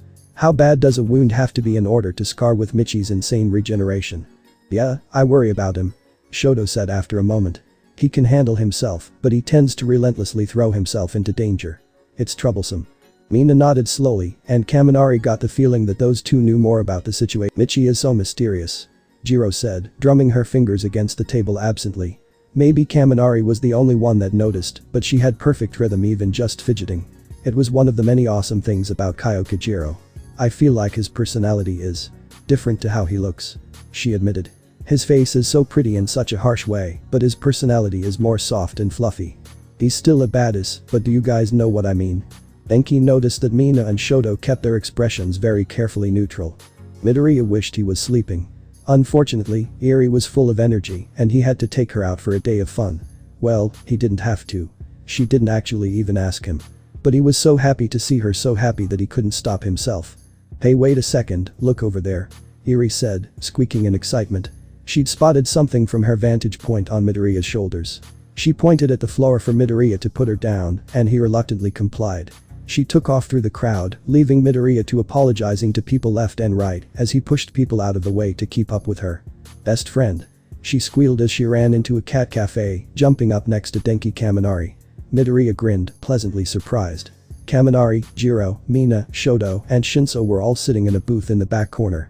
Judging by the cups and napkins, there had been more people that he just missed. Eri was on her knees on the bench, frowning at a cat that was purring on Denki's lap. He took my spot. She pouted. Jiro perked up. Hey, you can sit on my lap.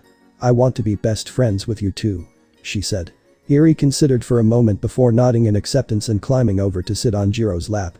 Jiro stuck her tongue out at Kaminari, who grinned and rolled his eyes playfully. Midoriya slid in next to Mina, not missing the way everyone looked at him for a second. Were they talking about him? On top of his social anxiety that he was gaining back as he healed and became slightly more like his old self, he hoped they weren't talking about anything that he told them about himself. Considering the fact that they all knew different parts of the story, things would get really awkward and tense really fast. For example, Mina finding out that he's Izuku Midoriya. Very bad. Everyone realizing that he's a vigilante. Maybe not so bad, he'd get in trouble, but everyone would also realize that Eri has overhaul after her and help look after her.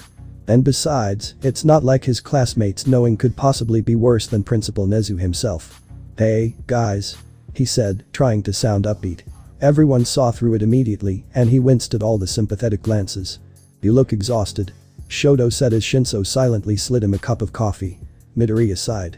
"Yeah, I'm pretty tired," he admitted.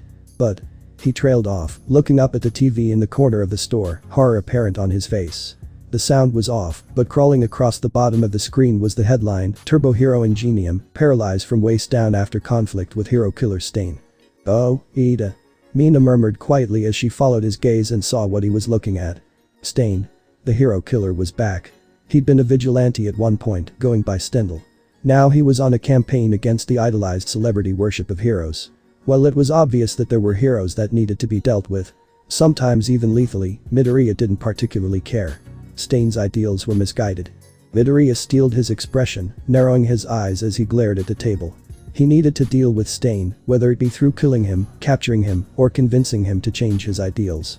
After all, a powerful villain that considers themselves to hold the moral high ground would be a perfect ally against someone like Overhaul or even All for One. He looked up and saw Mina glaring at him, shaking her head warningly. He remembered suddenly that he'd told her about his vigilante activities, realizing that she'd probably guessed what he was thinking about. He shrugged unapologetically. "Thanks for the coffee, Shinso," Midoriya said, standing up. "We should meet here again sometime, but right now I really need a nap." That statement was true, but misleading. Sure, he needed a nap, but it's not like he was going to actually take a nap. He had plans to make for tonight. He smiled and nodded along as his friends talked, walking with them to the train station. He wasn't really processing the words. Still, he noticed when Mina suddenly tensed up. She tried to hide it, but Midoriya was a master at reading body language. What was wrong? He glanced around, seeing a small group of kids their age glancing over at them and whispering, large grins on their faces. After a moment, the group of 5 kids. Maybe 6, Midoriya was too tired to count correctly. Walked over to them while they were waiting for the next train. Hey. One of them said, addressing Midoriya. "Sorry to bother you, but pets aren't allowed on the train unless they can fit in a handbag," he said, gesturing towards Mina. He said something else, making her turn around stiffly with tears prickling her eyes, but Midoriya couldn't hear him anymore, and his vision was tinted red. Midoriya put a heavy hand on the boy's shoulder, interrupting whatever shit had been spewing out of his mouth. "I'm going to kick you in the balls," Midoriya informed him. Midoriya proceeded to kick him in the balls. After he did it, he realized that he'd forgotten in the moment that he was significantly stronger than a normal person. He didn't put all of his strength into the kick, but every guy in a 5-mile radius felt a disturbance in the force as the boy was lifted a few inches off the ground before collapsing. Midoriya blinked, feeling a surge of surprised satisfaction. He looked up at his friends, who were staring at him wide-eyed. Midoriya shrugged. He probably didn't want kids anyway, it's fine. Midoriya snuck through the streets towards the hospital, Eri on his shoulders. He was nervous about bringing her, but it wasn't as if he could heal Tensei himself. He'd shifted into the savior, and his clone was on standby in case he needed to take Eri and make a quick getaway. He'd crafted a comfortable harness that strapped Eri in on his back, and she'd been overjoyed when he let her wear a mask and hide her hair so she could join him on his trip. With her on his back, he climbed up the wall of the hospital towards the window outside of Tensei Ida's room. He knew he would probably give the hero the second worst scare of his life when he broke in, but hopefully he'd calm down after he saw Eri. And if he didn't let them go after he was healed, Midoriya was going to paralyze him again, because honestly that's just human decency. You don't arrest someone that broke the law to help you out. That was an exaggeration, Midoriya would never paralyze him unless he put Eri in danger. Still, if he tried to be all uptight about the law after getting his career saved by a vigilante, Midoriya would be very irritated. He finally reached the window, peering in to see Ingenium bandaged up and asleep, a mask over his mouth and nose to help him breathe. Midoriya winced, and he nudged Eri. "See that guy?" he said. "He's the one we're gonna help today. You only need to rewind him one day, alright?" Eri nodded, a determined look on her face. "Okay. What about the bad guy?" "That part's my job," he told her. She pouted slightly. "Oh, don't be like that. We're the perfect team, you can help the good guys, and I can fight the bad guys." She brightened back up when he said they were a team, and he laughed softly. Okay Eri, I'm gonna break through this window, so hold on tight.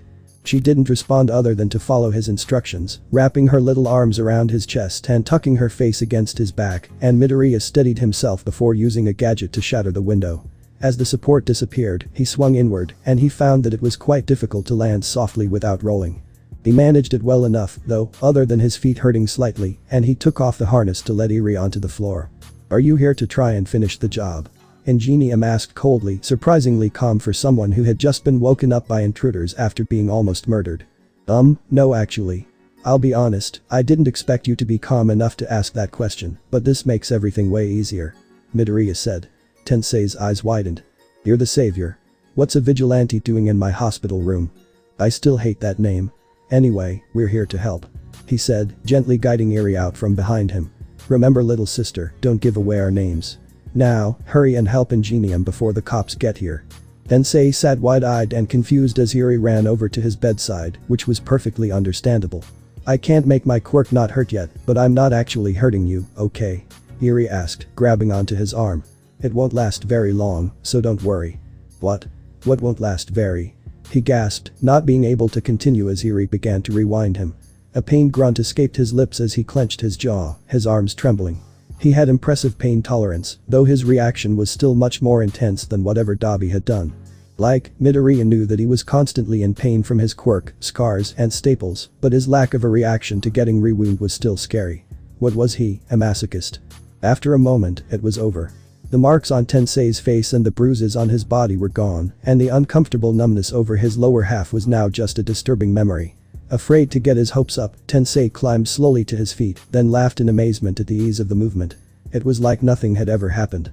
He turned to thank the savior and the girl, who he remembered to be his sister, but they were already gone. He stood in awe and gratitude as the police and others rushed into the room, only to find him standing on his own 2 feet and staring at the shattered window. The savior had struck again. Midoriya had really needed that nap. What had he done instead? He stayed up all night doing vigilante work, of course. Now he looked like a literal zombie that could make his teacher look well rested. Dude, are you alright? You look like a breeze could take you out if it hit you the wrong way. Denki said, approaching him cautiously. Oh, yeah. Sure. Did you even register what I said? Definitely, yeah. Dude. Mina's coming, and she looks pissed. Yeah. For sure. Okay, your funeral I guess. Denki said, laughing uncomfortably and backing away from the furious look in Mina's usually cheerful eyes. Midoriya stared blankly at his hands, his head completely blank as he tried to focus on staying awake. He didn't see Mina's hand coming at all until it smacked the back of his head, jolting him into semi-awareness. What were you thinking? She hissed at him, and he blinked up at her blearily. Oh, hey. At least I didn't go after Stain, right? He said with a grin. I know that was what you were worried about. I was being careful not to spill your secret, but I guess you can tell everyone yourself. She said dryly, and he realized he hadn't exactly been quiet. Luckily, everyone was abuzz with excitement, and it didn't take a genius to see why. It did take someone with a functioning brain, however. What's everyone talking about? He asked, glancing around the room. You? Mina said, rolling her eyes. They're talking about how the savior broke into the hospital last night, healed Ida's brother, and left. Oh. Midoriya said, nodding. That makes sense, it was a pretty risky move right after he was attacked.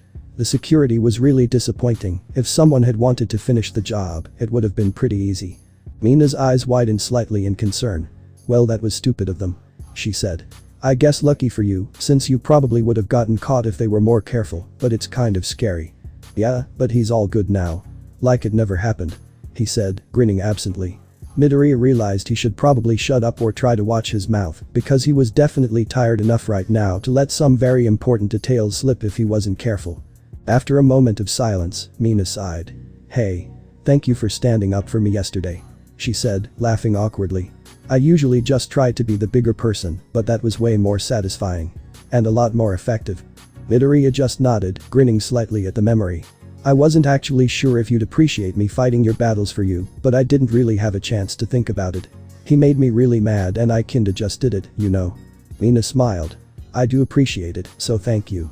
But seriously, you need to take better care of yourself.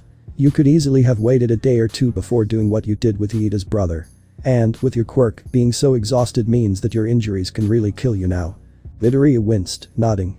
Alright, he said.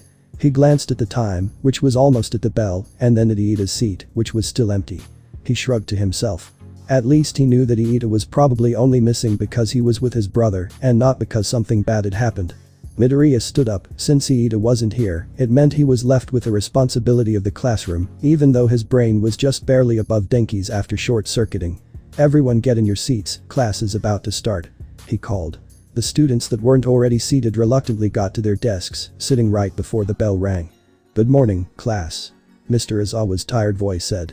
"Today, we'll be looking at your internship opportunities." Mina Shido would die of embarrassment if anyone ever found out how much time she spent thinking about Michi Hamasaki. It's not even like she was falling for him, really, she was already hopelessly in love with a boy she'd only interacted with once. Still, she did care about Michi, and it kind of seemed like he had a death wish. She knew he didn't really, since he still had Eri to take care of, but he scared her. Did he even know how to take care of himself? It sure didn't seem like it. Mina sighed, looking at Mr. Izawa as he got everyone's attention. "Good morning, class," he said. He looked tired, as always, but at least he looked alive, unlike Michi. "Today, we'll be looking at your internship opportunities." Mina's head snapped up, his statement garnering her full attention. In spite of her thoughts being plagued with worry just moments ago, a grin split her face. Internships. This was her first chance to be a real hero. She cheered just as loud as the rest of the class. "I'll be honest, you guys really impressed me. There are quite a few surprises in here," Mr. Izawa said, making Mina swell with pride. It took a lot to impress their teacher, and she treasured every time they managed it. He pushed a button, and a list of names showed up. Todoroki had the most offers, with Bakugo at a very close second. "TCH. I guess it pays to have hero connections," Kaken grumbled, making a few people chuckle. "I'll bet Todoroki just got more from rescue-based agencies," Achako put in. "I doubt any combat agencies made an offer to him and not you." Mina didn't miss the way Kaken's back straightened ever so slightly at the praise. She raised one eyebrow, grinning mischievously as her love senses started tingling, but when she glanced at Michi, he was staring into space like it was taking every ounce of willpower he had just to keep his eyes open. She scowled and turned to Toru instead, wiggling her eyebrows and gesturing at Bakugo and Uraraka. Toru couldn't really express herself with just her face, but she still managed to convey the same mischievous excitement. The emotionally untouchable Kaken and the kind bubbly Achako. This was perfect. Unsurprisingly, Michi was in third. The agencies were obviously put off by his self-destructive tendencies, as it was a pretty distant third, but his combat skill and his quirk made up for it. The three of them and Momo had offers in the thousands, and the rest of them dropped into the hundreds. Mina herself had 347, which she was proud of, and she was excited to see the list. Mr. Izawa handed them out, and Mina picked up hers eagerly. She read the first name, and her heart stopped. 1. Hawks Agency. Did that really say that Hawks had sent her an offer? It had a little note next to it, and she squinted to read it. "Bring Hamasaki," it said in scrawled handwriting. What? She glanced over at Michi, who wasn't even trying to read his list. He was all the way across the classroom, so she couldn't just snatch it to take a look, but she wondered if it had a similar note, or if Hawks was just trying to get her to make sure Michi accepted the invitation. She scanned through the rest of them, which included some other exciting offers, waiting for the bell to ring so she could go check out Michi's list. She heard the others whispering to each other excitedly, and she sighed. Jiro said something about death arms, Saya mentioned Selkie, and Kirishima seemed excited about fourth kind. She looked at Kaken and Todoroki, wondering what kind of offers the top two got. Naturally, Todoroki gave no indication of what he might be considering. Kaken, on the other hand, was muttering to himself as he flipped through the papers. "What?" he said quietly, making a confused face that looked way better on him than his usual scowl. "Mirko does internships." "Wait a second, I didn't know Mirko did internships," she heard Achako say behind her directly afterward. Mina raised her eyebrows. Mirko had never offered an internship before, but neither had Hawks. And both of them offered too. Somewhere where she couldn't hear him, Kigo laughed to himself as Rumi replied to his text, agreeing to help him set up the heroes in training. She seemed really excited about the explosion boy, too. He shuddered as he realized that both of their attitudes might not be the greatest thing to put in the same place for a week, but it was too late for that. Meanwhile, Mina shot to her feet as the bell finally rang. She walked over to Michi, who was still sitting at his desk and staring forward aimlessly. She snatched his top sheet, and sure enough, there was Hawk's invitation. "Bring a Shido," it said to the side in the same scrawling handwriting. Huh. Why is it telling me to bring Michi? She asked herself. Kaken stopped in his tracks as he was leaving, looking back at her. "Yours told you to bring someone, too?" he asked, surprised. Mina laughed. "Yeah. Let me guess, yours asked you to bring a Chaco. Kaken blinked in surprise, and Mina grinned. I heard you and her both say something about Mirko. Me and Michi both got one from Hawks, and they both say to bring each other. What do you think is going on? I don't know. Don't Mirko and Hawks like working together? He asked. Mina nodded. Yeah. People like the idea of them being together, too. Some people think they only work with each other for fan service. I guess fans really like the predator and prey dynamic, especially since their personalities would make Mirko more of a predator between them. She said, grinning as she remembered the threads she read on the topic. There are some people that get weirdly passionate about it, actually. Huh. Well, that's a lot more information than I asked for. Anyway, if we both accept, maybe we'll end up working together. Kaken said, stuffing his hands in his pockets and walking away. Wow, that was a surprisingly civil conversation. You should look forward to it. Ah, there's the arrogance. Still, it was less abrasive than usual. Mina wondered what was up with that. She glanced at Michi, rolling her eyes and smacking him. She thought about just leaving him sitting there, but she considered herself a nice person. Earth to Michi. Homeroom is over, we've gotta go. He was so exhausted, he didn't even start awake that time. He just nodded slowly and got to his feet, almost stumbling before Mina caught his hand and pulled him towards their next class. She felt a bit flustered from the contact, but it was fine, she was pretty sure. He was probably too tired to remember anything, anyway. Mina distracted herself with mulling over her choices for internships, debating over which one she should choose. Even with the weird coincidence and instruction it came with, though, she was pretty sure it would be stupid to turn down an internship from the number 3 hero himself. She nodded. Hawks it is. The only thing Midoriya remembered about the entire day was the feeling of Mina holding his hand. Her hands were impossibly soft for someone that worked as hard as she did all the time, but he guessed it was most likely one of the effects of her mutation quirk. Now that he thought about it, did Mina's quirk count as a mutation?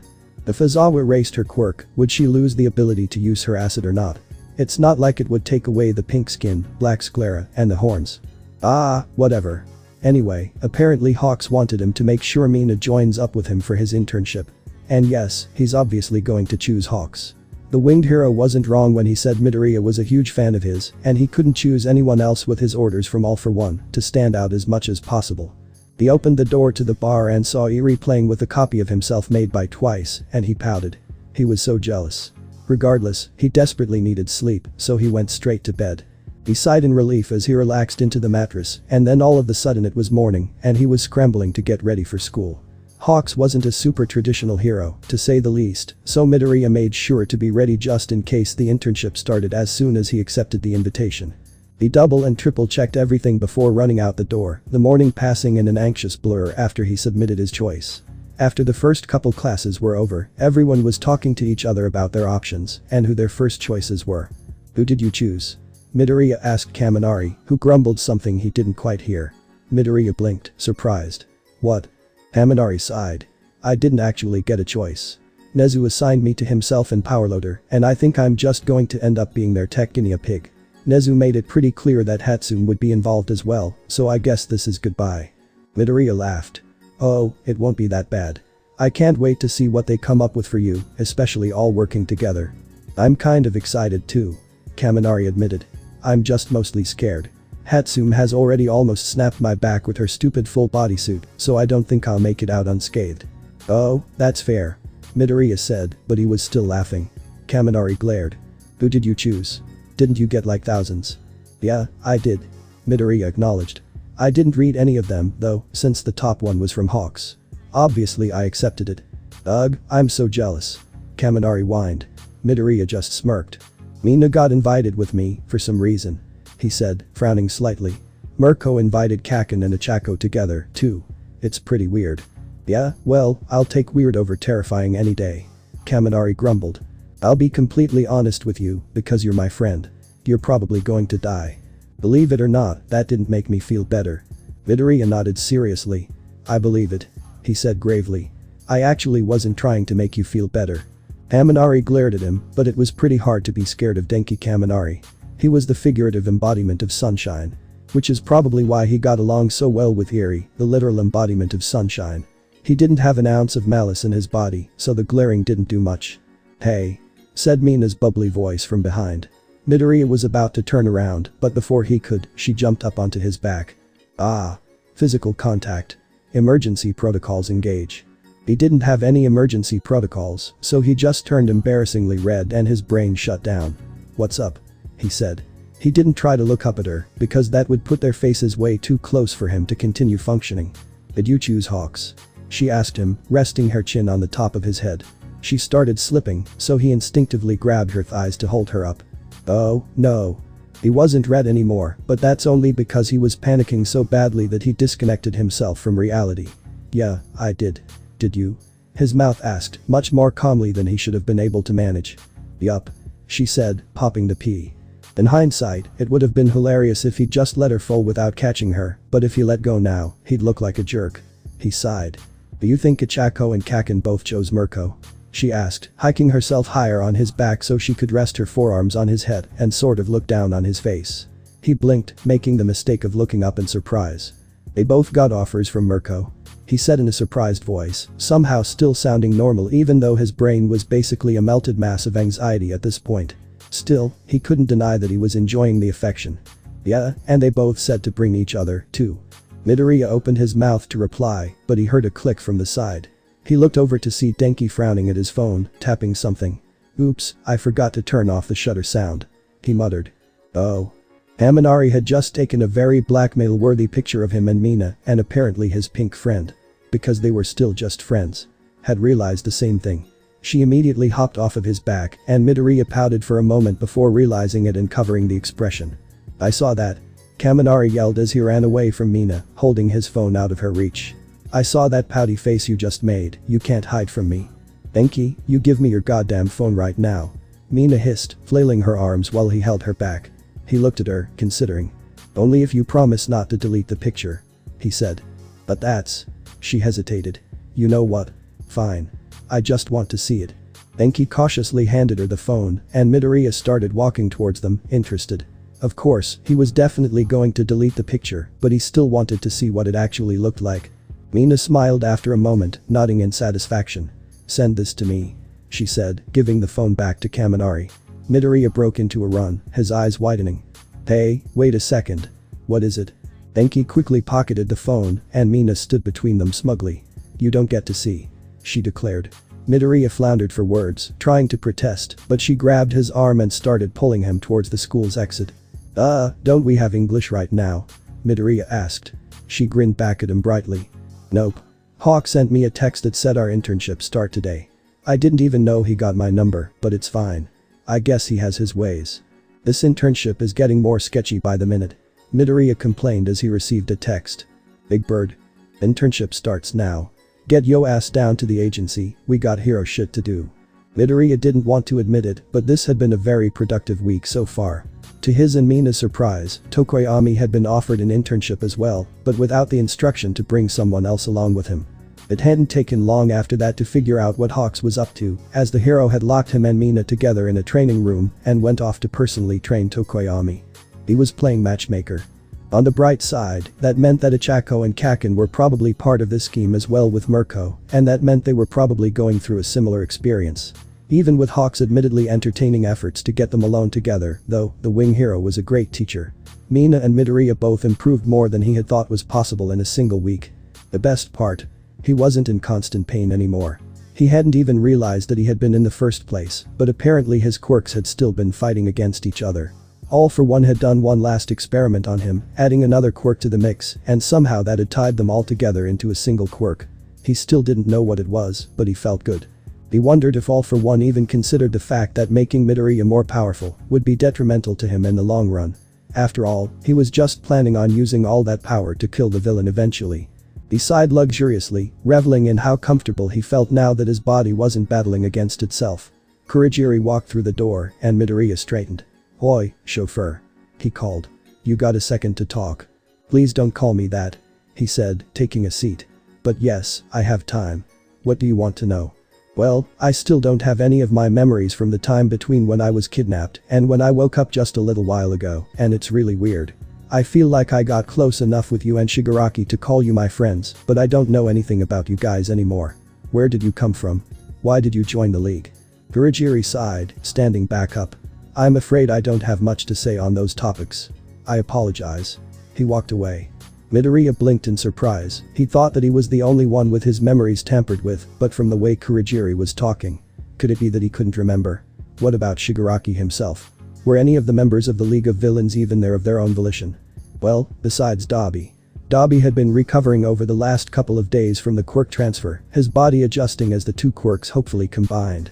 If they didn't, he'd probably go just as brain-dead as the Nomu at the USJ, but considering the emotional attachment Eri had with the fire user, since he was the first person she'd healed, All For One was unlikely to let that happen. He had to stay on Eri's good side, after all, if he wanted her to restore him to his prime. Why did it take Dabi several days to recover, while Midoriya did it overnight? He wasn't sure, but he thought it might have something to do with having regeneration already. Midoriya took a deep breath as he shifted into the savior, the transformations becoming easier and easier. His blue hair shortened and turned brown, his height decreased, and his face became more squarish with darker eyes. It was about time he got out to do some vigilante work again. He rolled his neck and cracked his knuckles in anticipation, looking back at where, once again, his double was playing with Eri. "Hey." He called to the copy. "Remember the plan. If anything happens to me, keep up appearances for me at school." Ooh, foreshadowing. He flew across the rooftops, once again heading to Hosu. He'd been going there every day since the sports festival, knowing that Stain would strike several more times in the same area before moving on, but he hadn't seen him yet. All he'd managed to do was make the news several times on accident after toppling a massive drug cartel, as well as a quirk experimentation lab. He may have lost his temper on that one, remembering the same things happening to Eri, and, well, none of the victims would ever need to worry about anyone with any connection to that lab ever again. This time, though, he had a good feeling. A few news channels were already speculating that he was there to take on Stain after healing Tensei, his last victim, and hopefully Stain would come to him if he felt threatened enough. Midoriya leapt across the rooftops, quickly scanning alleyways and keeping an eye on the heroes that Stain would consider fake. Seriously, though, Midoriya had no respect for the man if he thought he was purging hero society, and yet he left Endeavor alone. Apparently, one of the qualifications to being a fake hero was being weak. That's bullshit. He'd been patrolling for a while now, maybe 2 hours, when he saw one of Kurogiri's portals open on a rooftop, and out came Stain himself. Midoriya stumbled to a halt, staring for a moment. "Oh, you bastards." He muttered to himself, sneaking closer. He managed to gather that Shigaraki had tried to recruit him, but the meeting had not gone well before the conversation ended, and Stain jumped from the roof. Midoriya carefully followed, hesitating when he heard a couple of explosions. Shigaraki must be up to something. But, well, Stain was his first priority right now. The hero killer was fast, almost losing Midoriya in the city. By the time he caught up, Stain had already lured the pro-hero native into an alleyway, who was lying paralyzed on the floor. Midoriya whistled softly. The dude worked fast, that's for sure. He dropped down to the floor, getting Stain's attention and giving a cocky grin. "I finally found you," he said, laughing. "That took way too long, man. You're one sneaky bugger." "The savior," Stain said coldly. "I respect you and your work, but if you try to get in my way, I will purge you just like the false heroes that plague the society." "Stain," Midoriya replied, mimicking his voice. "I don't respect you or your work, because it's bullshit. Go ahead and fuck yourself." Stain bristled. "The time to talk is over. I'm going to." "Why?" Midoriya interrupted, cocking his head to the side and folding his arms. "We've got time, I think we should talk for a bit." "Stalling so your reinforcements can arrive?" Stain sneered. "I don't think so." Midoriya laughed. "Dude, I work solo. The only person I've ever worked with is a literal child. I'd never even think of bringing her to you. If you wanted to talk peacefully, why did you begin by insulting me and my ideology?" Stain asked, still suspicious. At least he wasn't trying to kill Midoriya, though, so he counted that as a win. "Because that's what I want to talk to you about. Your targets and your methods, while sometimes effective, are extremely misguided. Do you really think saving people for money is a worse crime than literal actual murder?" Midoriya said. Stain paused. Then he shook his head. "You don't understand. The title of hero should only go to the worthy. Hero is a job now, not a title." Midoriya interrupted again. "The job, if you do it right, comes with danger, fame, and fortune. Even when it was just a title, it's always been that way. Not every hero that loves fame and fortune is a bad hero. Take Mount Lady, for example. She loves drawing attention to her body while she does her work, and she uses her beauty to increase her popularity and to get what she wants. For you, that would make her a so-called false hero. Am I wrong?" Stain's eyes narrowed. "You're correct. This is the bullshit I was talking about. That's a single aspect of Mount Lady that you're using to define her, and even then it's not even close to being bad enough to kill her for it. If you paid more attention, you would see that she puts extreme effort into avoiding collateral damage, even with her quirk. In fact, she wins her fight so quickly that her collateral damage rate is one of the lowest in the country. She doesn't hesitate to put her life on the line for innocence, and that makes her a true hero. Her public image is none of your business. Stain stayed silent for a moment, unexpectedly seeming to consider Midoriya's words. You may have a point, but you still misunderstand me. I'm not killing these false heroes because they deserve to die, I'm doing it because our society needs them to die.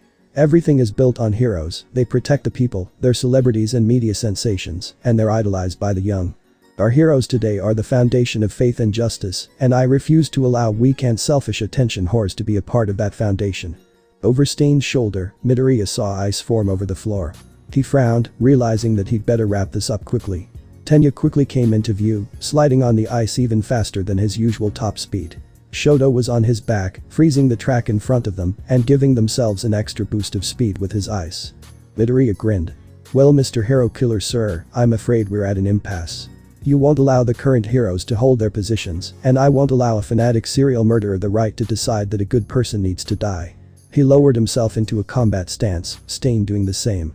Although our ideals differ, I can respect a man so dedicated to his goals. If I can, I may even leave you alive. Stain said solemnly. Midoriya laughed. Such courtesy. Well, I suppose I'll try to do the same. He made eye contact with Shoto and Tenya. Get native, I'll handle Stain. Shoto nodded, and before Stain could react, the two students shot past and snatched the pro hero from the ground. Stain snarled in frustration and launched himself at Midoriya, officially starting the fight. Midoriya grinned, and he gave the reins to Wrath. Shoto's idol was definitely All Might, but the savior might just be a close second. He did awesome things and was a great hero, and just to make everything better, his father hated the vigilante with a passion. Endeavor was always trying to get the Hero Commission to put him on the savior's case, but they knew that was the last thing he needed. Even die-hard Endeavor fans might change their minds if he ended up killing the savior, possibly the most loved vigilante in history. And he'd only been around for about half a year. Glancing at Tenya, it was easy to tell that his classmate idolized him as well. That was to be expected, though, since the savior had healed his brother Ingenium only a week ago. Once they were far enough away, they pulled to a halt. Call 119, he's going to need medical attention. Shoto told Tenya as he dropped from his back and used his cold side to slow the bleeding around Native's worst wounds. Luckily he had his hero suit on, and he always carried first aid supplies on his belt. He patched up Native as best he could, while Tenya called an emergency dispatcher, telling them where to find them. He added that they might want to bring some heroes, as Stain might still be there. Shoto heard panicked questions coming through the phone, but Tenya ignored them and hung up. Despite the situation, Shoto had to hide a smile. It seemed so out of character for Tenya, but he supposed the stress of seeing his brother's attempted murder, fighting the person who'd saved his brother from said murder, would be more than enough to make him behave a bit abnormally. He looked back around the corner they'd hid behind. Stain and the savior were still battling, and he wanted to be able to back up the savior if he needed it. The first thing he noticed was that the savior was laughing, not even attacking, as he dodged every attack with ease. It seemed like he knew exactly what Stain was going to do before it happened, sort of like Michi fighting the Nomu. Shoto blinked in surprise, a bit concerned about the hint of insanity in that laugh. The growing oppressive aura was emanating from Stain as he got more and more frustrated, and Shoto felt glued to the spot. How was the savior completely unaffected? The vigilante flipped over yet another swipe of Stain's sword, landing a few feet away. Stain somehow flung 3 knives at him with one hand, all of them with laser precision. The savior never stopped laughing as he dodged the blades with ease. Oh, no. It's scary Stain, with his scary knives and swords, he said sarcastically. Blam. In the blink of an eye, the savior had drawn and fired a gun that he was hiding somewhere in his clothes. Stain stumbled, his dangerous aura fading as he lost focus. Blood seeped from his right shoulder, rendering the arm useless. Don't you think this is so much more effective? The savior asked rhetorically, a maniacal grin on his face. Modern technology is really something. Blam. Blam. Blam. He hit Stain in his other shoulder and both of his knees, completely immobilizing him. Then he turned around to walk away. You have a pretty high pain tolerance, but you still can't move. I destroyed your joints. Have fun with the cops. He called over his shoulder, leaving the hero killer to scream his rage into the sky. Shoto smirked. Yeah, that's why he's my favorite. Midoriya got a notification on his phone. Glancing down, he saw Hawks had texted, telling him to come to Hosu and help with the Nomu attack. He smirked. Perfect timing. He changed into his spare costume. Having one was illegal, he was pretty sure, but whatever. and rushed towards where the loudest explosions were coming from. Sliding around a corner, he saw Endeavor battling a Nomu that was a very poor match for him. Its skin was pitch black, meaning it had regeneration abilities, and it used water to combat his flames. Endeavor was getting annoyed, and his blasts grew more and more uncontrolled. Midoriya scanned the battlefield, seeing 3 separate attackers.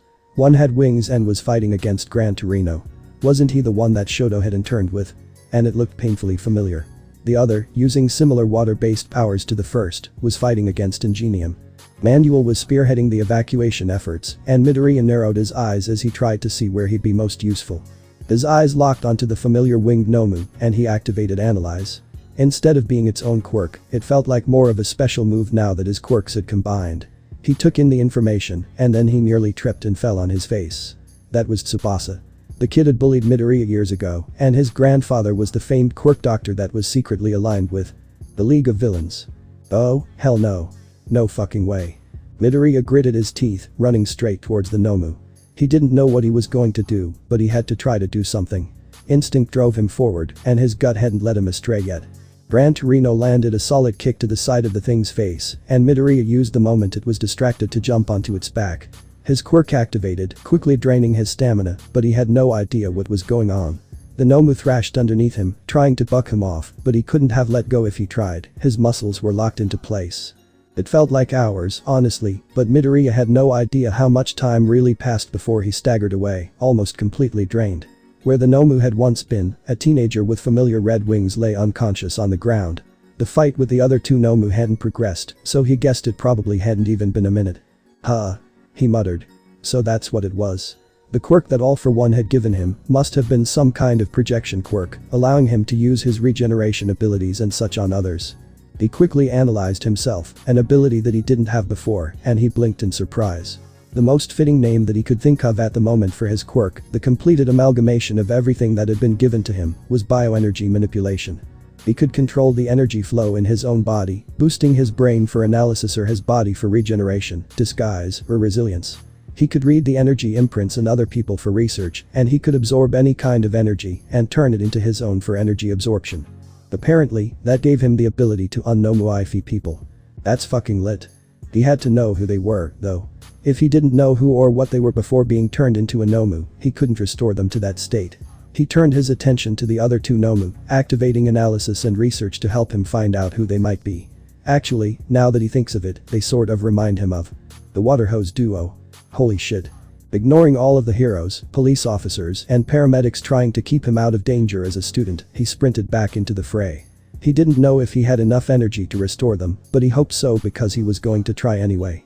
Endeavor had finally managed to break through the guard of his opponent, and Midoriya's eyes widened as the hero prepared to blast the Nomu's head hot enough to kill it before it could regenerate. Without thinking about how bad of an idea it was, he threw himself between the Nomu and Endeavor, shielding it from the worst of the blast as he tried to restore it into a human. The fire blistered across his back, but oh, that felt good. Heat is energy. Absorb that right up, yes sir. Thank you for being inconsiderate, Endeavor. Midoriya would have enough energy after all. He hadn't been blasted with fire since he'd received his quirks, so he'd forgotten about that little feature of energy absorption. After a few seconds, an unconscious man was being handed to the odd paramedics. Midoriya was already moving, sprinting at the final enemy. Ingenium had noticed what was going on, and the pro-hero expertly created an opening for Midoriya to attack from behind, without risking getting hit by one of its attacks. He quickly repeated the process, idly wondering if the unnomified people would still have all of the quirks forced on them with the experimentation. He stumbled away from the reformed body of a woman, and he smiled bravely for the cameras as everyone began to calm down.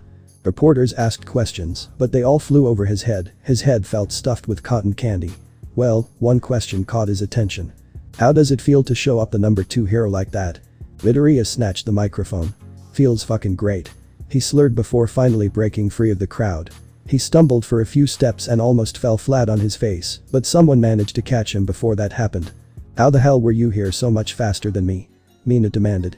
Patch me on the news. He managed with a wink. He almost panicked, realizing he'd just given himself away, before remembering that she already knew he was the savior, so it was alright. What about the news? Hawks asked from the side. Midoriya's head snapped up. Oh, shit. Nothing. He said, way too exhausted to even try and talk his way out. He'd probably end up letting everything else slip if he talked more. Right. The hero said skeptically, but luckily, Midoriya passed out before he could ask any more questions. I can't grab him right now, he's with Hawks. The man said quietly into his radio, blending in with the crowd. He kept a careful eye out for any feathers, but it seemed the wing hero was more preoccupied with evacuation and relief than he was with listening in on the terrified crowd. We'll have to get him after he leaves. Crackled a response. All the news cameras are pointed at him right now. Don't lose him, and the second you get an opportunity, give the signal. Yes sir. The man waited patiently as the wing hero answered questions about the young hero student. Hawks made the pink-skinned intern carry the boy for some reason, but that didn't matter to him. After the reporters got done cooing about how cute of a couple the two were, which visibly flustered the girl, paramedics loaded the boy, the target, Michi Hamasaki, onto a stretcher and drove him to the hospital. At least, that's where the ambulance was headed. Grinning under his sinister bird mask, the man gave the signal. The ambulance was empty by the time it reached its destination. Mina Shido felt like shit. She had eye bags to rival the purple-haired kid that had been coming to their training, and she didn't know why she even bothered coming to school. Why did this keep happening to her? Over the last week, she'd gotten a lot closer with Michi. Hawk's attempts to get them together had been painfully obvious, but they'd also been unreasonably effective. Even though she still felt stupidly guilty, as if she was somehow betraying Izuku by having feelings for someone else, she had to admit that she really liked Michi. Then, of course, they'd become basically an official couple just because Hawks made her carry him in front of all the cameras. That was unbelievably embarrassing. After that, she'd handed him off to the ambulance and she'd gone home. She watched the news that night just to see what he'd meant when she asked how he was in Hosu so quickly, and she'd been slapped in the face with a video of Michi taking on Stain, the literal hero killer. She was so pissed at him at the time. She remembered thinking that she would make him take her on an extra expensive date to make up for it. She'd looked back up at the screen and forgot about the date.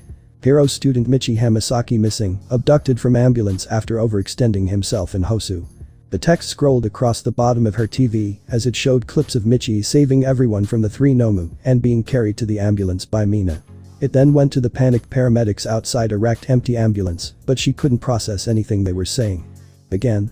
She hadn't been able to sleep that night. Guilt weighed heavily in her chest, like it was her fault that the people around her kept getting hurt. She'd gotten to school early, and she buried her face in her arms, laying despondently on the desk. Why was she always? Gossip, Mina. Michi said, walking through the door. She shot to her feet faster than he could blink, staring at him like she'd seen a ghost. Ha. If she thought Michi was a ghost, just wait until she found out he was also Izuku Midoriya, Lamau. Mina, since she's not a stereotypical and I'm love interest, started crying in relief and ran forward to hug him, rather than slapping him or something stupid like that. What happened? She sobbed. I thought you were gone. Why didn't you tell anyone? Michi, who was bright red, laughed uncomfortably. Well, I was barely conscious enough to fight off some people and get home, so making sure to tell everyone didn't really cross my mind. He said, rubbing the back of his neck. What about your parents? Mina asked, frowning as she looked up at his face, not pulling back from the hug. They should have seen you on TV, or something like that, right? They could have reported to the police. Well, my parents are like conspiracy theorists, he said, sounding more like a question. It felt like something he'd made up on the spot. They don't really trust the government or the police. So they just didn't. That's bullshit, Kaminari said, appearing from the side as if out of nowhere. Michi flinched in surprise. Everyone knows you just made that up. How come they didn't report it? Michi's body was tense and he looked extremely uncomfortable. I really don't want to talk about my parents right now, he said simply. His voice sounded scared and a bit vulnerable, which just made Mina more curious. As well as angry beyond belief. But she spared him and dropped the topic. The others soon joined them, with Bakugo, Kirishima, Shoto, Momo, Uraraka, and Jiro joining the conversation as soon as they saw him. Reactions ranged from Bakugo's casual approach, like he didn't really care, to Shoto's quietly relieved sigh, to Kirishima, making sure the entire building could hear that Michi was back. He slowly relaxed around his friends, and Mina smiled to herself. Michi? Said the startled voice of Mr. Izawa from the doorway. He blinked and tried to hide his obvious relief, but the students weren't fooled. However much he tried to hide it, they knew cared about them. I'm sure Principal Nezu wants to see you, he said, shaking his head. Go up to his office, I'll excuse you from class. Michi nodded, pursing his lips, and he got up and left. Mina couldn't help but get anxious as he left her line of sight, and she scolded herself. What was with this weird possessive behavior? Still, she kept finding herself glancing towards the door, wringing her hands as she waited for him to return. Her mind kept jumping to the worst case scenarios, and she couldn't even blame herself, considering Michi was a high-grade trouble magnet. I swear if this guy gives me another heart attack, I'm never letting him out of my sight again. 1 week ago. Shoto was very confused. He'd been considering just joining his old man's agency in an attempt to better control his fire and maybe try to get over his old fears. He'd visited his mom for the first time since he received his scar, and it felt like he was finally getting a handle on his life. He remembered Bakugo's words, the way everything seemed so clear and straightforward to the aggressive blonde. Stop making it about him. Shoto had accidentally ended up making his entire life revolve around his father, whether he was going to hero school because he was the son of the number 2 hero, or limiting himself just to spite him, or any number of other things. He hated it. His life was about his own happiness, not his father's unhappiness. After realizing that, everything had made more sense for a while. Then, All Might had told him to do an internship with this random old hero, and the only explanation was you have potential, Shoto, but I can't tell you everything quite yet. I believe young Hamasaki may have been right about you. So, apparently Michi was slowly inserting himself into every single aspect of Shoto's life. Not that Shoto was complaining, to be honest, but it was strange. And obviously you don't just turn down instructions like that from the number 1 hero, so Shoto interned with Gran Torino. Looking for the agency, he looked up when he reached the address. That wasn't an agency. It looked like an old brick warehouse that had been empty for a while. Shoto's confusion was only growing, but he shook his head and walked up the stairs. He knocked once, and to his surprise, the door just creaked open. Hesitating only for a moment, Shoto pushed the door open the rest of the way and stepped inside. He blinked in surprise as the door opened to reveal a tiny man in a yellow jumpsuit lying face down on the floor. A pool of red was around his face. Is that ketchup? Shoto asked, confused. He was familiar with the way that blood splattered and spread on the ground, and he knew that wasn't what he was looking at. But why was the old man face down in a pool of ketchup? Am I supposed to think that's blood? The old man looked up suddenly, a disconcerting grin on his face. This is very concerning. He announced, the weird smile staying firmly in place. What is? Shoto asked, glancing around to make sure he hadn't missed anything. First-year students should not be able to tell so quickly that this is ketchup. You have had a very unfortunate childhood. Shoto blinked again. Well, that was blunt. It wasn't wrong, though, he nodded silently in agreement. Are you Gran Torino? Shoto asked. The hero bounced to his feet, his fists against his hips. I am. Who are you? My name is Shoto. What? Gran Torino asked, putting a hand over his ear and leaning forward as though he couldn't hear. Shoto frowned. I am Shoto, he said, slightly louder. Gran Torino fell silent for a moment. Who are you? He asked again. Shoto raised an eyebrow, unimpressed. If we can't get past the introduction stage, I'm going back to my father's agency. He's already upset that I chose someone else. Fine. Now tell me, do you have a good handle on One for All? The old man asked. Shoto sighed. He was getting extremely tired of not knowing what the hell was going on. One for All? What on earth is that? Gran Torino stopped, cocking his head. He suddenly seemed pissed, and it was a bit scary. Did I do something wrong? Shoto wondered, falling into a combat stance. If he'd learned anything from his father, it was that he couldn't get away with just apologizing for his mistakes. He had to fight if he wanted to walk away. Excuse me for a moment. Gran Torino said through gritted teeth. I must make a call. Shoto relaxed and straightened, confused once again. So he didn't mess up. The hero pulled a phone from a pocket on his suit and walked away, dialing someone before holding it up to his face. Toshinori. He snapped once the other end answered. You didn't even fucking tell him. Frantic stammering came from the phone, although it was too quiet for Shoto to hear what was said. Get your ass over here. Choose him or don't, but don't drag this boy into your battle without telling him what he's fighting against. More unintelligible noises. Gran Torino just hung up, not waiting to hear what the other person was telling him. I'm sorry sir, but what's going on? Shoto asked, an edge of exasperation bleeding into his tone. All Might really didn't tell you anything. The other hero sighed, pinching the bridge of his nose. He told me to intern with you because I have potential, but he couldn't tell me everything yet. Shoto answered, making air quotes with his hands. I see. Well, tell me why you want to become a hero. Shoto hesitated. He thought of his father, and he scowled. The world needs more good heroes, and I want to be one of them. He said simply. Someday All Might won't be there, and I don't want someone like my father to be all we have left. You pass. Gran Torino said approvingly, giving him a thumbs up. Shoto nodded, not quite sure how to respond. What did he pass? If you had the chance to become powerful enough to take All Might's place, would you take it? Do you have what it takes to be the next symbol of peace? Now, where did that come from? What?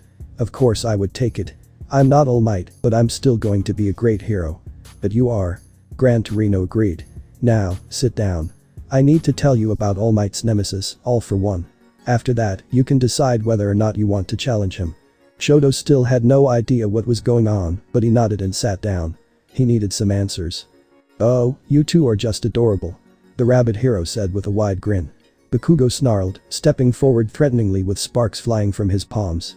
He'd never been called adorable in his life, and he wasn't going to accept something like that just because he was interning with her. Ichako caught his wrist, and he glanced back, annoyed. Calm down, it was just a compliment, she said, a bit of an amused smile on her face. She's not insulting your ability to be intimidating. Oh, I didn't mean it that way at all. Mirko agreed. Bakugo huffed, folding his arms. Mirko still had that sneaky smirk on her face, and he didn't trust it. I didn't mean Bakugo himself is adorable, although Ichako certainly is. Ichako blushed faintly, bobbing her head slightly to accept the compliment. What I meant was that you guys are so cute together. The brash, angry one softening up for the kind, bubbly one. Everyone loves it. Bakugo stopped short. That wasn't what he'd been expecting at all. He looked over at Ichako and smirked slightly when he saw her staring wide-eyed into empty space, her face the approximate color of a tomato. Ichako.exe has stopped working. Hello? Ichako, Earth to Ichako. Calm down, it's just a compliment. She scowled at him as he parroted her words back at her, and he gave her a smug smirk before turning back to Mirko. So, what are we gonna be doing this week? Mirko dropped the smirk, seeming to go into hero mode as she tapped her foot rapidly, a hand on her chin. Well, what Bakugo most needs is practice working with others, and Ichako just needs some confidence. I don't like regular training, though. You guys will be working in a team, and I'll be taking you on my patrols. Bakugo, your job is to try and take a support role, and Ichako, your job is to take the lead. Bakugo hesitated, exchanging a surprised glance with Ichako. You fucking serious? Good practice or not, that sounds inefficient as hell. Explosions are better for offense, dipshit.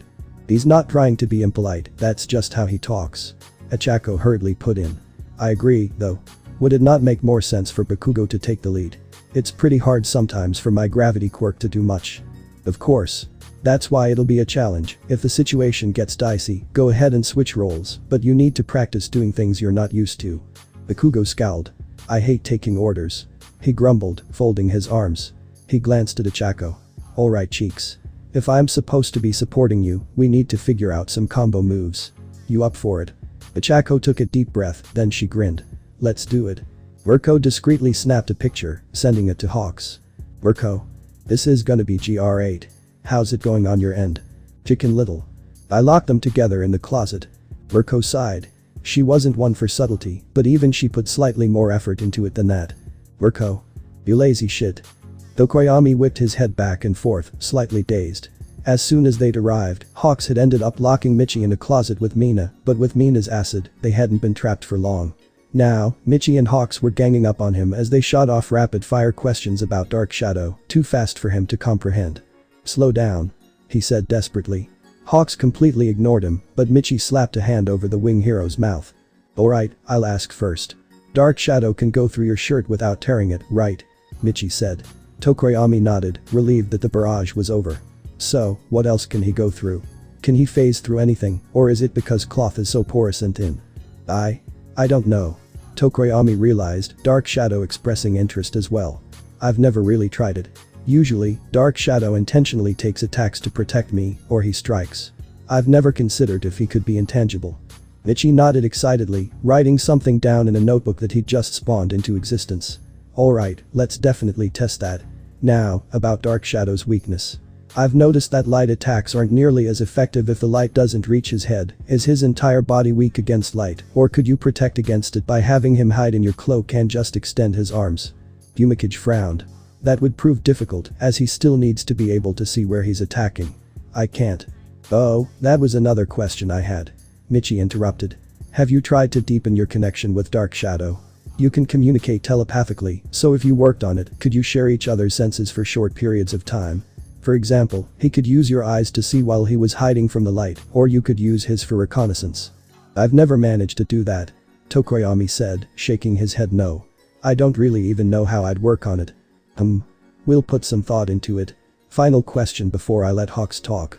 Have you met Shihai Kurwaro from Class 1B? No, I haven't. Why do you ask? Well, if you ever get into a sticky situation in the dark, you should work together with him. He has the ability to merge himself with shadows and dark-colored objects, so he might be able to help you control dark shadows full strength, even if he loses control in the dark. Michi said. Alright, now listen to Hawks. You need to figure out how to fly. Hawk said before Michi had even finished his sentence. A bird is meant to fly, and as a bird, you'll never feel at home on the ground. What? I can't fly. Tokoyami protested. Compared to Michi's collected questions and analysis, the excited declaration was overwhelming. Yes, you can. You're a bird. Birds belong in the sky. Well, other than, like, chickens, penguins, ostriches, emus, kiwis, cassowaries, wekas. Okay, there are a lot of flightless birds actually, but you get my point. I don't. Tokoyami corrected, but Hawks ignored him. You'll be flying by the end of the week, don't even worry about it. Tokoyami was very worried about it. Denki Kaminari gulped, sincerely hoping he didn't end up paralyzed by the end of the week.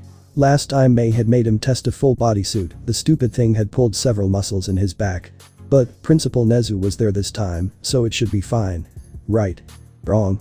Well, he guessed it was right, but Nezu was downright terrifying. The little mammal was intelligent enough to make sure almost every piece of equipment worked properly before Denki had to test it, but by the look in his eyes, it seemed like he was almost hoping that something would go wrong and permanently damage poor Kaminari. Great. Hatsum cheered. My exoskeleton baby works.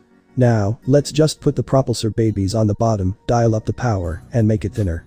Meanwhile, I have a project of my own I'd like to work on, young Kaminari. Principal Nezu said, a terrifyingly innocent smile on his face. His paws were clasped behind his back professionally, and Kaminari swore little bubbles popped into existence around him, like some sort of an IM visual effect. Having to do with me? Denki checked, hoping he would say no and leave him with May. He never thought he'd ever think that in his life, but Hatsum was the less scary between them. Of course. Nezu chirped, dashing his hopes. Kaminari groaned, then remembered that was probably very rude. He straightened, blushing slightly and hoping he didn't just get himself on the principal's bad side. What are you working on? He asked in an attempt to be polite. Well, I'm working on a few things actually. Nezu admitted. First, we need a working capacitor to gather, convert, and store your electricity at whatever rate you desire. My second, more ambitious project is a special type of regulator to direct your electricity away from your brain and prevent you from short-circuiting. Next, an emergency code for if you do end up short-circuiting in the middle of a fight. Kaminari blinked, barely understand of a fraction of what was just said. So, something to make me not short-circuit and something to make me not useless just case I do. That's right. There are a few more things, but I'll just talk to Powerloader and Hatsum about them. Kaminari grinned. Awesome. Let's go. Nezu smiled. I like your enthusiasm. Kaminari suddenly remembered why he'd been so terrified. Midoriya groaned, painfully opening his gritty eyes.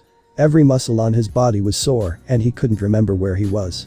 The last thing he remembered was passing out in an ambulance. Oh, perfect. You're awake. Said a slightly maniacal voice. Do you have any idea how long we've been looking for you? I'll be honest, dog, I got no idea. Midoriya mumbled. He tried to turn his head to see who was talking, but he was securely bound to a table. Who are you again? The owner of the voice stepped into view, and Midoriya realized what had happened. He sighed. Do you remember me now? I seem to remember blowing off your arm when you broke into my base and stole a very valuable resource. Don't call a little girl a resource, that's creepy as hell. Midoriya shot back. Now that I'm out of the way, All for One is probably going to use her power to bring himself back to full power, which means you've kinda just fucked yourself. Where is Eri?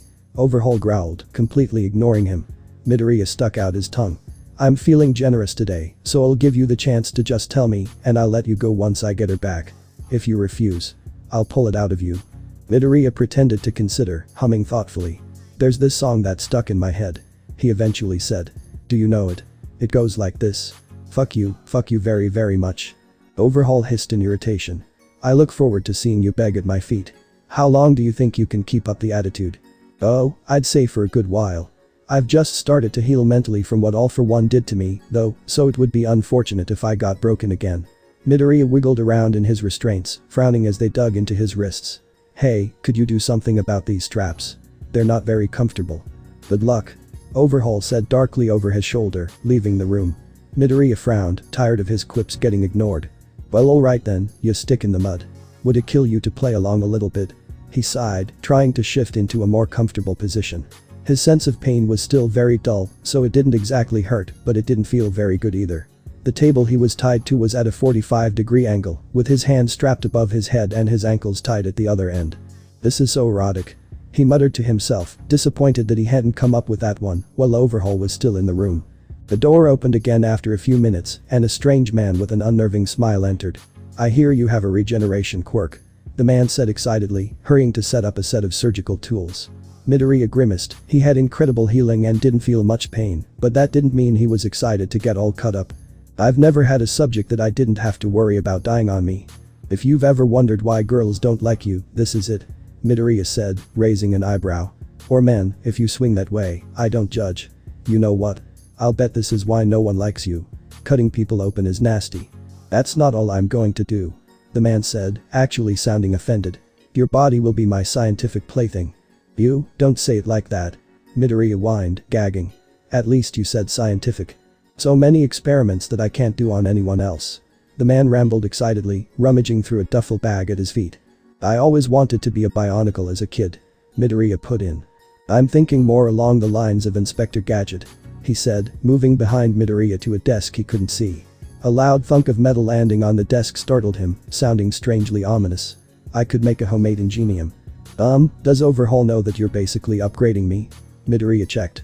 The man chuckled, somehow sounding sinister through the childlike glee. Even if you're resilient enough to survive physically, you'll be broken long before I'm done. He said. 24/7 mechanical surgery with no pain medication is more than enough to break even the strongest of men.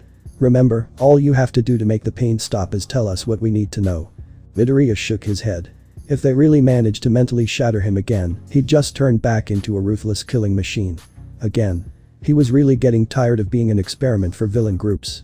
Well, at least it was him and not Eri. He felt a knife dig into his stomach and he braced himself for the pain. Itachi Shinso stood wide-eyed outside of a massive door that said 1A. He'd done it.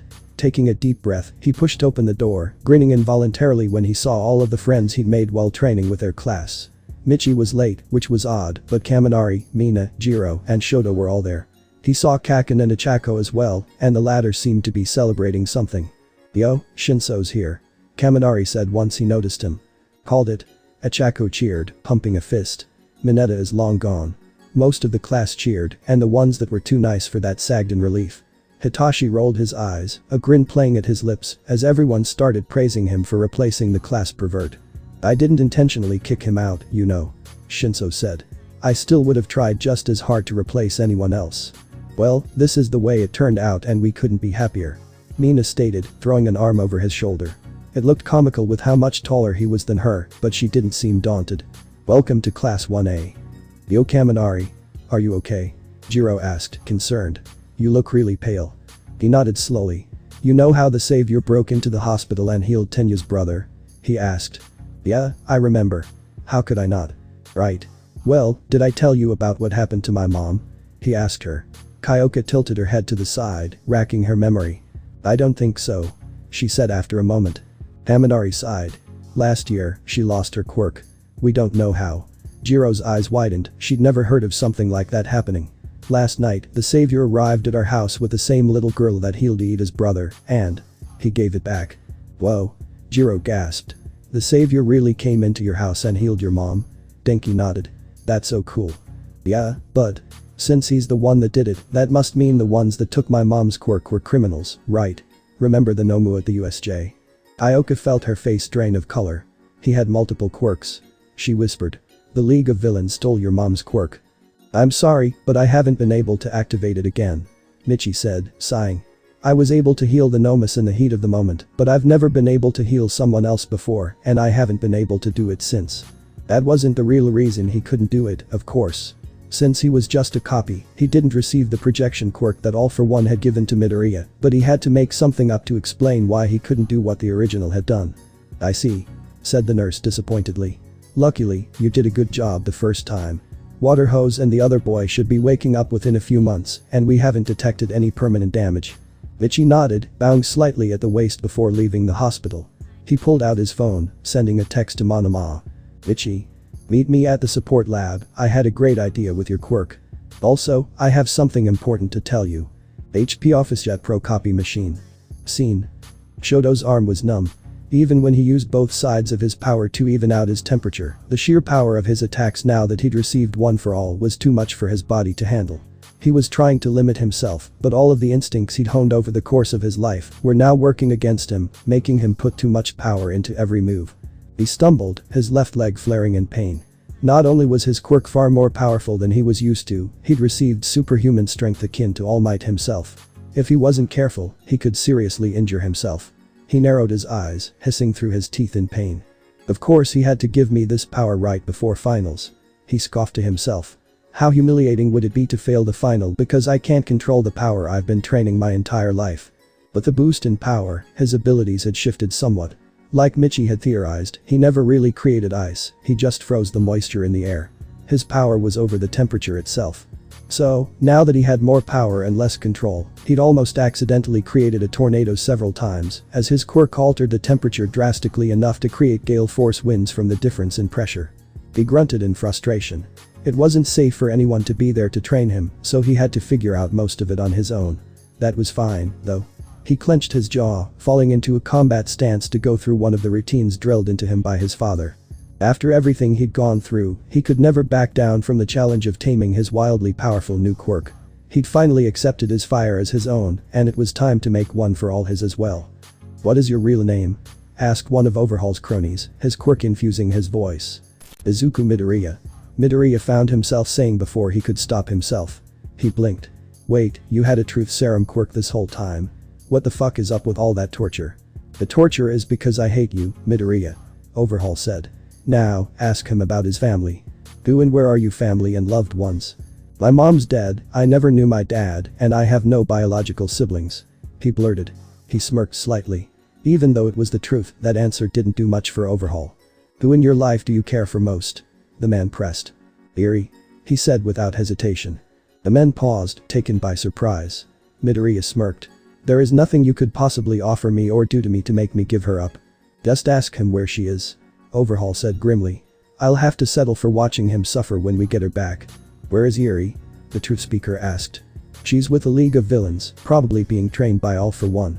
If I had to guess, he's promising her to get me back if she rewinds him back to 9 years ago." "Where are they keeping her?" "Fuck you." Midoriya smirked. Apparently, All for One's orders could overpower this man's quirk.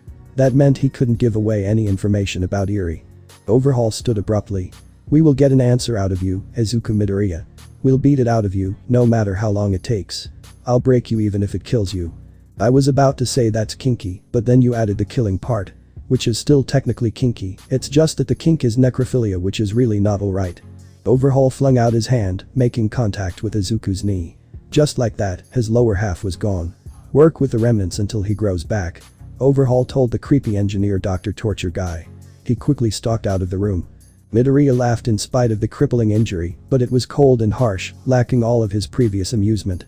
"Break me if you can," he rasped. His eyes glinted dangerously. "It's your funeral."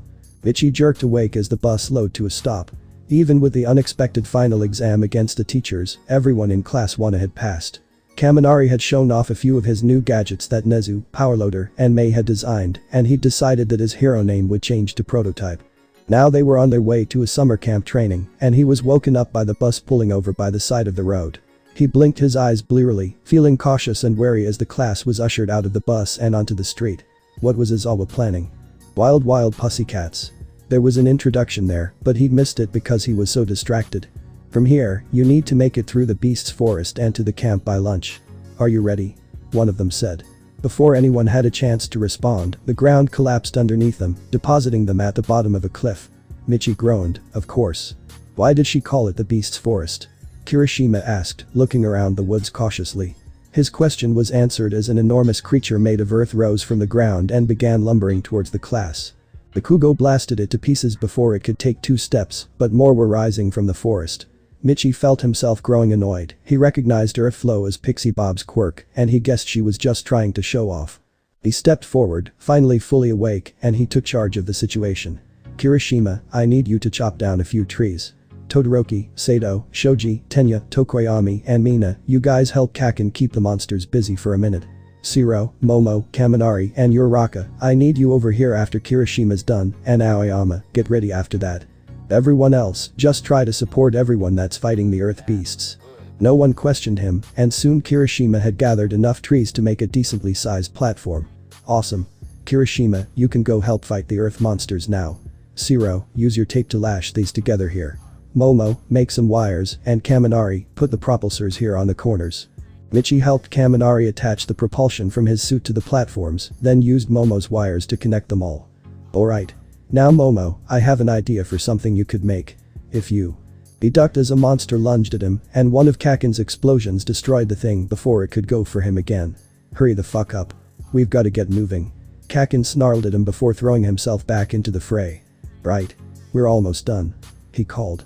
So Momo, I want you to make a powerful magnifying glass that can rotate and swivel, like a turret. The idea is for Aoyama to shoot his laser through it, making it much more powerful and focused. Momo's eyes widened, and she nodded.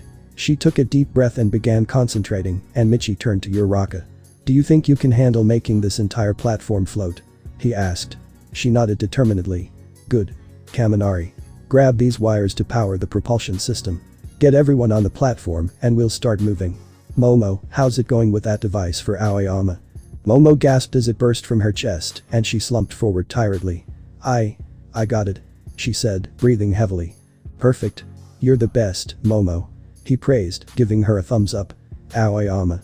Come use this to destroy the monsters. Kaminari and Shiro helped him mount the device to the platform, and they started loading everyone onto it.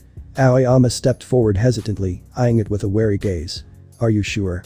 I don't want my sparkle to become so bright that it hurts someone. Don't worry about it. Michi promised.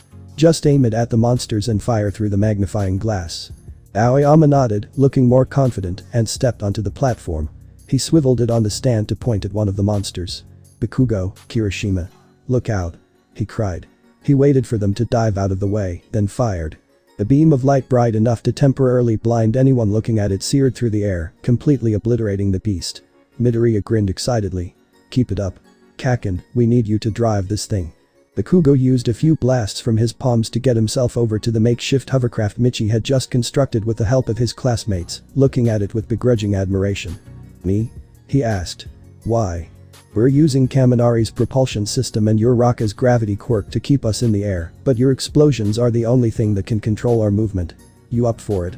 Bakugo almost snarled at the way Michi phrased it as a challenge. This will be easy. He scoffed. As soon as everyone else was on board, Bakugo gripped the edge of the platform with one hand and reached out with the other. Hold on. He warned. Creating a large blast with his free hand, the craft lurched forward. Bakugo smirked, keeping up the speed while running from side to side to correct their direction. Aoyama blasted any monsters that got too close, and Todoroki used the recent power boost he'd gotten to cover Aoyama's blind spots. Hey Momo. Do you think you could make one more thing for me? Michi asked, now that they were cruising steadily through the forest. Even though she looked like she could barely stand, she grinned at him. I think so. I need a sleeping dart gun with a few rounds in it, just in case I miss it first. He told her. She looked like she wanted to ask why, but she eventually just nodded and began constructing it. Michi beckoned for Ichako and Shiro while she worked, quickly explaining his plan. These earth beasts are from Pixie Bob's quirk, one of the pussycats. In order to get them to stop attacking us, we need to take her out. Ichako, you'll make me float to give me a bird's eye view, and Shiro, keep me tethered with your tape so I don't just float away. He directed. The other two students grinned and nodded just as Momo finished making the dart gun. Are you guys ready? Michi asked. Ready? They said in unison. Michi picked up the gun and tied some tape around his ankle, and then he reached a hand out to Ichako. You're not at your limit yet, are you? He checked. She was looking slightly green. She shook her head, taking deep breaths to control her nausea. Nope. I'll be alright. She slapped his hand, then threw him into the air. Michi smiled slightly at the feeling of flight. Being affected by Ichako's quirk was always so much fun. Reaching the end of the tape, he looked around until he saw Pixie Bob moving her hands as she created more earth beasts to chase after them. Michi raised the rifle to his shoulder, aimed, and fired. Sadly, his aim was slightly off due to the differences between a dart gun and a real gun, and he missed his first shot. He corrected himself and shot again, and this one hit her squarely in the shoulder. She stopped her moving to pluck out the short dart, looking around for whoever could have shot it, and then she collapsed. Grinning to himself, Michi signaled for Zero to pull him back down. "You can release me now," he told Ichako after he landed, and she gratefully did so. "So, are the monsters gone now?" he asked. "As far as we can tell," Tokoyami confirmed, using Dark Shadow to scout through the forest. "Great, that's mission accomplished. Bakugo, let's get some more speed. I want to be at the camp as soon as possible, and Ichako is starting to get sick." At the mention of Ichako reaching her limit, a loud blast increased their speed exponentially as Kaminari increased power to the propulsion and lifted them above the tree line. Michi smirked, "How's that, pussycats?" It was hard to keep track of time, but Midoriya was sure it had been at least a month, maybe 2. He had no idea what kind of changes had been done to his body, but it had to be significant after this much time just sitting and getting experimented on. Still, even though he couldn't remember what had happened during his time with All for One, he somehow knew it was worse than this. The more they worked on him, the more his body adapted too, so by now he hardly felt anything. The door slammed open, drawing the attention of the weird Dr. Guy and Midoriya to overhaul. He looked pissed. "I've waited for long enough. Maybe a glimpse of the afterlife will jog your memory," he snarled at Midoriya. Midoriya just winked. "Wait," one of his henchmen said, appearing behind him. "We've discussed this. Disassembling and reassembling him could cause memory loss, and we can't risk him forgetting the things we want from him." "I'll risk it," Overhaul growled. Midoriya's eyes widened as Overhaul's hand descended on his face. He felt a moment of overwhelming pain, and then everything went black. Mina was reclining in the camp, eating a delicious meal that Bakugo and Sato had worked together to create. Thanks to Michi, the class had even beaten the teachers, and they had the rest of the day to do whatever they liked. She glanced over at Michi, who was laughing with Kaminari and Shinso, but she gasped and jerked upright when he suddenly fell to his knees, clutching his chest. "Michi?" Shinso asked uneasily. Mina sprinted to his side, hoping he'd straighten, laughing at them for getting so worried. He desperately pulled out a small circular device from his back, thrusting it wordlessly into Mina's hands. I'm sorry, guys. I made this recording just in case, but it's not as bad as it looks," he promised. "Just watch it, and I'll answer some questions." He started to melt into a grayish-brown goop, and Mina recoiled in horror. "I'm sorry for the secrets. I just did what I had to." He laughed breathlessly. "I'll be seeing you guys later, I hope." But that, he was gone as though he'd never existed. Mina stared blankly at the small object in her hand, recognizing it as the holographic projector that she'd received from UA when she was accepted. Izawa pushed his way through the panicking students, trying to find out what the commotion was about. "What happened?" he demanded, taking in Mina's trembling form on the ground. "Where's Hamasaki?" He's gone," Shinso stammered. He melted right in front of us, like he was made of mud. He said he left a recording, but I don't know what's going on." "Calm down, Shinso," Izawa ordered, narrowing his eyes at the small device in Mina's hands. "Let's watch this recording before we draw any conclusions." The class was quickly gathered together, and Izawa briefly explained everything that they knew, which wasn't much. "Michi Hamasaki has disappeared, leaving only a recording to try and explain. Please try to remain quiet, as we don't know yet if we can watch it more than once. If we miss something important because of your chattering, I will be very upset." The class nodded silently, and he turned on the projector. Michi appeared in front of them, grinning in his familiar way, and Mina felt herself relax slightly. "So, if you guys are watching this, I probably melted or something equally traumatic, so I'm sorry about that," he said with a laugh, rubbing the back of his neck. "Don't worry though, that wasn't actually me. I have a lot to explain, but I was hoping to have a chance after everything was over." "I guess not. Some of you already know part of the story, but I'm still probably about to blow your minds." He took a deep breath. "First of all, I'm a clone of the original Michi, and ever since the incident in Hosu, I've been coming to school in his place. This is because he was captured by the Shai Hasekai from the ambulance. Overhaul, the leader, is the person that the savior saved that little girl from several weeks ago. Here comes the second big secret. The savior is me, and the little girl he saved is my adoptive sister, Eri." Mina nodded. She'd already known that part, but she was sure there was more to it than that. Eri's quirk is Rewind, which is how she restored Mrs. Kaminari's quirk and healed Tensei Ida. She has the ability to turn back time for living things, and she has a lot of potential. Overhaul was experimenting on her, trying to make a drug that could erase quirks using her blood. Now that I've been captured, he's probably trying to get me to tell him where Eri is, which means I'm relatively safe. He won't kill me as long as he needs me, and the heroes are already trying their best to find him. The thing is, Overhaul's quirk is incredibly powerful. He can disassemble and reassemble matter however he wishes, and that includes humans. If the clone version of me ends up dissolving, it means I technically died. However, Overhaul regularly did that to Eri, so I'm sure that I'm not dead permanently. Michi shifted in his seat, smiling awkwardly. Alright, now onto the really big secrets. Mina's eyes widened. How could he possibly be hiding secrets bigger than what he just said? Since I've already revealed that I'm the savior, you probably realize that I can change what I look like. Well, I don't look like this either, and Michi Hamasaki isn't my real name. I was sent to UA under an alias in order to blend in, with a bunch of brainwashing quirks on me to make sure I followed orders and never gave anything away. The only reason I can tell you any of this is because I'm a clone, which means the brainwashing quirks don't affect me. The people that kidnapped and brainwashed me are the League of Villains, which is how I've known what to do every time they attacked. Since I was ordered to pretend to be a real hero, I used that order to help you guys out as much as I could. Before I was Michi Hamasaki, or the savior, or any of this. My name was Izuku Midoriya. Midoriya was fairly certain he was still alive, unless death involved watching your memories endlessly. Wait, those were his memories. Those were his memories. The ones that All for One had taken from him, the ones of the 10 months after he'd been captured. The rush of information overwhelmed him, and he slowly felt himself lose awareness. His questions would finally be answered. Midoriya didn't know if it was blood or sweat that was trickling into his eyes, but either way he couldn't move to wipe it away. He laid on the floor, trembling in exertion, his muscles torn and strained, trying to stay conscious. All for One chuckled, looming above him. Isn't it incredible? He asked. For me, that was only 2 hours. For you, a full 24 hours. And with this energy absorption quirk, I can draw out your own energy to keep it running, with no effort from me whatsoever. Midoriya couldn't even move to flip him off. The combination of 2 quirks I recently acquired, Slow and Dream, are quite useful.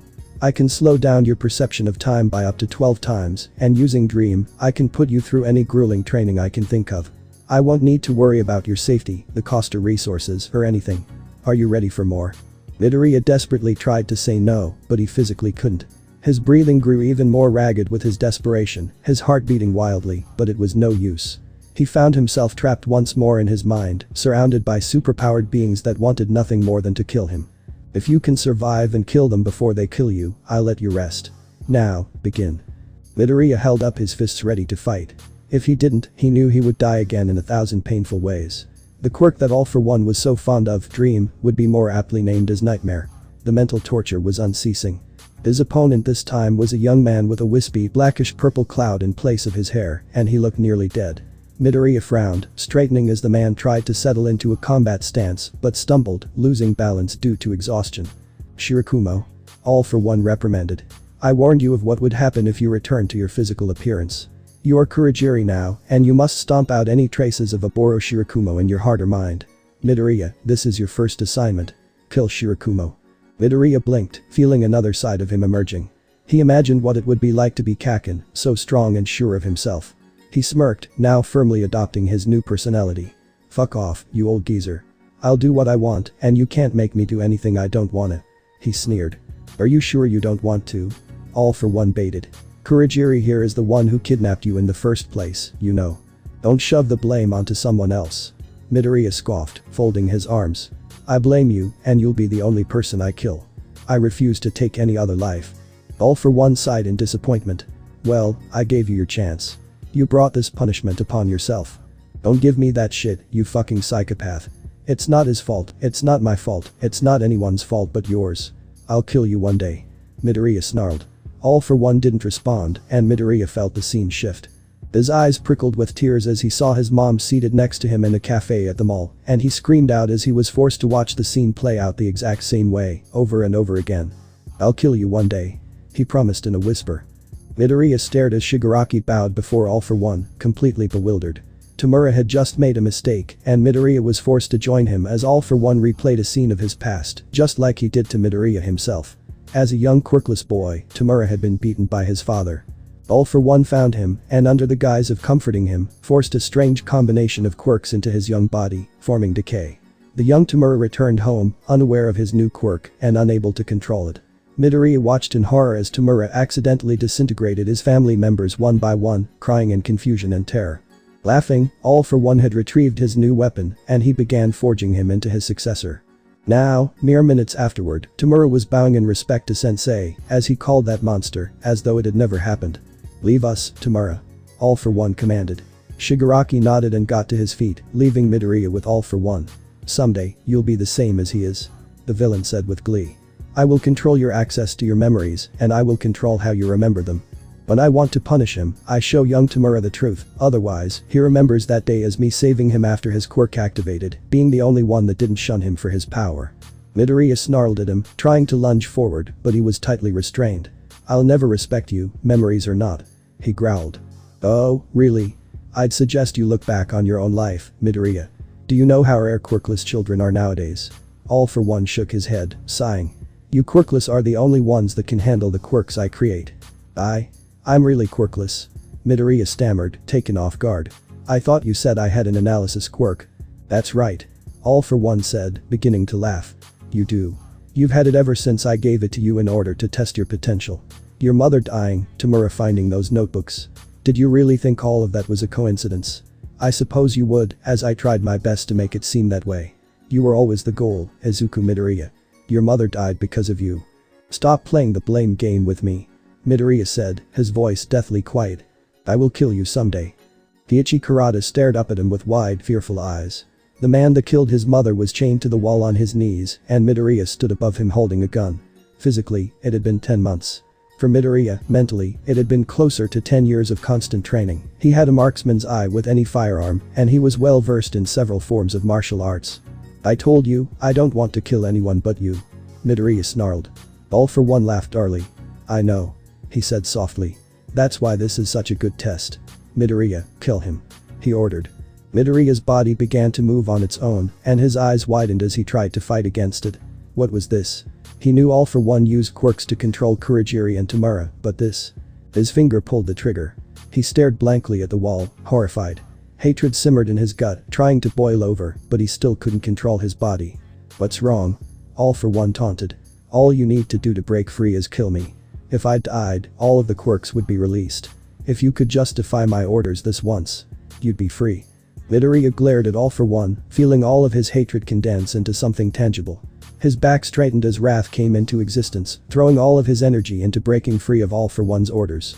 The villain was too strong for him to do it with willpower alone, though, and his feet stayed rooted to the floor. I'll kill you someday. He hissed. I'll kill you someday. He repeated it like a mantra, and All for One laughed at the futility of his efforts.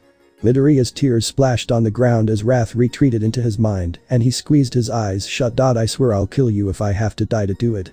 Midoriya opened his eyes. He was strapped to a table in Shai Hasekai. Ah, you're back. Overhaul said, grinning maliciously. He looked Midoriya up and down. I suppose this is your true appearance. Have you reconsidered, or are you ready for another session with Dr. Toga? Midoriya began to laugh, starting as a reserved chuckle and slowly growing into wild, hysterical cackling that had Overhaul edging towards the door. Abruptly, the laughter stopped. I don't believe you realize exactly what you've done. Midoriya said, his tone sharp and deadly. The unknown doctor and Overhaul, the only two other people in the room, felt chills travel down their backs. I wanted so badly for the first and only person I'd ever killed to be All for One. He hissed. But, it's already too late for that. I suppose I can tolerate adding a few more bodies to my list before the time comes. Midoriya's grasp on shapeshifting using disguise had been rudimentary before, but with all of his memories back, his restraints might as well have not existed. His arms rippled as they passed through the straps, disconnecting at the wrists and regrowing once he was free. He did the same with his legs before stepping forward and stretching, his movement free for the first time in nearly 3 months. Overhaul lunged at him, but Midoriya was much faster. Before the villain could blink, one of Midoriya's hands was on his back. Bioenergy manipulation, ultimate move. He said softly, almost a whisper. Life drain. The doctor watched in sick fascination as the energy, the vitality, the life drained out of Overhaul like a deflated balloon. The leader of Shai Hasekai fell to the floor, lifeless. That was a faster death than you deserved. Midoriya sighed to himself, suddenly appearing to be full of energy. He lifted his gaze to the doctor, and he smiled a deeply unsettling smile. You've been working on me for a while, right? Tell you what, if you tell me what you did to me, I'll spare your life. Even though they'd finally gotten their first lead on Midoriya in ages, Katsuki Bakugo was ordered to finish the stupid training camp before returning to check up on the hero's progress. He was unbelievably pissed off at the stupid nerd for being right in front of him for so long without saying anything, but he was mostly angry at whoever was in charge of the League of Villains. He wanted to blame the blue-haired guy with the weird hands, but Icy Hot insisted that it must be someone else. The hand villain had seemed genuinely concerned about Deku getting injured, so he probably wasn't the one that had kidnapped and experimented on him. He kicked the dirt angrily, thinking about everywhere he'd rather be but here. He could be storming the Shai Hassaikai right now. He could be helping gather information, checking on Eri, he could be doing something. Instead, he was doing some stupid-ass test of bravery where he walked through the forest and waited for some 1B students to try and scare him. Bakugo. Icy Hot said, looking around carefully. Bakugo. What? He snapped. Do you smell smoke? He'd scarcely finished speaking when a wall of blue flame erupted in front of them. Flesh. Whispered a creepy voice, and the two young heroes in training dove to the side, barely avoiding the razor blades aimed for their throats. The League of Villains. Bakugo realized. He turned to Icy Hot. Yo. We've gotta find the leader and capture them, and then force them to reveal where Midoriya is. Todoroki finished, a determined scowl on his face. I know. A fierce grin spread across Bakugo's face. Let's do this. He muttered. All for one. I'm going to kill you someday, and someday is looking awfully close. The man wearing a black straitjacket that extended over his eyes stumbled forward, drooling. Please. He said, his voice pleading like a starving man. Coughing through the weird fog everywhere, Bakugo growled, turning to Todoroki. You can handle this guy, right Icy Hot? He asked. Todoroki nodded, widening his stance and putting his arms up for combat. It shouldn't be a problem. He said coldly. One of the Class 1B students, Suburaba, was unconscious on his back, and Todoroki gently set him down before facing the mysterious enemy. Great. We're gonna need Ragdoll to make sure we find everyone, so I'll go get her. Bakugo said. Go ahead. I'll cover your back. Bakugo's hand sparked, and he launched himself back towards the midway point with Ragdoll. They wouldn't need anyone to wait for stragglers if they just found everyone with her search quirk, so the quickest option was obviously to gather everyone and make their way back to camp as a group. He swerved to the side as a blade suddenly extended from the strange villain's mouth, narrowly dodging it. What the fuck happened to having my back? He shouted indignantly. Todoroki grunted. Sorry. I'm ready for it now, so you'll be fine. Several more blades shot from his mouth after Bakugo's retreating form, but true to his word, Todoroki intercepted them all with thick pillars of ice. Let's end this quickly. He said with a smile, his breath fogging in the suddenly frigid air. The change in air pressure caused a sudden wind, disturbing the fog and giving them a moment of relief. He stomped 1 foot forward, and a glacier about the size of the one he'd used against Zero completely enveloped the villain. Shoto laughed softly. Your quirk might be strong, but if it's cold enough, ice is stronger than steel. Bakugo snorted at the sight just before he turned a corner, and the battle was no longer in his line of vision. The cold had the double effect of making the steel brittle, so there was little chance that the villain would break out. Ragdoll. He shouted, searching for her little makeshift booth. He found it quickly, but she was nowhere to be seen. Blood was splattered across the surface of the table, and he vaguely heard someone laughing as they walked away. Bakugo's eyes narrowed. No villain was about to get away with that on his watch. He gritted his teeth and blasted into the air, catching a glimpse of a man in a white and red magician-themed villain outfit with a large orange trench coat racing through the trees. Bakugo started laughing, realizing that he was in the perfect position. The man was just close enough for him to charge up a howitzer impact with a little boost, and he hadn't looked back to see Bakugo yet. Crossing his arms, Bakugo fired off alternating hands into a spiral, the wind quickly whipping into a cyclone as he shot forward towards the unsuspecting villain. Howitzer. He cried, grinning as the villain turned to see him at the last moment, his eyes wide in realization and fear. Impact.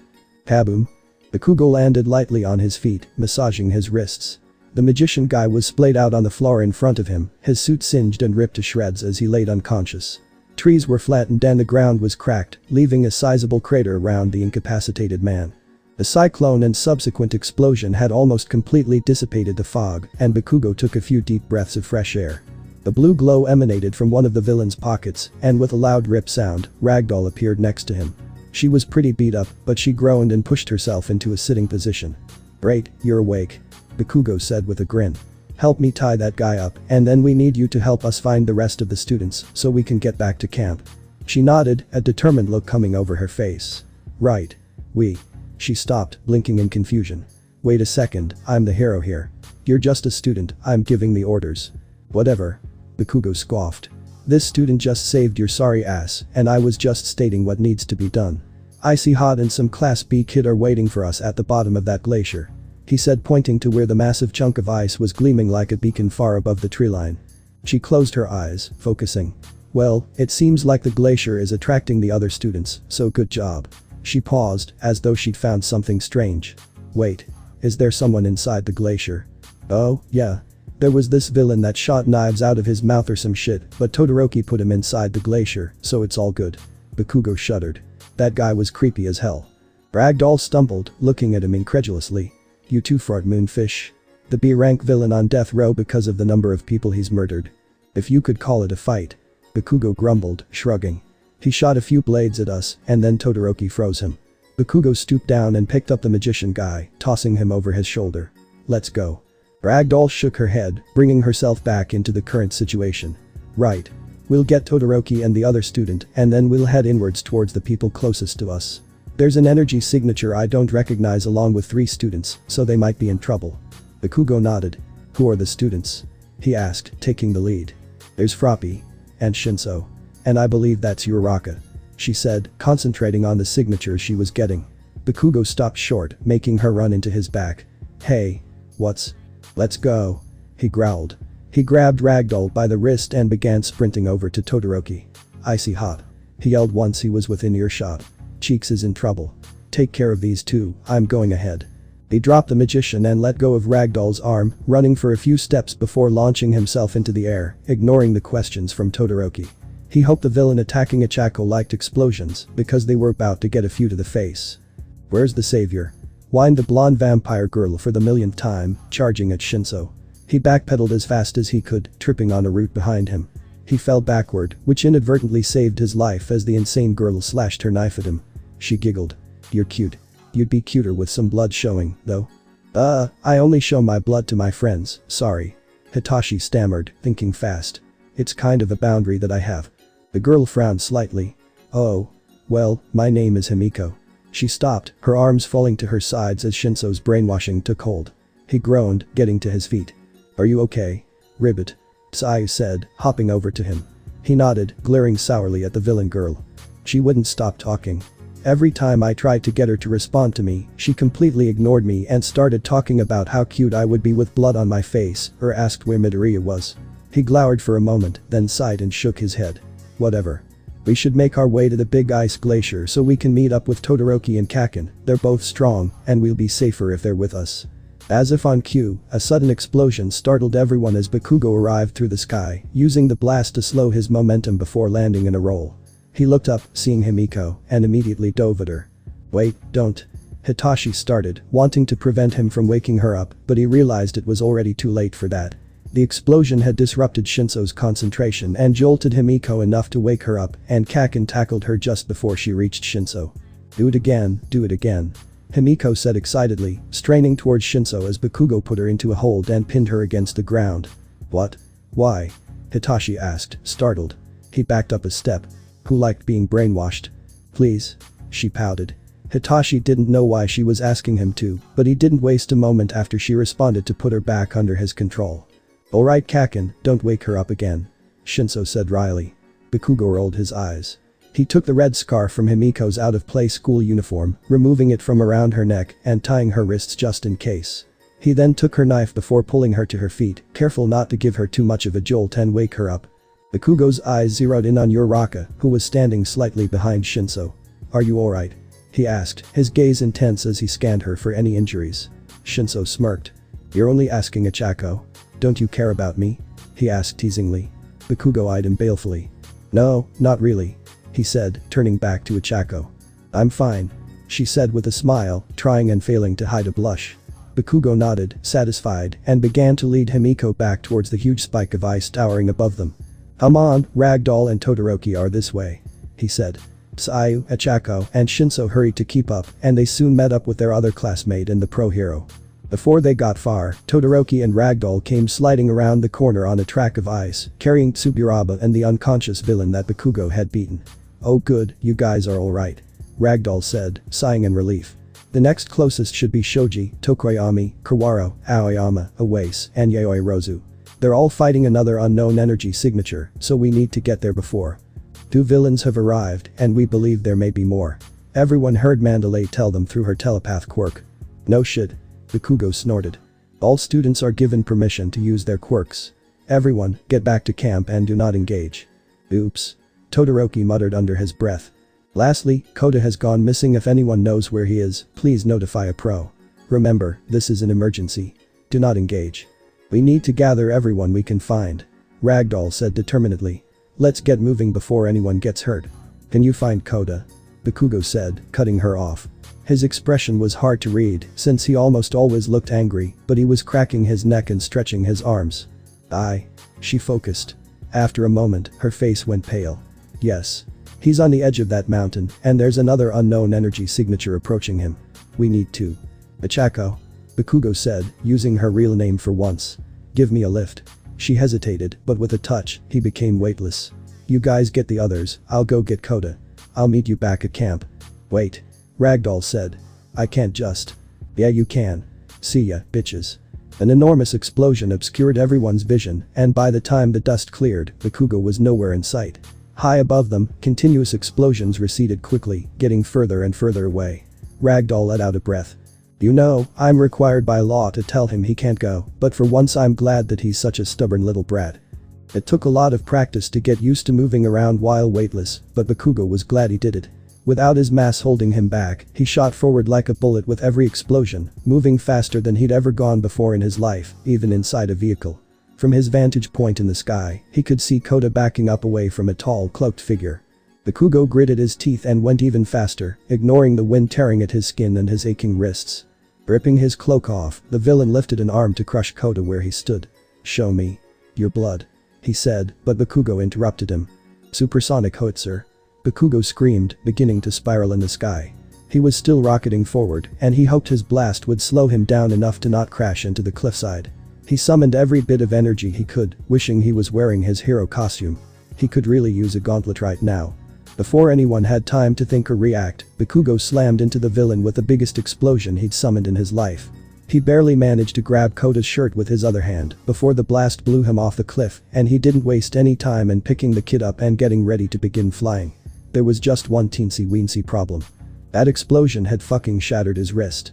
There was no way in hell he could carry someone and fly at the same time right now, which would have been hard even with two fully functioning hands. Fuck. He muttered, glaring at his right hand, dangling limply from his arm. Fuck. Kota agreed, making Bakugo do a double take. That's my word, he said, not wanting to know what Mandalay would do to him if she found out Bakugo had taught Kota to swear. You don't get to say it until you're older. Fuck that. Kota scoffed, folding his arms. The rubble behind them shifted, and Bakugo gulped. He'd been sure that he'd just killed the guy, which was an idea that he didn't know how to deal with. But if he was still moving, still conscious even, that meant that mother of all explosions wasn't enough to deal with him. And if that were the case, he was out of Bakugo's league, and with a broken wrist, he couldn't just run away with Kota. He put Kota back down on the ground quickly, pushing him behind himself. Run, kid. If you're fast enough, you can get the heroes and come back for me. Kota stumbled backwards, his eyes going wide in fear. Bakugo glared at him. I said run. This is a big kid fight, and I can't fight properly if I have to keep protecting you. Get out of here. He didn't have time to see whether or not Kota listened to him, because at that moment the villain exploded from the rubble, gasping for breath. He was riddled with burns and bleeding heavily, and Bakugo was satisfied to see that he at least did a significant amount of damage. Damn, kid. You pack a hell of a punch. The guy laughed. I'm gonna enjoy killing you. Wait, you're the one called Bakugo, aren't you? Yeah, that's me. Bakugo agreed, narrowing his eyes. He needed to keep the villain talking until reinforcements arrived. Who are you? The villain didn't respond, instead just swearing violently. You've gotta be fucking kidding me. The one guy that can put up a good fight I've found in ages, and he's the one guy I can't kill. Wait, what? Bakugo said, caught off guard. The fuck? The villain took a deep breath, then smiled creepily. My name is Muscular. That's a fucking stupid name. Muscular scowled. Shut the fuck up, punk. What I was going to say before you interrupted me is that I'm pretty sure I can pass it off as an accident if I just kill you anyways. Muscle tendons grew over his arms, and he was grinning maniacally. You'd better be a good fight. He snarled. Muscular crouched down to lunge at Bakugo, but a stream of water hit him in the face, distracting him. Kota, I told you to run. Bakugo snapped. The kid was trembling, his eyes wide. Did you do the same thing to my parents when you tried to kill them? Kota screamed, his eyes filled with pain. I thought they were dead for years, and they still haven't woken up after the savior rescued them. Muscular began to laugh. Don't worry, kid. I'll kill you after I'm done with the hero student and then I'll go back to finish off your parents." Before Bakugo could blink, Muscular was right in front of him. "Show me your blood," he cried, laughing hysterically. "Sorry I'm late," said a painfully familiar voice. Muscular's body seized up and he was thrown back into the side of the mountain. Behind him, smiling sadistically, was a short teenage boy. Bakugo didn't recognize him at first with all the scars and the stark white hair, but after a moment. "Izuku?" he choked weakly. "Is that you?" Izuku turned to look at him, and when he smiled, he still looked exactly the same despite the changes he'd gone through. "Hi Kaken." He touched his hair, frowning slightly at the different color. "Well, I guess you can't call me Broccoli Head anymore," he joked. Bakugo's mind was racing, and he was struggling to formulate coherent thoughts. Through all of the confusion, there was only one thing he could think to say. "Cauliflower?" Principal Nezu looked calm, his paws resting comfortably on his desk, but his eyes were grim. "Michi Hamasaki." Nezu had known he was replaced by a clone since the day after the internships, after he'd called him in and discussed the matter with Hawks. The student had told him a lot, although Nezu wasn't sure if it was everything.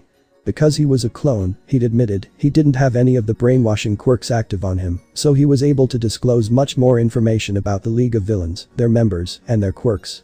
Most importantly, and the item on his mind right now, was that he'd been abducted by the Shai Hassaikai, also known as the 8 Precepts of Death, directly after the incident in Hosu.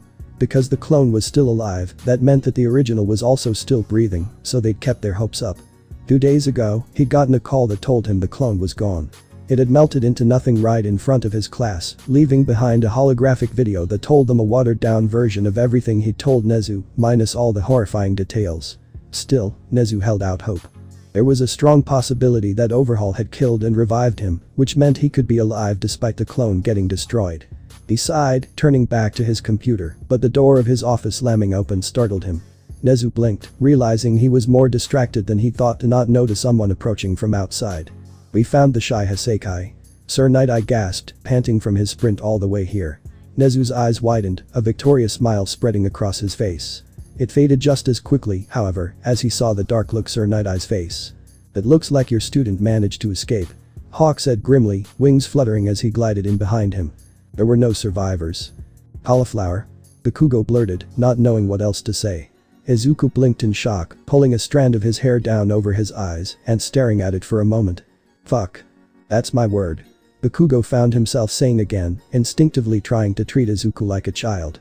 Something about Izuku's appearance gave off an aura of innocence and purity, and it was jarring to see him swear. Now that Bakugo thought about it, though, he'd sworn all the time as Michi. That didn't sit right with him for some reason. "You know what, Kaken? You can go fuck yourself," Izuku shot back, affronted. It was Bakugo's turn to blink in shock, trying to bring himself to terms with the reality that this was Izuku now. He'd been forced to grow up in probably the worst way possible. Bakugo finally processed the fact that it was Izuku really standing in front of him, and he almost used an explosion to propel himself over to him before remembering his shattered wrist. "Oh, I can fix that for you," Izuku said, noticing how Bakugo had flinched, his hands still dangling at an awkward angle. Before Bakugo even had a chance to respond or question him, Izuku was grabbing the broken wrist. Somehow, it wasn't painful. "There you go," Izuku said, checking it just to be sure. Bakugo stared at him. Had Izuku just healed him so fast that he didn't even notice it? "Actually," Izuku said, trailing off with a frown. Bakugo felt a strange tingling flow down his arms, as though his hands had fallen asleep, but not quite as unpleasant. It faded after a few seconds, and Bakugo straightened his back. He felt refreshed and full of energy, completely ready to finish his fight. "I just gave you a little energy boost and healed you, and I reinforced your wrists a little bit. I think it should be permanent," Izuku said. "Permanent?" Bakugo asked, completely blown away for a split second. "Oh, you mean the wrists? That's cool too, for a second I thought you meant I just got a permanent energy boost." Izuku laughed. "Sorry, I can't quite do that. You don't have to hold back your explosions because of your wrists or forearms anymore, though." An evil grin spread over Bakugo's face as he turned towards where Muscular was climbing out of the rubble. "No holding back, huh?" he chuckled. "Don't push yourself too hard. Your wrists are stronger, but not invincible," Izuku said, narrowing his eyes at Muscular. He cracked his neck, stalking forward, but Bakugo exploded on him. "Boy, stupid Deku. This is my fucking fight," he ranted, his posture suddenly looking vaguely like a gremlin. Izuku just grinned. "Did you forget about Koto already? Get him down to safety, and I'm sure there'll be plenty of villains left for you to fight." The pussycats weren't looking so good last I saw, but that's just because my personal guys are there. Tell Dobby and Twice that I said to back off, and you shouldn't have any problems. Bakugo growled, his gaze going from Izuku to Koda to Muscular for a moment before snarling and stomping his way over to Koda. Let's go, kid. He growled. Wait a second. Koda protested. Who is that? Bakugo glanced back, a real smile softening his features for a moment. That's my friend, Izuku Midoriya.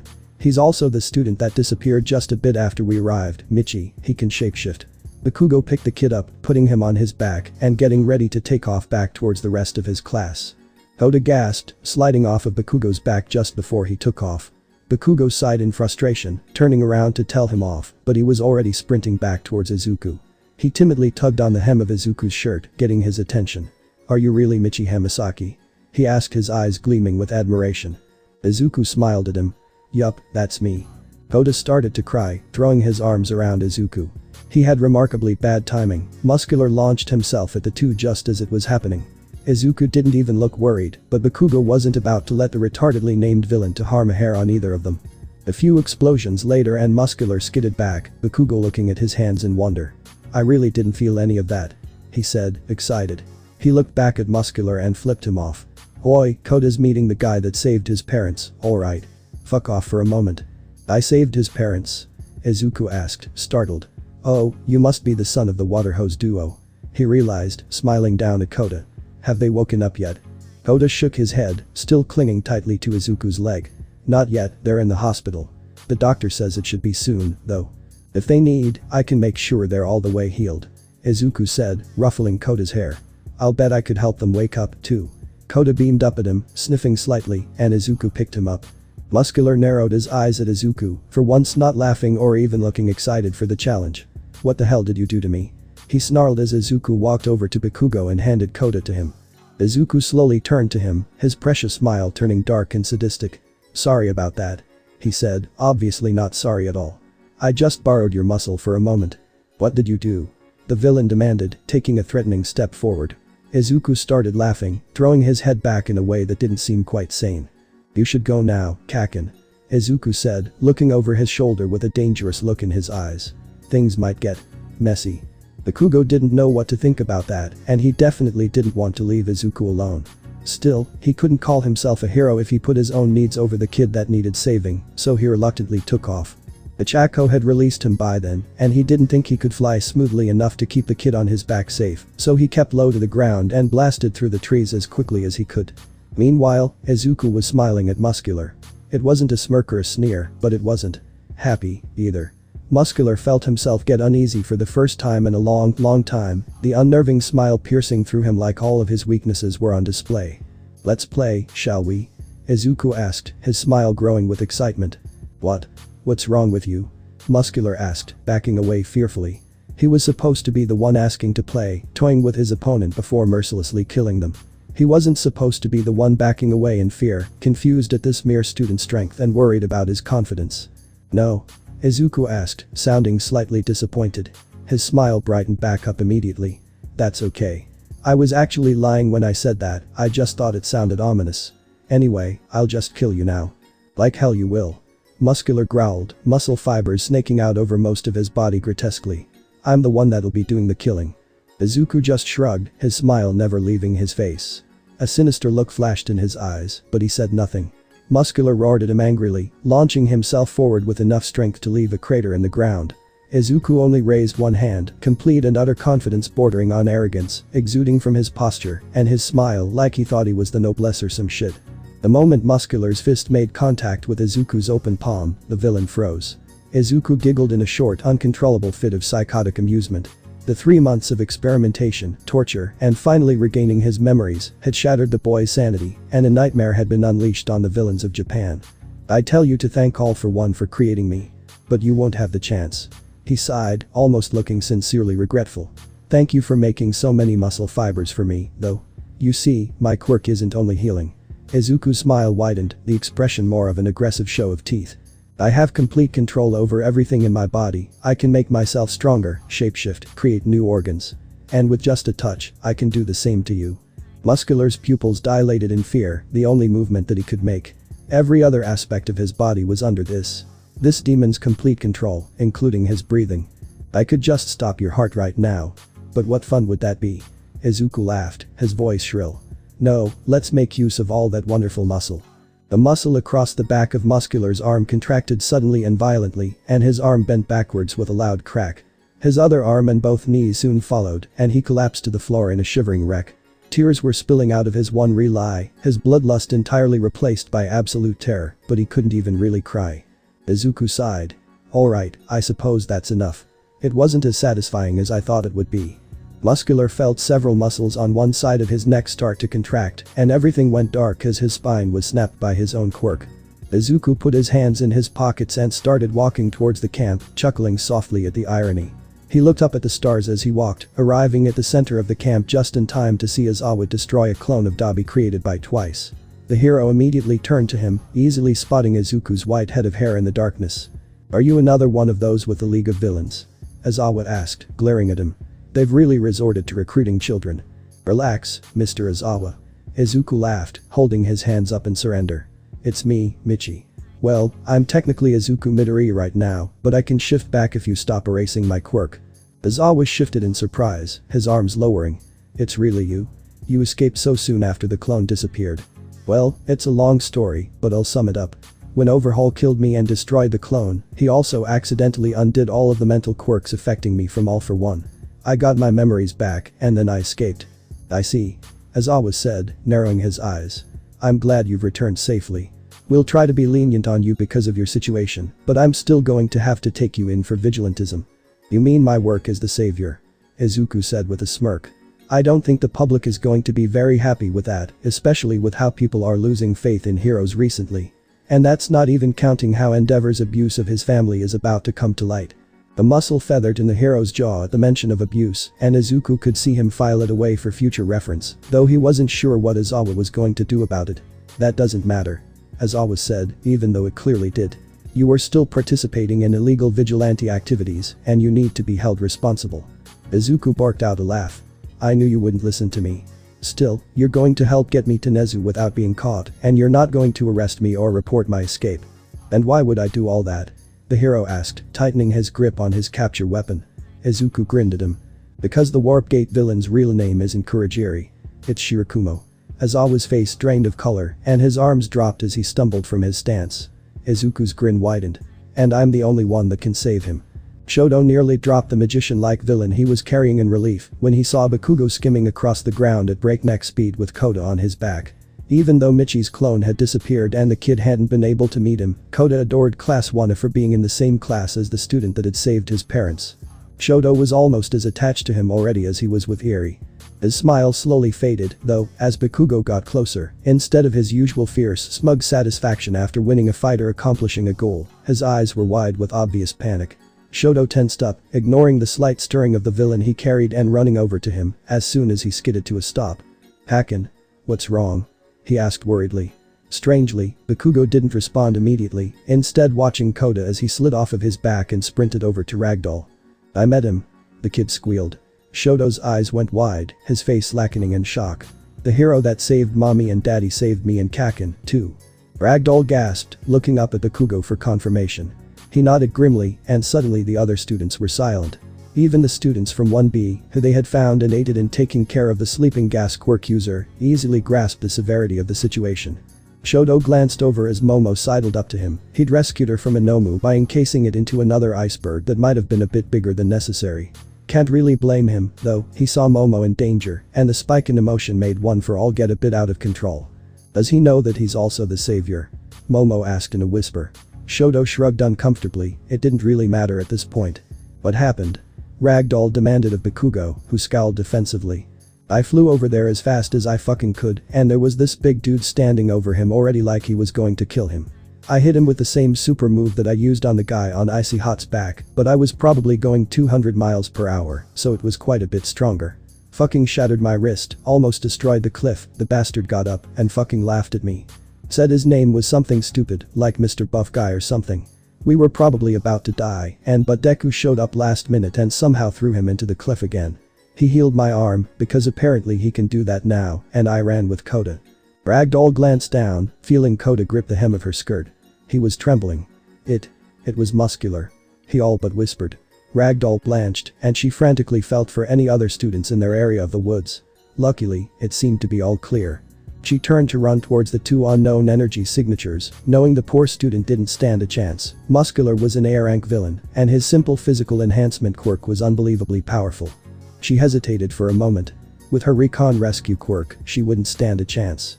Besides, didn't that student, Michi Hamasaki, have a regeneration quirk? He was possibly the only one here that might survive a direct encounter. Aizawa would be needed to take him down. She nodded in determination as she decided on her plan and mentally apologized to the student. We need to hurry.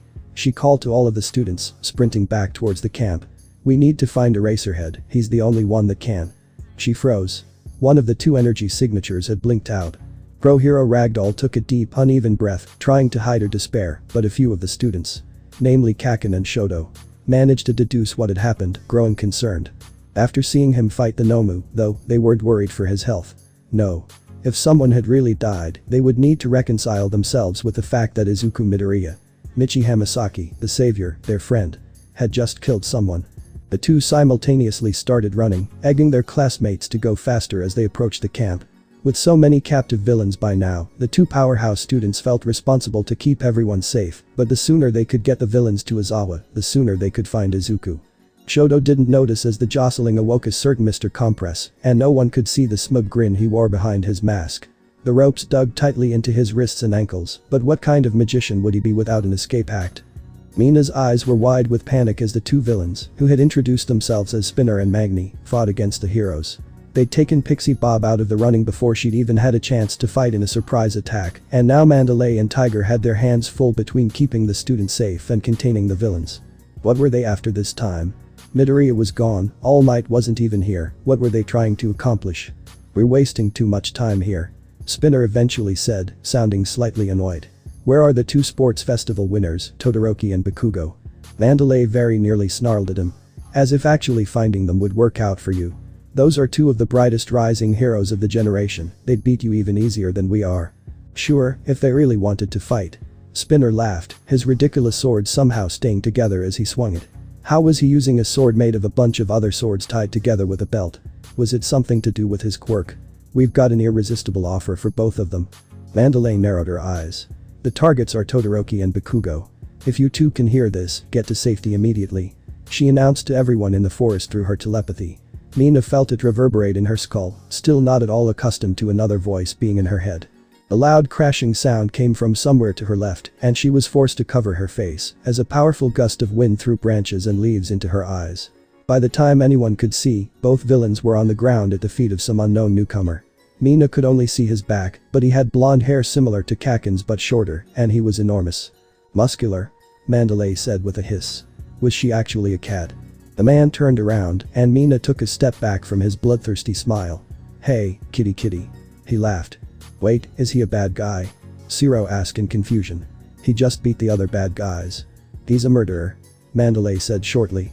Don't let him get close to. Another loud boom sent the students reeling, and Mina's eyes widened in horror as she saw the villain was now right in front of Toru, his huge hand over her face. This'll be useful for sure, the man said with a dark smile. Toru gasped before her back arched, every muscle taut in pain, and she even became visible for a mere fraction of a second before disappearing again. The villain disappeared as well, leaving the entire clearing in awe. How could he have possibly? What? Zero's tape suddenly wrapped around the man's now invisible body. What did you do to her? He demanded, fear, anger, and shock apparent on his features. Toru fell to the ground, the villain having apparently released her from his grip. She scrambled backwards, making everyone sigh in relief. Mandalay in particular had feared the worst, knowing this particular villain's reputation. Wouldn't you like to know, Weather Boy? The disembodied voice said.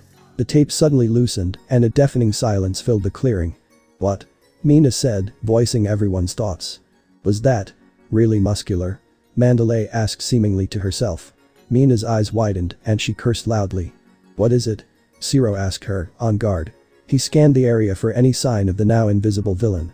Some shapeshifter that impersonated a villain just saved the class, quoted a meme, and left. She fumed.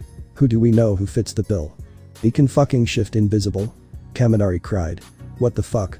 Guys. Toru said meekly, drawing everyone's attention back to her. She flickered into existence, staring at her hands, before turning invisible again. I think he fixed my quirk. Or evolved it, maybe. Mina almost pouted at how unfair it was that someone that was completely invisible for most of her life was so attractive. No. Fucking way. Jiro and Kaminari said at the same time. Mina got over herself and squealed in excitement. You're so cute.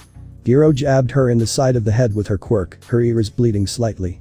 Never make that sound again. She deadpanned. Mina just grinned at her. Wait. So, if Michi's back. I mean Midoriya, sorry. Why did he just run off again? Kirishima asked, speaking up. And, what happened to the real muscular? Mr. Compress smiled to himself, easily slipping the ropes from his hands and feet.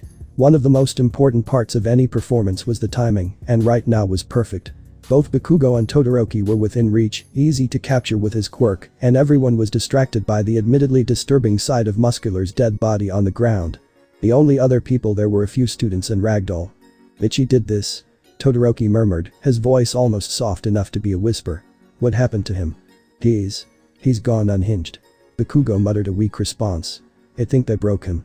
Sorta like what he did to Muscular's neck. Mr. Compress asked with a laugh, springing to freedom. Both boys whirled to face him, eyes wide. What? Too soon. With a flourish, he encased the two into a pair of his signature marbles, and they disappeared somewhere in his suit with a smooth sleight of hand. It's been fun. He said to everyone present. But, I'm afraid I must take my leave. I don't believe I'm welcome on this stage any longer. What kind of performance do you think you're trying to pull? Sneered a student. Always up for some banter, Mr. Compress almost replied before seeing the kid with the purple hair, Toga standing blank-faced by his side. Lifting his mask, Compress sent him a wink and mime zipping his lips. With that, he took to the trees. Dobby and Twice should be at the meeting place by now, whether or not the others got captured. Or, in Muscular's case, killed.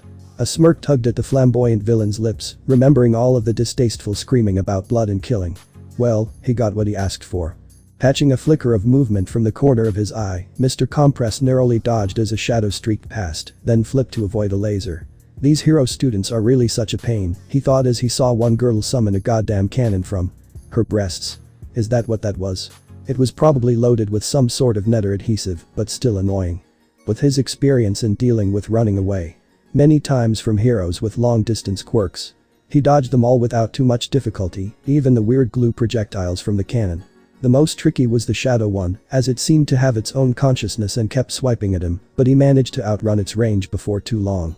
All of the racket drew the attention of nearly everyone else in the forest, and by the time he made it to the meeting spot, he gathered quite the following in his merry little chase. Dobby groaned, hanging his head at the noise of so many pursuers. At least tell me you got the targets, he said. Of course. Mr. Compress exclaimed, not mentioning how one of the said targets had defeated him almost immediately during their first encounter. Dobby sent their coordinates to Kurogiri, and Mr. Compress turned around to send a wink at the students behind him, before falling dramatically through the portal. He would normally have summoned the two students just for the effect of actually seeing them disappear, but he had a feeling that wouldn't be a good idea without some quirk suppressant cuffs at the ready. Doodaloo, young heroes. Stay tuned for our next performance. He laughed slightly maniacally. It'll be our favorite so far. He frowned as he saw Toga, still staring blankly ahead next to the purple-haired one.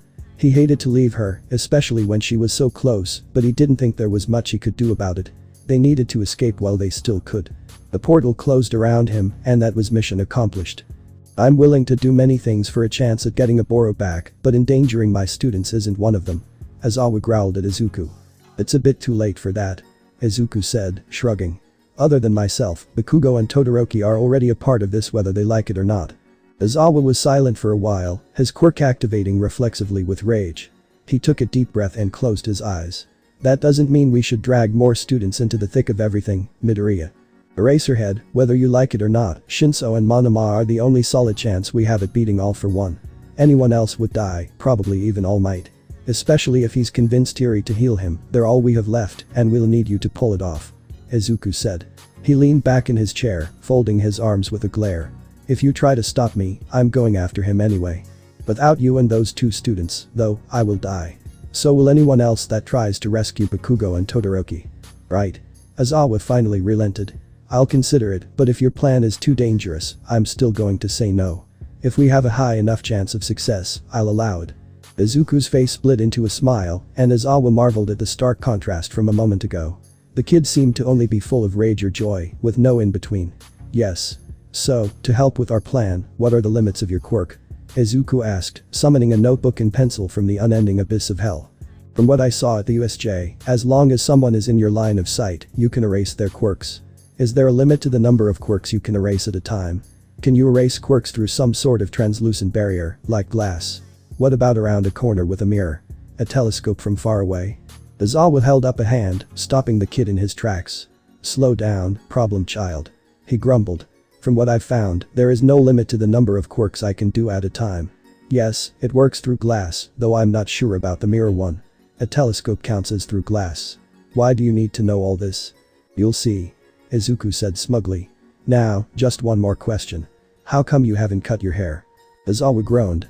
I'm not interested in fashion advice, kid. Not for fashion. Your hair floats when you use your quirk, and Shigaraki has already used that to time your blinks and take you by surprise. Cutting your hair, or at least always having it tied in a bun or something, would stop people from knowing when your quirk is active. To Izuku's surprise, Izawa actually started nodding, looking thoughtful. You're right, I suppose. It would only be logical. Izuku had a brief vision of Izawa showing up to class the next day completely bald. The hero had never cared about his image, and he was the type to full send everything. The black hair is still good for stealth and stuff, though, so, probably just tie it up or something. Maybe a trim, nothing too dramatic. Izuku said frantically, never wishing to see that in real life. Izawa just shrugged. What have I done? The door crashed open, and Izuku quickly turned invisible before he was noticed. It wasn't quite as good as Toru's invisibility. There was a faint distortion in the air when he moved, and he had an outline if you looked closely enough. Still, he could imitate the ability to an extent by utilizing his own bioenergy to refract the light around him like she did. Shinso walked in, leading a blonde girl with her hair up in two buns, and she was obviously brainwashed. Izuku grinned, perfect timing. I caught this villain when we got attacked. Shinso offered to Izawa, scratching the back of his neck. She's actually very dangerous and skilled with a knife, but it seems like she really enjoys being brainwashed. Every time she's broken out, she just asks me to activate it on her again. Izawa steepled his fingers, looking thoughtful. Before he could do anything. Or stop Izuku from doing anything. Izuku popped back into existence. I want you. He said, shape-shifting slightly to imitate an American war poster he'd seen at one point. What was it called again? Uncle Sam? Shinso screeched, accidentally letting the villain break out again. What in the goddamn fucking? Izuku shifted into Michi, grinning at him. Sup? He said. I'm back. Do it again, do it again, do it again, do it again. The girl immediately started begging Shinso, tugging on his sleeve and jumping up and down. He'll do it for you if you answer a couple questions for me, okay? Izuku said, getting her attention. She looked at Shinso for confirmation, who just nodded along because he had no idea what was going on. Okay. She said. Great. So, what's your name? Izuku asked her. Emiko Toga. Izuku blinked. There was absolutely no hesitation there, she really didn't care at all. Toga. Like, the insane doctor that experimented on me for 3 months. That Toga. Emiko Toga froze, her eyes going wide. She nodded slowly. That's my Gramps. She said in a weak attempt to keep up her cheerful demeanor. What is up with evil grandpas experimenting on their grandkids? Izuku muttered to himself, shaking his head. What did he do to you? I don't know. She said with a shrug. But now I have people screaming at me all the time in my head, and they only shut up when Hito-kan uses his quirk on me. She instantly brightened up and clung to Shinso's arm. How do you even know my name? Shinso sighed. Izuku said. He didn't have any more voices in his head than he already did, at least, he didn't think so. Parath.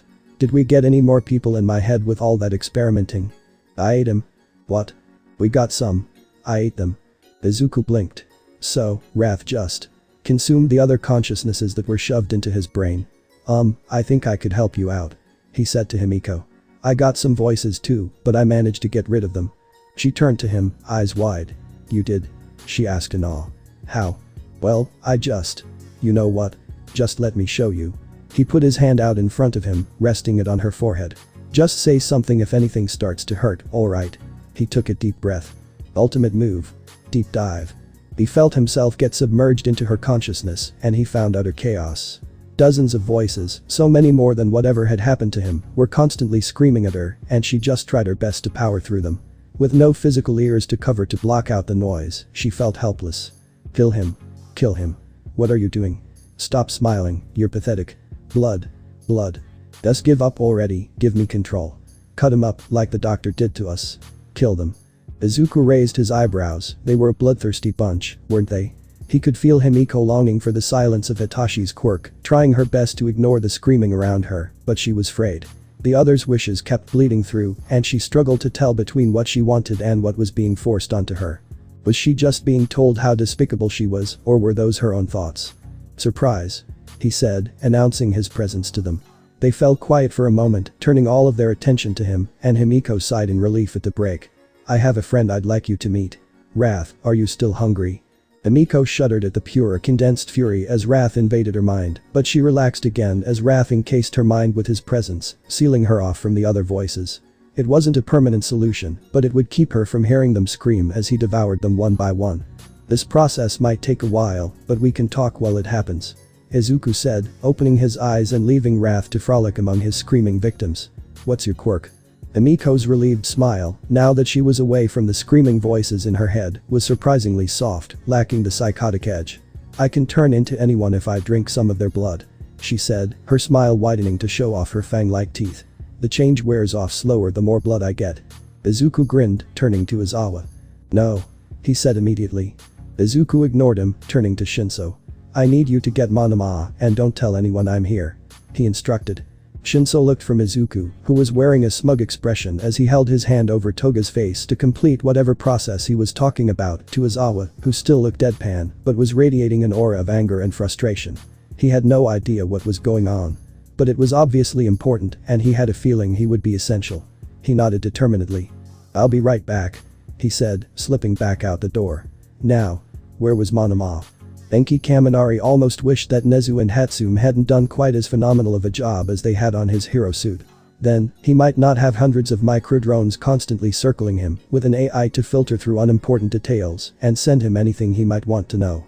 He'd already been sent recordings of various times his classmates had talked about him when he wasn't there, or some random secret that someone whispered nearby. The AI wasn't perfect, so he sometimes just got irrelevant information. Back to what's important though, he had no idea how to deal with the recording he'd received of Midoriya making a plan with Izawa. From what the AI had managed to figure out, a childhood friend of Mr. Izawa's had been kidnapped, experimented on, and brainwashed into becoming the portal villain, Kurogiri. The mastermind was a secret, nearly immortal villain that had almost killed All Might in the past, and he had the power to give and take quirks. Somehow, using the abilities of Hitachi, Monoma, and Mr. Izawa, they were planning to take him down once and for all. When Izawa had asked why they couldn't leave it to the pros, Midoriya hadn't hesitated to say that anyone else would die. Based on what he heard about the villain, that assessment was most likely correct. Even All Might couldn't take him, he'd said. But, with Shinso's mind control, Izawa's quirk nullification, and Monoma's quirk copying ability, they had a chance. From how serious they were being, it seemed like it might be the only chance for basically all of humanity. Basically, Denki could tell that this was something he shouldn't get involved in. He'd spent all week trying to ignore it. So, why was he sneaking into UA for his hero suit? Excellent question, he didn't quite know himself. But it definitely wasn't so he could follow them and make sure for himself that nothing went wrong. Prancing uninvited into the secret lair of the undisputed king of villainy. How stupid do you think he is? Well, stupid enough, he supposed. Shoto Todoroki didn't know what to expect when he got abducted by the League of Villains, but it definitely wasn't this. He and Bakugo were both forced to wear quirk suppressant bracelets, but other than that, they were free to do anything except leave. And, murder the other villains there. He didn't know why he was surprised to see Eri, though. In retrospect, it was pretty obvious that she'd be there. Eri? He said in surprise, tilting his head slightly to the side. That alone was more expression than he usually showed, other than the occasional smile, and even that had been hard. Shoto. She said, sounding excited. Uncle Dobby said you would come soon, but I can't believe you're really here. Uncle Dobby? He muttered, glancing at the blue flame user. He had vicious, stylized scars drawn over his unmarred skin, and his spiky pitch black hair hung slightly over his blue eyes. Not by blood. Dobby said with a shrug. She just decided she liked me, and now I'm her surrogate uncle. What? Why? Shoto said, slapping his hand over Bakugo's mouth as he opened it. He did not need the explosive blonde to ruin whatever good favor they had with the villains. Why what? Dobby asked, sounding amused. Why did she decide she likes me? Why did I accept her as a niece? What are you asking? Option D, all of the above. Bakugo snapped, prying Shoto's hand from his face. Dabi rolled his eyes, but he leaned back with a faraway look in his eyes. These scars weren't always fake. He said after a moment of silence. I have no idea why Eri chose me as one of her so-called uncles, but I owe her and Midoriya a debt I'll never be able to repay. If she wants me to be a part of her new family, I wouldn't be able to say no even if I wanted to. Shoto was stunned. Even Bakugo didn't know how to respond. Why couldn't the stupid villain explain something super villainous instead of, his wholehearted dedication to a sweet little girl? The door creaked as it swung open, and Shigaraki froze in the doorway as everyone turned to look at him. Am I interrupting something? He asked sarcastically, continuing forward and handing something to Eri before sitting down next to her. Uncle Tamura. Eri cheered. Shoto had no idea what to do with this information. What's this? It's a strawberry shake. Shigaraki told her, the small, soft smile looking out of place on his usually sneering face. Even his cracked, painfully dry skin didn't look so intimidating as he ruffled her hair, careful to keep at least one of his fingers from making contact. Does Eri have the entire League of Villains wrapped around her finger or something? Todoroki deadpanned. Shigaraki shrugged, and Dabi nodded shamelessly. Twice burst into the room with a slew of self-contradicting statements, and the atmosphere seemed to lighten considerably as he started playing with Eri. Shoto sat frozen at the bar, hating the fact that he felt safer here than he did at home. He noticed Bakugo glance at him a few times with what might have been concern in his eyes, but he didn't really register it. Heroes, villains. Why was the line so blurry? The portal opened in the middle of the room, and the sudden silence forced Shoto out of his reverie. Eri reluctantly walked through it, and Bakugo shot to his feet as Shoto just stared in confusion. Where did she just go? Bakugo demanded. Dabi sighed. All for One is trying to get her to heal him. She might actually do it this time. She's been hoping that Midoriya could escape from Overhaul on his own, but now that the clone disappeared, she's really freaking out. He said. All for One promised to rescue him if she healed his injuries from his fight with All Might. What? But Deku's already back. Bakugo said, confused.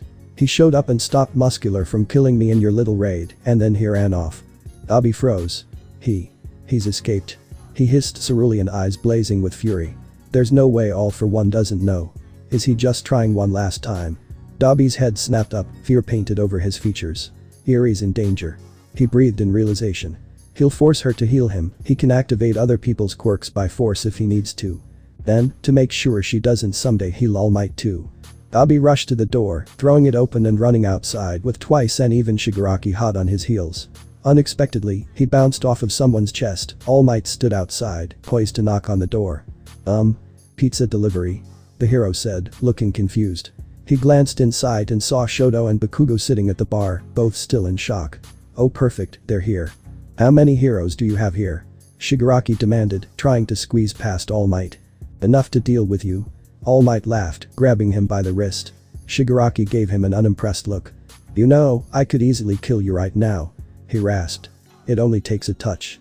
All Might looked at Dabi, Twice, and Shigaraki's panicked expressions, finally realizing that there was something very important going on at the moment. What's got you all so worried? He boomed. All for One has Eri, and we need to get there before she dies. Dabi snapped at him, using a burst of blue flame to push him back. Edgeshot immediately slipped in and put a razor-sharp hand to Dabi's throat, and Kamui Woods pushed past All Might to use his ultimate move and restrain everyone. Lacquered chain prison. He shouted, his arms extending to wrap around the villains. Shoto finally stood up next to Bakugo, running over to Dabi. Where is Eri? He asked frantically, leaning against one of Kamui's branches to yell at him. Kamino Ward. Dabi grunted, struggling against his restraints. Big warehouse, it's a Noma factory. Shoto paled, but he didn't have much time to worry. He started to choke, feeling a nasty toxic sludge start to crawl its way up his throat. Dabi started laughing even through the disgusting feeling. It appears he's bringing us right to him. That egotist, so confident that we'll still be on his side. Meet us there, All Might. Eri and Midoriya are counting on you. Dabi's laugh sounded broken and slightly deranged, and it was cut off as he disappeared into the goop. Bakugo. Todoroki. All Might gasped, trying to catch the two before they disappeared. It was too late. Todoroki felt like he was falling, the sickening feeling of the slime sliding across his body. Before he could throw up, luckily, he was dumped out into an empty parking lot of a warehouse. Everywhere he looked, he saw destruction. Mount Lady and the Pussycats were trying to contain the damage, and at the center of everything. Best Jeanist fell to his knees, a hole through his stomach. Floating above him, the picture of an elegant yet sinister terror, was a man with such an ominous aura. Todoroki knew he could only be one person. All for One. Now. Midoriya said into his earpiece, seeing All For One emerge. He wasn't wearing his mask, and the oppressive energy he exuded was much more powerful than before. He'd been healed. Izuku smiled to himself. He couldn't wait to tear his victory from under him, bring him down once and for all right as he regained the peak of his power. Aizawa hovered several miles away, keeping an eagle's eye view with a telescope, but not coming too close. If All For One somehow got a hold of Erasure, it would be devastating. Izuku actually laughed as the heavy intimidation disappeared, All For One falling to the ground from where he was floating above Best Jeanist. He emerged from around the corner, hands stuffed in his pockets as he approached the scene, all eyes turning to him. "Hey All For One. Did you miss me?" he teased. All For One's eyes, which Eri had apparently restored, went wide with shock. "What did you do?" he demanded. "Stop this at once and help me purge these heroes.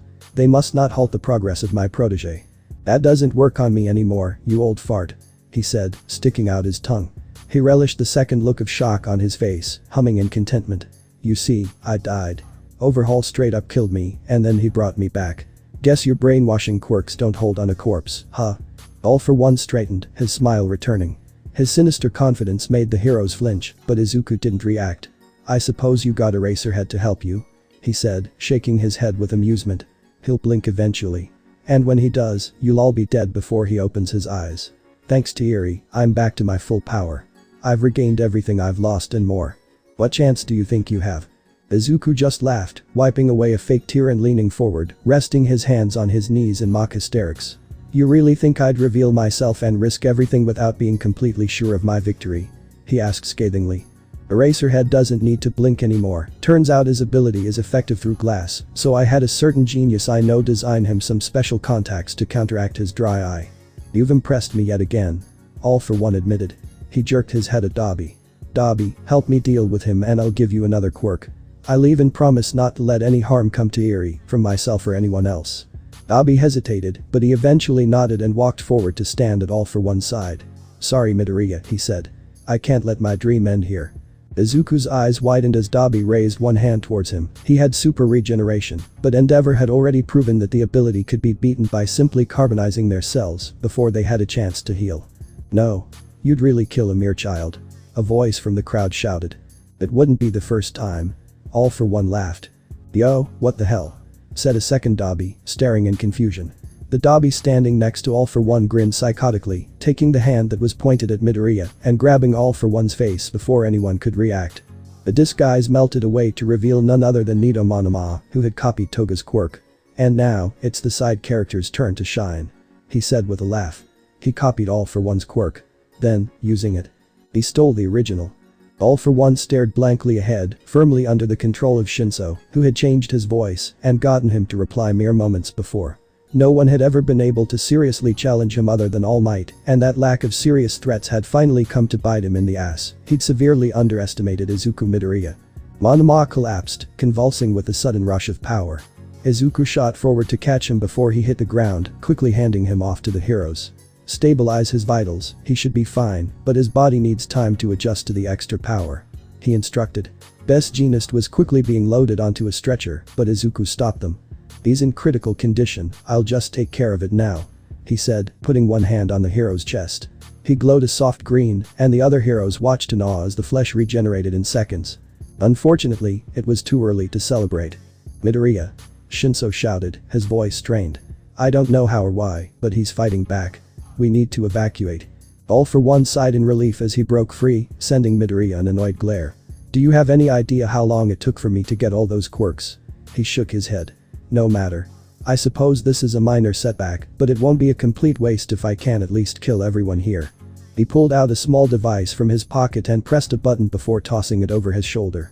"You have 30 seconds, and then the entire block is going to explode," he said casually. Midoriya cursed.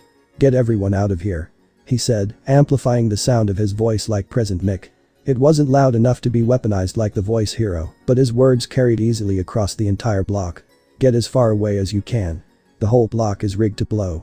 Pouring all of his energy into speed, 30 seconds was enough to evacuate probably half of the people here. But as he went, he wasn't the only one evacuating. Hundreds of tiny drones swarmed the area, attaching to civilians, heroes, and villains alike, before somehow picking them up and carrying them out of danger. Glancing up, Izuku saw Kaminari flying in the air, gritting his teeth against the imminent short-circuiting from the power expenditure. After all of the work put in by the support department, he really looked like a black and yellow Iron Man with a transparent blue-tinted face mask.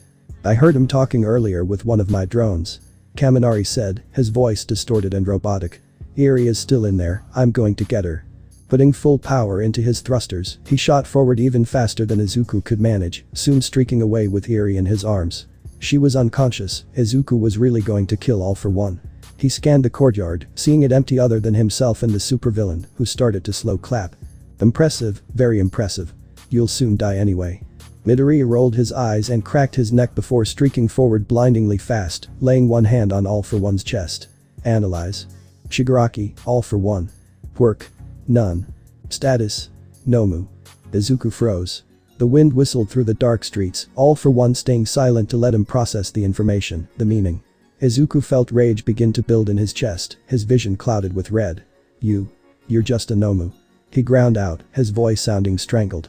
"You're not the mastermind at all." All for One laughed. "Correct. 8 years ago, I died.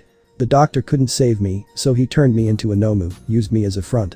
I'd feel insulted, but I can't feel any emotion anymore." He leaned forward leering at Izuku mockingly.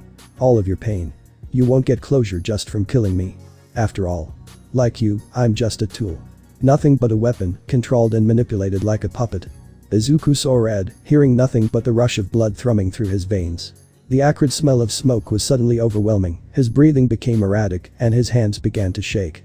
Fixing his gaze upon the villain in front of him, he stalked forward. "Killing you won't be the end," he admitted, snarling. "But it'll be the first step. It'll be difficult to find the doctor." All for One mused. "Oh, and good luck against Gigantomachia." Izuku tuned him out. He grabbed the man by the throat, lifting him so his feet weren't touching the ground. "Someday is here," he hissed. "And it's coming for your precious doctor next. Life drain." The body he was holding shriveled up as the spark of false life went out, and he dropped the corpse onto the pavement. "I guess the 30 seconds was a lie," he muttered, starting to walk away. The ground shuddered beneath him, and Izuku cursed. "God damn it, I jinxed it." The blast, unlike any he'd seen before, burst through the building behind him, the pavement rippling as it ripped through the ground. He was launched into the air at rocket speed, smoke rolling off of his clothing. He had time to admire the view from the sky before losing consciousness, and then his body plummeted towards the ground as gravity took hold once again. Tamura Shigaraki quickly got his bearings. Whatever that new warp quirk was, it sucked. Kurogiri was infinitely better. Speaking of Kurogiri, the last place Shigaraki had seen him, he'd been inside the warehouse behind them. All for One was hovering in the air, fully healed, and Eri was nowhere to be seen. Refusing to believe the worst, he decided she was probably with Kurogiri. Shigaraki started towards the warehouse, but All for One's voice stopped him. "Abi, help me deal with him and I'll give you another quirk. I leave and promise not to let any harm come to Eri, from myself or anyone else," his sensei said. The voice made Shigaraki pause, calling on some sense of guilt, like he was betraying All for One by trying to save Eri. Shigaraki shook his head, saving her didn't break his loyalty. He glanced back at Abi, who the request was directed towards, but the flame user was staring towards All for One with a completely baffled look on his face. Shigaraki looked over and almost tripped when he saw a second Abi reluctantly joining All for One. "Sorry, Midoriya. I can't let my dream end here." "No. You'd really kill a mere child," someone yelled. Shigaraki zeroed in on a smirking purple-haired boy about Midoriya's age. His eyes widened. All of this must be part of Midoriya's trap. But whose side should he take? It wouldn't be the first time. All for One laughed. Shigaraki watched as the mind control took hold, and he remembered faintly that they were talking about Eraserhead before. Shigaraki had complete faith in his sensei, enough to perhaps be unreasonable. Yet, as he looked at Midoriya's slightly broken smile, he knew that All for One had lost. "Yo, what the hell?" Dabi asked, and heads whipped towards them as they realized there was something bigger going on. The person standing next to All for One grinned, and the disguise melted away to reveal another student like the purple-haired one before. And now, it's the side character's turn to shine. What was that student's quirk? Shigaraki couldn't remember, but the student collapsed as Sensei continued to stare blankly ahead, and everything erupted into chaos. Midoriya took over, healing any injuries and giving instructions for evacuation. Shigaraki took the chance to start running toward the warehouse again, but just from the sounds behind him, he knew it wasn't over yet. "Get everyone out of here." Midoriya suddenly screamed, somehow amplifying his voice. "Get as far away as you can. The whole block is rigged to blow." Shigaraki swore, running faster, and he swore again when a small drone picked him up by the back of his shirt and started dragging him away. He couldn't quite reach it to use decay, and when he tried to decay his shirt or slip out of it, it adjusted just enough to keep him airborne. By the time he wriggled free, he was already several blocks away with Dabi right next to him. Fuck. Shigaraki screamed, turning back. Before he could even try to go back. Something happened. He didn't know what. No, he did know what happened. Sensei was dead. Midoriya killed him. Shigaraki's vision flashed white and he stumbled to his knees, clutching his head as images played over each other behind his eyelids. Memories. Yes, memories of pain, torture, lies, deception. He remembered. But he was free now, and so Kurogiri must also. Kurogiri. Oboro Shirakumo. Tenko Shimura's first friend, twisted into a servant that acted as a babysitter. Things were still happening in the real world, but Tenko couldn't break out of his mental prison. How did he fail to realize that Midoriya and Eri had been the only lights in his otherwise dark and painful life? He did realize it at some level, he supposed, that's why he was so desperate to save Eri. But he couldn't break out. He had people to save, people to repay, and a life to live now that he was free. But he felt his vision going black. Well, shit. Shirakumo had tried and failed to protect Eri. Once he'd realized what was going on, he'd tried to stop it. Which, predictably, and left him fatally wounded and bleeding out in an alleyway. He didn't have the energy to keep up his misty form, nor did he want to live out his final moments as Kurogiri.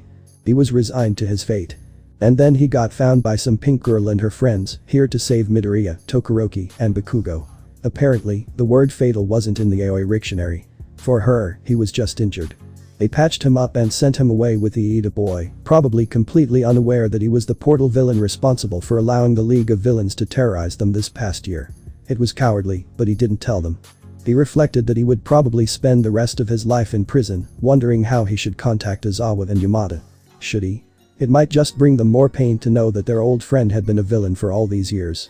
Of course, that was if All For One didn't find him again. Now that All For One made Eri heal him. Oh right, Eri. All For One had Eri, and had probably tossed her aside after she'd rewound him. Midoriya was going to. The brainwashing quirks disappeared, and Shirakumo sucked in a reflexive breath of relief. Yup, Midoriya killed him. A massive explosion shook the floor, making Iida stumble. Shirakumo paled slightly. It seemed that Midoriya didn't stop at killing him. Bitsuki Bakugo was completely lost. A lot was going on, though two things stood out to him the most. 1. Everyone was evacuating the civilians as quickly as possible so they didn't all die. 2. His cinnamon roll of a childhood friend was taunting the king of villainy as he murdered him. Kitsuki was, understandably, reeling. There was also the fact that explosions weren't the best for evacuations, and he felt pretty useless for maybe the first time in his life. As if that wasn't enough, the thing they were running from in the first place was an explosion. Go figure. He stared at his hands, wondering how to make himself useful, pondering over his abilities. Well, he did have a pretty high amount of control over the power of his explosions. It's not like he could control exactly how much sweat was on his hands at any given time, and yet he'd never accidentally blown anyone's head off or anything. His eyes widened. Explosion. That was the name of his quirk, not explosive sweat or anything like that. Yes, his body had a vaguely scientific excuse for having those abilities, but that wasn't his limit. If he had that level of control over his own explosions. He trailed off, then just stopped thinking as he began to sprint back towards the block, ignoring Isahit's confused yelling. If he ended up being wrong, he was dead. Super dead. If he was right, though, he could save countless lives. He signed up to be a hero, right? This was basically in the job description. He saw Electro-Dolt flying away with Eri, and his classmates patching up some dude with misty purple hair. They were all close enough to be in danger of the debris, if not the explosion itself. Kitsuki had no idea the size of explosion he was dealing with, but considering it was a last resort plan of All Might's immortal nemesis, he was willing to bet it was needlessly excessive. Bitsuki stumbled to a stop as he finally arrived, seeing Izuku with his new cauliflower hair standing above the shriveled, lifeless body of All For One. Izuku was staring at the ground with a blank expression, eyes unfocused and broken. The green of his eyes had faded into a glacier blue, almost gray, with streaks of black, making the pupils look like fractured glass. It was a haunting image, but it only lasted for a split second. I guess the 30 seconds was a lie. Kitsuki heard him mumble, and he wanted to scream as the ground shook. Goddammit, I jinxed it. Yeah, no shit.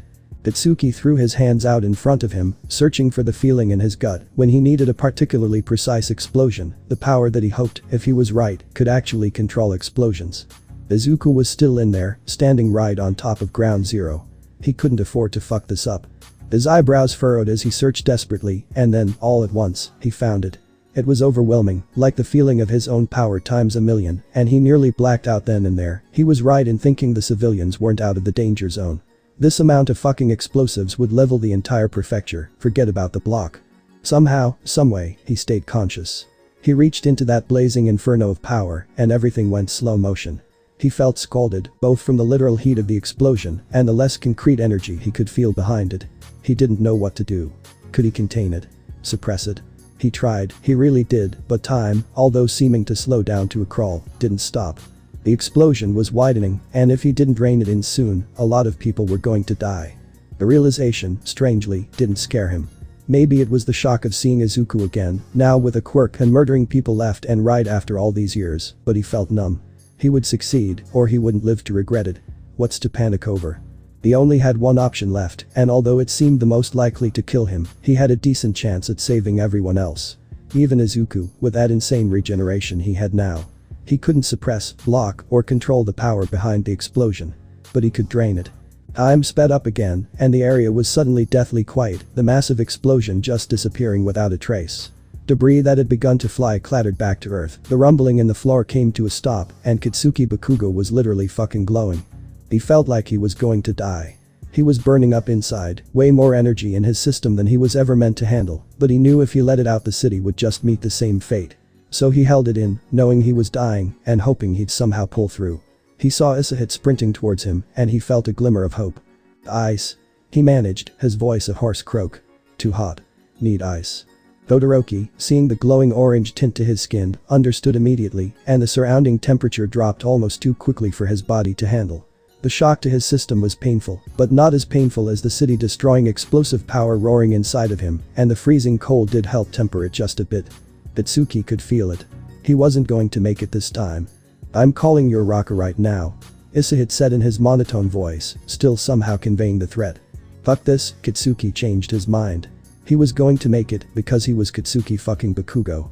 And Kitsuki fucking Bakugo didn't make a Chako cry. Nido Monoma wasn't exactly sure what he should do. He woke up in a hospital, his quirk calming down as it mutated and combined with All for One. Just as Michi had predicted, with how similar the quirks were already. He didn't know yet what it mutated into. What he did know was that, no matter what the end result was, he needed to keep it a secret what he'd done. Because, if he ended up with anywhere near the amount of power that All for One had, he would become a threat. He didn't want to end up like Hawks, or more likely Lady Nagant, and he definitely didn't want to end up dead.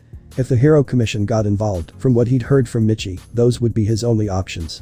Well, that and running away to be a villain, which wasn't super appealing. He'd hate to prove any of his haters right. The knock on the door drew Nido's attention, and it opened before he could respond. The number 3 hero Hawk strode in casually, his hands in his pockets like he didn't have a care in the world, but his eyes were as cold and hard as steel. Kid, the HC is onto you. He said bluntly. Nido's spirits fell. I'm just about fed up with being their fucking dog. Why'd you say we run? That fancy new quirk of yours might just do the trick of keeping us out of their nasty hands. Nido's jaw dropped, staring up at the man in shock and maybe a bit of fear, but he managed to get a hold of himself. How much time do we have? He asked quietly. Hawks shrugged. Could I at least get some visitors from my class at least? Hawks tilted his head to the side, raising an eyebrow. Now, why would you need to do that? Nido's face slowly morphed into the smile he knew everyone found creepy. I need to test my quirk, of course. That's it guys. That was the full stuff. Hopefully you all enjoyed it. But take care.